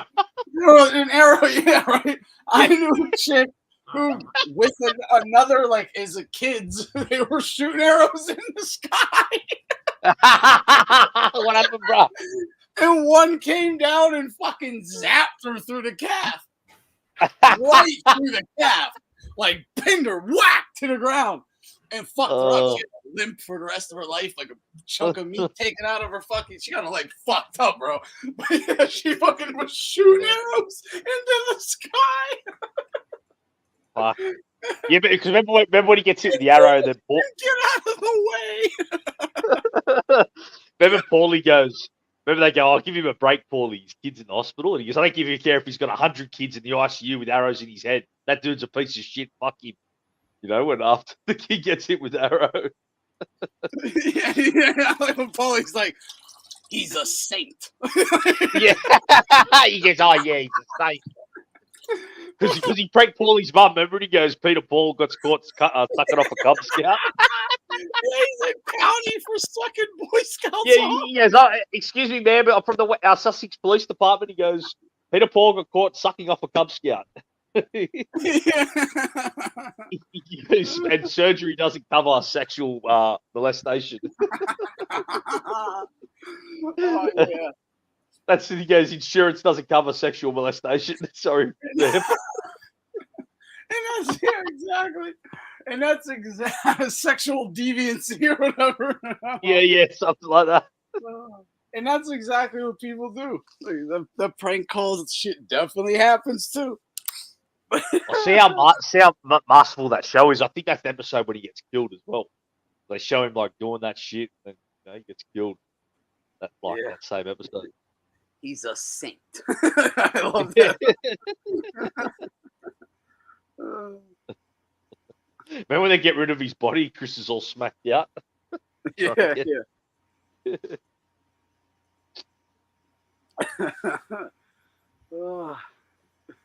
As he lifts his head up and the wing comes off. And I like how you never get the answers of did Ralph kill the horse? Like, you know? Yeah, that's true. Although I'm 99% sure he did. But yeah, I mean, you would think so, right? Yeah, they do never show up. Yeah. There's never any proof. Clear, never any. You just get him saying, so fucking what? He goes, that horse was fucking. Yeah, it was a fucking horse. Yeah. And you have to realize, like, he just lost his kid. Like, he don't give a fuck about that horse. Like, you know? Once again, it added to Tony. Tony cared more about the horse than any fucking. Yeah, he cared more about the fucking horse than his own kid. Yeah. Yeah, he loved that fucking horse. Same with the ducks, right? The ducks, yeah. What about when he threw that poster out that Paulie fucking takes it from the fire? You know, so it saves it.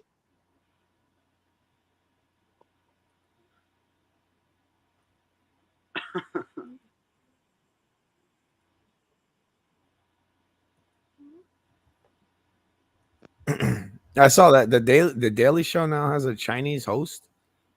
I just noticed that. You guys Well, watch like that shit? Chinese American or like an actual? I don't know. I got to listen to it.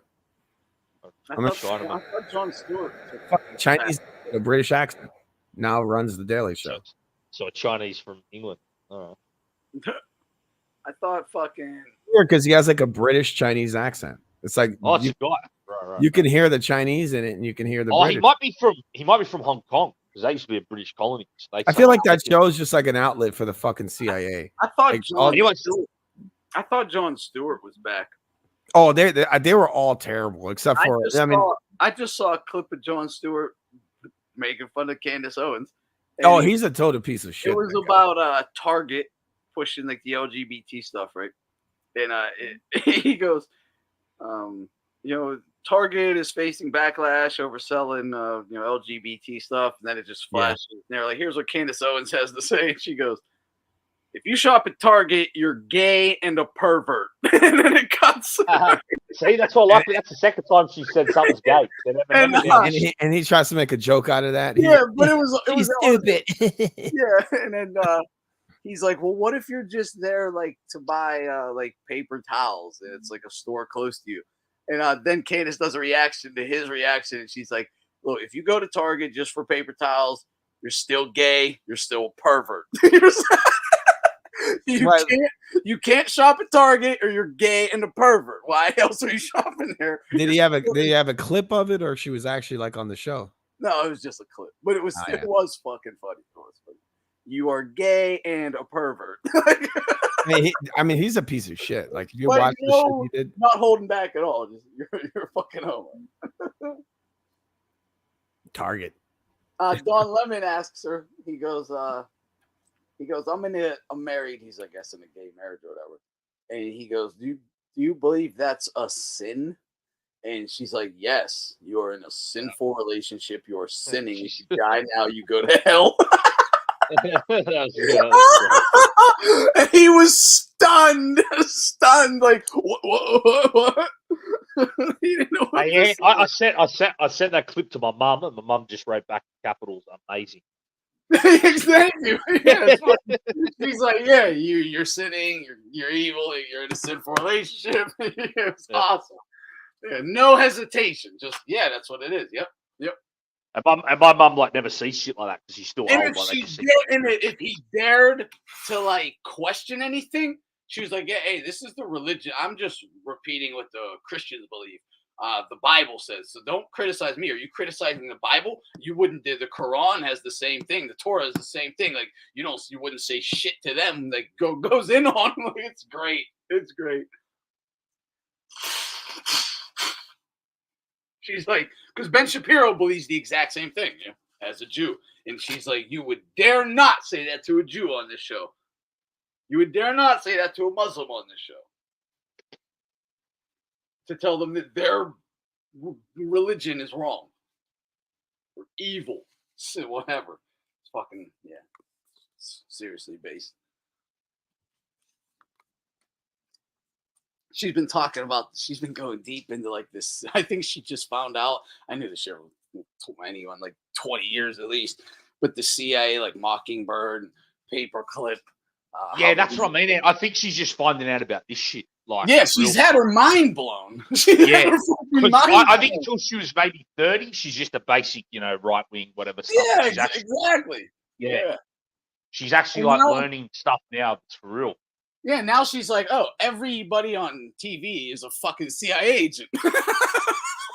Yeah. Everyone, yeah. They're all fucking Satan worshippers and CIA agents. Hey, we might see a pull of straight up assassination or something. Dude, I was already saying that. She might just fucking end up dead in her sleep. Yeah. Or she might end up killing someone. He is going so hard on CIA operations. It's like crazy.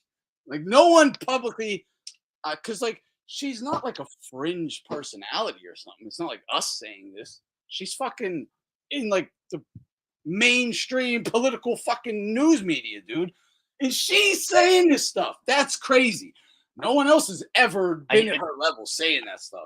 And I know where I think she gets knowledge as well. She's married to some guy who's like high up in like English society and that, you know? Like, yeah, he's a hardcore like Christian Orthodox. He's very white. He's very white. Oh yeah, hardcore. A very, very white guy. Yeah, that's extremely white.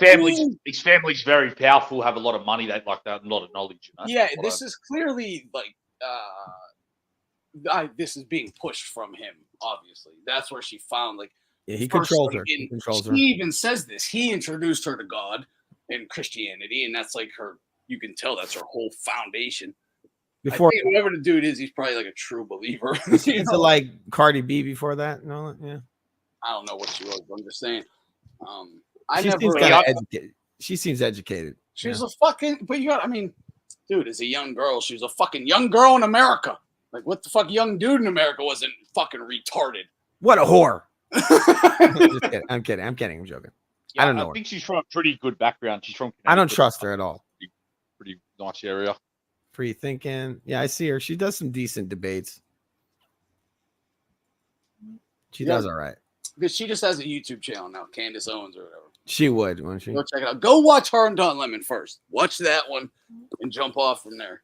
I think Don Lemon's hilarious. I think everything. You'll love this one. You'll love this one. It's funny. Don Lemon, say his name. It won't even get you like all that mad. You'll just like it. It'll be good.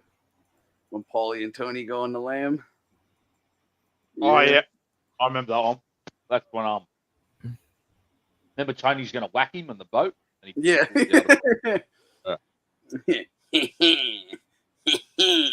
Yeah, he just wants to have a fucking nerve.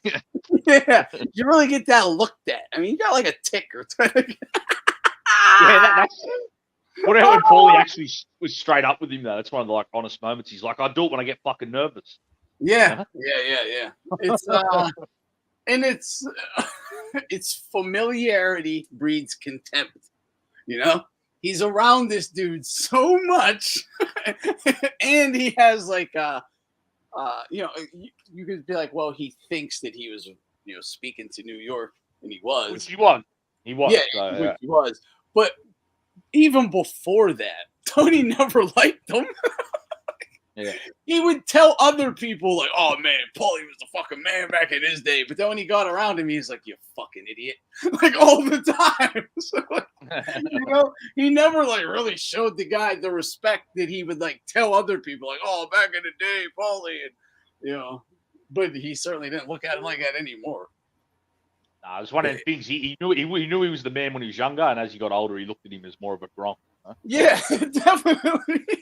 Is this UFC event going on in the States on Friday? Because I see they have the weigh-in. Yep. They had the weigh-in today. No, I think it might be the Middle East.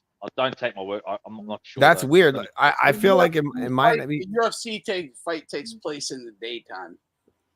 But I see that they had the weigh-ins today. They had it today. They supposedly had it today. The fight Julio with Habib's cousin or something versus that Sandhagen. Well, I mean, you got Tony Ferguson's fighting, Sandhagen's fighting. Sandhagen's fighting Cheeto Vera. Cheeto Vera's fighting. That's a good fight, Julio. Sandhagen's fighting. I think it's Habib's cousin or brother. I like Sandhagen. Oh I think Sandhagen's really good. Or Umar Magomedov or whatever. You know that fucking Sean O'Malley's ducking the Sandhagen. That dude will fucking knock him out. Yeah, that's it. It's in Abu Dhabi, Julio. So yeah, it's in the Middle East. So it's gonna happen today on Friday. Was that early on Saturday? In the daytime. Tomorrow, yeah. I think tomorrow dates. Yeah, the US it'll be. I see some videos were posted 2 hours ago, and it'll be Saturday daytime in the US. What I understand. All right. So I don't know. I think Sandhagen might win that fight though. I think he might be too experienced for. Yeah, Sandhagen's really good, and he's good as well. Like he's top bantamweight. That's a huge step up. People are saying Umar is going to crush him, but I don't know. I don't know, man, because this guy only lost to Peter Yan like 3-2. It's like really competitive. Oh, really? I think that was a questionable fight too. I think it was like close. Yeah, it was close. Like this Sandhagen, he's a top guy at that division. Yeah, he's up there for sure. Like that Sean O'Malley dude ducked that fucking guy. Because that dude would tear him up, but I think he'd tear him apart. The guy's very unorthodox. He's a very good striker. Yeah, it's a good fight, man. What about Merab and Sean O'Malley? What do you think? You see much of that guy that O'Malley's fighting next? O'Malley? Who's he fight next? Merab, you know that Merab? Merab, The guy that, yeah. King fucker. I'll go look it up. Oh yeah. He's kind of trash. The guy that looks like fucking like the Meat King or Liver King. Yeah, that guy. Yeah, He's a little Muslim wrestler, dude. I No, think he's Christian. I don't like he's him at Christian all. in it, but Is he Yeah, yeah. I think he's fucking boring, man. He's boring. He's a wrestler. He's like the one that knocked out Volkanovski. They're like Christian versions of where Habib's from, you know. He beat what's his name? I just saw a clip Henry of Cejudo. Marab. Yeah. Marab did you'll like this, Julio. Marab did a video with Nina Drama, and the whole time he just kept taking her back and humping her ass. Yeah. Which Nina Drama's she's the only thing he taught her was how to get her back taken, over and over again. He'd be like, no, come here again. Let me show you. Look, hold on. And he'd just take her back and hump her ass. I like that Sean, this guy, what's that dude's name? I think The white guy? Do you reckon Pereira might have fucked that Nina? He's always with her. Pereira. No, because anytime she would like throw it at him, he'd like literally shit on her. She always has a new Pereira. obsession. yeah, Pierre kept shitting on her. What a funny motherfucker. What a Yeah, shit. like, But they're both married, aren't they? dirty Both. ass bitch. I think that's like her shtick that they do that. She has a husband. But think She how does it we with all get- of them. Dude, did you see? Hold up, there. Who's the blonde commentator for UFC? The guy? Nah, chick. I know what you're UK talking about. or American? The hot one. I think The she hot was- one who's American. Yeah, her. Oh yeah, She Senko. used to hang out with the Australian girl. Senko. That's it. She Senko, just yeah, did I an know. interview. She just interviewed Nina Drama. Dude, called her out bad. Like, where did you come from? How did you just She used get to be a model, I access? think. How did you just get access to all the top fighters overnight? No one knows you. Where did you come from? She basically said, like, bitch, I worked for years at this, and you just sucked the right guy's dick, apparently.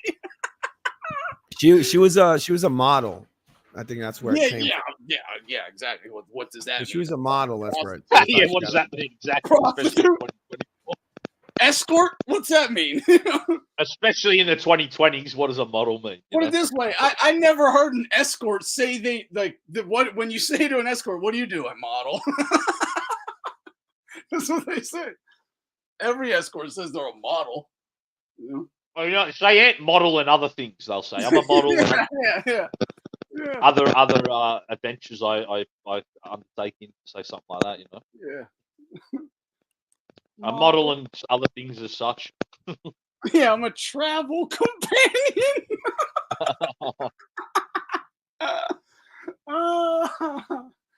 Yeah, but that Senko bitch called her out. It was great. Oh, great. I think Senko's a bit of a yeah. Yeah, I'd still love to have fun with Nina Drama, but dude, she's getting fucking. Her and her boyfriend are getting kind of humiliated. Not kind of. They're getting humiliated. Well, he was getting humiliated from the start. The boyfriend. Yeah, he's just beyond. He's Ian Gary. Yeah, he's a cuck. He's a cuck straight away. Like, yeah, he's it's just like having get dry humped by Muslims and like Arabs, and then have all the other guys she does like diss her on camera. It's so humiliating for both of them. Yeah, I'm an entrepreneur. Nah, true. He never told Tony about the joke. Never dared admit he was the one running to New York. Even when Johnny Sack says something about he heard something going on in Jersey, and Tony just looks right at Paulie, and Paulie goes, I ain't the one, T. I ain't the one, T. Yeah.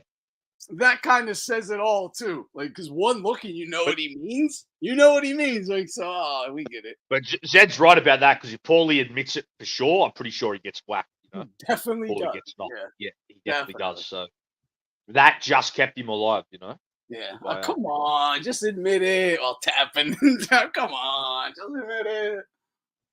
We'll see. Yeah, if he admits it that time, Tony definitely kills him on the boat. You know? Yeah, for sure. For sure. But it still showed that Tony did have a soft spot for him, that he let him live, because he really had a right to just kind of whack him. Put a whack him anyway. Yeah, it's not like Paulie like brought in money or something, you know. And Tony knows deep down he did tell the joke. Like he knows how we know. And you like in all actuality, yeah, he probably should have whacked him, right? Number one, this guy has so much dirt on you. If he ever flips, you're gone forever. And he's untrustworthy. Dude, when he's I still see Paulie. I need that money for my long range planning. I see Paulie doing his time though. He's one of that's one thing I do see. Yeah, for sure. He ain't got shit else. All he has, I think this is even mentioned, like all he has is his reputation. Yep. Yeah, Beansy says it. The guy in the wheelchair. Is he? Yeah, I thought someone said it. Yeah, that's that same episode, I think. Because remember, he's the one in Florida when they go down to see him. Oh, you're right. Yep. But see, Paulie's still gangster as fuck, though. You got to give it to him. Remember, they have a meet with the Cubans. Paulie marches straight into him. Yeah. Yeah. I like when they're pulling off on the boat and he's just standing in the back twiddling his fingers like, fuck. Yeah. Remember as the boat's pulling away, he just got his sad face on, twiddling his fingers like, oh, shit. It's so funny. And just thinking of big pussy. You know what? That's one thing as well. That the first season they make Paulie not as much of a Gronk. Like the next few seasons they start changing his character a little bit. No, you're right. They definitely did that. The first season he's a real serious top gangster in the family that you don't really make fun of, you know. You're right. There's the poison ivy thing, but that still adds to his just gang. You know what I mean? He gets caught with poison ivy and still unloads 10 bullets, and then and fucking and Tony was like the more almost like lighthearted goof comedy relief almost. Exactly. Yeah. He became more like serious, more menacing, more sociopathic. Yeah, and Paulie's real meant to be the feed guy. Because remember even that episode when you don't know if pussy's a rat or not, and he's like, "Take your fucking clothes off." Yeah, this guy is capable of killing pussy right here in the sauna. They make it like that, you know, yeah, you're this right. is a real dangerous guy. And maybe you think Paulie's already killed pussy, and then that whole episode they leave you on that cliffhanger. Tony's like, "Please tell me you didn't do it," you know. Because remember you don't know pussy's a rat yet in that first season? Yeah, and even when Paulie's like, "I'll do it," you know. Yeah. I'll do it. I remember Tony's like, "Please tell me you didn't do it," you know. Yeah, he goes, "It's fucking Jimmy. It's Jimmy." You know? But and then he's like, "Get your see, fucking perfect hands writing. off Then the next season they hit your ant with pussy's a rat. Best show ever, you know. Yeah, I know, right? And it was Jimmy. Jimmy was a rat too. Jimmy was a rat too, They but so threw was you fucking off pussy. because that's a great thing too. Multiple fucking rats. You get one, Multiple rats, and then you and think not only that, pussy's been a rat for years. Not even that recent. He's been a rat since, because they show you later on he's been a rat since '95. You know? Yeah, it's crazy. Remember they go back to the flashback episode? Yep. Tony's like, the motherfucker was wearing a wire when he wouldn't take off the Krispy Kreme dressed as Santa already.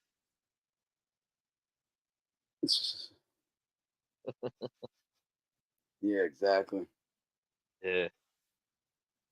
I got my brother to finally watch it, but he won't get how great that show is. You have to rewatch it, you know what I mean? Over yeah, one of them shows. That's yeah, and I got to experience it differently. Like, man, you know, I was watching that shit each episode. A lot of us did, obviously, but you had to wait till Sunday to watch one episode a week. Yeah, one episode. Well, you could rewatch that episode. They'd replay it throughout the week, so you could rewatch that one episode throughout the week or whatever. But generally, you just say you got one, and dude, it took me years, obviously, 6 years or whatever, however long that shit ran. But dude, I looked forward to that show every fucking week. So bad. See, what I'd do, because I wouldn't because it was on here just on a normal like a normal station, you know, it was on the Yeah. Monday. But we would record it here, so everyone would have a recording of it. You know, and anyone that missed it, we get the tape. You know, Yeah. So it would become on here Monday night because a day later than the US, and everyone would tape it on the Monday night, and anyone that missed it would be like, "Who's got Sopranos? Who's the fuck's got the tape?" You know, like. Yeah, definitely. Yeah. But that's what when the DVDs came out though, the last 2 seasons I was like, fuck it, I'm not watching them on TV. I'm just gonna wait for the DVDs, you know, watch them once. Yeah. Which I did, and I don't think I've ever enjoyed binging like that. Was like just best experience ever watching the series. Yeah, if I were just like if I'm like playing poker on the computer at the crib and I just want something on in the background on TV, it's like I can always just go season 3 Sopranos. Just start season 2 Sopranos. Start. Just jump wherever, really, any fucking point. Nah, this older lad that I know, his wife was saying that to me the other day. She goes, "I'm sick of fucking Sopranos in my life. These fuckers had it on 20 years in the background." She goes, I'm so over this fucking back cunt. He's always on the TV. It's never going anywhere, lady. Yeah, you just got in the background every day of their life. Yeah, for the next 20 years too. And the fact that that's like, dude, that's like men across the world just rewatch Sopranos like endlessly. Fuck yeah. That proves how good it was, like in the real value, you know. And I guarantee you, men in countries that don't speak English, so they got it in subtitles. Just read what he's saying. Sure, yeah, for sure. There's someone in Russia right now got the Sopranos in the background with subtitles reading. Definitely. Easily. Some Albanians, some Russians, some fucking Colombians, some Lebo, somewhere everywhere, some Lebanese, everywhere in the world. And we've talked about it. It's because of the psychology. Because why? Like people rewatch, old mob movies and stuff, but not nearly to the extent and the amount of hours of rewatching Sopranos. And no other shows. See, like when I try and rewatch nothing else, like nothing else really. Because when I try and rewatch The Wire or it's good, but it's not as good as watching The Sopranos back. You know what I mean? It just doesn't have the same. That's why I used to have like Sopranos and Wire kind of close, but Sopranos is blows it away. The Wire doesn't have the psychology angles. It doesn't, and that's why it's not as rewatchable. It's mostly it's like a bunch of news stories almost just from Baltimore piled in together. Yeah. Like it's an amazing show, but it doesn't have the rewatchability of Sopranos. Amazing show, but I like The Wire better than Breaking Bad, but Breaking Bad learned from that and put psychology in their show. And that makes sense as well, because Breaking Bad to me is more rewatchable than The Wire. I ain't gonna lie. Because if you know I haven't even watched all of Breaking Bad like that because I don't really care for it that much, but the key thing running through it is it's like civilians and psychopaths. That's like the Breaking Bad world. Civilians and psychopaths. Haven't you seen all of it? What's that? Haven't you seen all of Breaking Bad? No, Really? What? Do you know how it ends? No. I know how it ends. I never saw. I saw like the last couple seasons. All right. Well, you pretty much got it. Yeah. It gets really good from about, I'd say, season 3 onwards. Goes to another. Jed, tell them what I say about this shit. What is it? The Wire is overall a better show, in my opinion. I think than Breaking Bad. Bad. Yeah. Hey, Vlad. Anthony said the exact same thing. Bro, when you said I fast forward the scenes with the cops, that shit had fucking roll. I said, Bro, I even told my grandmother that shit. She was laughing her head off. She's like, "That's the funniest shit ever." She's like, "He sounds like your grandfather." That's what he was saying. Fucking A. It's like, I love the show, right? But I just fast forward all the scenes with the cops. You fast forward the cops. That's the fucking Yeah, they need to have like The Wire minus police. He fast forwards the cops. If they're in City Hall or they're at the station, I don't want to see it. Like, cut it out. Yeah, you fast. Bro, I've got to tell more people that. They're gonna love that even more. That's one of your best fucking. That's one of the best things you've ever said. That shit is fucking. When you go to me that day, I fast forward the cops. I've said this before last time. I fucking found it hilarious. Yeah, too many cops. I just fast forward them. They fucking suck. I don't want to see these fucking dudes. They're not cool. They're not interesting. They're fucking nerds. I just don't like it. Yeah, don't like it. Yeah, I kind of get what you're saying. Yeah. I don't even like the fuck that. Fucking Burl or whatever, the fucking chief of police or whatever. He's a gay guy.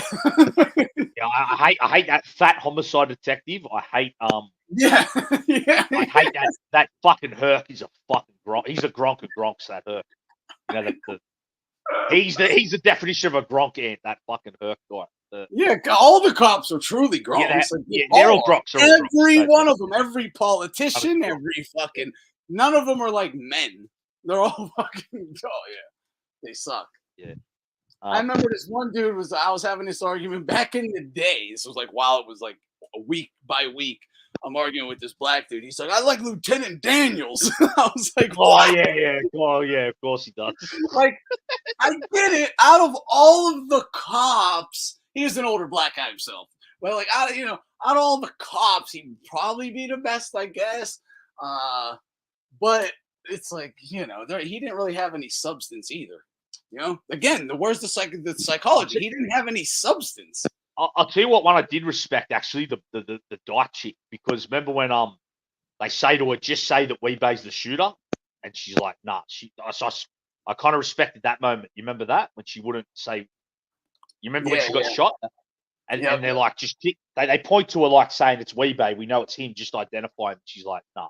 So she still won't break her code, of what she believes in. So I no, I wasn't thinking of her. Yeah, you might be right. She might be one of the. Yeah. There's a funny scene, bro, when she walks into the because she's obviously half Asian. She walks into the store and the old black guy's like, "You one of them Kung Pao sisters." He goes, "You like to eat fried chicken with fried rice." Kung Pao sisters. You like to eat fried chicken with fried rice. Yeah. I had a huge crush on Meadow fucking growing up. Like, whatever, when the show was live, she was fucking hot. I remember being you debate. I like Adriana more. Oh, dude, I like when I rewatch it now. There's interesting things. I used to think she was hot. I could get over her childish bitchiness or whatever. Didn't bother me. Always hated Anthony, right? He sucks still. Nothing changed about him. He always sucked. Meadows' attitude, like, she sucks as a person. She sucks. Meadows a cunt.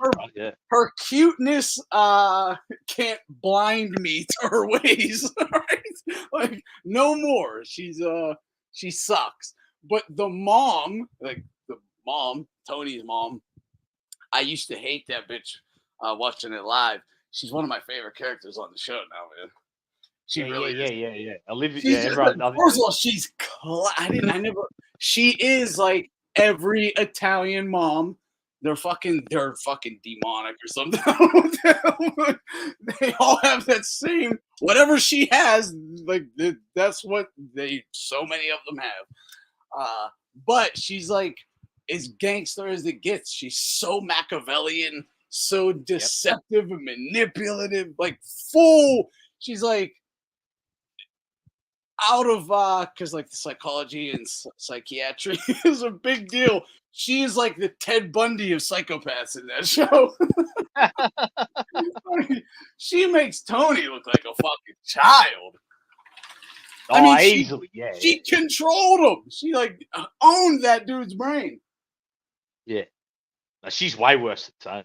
Yeah. Like, I think close. Like she's a total total sociopath to another level. Fucking charcoal briquette. And Tony says it to him. Remember, he goes, if you were around in the feminist times, you would have been the biggest gangster around here. Yeah, you're right. You're right. And he was dead on. He was dead on. Well, he didn't even realize she actually was running the family at that time. She's telling Junior what to do. Yeah, for sure. Yeah. So And really, dude, she's the the thing boss is, in season what one. I think, well, not what I think. I mean, that's like kind of a thing. She's probably been running the Jersey mob since Junior and Johnny. Nah, she has. Yeah, you're right. She's the fucking boss. Yeah. She's the boss the whole fucking time. Yep. She's the Griselda Blanco of Jersey from the 70s onwards. Just sitting back making pot roast. It's just not official because she's a woman and it's not in no, but she really is running. Yeah, she don't have no title. She's not maid.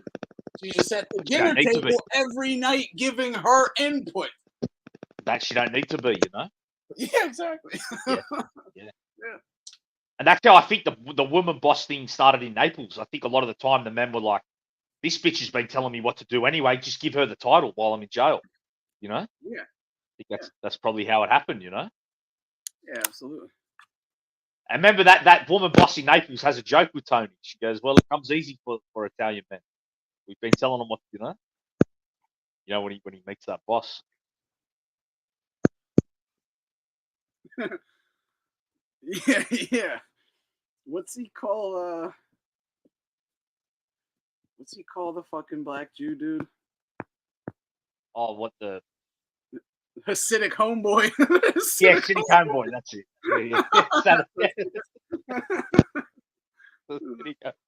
I fucking hated that character. He's the worst. No, Meadow lost a lot of Italian young men at that point in time. He was a true scum. Like Meadow was still a nice person compared to that. Scumbag. Remember when he gets her friend was having a mental breakdown and just fucking totally shit all over, got a restraining order. Yeah, you got a restrain. What a faggot, bro. He was the biggest. Yeah. Such a fucking gronk. Yeah, he's the biggest gronk in that show, bro. Saying, yeah, easily. Fuck you.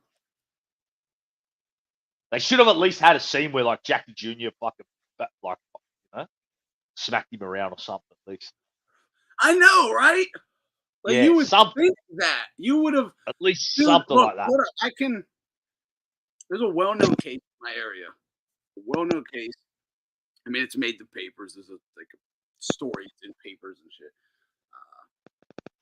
Mob guy. His daughter, a black dude, she was dating a black dude. I'm not gonna say his name. He had some people go say, stop fucking seeing her. He stopped seeing her for a week or two. Then they are the black dude shows up with the guy's daughter to the bar he hangs out with every night. And he gets dragged out of the place and is found shot to death the next day. No one was ever charged, let alone convicted. Everyone knows what happened, but I'm sorry, that's what happens. Tony would have at least had him beat up, or the dad beat up. That's what a psychopath. That's what he's gonna do. He's gonna feel like I was slighted. I have to right this wrong. It's what happens, man. And they didn't. Tony just got punked. Yeah. That makes sense, bro. I mean, it's TV though. What are they gonna do? Have the fucking star of HBO commit a hate crime? But realistically, that probably would happen. That's probably why they did. And not just with Italians or anything. Put any, whatever ethnic crime group, bring in an outside to fuck the Godfather's daughter. Yeah, sure. Watch how that works.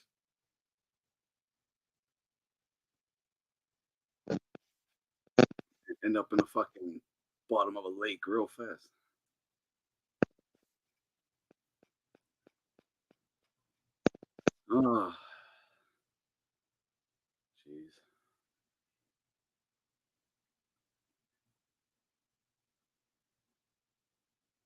What is she in real life though? She's actually a Jew. The girl that plays Meadow, I think, isn't she? I don't know what she is. Yeah, I think she might be Jewish. She's not Italian. Nah, not Italian. I saw her on a podcast. She said that. Like that was probably Jewish, right? Yeah, she's kind of one of them honorary Italians though. Forever after that role, I guess. Yeah, yeah, basically. Yeah. Whereas the son, he's not. No one even would even think of still with that. You know what I mean? But she. Yeah, I think he is Italian. No one wants him, so he's not like an honorary. No one out of here. Because Meadow played that role so good as like an Italian chick, like she's on it. You know what I mean? Yeah, she's like female James Caan. Exactly, perfect example. Yeah, exactly. She's the young female James Caan.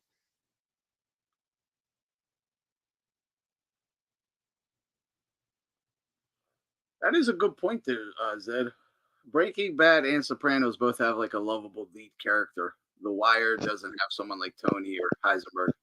Very true. That is true. I think it keeps changing. Like if you're with Avon and Stringer, and then Avon and they fall out. One's dead, one's in prison. Whole new cast of characters. So you don't really develop any loyalty. I think the closest they got. Loyalty, if The Wire gives you loyalty to anyone, it's Avon and Omar because they were original characters. Yeah, see, I think Stringer was actually maybe the character that could have been that, but they had him as the right hand man, so he could never be like important. You know what I mean? So that's a very good point. Yeah, Cusimano, Wonder Bread Wop. yeah. Well, me and Ant use that to this day, eh? I'm talking about. Yeah, exactly. The Wire didn't have main characters. Yeah, it was a different type of show. Yeah. I guess the closest, like you said, the main characters they tried were probably Omar, Avon, and maybe McNulty. None of them. Yeah. For cops, I guess it would be McNulty. Yeah, but them three aren't strong enough characters to, Yeah, making Omar gay, he's too much of a degenerate. They made him a gay and a snitch, so no one was ever going to be like. He's too unlikable for that. Right? They shouldn't have made Omar testify in that first season. That was a stupid move. But I guess they were showing he just didn't give a fuck about what anyone thought about him. Yeah, I mean that's exactly what it is. Yeah, that's what it is. Yeah, don't give a fuck. Yeah.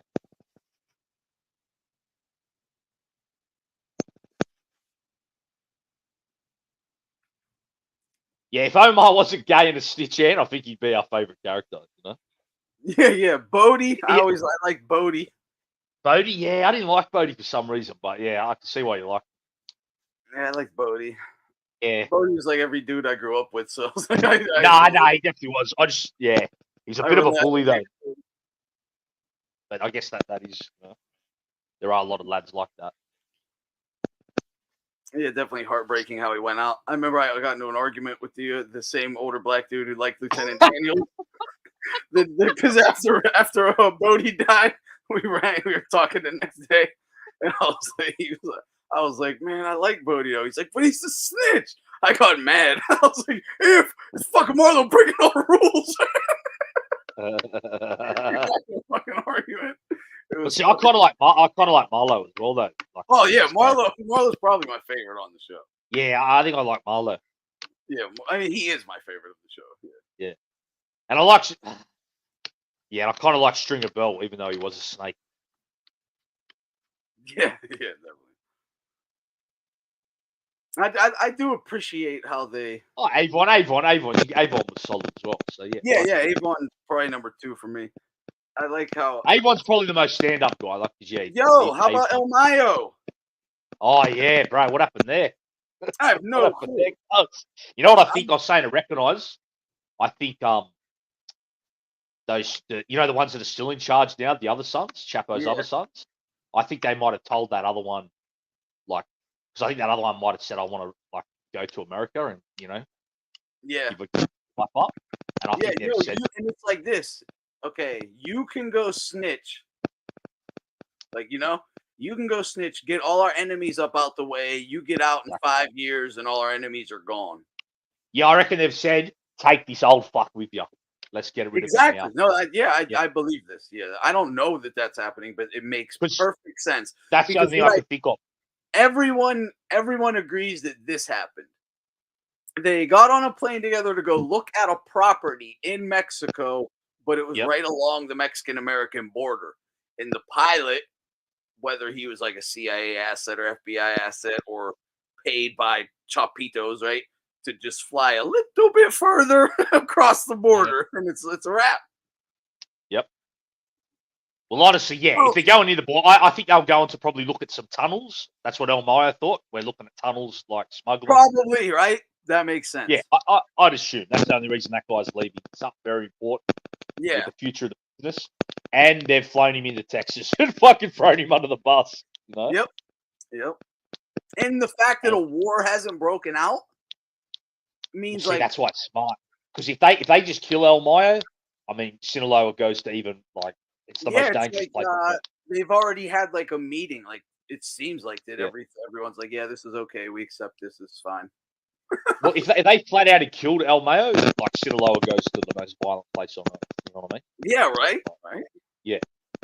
And it's shocking that the fact that a war hasn't broke out. Like I don't know. I can't make sense of what's happening. All I know is in like the last month, there has been historical world events just happening like every day. Every day. Crazier and crazier shit is happening. But yeah, that's a huge bust, bro. El Mayo, he's known for being like as careful as it gets. Like as careful as it gets. Yeah. It's like, yeah. Yeah, Prop Joe was a good character. Yeah, he was good too. What I liked about Prop Joe is I didn't relate to him myself, but I knew that character. We probably all did. Dude, there when mom and pop businesses were like, a lot more common. Back in like the 80s, 90s, there would be like these old fat dudes, right? Probably street guys or old street guys, whatever. They're just shitting like the dingiest little shops, just like that. Whether it's like a fucking pawn shop or repair shop, an appliance shop, shitty little shops. And but they'd be like fences, like they'd run like a burglary crew. They all did shit like that. That was like Prop Joe was like there was probably 100 Prop Joes in Baltimore at the time. Probably more than that. But yeah, those type of dudes were everywhere. There's still a few around here that I know of. Well, there'd be Pittsburgh Prop Joes all over the place, bro. They're everywhere. I already know it. Yeah. I'll tell you, it was good as well. They weren't in it for long, but the Greeks, the both of them, the old boss and his right hand man, they were good characters too.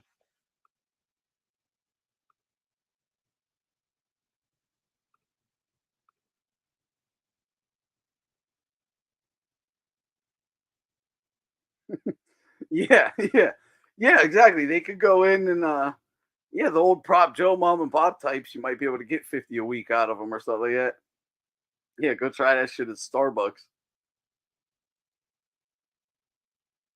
You always wondered what those Greeks were in. Remember how he goes, I'm not even Greek. I always wondered what Jewish. They were Israeli. Yeah. Israeli. Yeah, that's a good throw off. Yeah. I guarantee you they were Israeli. Israeli, yeah. For real, that's what I always just imagined. Right, bro. And they'd At be least like the old guy. like Mossad guys, yeah. I never even because they certainly never even gave the impression that they had money. They spent money. The Greeks. They just like did a job. It was like I think the right hand man was actually Greek probably because I think his actual name was Spiros, but yeah, the boss was probably Jewish. You're right, the old guy. Yeah. Yeah, and they were tied into the feds. You know what I mean? Because the little crew on the ground were Greek. Because remember they had a Greek restaurant. His name was Spiros, but remember the old boss goes, "I'm not even Greek." Yeah. Smiled. Yeah, so he would have been a Jew for sure. Yeah, you're right. I didn't think of that. Or if he's not Israeli, like a Russian Jew or something, like Eastern Yeah, European something like that, maybe. Yeah. Definitely could be like a Russian cell. But the fact that they had like access to the feds like that, I was just thinking like they're probably coming from an ally nation or quote unquote ally nation. And they are underrated. Like Israeli organized crime's a huge thing. Oh my god, yeah. Yeah. And Like you the just never hear Israelis, about they it. were the ones that flooded the US with ecstasy. Like they Yeah. had that, you know. Yeah. And heroin. And even in Tel Aviv to this day, bro, there's like mafia wars in Israel where they, car bombings, rocket launch. You know what I mean? They like. Yeah, serious, absolutely. serious. And they're one in the same with like the military intelligence and exactly. Yep. Of that, yeah. And then they have, all their APAC lobbyists, supporters, and rich Jewish social circle friends or whatever that also help them in different countries. Yep. Nah, they definitely have a different type of system going on. You got to respect that. Yeah. You do have to respect that because they have an allegiance to the greater cause, right? They'll always be working for their own like greater cause together. But they, like the Russians, who probably got it a little bit from them, they don't have like a hierarchical structure. They'll bounce around. Hey, I'll work with you guys for a couple months. Oh, you guys are doing this over here. We'll do this. So like just mix and match, Yeah. That's a great point. That's where the Russians would have got it. Because I think even a lot of the top Russian gangsters at first were Jewish, like in the absolutely, yeah. Yeah, exactly, absolutely. And I think that's just how they run their all their businesses. The jewelry industry is the same way, same exact way. Any business they're in, that's how they operate. Yeah.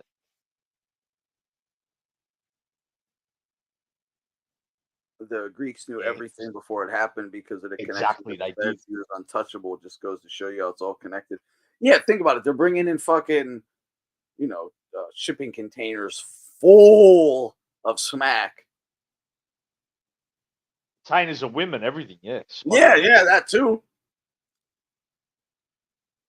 Who knows what that show just showed us a little bit. Who knows what they're smuggling? They might have been smuggling shit for fucking nuclear weapons overseas or anything. They would smuggle anything. Yeah. Yeah, they were clearly involved. Like, I like that about them though. They only showed you like they're clearly involved in this much bigger international operation, right? But they only show you their little Baltimore cell and just what they're doing that relates to Baltimore. Yeah, that's very true. Yeah. Because I never dealt with anyone like that, but you'd have to. They're out there, right? But who knows? You might have, and you might not have known. No, true that. These guys, you'll be fucking with them. You think they're one person. They might not be that person at all. And then when they disappear, you're just like, oh, he ain't around no more. Who knows what the hell he is? Right? Yeah, and the person you were fucking with might not even have known he was a part of them. Yeah, and that too. Yeah.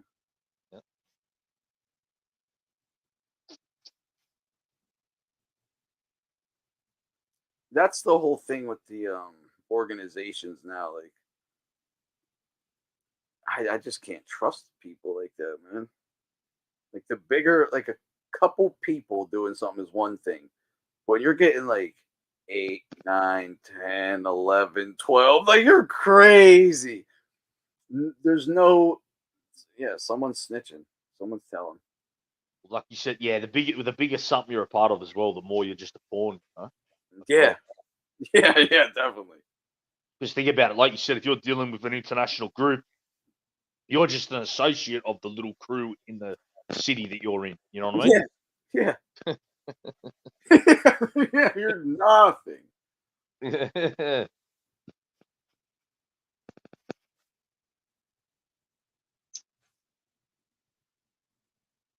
Really are expendable, bro. That's the word, Oh yeah, brother Monzone.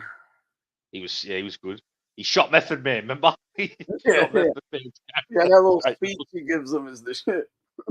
Yeah. But then him and Omar is great too.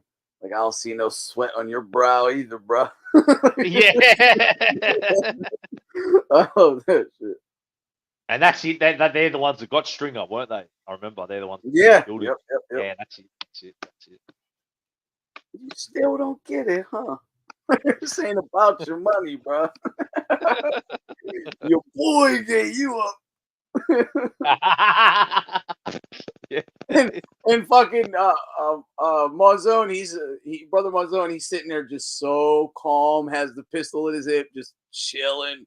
And Omar's over there like hyped, like he's on fucking meth, jumping around like, yeah, motherfucker, we got you, bitch. I finally got you. Yeah, after all these years. He's like, your boy gave you up. He's all fucking geeking. He's so happy. And Monzone's just chilling, just with a little sly smirk. Stringer And took it's it like funny, a G. that's who Stringer keeps looking at. Stringer keeps looking at him for like, am I gonna get mercy here? Am I gonna get mercy? Yeah. And it's like, no, No mercy. chance. No Yeah, way. no chance. When Stringer knew that, he took it like a G. He just goes, get Yeah, the he fuck did. on with it or whatever. Yeah, he tried. Hey, what are you gonna do? Hey, you want some money, whatever? Yeah, take your shot, right? Yeah. And I think Stringer's ego was at such a high level, he still thought, I'll get out of this. And then he's like, oh, that's exactly what it was. Yep. you know? He's like, oh, fuck, I'm not. I'm really going today. They outsmarted Stringer. He's the one who does the outsmarting. He, through the whole show, that's all you hear. Yeah. Like, he keeps outsmarting McNulty and the police. He's the intelligent one. Yeah. Yeah, and they fucking set his ass up, play him. And that was his fault. And his fall was really what brought on like a reason to, like his ego, you know? He really thought he's going to take over this, you know? Yeah, he's like, dude, you're like in Stringer Bell's mind. You're a drug dealer who kills people in Baltimore. Like, in Stringer Bell's mind, Ant, he thought he was going to become the Donald Trump of Baltimore. Yeah, he did. He really did. He really did. He really did. He took his money right to the politicians. They just robbed them blind. Yeah. It's like, get the He fuck thought out of here. He thought, I've outsmarted all these cops, all these other gangsters. I'm going to take over the politicians now and become the real leader of the city. Yo, when Avon's like, they smelled your ass a mile away. Yeah, but I still loved how Stringer was like. Well, then he went straight back to the hood shit. He was like, we need to kill that Clayton Davis motherfucker. He needs to get got. Yeah, he just took my money. Yeah, just a week ago. This is bigger than the streets. Yeah, then he goes, that motherfucker needs to get got. We need to get him.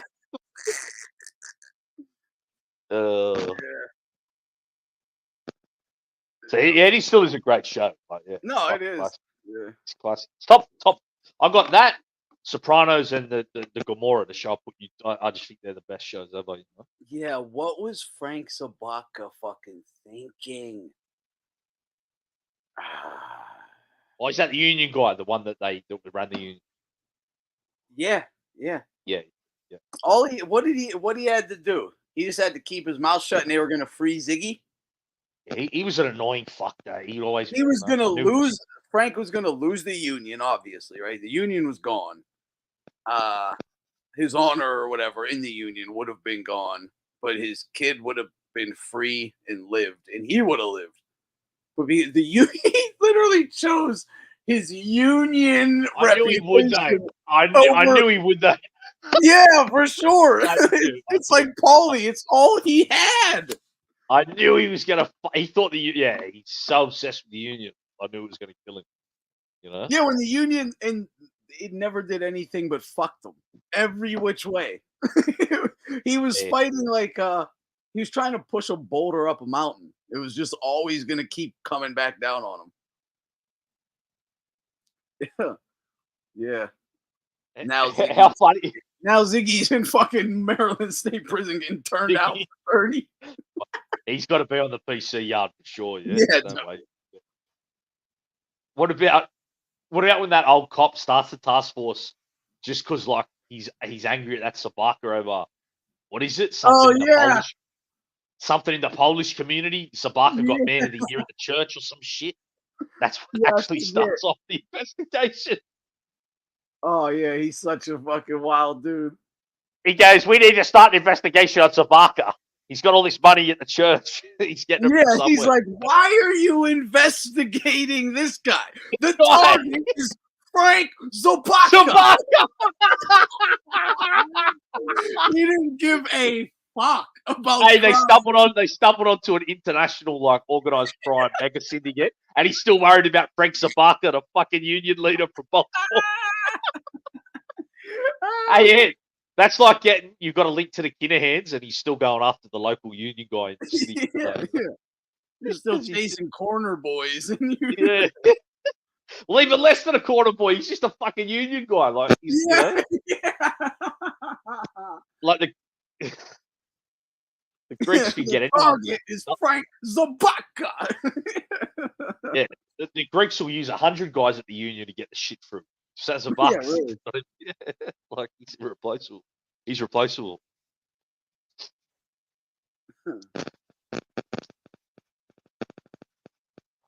Yeah, the Stringer Bell. Or not Stringer, a Prop Joe. I was thinking about this not long ago. I think I saw a short about it, or the scene. But the scene after Omar and them robbed the shipment from the Greeks, and Prop Joe lets Marlowe hear it from the Greek himself. That Prop Joe and them weren't in on it, and it was like a real robbery, you know? You never introduce someone like Marlowe to the plug. Like, what that are would never happen. you doing? Yeah, that would never happen. That would never happen. It would never happen. Yeah. Worst case scenario, it would be just like Prop Joe said. All right, I'll pay you for the load. I'll give you everything you had coming. We're done though. Like, that's it. We're done. You clearly don't trust me. I can't stay doing business with you. But I'll make it right. But we're done from that point on. Yeah, that was far fetched about that. The closest anyone on the street would get to those guys is maybe, remember that like Russian they had, Sergey or whatever. Yeah, Sergey. Someone like that would be the closest they would ever meet. They never meet the sure. Greek or Spiros, the right hand man. They never meet even him. You know. Yeah, you're absolutely right. So, yeah, that was a bit far fetched, you know.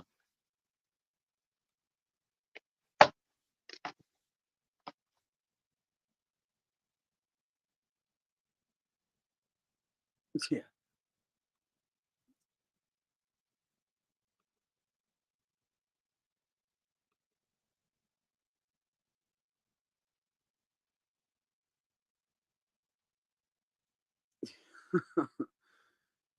Yeah. I treated you like a son. I wasn't meant to play the son. It's fucked up. He even said, like, this uncivilized motherfucker. And then you take this uncivilized savage to the plug. What do you think? You're literally no use to him anymore.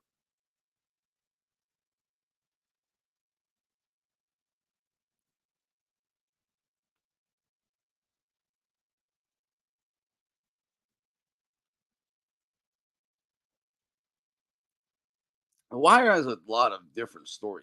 There's no doubt about that. It's because so much kept changing throughout the show. Yeah, there was. That's definitely true. Again, so there's too much cop shit. It's that simple. It's like half of the show at least is ruined because it's fucking nonstop like cop bullshit. A bunch of fucking nerds. With like even the writing ain't good. It's not interesting. It's a bunch of weak dudes doing weak shit. I'm just not interested in it. That fucking sucks. The street shit though, yeah, that's great. But yeah, but I still just don't think it's up there with Sopranos either. Like you said, Yeah, just the yeah, I psychology, the rewatchability. Even the actors took their parts better in the Sopranos. You know, just a bit better. You know, and I'm still saying this. We're still both agreeing that The Wire is one of the probably top 3 greatest shows ever. You know? yeah. Just comparing it to the Sopranos.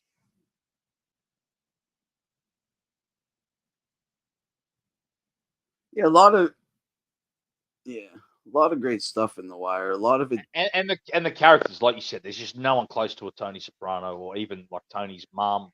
The characters just aren't and memorable. just so many characters. Like again, this is the show, right? It's a different take. You don't get this crazy character development and understanding of the character psychology because you only have like these brief moments with these characters in like very like specific situations and scenarios they're in. I didn't like the writing with the cops, and it's not that the writing isn't like good or whatever, but I'm not. To me, I'm not interested in the writing of hearing multiple weak men discuss anything. I'm just saying, like it's just and it weak was too shit. long. Like, and that would slow down the show a bit as well. Yeah, it was very slow. It's just weak men fucking jibber jabbering about what to me is fucking nonsense. I don't care about it. It's not interesting. Like, to me, I don't like the cop writing. The writing the other way is some of the best, right? Like the writing with the street guys and stuff, where there's like, because again, it's the there's danger with these other characters. There's emotions are high, the stakes are high, right? Between like these street characters. So you can have like all these different emotions to pull from and tense moments or whatever with the cops amongst themselves. No, that doesn't exist. There's never any danger amongst themselves. They're never in like any risk of anything. There's no there's nothing there. Like it's bleh. With the street guys though, that's when you can get the good writing, because now you're in like high stress situations and shit.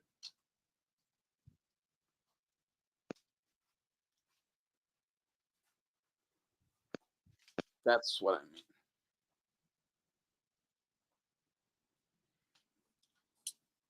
Yeah, I'm not gonna say I'm not biased or something. I don't know, but yeah, I think we both. I don't know. Yeah. Even I don't know. I just don't find that. No, shit but I still think even if we're taking our biased view out of it, I still think though that them criticisms are still valid, because I hear squareheads I know that watch the show, total squares, that have them same complaints. You know, the parts with the cops are too slow. A lot of the characters there just aren't as meaningful as the street guys. What do you wait? What fucking scene in The Sopranos has as much just dead, useless bullshit as like the last season of The Wire, where there's a bunch of shit in the newsroom, right? And I understand we have to take it from the media's angle, we take it from the school's angle, the streets angle, the police angle, and the docs angle, right? Them are the seasons, right? I get that, but fuck. Like, oh my God, it's not entertaining though. It's not entertaining though. Like, I get your little, write it as a book, because it don't fucking work as exciting television, dude. I don't give a fuck with three actors playing journalists arguing about in the newsroom of a Baltimore crime show. And that's like fucking 60% of the season. No, they fucked that shit up. There's a lot of it. The shit in the schools. Like, dude, I like that season, right? That's the introduction of Marlo and shit. Like the season, but the shit in the schools fucking sucks. Yeah, and like I get that that's a good thing that they're exposed. Baltimore City School District. Do you know how amazing the writing and like, like all the actual social issues and political issues going on there they could have covered? And they didn't really cover anything. There's no substance to it at all. That's what I'm saying. Like, there's so much bullshit in the show. It's half of the show is killed because it's dead. It's garbage. That's just what it is. The half that's good is fucking really good. Yes. But there's so much of it that just fucking sucks. Yeah, and once again, some of them episodes are just too much time spent in the schools. I didn't mind the. I stopped watching I can now, upon rewatch, I can watch season 2. Right, I stopped watching The Wire live because season 2 sucked so bad. Really? You didn't like season 2? Tons. I do now. Yeah, it's not bad now. But tons of people quit watching The Wire mid season 2, because again, you started off with season 1. It's a high note, right? Like fucking Baltimore drug gangs and fucking wars, and like it was exciting. And then it's just like, oh yeah, no more of that at all. Now we're gonna focus on these white union guys. It's like, wait, this is a whole different show. So I just like quit watching it. I was like, oh fuck this shit, and quit watching it. But saying that The Wire always did have like a theme. That was obviously what the show was doing. Like season 2. That's what it was doing. they showed the waterfront, the ports, the infiltration of that system. Then season 4 was Yeah. the school system. Then season 5 was how the news, like, so it did cover all the cities. I get what they were trying to do. But yeah, I agree. They could have done it in a better way. I think they did make some mistakes. You know? Okay, well, season 4, yeah, I think season 4 Yeah, Marlowe 4 comes in is season the 4. best season. Yeah, I think 4 is the best season to me, myself. But that's, look, again, what is, I agree with almost everything you're saying. I agree with you on basically everything, except to me, and I explained it, I think there's just a lot of shit television in the series, though, that you have, I fast forward it. That's why. It's not like just the cops. I'll fast forward a lot of the school shit. I'll fast forward a lot of, like, just, if it's a fucking slow, boring ass scene, I'm not watching that shit.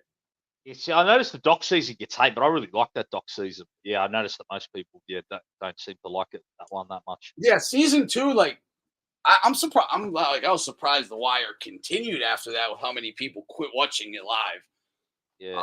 But now, again, looking back, I understand what they were doing. It makes sense. It's fine. I understand the show like that now, so I can watch it. But yeah, season 2, people hated it. Yeah, even today, even to this day, when I talk about The Wire, people say I don't like that season either. Yeah, I like it now. Like it now again, I like it. I'm like, I get it. I didn't understand it. I'm like, how the fuck did we? Where's Avon? Like, what's going on? Take me back to the towers. What's going on? Like, Yeah, but they still showed Avon in prison and that. yeah, so yeah, still, like little. You see little bits here and there, or whatever. They started introducing you to the East Side and all that. But yeah, it's, I don't know. Yeah, it's like, damn, man, I just got used to this world. Now it's like this whole new thing. Yeah. So I was like, yeah, fuck this. And again, there just wasn't enough like gangster shit to me. I was like, yeah, this not is as boring. fast paced as the first. Yeah, definitely. So I actually think I like season 3 the best. When I think it's just like the gangster shit is it's the same reason I think people like cowboy movies, right? It's the danger. No, wait a minute. It doesn't. Marlowe comes to do a season 3. Actually, I'm pretty sure. That's yeah, when him. that's what Tax said. Yeah. My bad. Yeah. So yeah, season 3. I think that's my favorite. Yeah, I can't. I'm kind of getting them confused. So Stringer gets killed in season 3. You got Brother Mazone. Okay, Marlowe yeah, I makes remember. Yeah, that's when he takes. That's when he tries. When they first start introducing Marlowe to the idea of the co-op. Co-op. Yep. That's when the towers get demolished at the start of the 3rd season. This and that. Yeah, that's my favorite one.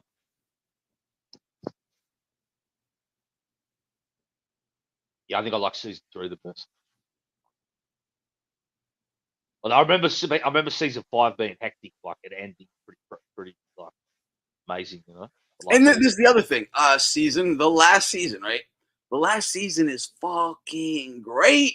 Apart from the serial killer shit, the cop shit, it's fucking ridiculous. Yeah, it's just ridiculous. I don't know what they were doing. Season 3 had Amsterdam as well. Yeah, season 3 the best. Oh yeah.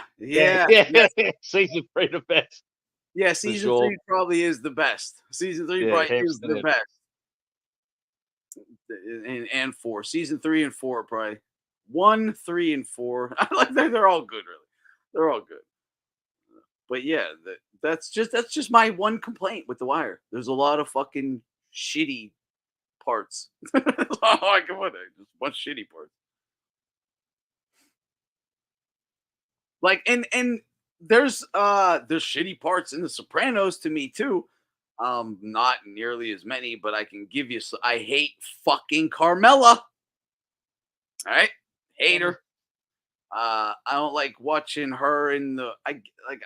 I still think I still think her shitty TV, the shitty parts of The Sopranos are better than the shitty parts of the fucking Wire. That's for sure. They're not equal. Carmela's still valid though because they're showing like her own like it's still going, but they showed a bit too much. I just like parts. I'll tell you the scenes I hate in The Sopranos. Like even though it is shown, but they spend too much time on it. The psychologist having her appointments with her psychologist. They spent too much time on that shit. Absolutely. That that's definitely one, right? Like you could have just done 1 or 2 episodes to show, she's a shrink, but she's a hypocrite because she sees a shrink. We get it, but they did like 10 episodes where they did that. Like, yeah. You know what I mean? Carmela would always like just be with her friends, just talking about nothing, or they'd be at like church with the anti like Italian American lady that comes there and is telling like them how evil Christopher Columbus was, or not the Columbus episode, but the stuff dealing with the lady shitting on Italian Americans and organized crime in front of Carmela. And like they're dealing the whole shit with the preacher. Like, I get it, upon first, second watch, it could be good, but after, it's not what you watching The Sopranos for, right? It's just like, okay, enough. I don't want to see this again. Fast forward, just get that over with. Get back to the guys at the strip club. That's all I'm saying. Yeah, well, trying to think what else would annoy me in The Sopranos. Like they spent. At least, to me, even those see, moments. AJ's too much of an unlikable character to spend. They spent a bit too much time on him in the last season too. Huh? Oh yeah, I'd agree with that for sure. They could have just like AJ should have like. It's easy to just show what a fucking shit cunt AJ is. You don't need to just keep ramming it down the audience. Yeah, dude, that's a great point because I was just they never did any further development on AJ except AJ was just a fucking weak, like we get loser who just went weaker and more loser and more weaker, more loser, more depression, kill myself. Like that's the character development. Just spiral down, right? That's it. That's it. This is annoying. When I think about it, Ant, that is a big mistake they made. AJ's kind of the fucking second main character in the last season. To make the case for, like they spend so much time on him, in that last season. Yeah, I didn't like the coma shit. I agree with that one. That's a bad one. Yep. Yeah, the dream episodes were a bit long. I know what they were trying to do with the serial killer and the corruption. I get all that. I do. But the way it was done was horrible. Again, if you're trying to be real and like that's the best example you can give. I'm not a fucking writer. I could have made a more realistic cop corruption with a fake killer. Like for real, it was just horrible. It just sucked. Everyone knows that. It's like it was horrible. Was that the last season? Yeah, right. I can't really remember. I've only seen that last season once. But man, that season was good. I remember it ending like having a hectic ending. Yeah. the gangster shit in that scene is so good. Bro, I love that scene at the end when Marlowe's like legit got all the money and he still goes back and starts a fight with that guy in the corner. Yeah, it's awesome. Fuck yeah, like that shit, thinking about that scene to this day gives me goosebumps. Like, Yeah. Yeah, exactly. That's who he is. He can't get away from that. No matter what, it's in his fucking DNA. Yeah, bro. That shit's like,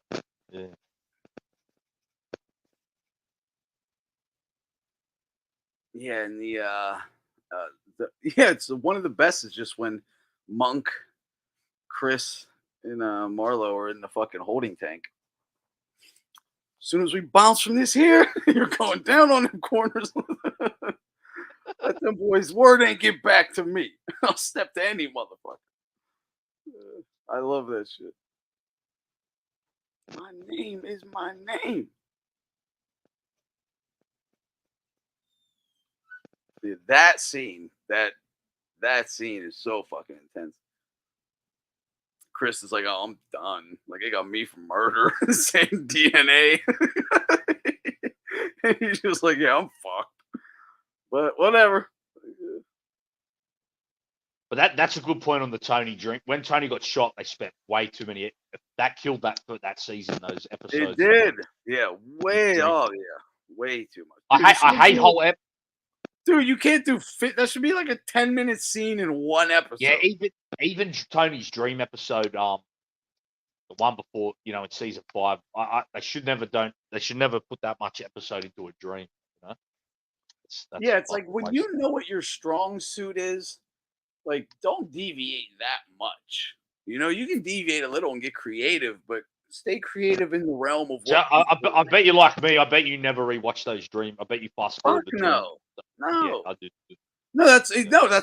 That's when these are the scenes of like I don't like that shit with the Sopranos either. To me, it just doesn't have as much of it. Like there's not many scenes where I'm like, oh, I can't watch this shit. The only dream episode I like in Sopranos because it didn't take over the whole episode is the one when he comes to realize Pussy's the one that's a snitch. Like that. Yeah, that one's fine. That one's fine. That one's fine. Yeah. That one's fine. But the one when he's in the hotel and he dreams for like half an hour, that's too. Yeah, I didn't like that. Or the sequel one when he got shot by Junior. Yeah. I had a. Oh man, I really like the fucking one with Chrissy when he got killed and shit, and he came back and he's like, I was in hell. See, that's good. That's a great episode. Yeah, I fucking love that, right? Because I had, dude, I was watching a friend of mine. He was making like a fireworks bomb. All right, like wild Irish kid, just fucking being a nut. I'm not doing it. I'm just watching him, and he's bent over it with it like right up under his face, making this fucking bomb, adding more and more shit, and boom! It just goes off right in his fucking face. And the dude, he sat back, and his eyes were fucking big as silver dollars. But he goes, "Am I in hell?"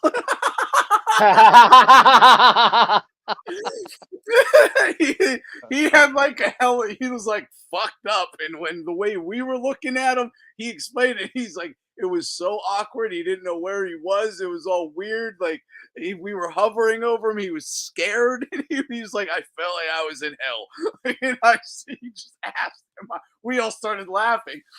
But like a year later, I'm with another friend who was there, and I fucking passed out, and he woke me up. We're fucking in his garage, his dad's garage, working on all these fucking fumes in there. He's got me, I don't know what the fuck they were, but it made me pass out like on a concrete fucking garage floor. he jumped down, like picked me up. He put the garage door up, and like I came to or whatever. And the first thing I said was, "Am I in hell?" it was the exact same thing. I was like, so yeah, when you have like there can be like a little weird so when I saw that with Chrissy in the show, I was like, man, I wonder if he had something like that, but it wasn't because he ended up going into more detail. But it happens. It's funny. Am I in hell? Like anyone ever experienced that? Something traumatic or whatever? You wake up just fucking like, what the hell? Where am I? Maybe every time I wake up in the morning, bro. Yeah, every fucking morning, bro. Dude, Mikey Paul Meese was great. I love fucking Mikey. Bro. Yeah, Jen. Right. Yeah, Mikey Paul Meese was hilarious. I like when he tells the day he gets murdered, he basically tells his wife to like go fuck herself. And when she's on the news, she's like, his last words are, "I love you." Oh, bro. That chick nailed her role. That's a gangster's mold to a T. That chick, exactly, like, exactly. You know, sociopathic, materialistic, just gangster fucking living off a gangster. Yeah, she nailed her role. Yeah, what did Paul Meese say to Brandon? Like, "Hi, Brandon. Bye, Brandon." Bye, Brandon. Yeah. Hi, Brandon. Bye, See, I even like Brendan, bro. Brendan was a good Brendan. character. Yeah, Brendan. Yeah, I like Brendan too. Yeah, I like Brendan. Everybody goes, everyone knows you're really running the show, right? Hey. Whenever he gets to Tony, I'm on the meth, but I'm going to rehab for that. Chris goes, Brendan, shut up before you get me and you both killed. I know. But Tony liked him too. He knew he was a fuck up, but he kept trying to look out for him. Yeah, he kind of did. Yeah, he had a soft spot for him. Mm-hmm. Yeah. What did Brendan? He was Chrissy. If Brendan was the nephew, Chrissy would have just got whacked. Like, exactly. They were the same dude, really. One was just family, one wasn't. Yeah. I remember he was trying to hit on Meadows, Brendan. That fucking Just Brendan. think about it. Like Chrissy when they take him out to the docks and gave him a high colonic, right? They could have just killed him, but they didn't. They just gave him a warning, and he stopped. With Brendan, they just killed him. Well, you know what? You know who ordered that? The fucking mother, because she goes, Chris. You're She goes, Junior. I don't want anything to happen to Chris. I've loved that kid ever since he was born. She goes, the other one, I don't know him. Huh? Holy shit, you're right. Yeah. You're right. Fucking she ordered his murder, bro. She had Brendan whacked. She had Brendan fucking whacked. Damn. Yeah, he did. Ah, dude. Bro. That was like that was a hell of a fucking scene. When Paulie's making fun of him, calling his daughter a fucking stupid whore. She's gonna grow up to be working on the pool too and all this shit.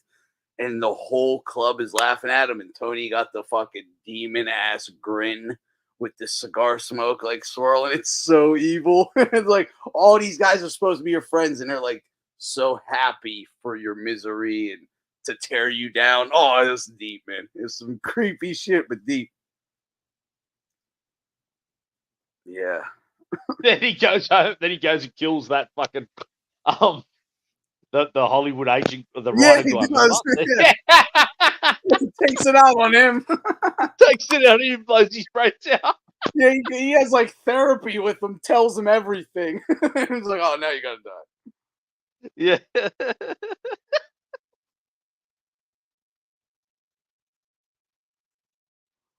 His baby daughter.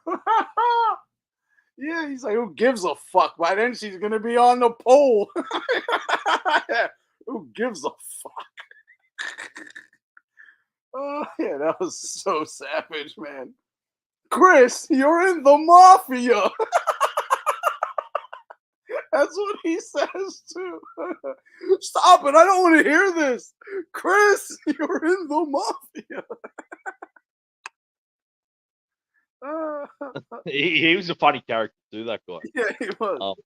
Remember when he got beat up and he goes, "A room full of writers and you did nothing." When they came.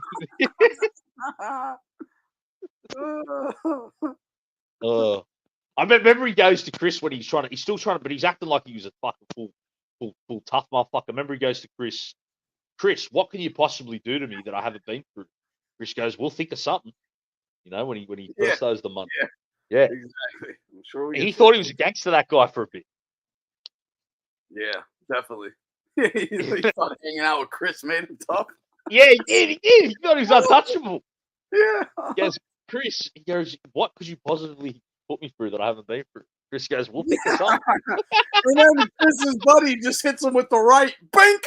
Yeah, and then they smash the fucking he just walked right in and start beating his ass.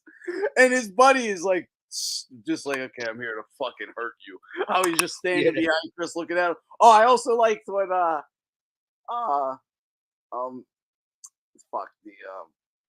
chef guy loans that dude money. Artie, loans the money, he gets ripped off, he goes to collect and gets beat up. Yeah, legendary. He's practicing in the mirror and shit. Suvio shows up at the door. The guy opens and it's just this fucking Sicilian immigrant. Immigrant. Yeah, oh man.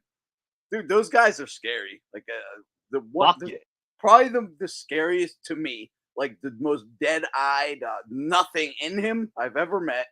He was Sicilian. He looked just like that dude though. Looked just like him. Dead-eyed as fuck. Like there was nothing. Well, that's why it shows the point. Pizza parlor. He worked at a pizza parlor. Well, it proves the point because look, in Canada, where there are still heaps of Sicilian immigrants, they're still dropping bodies like it is. And in Naples, they're still dropping bodies like that where Furo is from. You know what I mean? Still, things haven't changed he there. Played that character perfectly, man. He was a straight Gomorrah. He was from the Gomorrah, straight up. That Exactly. Yeah. Gomorrah killer. Like he probably put more bodies than all of that Soprano crew together. You know what I mean?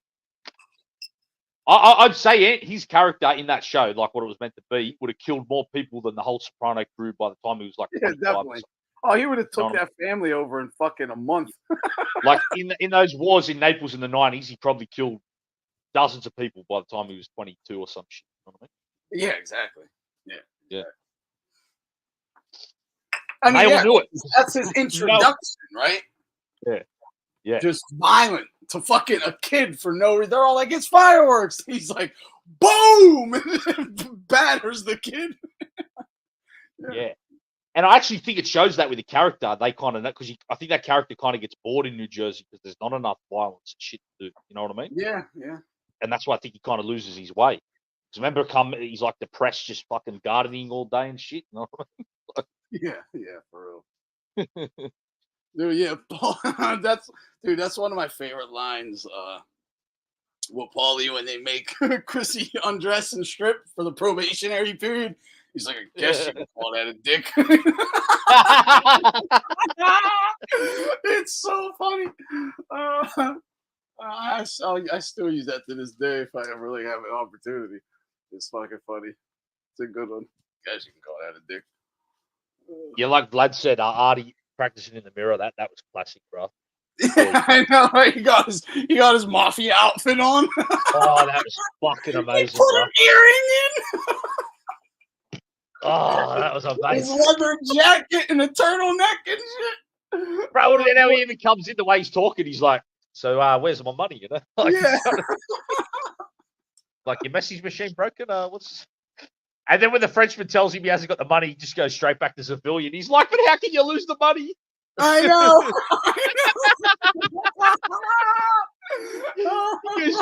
You fucking told me it would be good. He goes back to civilian. He's like, "Where's the money? Fucking lost. You told me it'd be still Yeah, I in here." love it. Tony's like, dude, I saw this 10 moves ago. Like, it's my bread and butter. Nah, yeah, but no, Artie wants to hang out with gangsters. That's fun, you know. Yeah, that's how it is. Yeah. Yeah, he gets his little earring ripped out. Yeah. Yeah. Bro, Paulie she was a definitely dime my piece. favorite. That she was fine as that French chick in that episode. Oh my god, yeah. Bro, she was fucking hectic, lad. Dude. Yeah. She might have was been the bad hottest as fuck. in the show. One of them, Yeah. definitely. She might have been the hottest. There's some beautiful women in there though, but yeah, Absolutely, yeah, there really was. she was special. They really cast the European women like yeah, they did.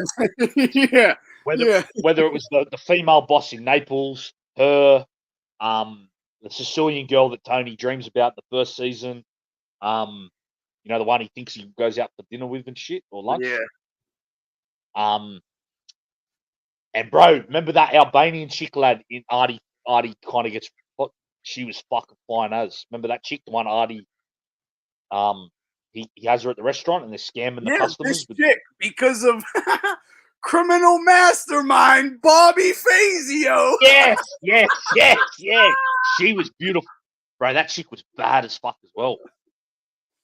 Yo, yeah. Yeah.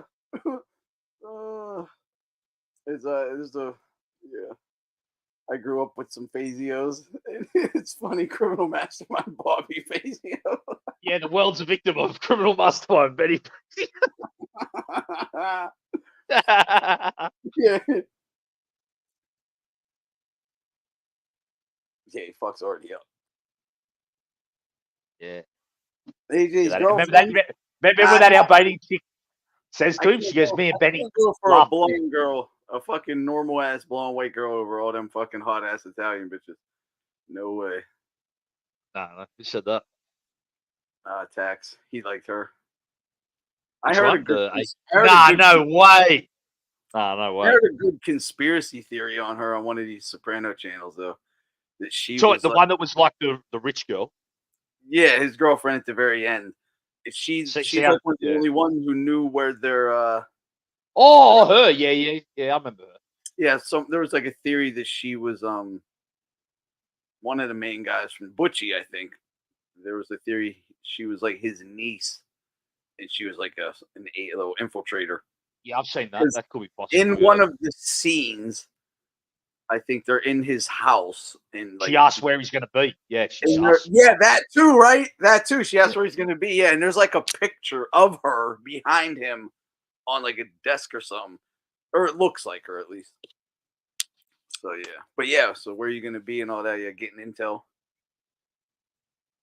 Yeah, you said she had a nice ass. You said she had a nice ass. And Christopher goes, I was trying to say something positive.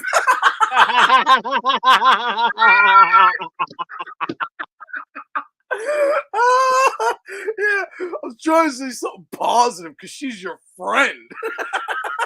Bro, but see, you know what that showed as well? Like, Wog chicks know how to dress the sexiest, because when that chick was dressed normal, she wasn't that hot, you know? Oh yeah, Like, yeah. Oh, she you know, was you know, a like, smoke show too. The chick he yeah, said but it that. was also, yeah. Well, or did he say that about the Fed?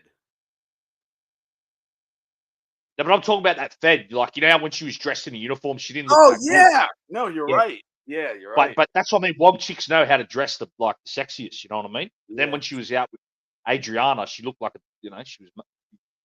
Yeah, remember she there was looked amazing. there was that like hot Italian chick that Adriana ended up snitching on. Oh, she was fine as bra. Yeah, yeah. She Yeah, was hot she as. was so hot. She was fine as bra. She's in Oh, Where it's did I see Benny her? Fazio, not Bobby Fazio. Benny. Benny, yeah, Benny. Yeah, she was hot as that chick. She was in a movie with She's been in a few movies. That chick, I just can't remember. Oh, you're talking about the Puerto Rican girlfriend.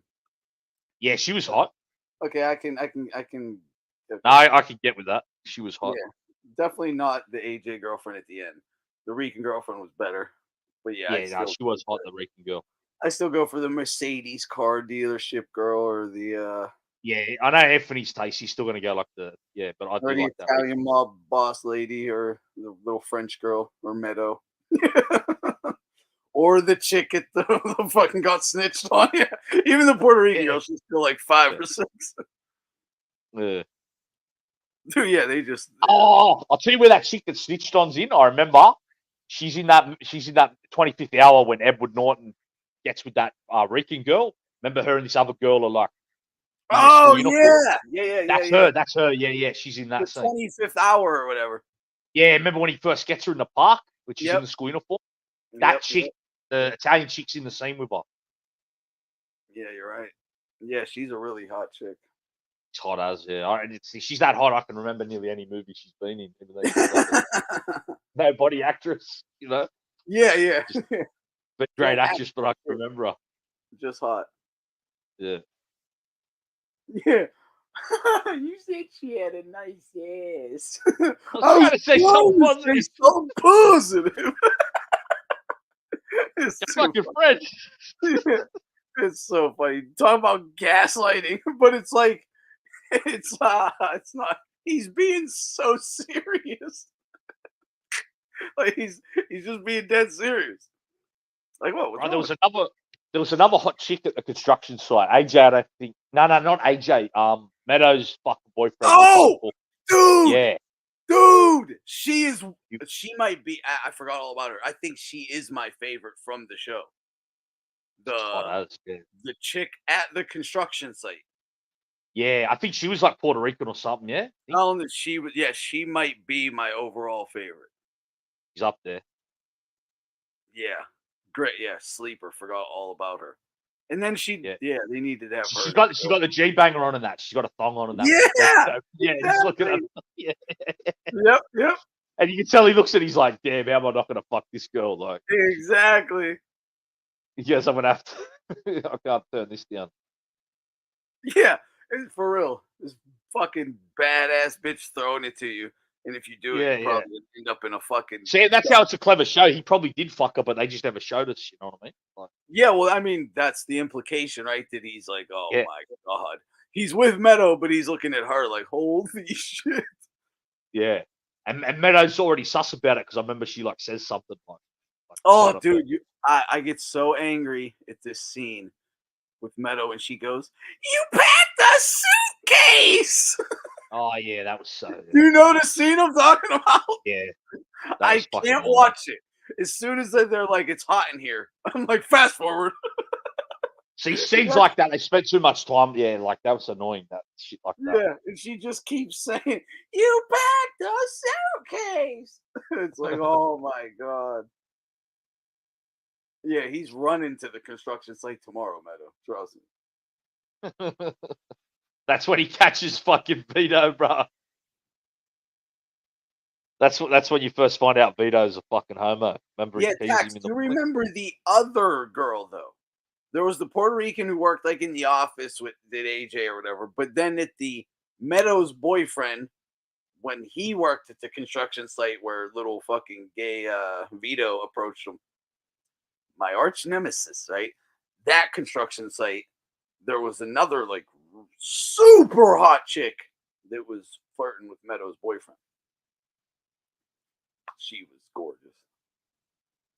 She was only in like 2 episodes, or maybe only 1. You know, it shows how like good look. I bet all these women are all just from New York. It shows how like They good are, looking yeah. New York are, bro. Dude, yeah, that's I've always said that. Like, Yeah. if you want like the yeah, I don't know. You know, I'm sure there's gonna be more in like Italy or something. But for the hottest Italian chicks you could fucking imagine, yeah, the Northeast in general, but specifically New York. There's just so many. Yeah, and you've got like so many other. You got every other nationality as well. Like, you know what I mean? So No, that's not the same chick. Huh? No, different chicks. yeah, no, it's a different chick. That one, the one that Meadows guy's talking with, she's a bit more light skinned. She's probably like a more. She's like a more Europe. She's probably like a full.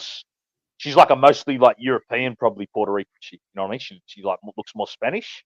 Yeah, she might be a Whereas, little like, tan, but not like brown. Like nah, she's like Mediterranean looking. Whereas AJ's Yeah. one kind of he's like like Meadow, like a native. like Meadow Yeah, compared to like your average Puerto Rican or whatever. Yeah. Yeah. Whereas AJ's one you could tell was like had some native or black in it, like that pretty dark.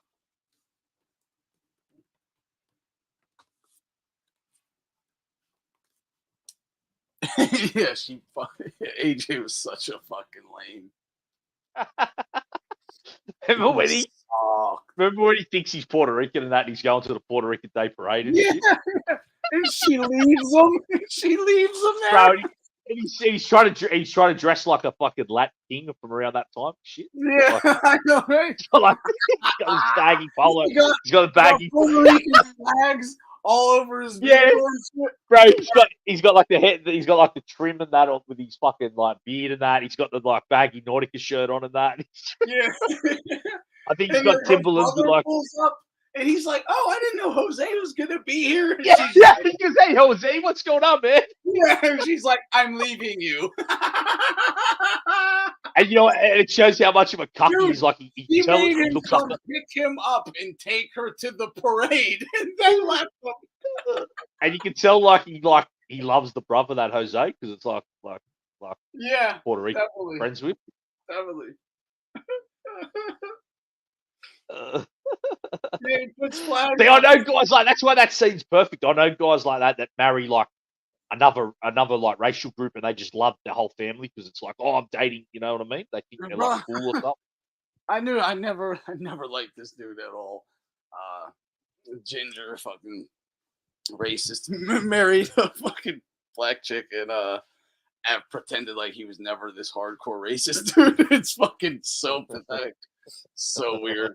It's like, damn, you just like flip identities over some pussy. That's pretty wild, but okay. Yeah, whatever, man. Yeah. So were you a fucking weirdo then, or are you a weirdo now? You tell me, because your beliefs can't work. You for half your life you must have sucked, or for your whole life you sucked, or now you suck. So you tell me, according to yourself, right?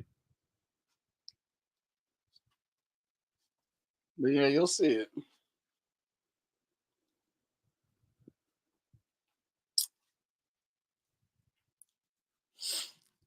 Yeah, poor AJ. No, AJ sucked. He had the world handed to him and blew it.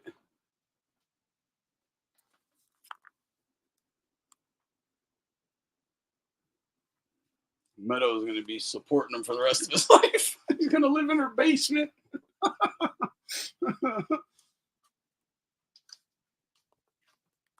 Oh, jeez.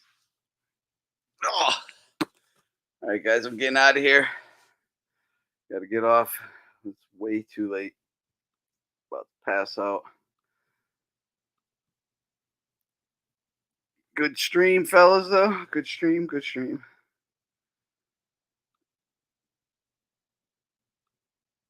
Can't believe everyone's still up.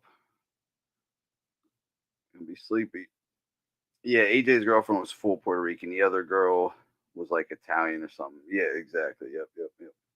Oh, that's the one you were talking about, Tax? Were you talking about AJ's girlfriend or the other chick, like the Italian one?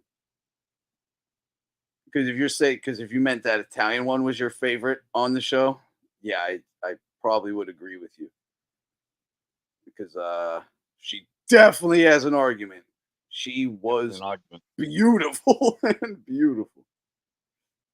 I'll tell you what, though, the one that Adriana snitched on's up there as well. She was bad. Yeah, for sure. For sure. I think the only I don't know which one was more hot or whatever, but it's whatever you're looking for, I guess, because the construction girl was more like the hot girl next door, right? And that other chick is just like a fucking sex demon. She's just so fucking hot and sexual. Like that's all she was. Just pure sex. Like just super fucking hot. It's overly sexual. And the other chick's just like normal, cute. Yeah, beautiful, but you get the point. Like you would definitely rather have construction girl as a wife, but fun for a night maybe with the other chick from the bar. Yeah. But yeah. All right, fellas. Good night. Take it easy. Have a good one. Yeah, everyone. Yeah. So let's see you either Saturday or Sunday. If I can do a live stream for the card, I probably will, but I don't know. We'll have to see if I can. But other than that, yeah. Good show. Good conversations. But all right, guys, I'm out. Take it easy. God bless y'all. Peace.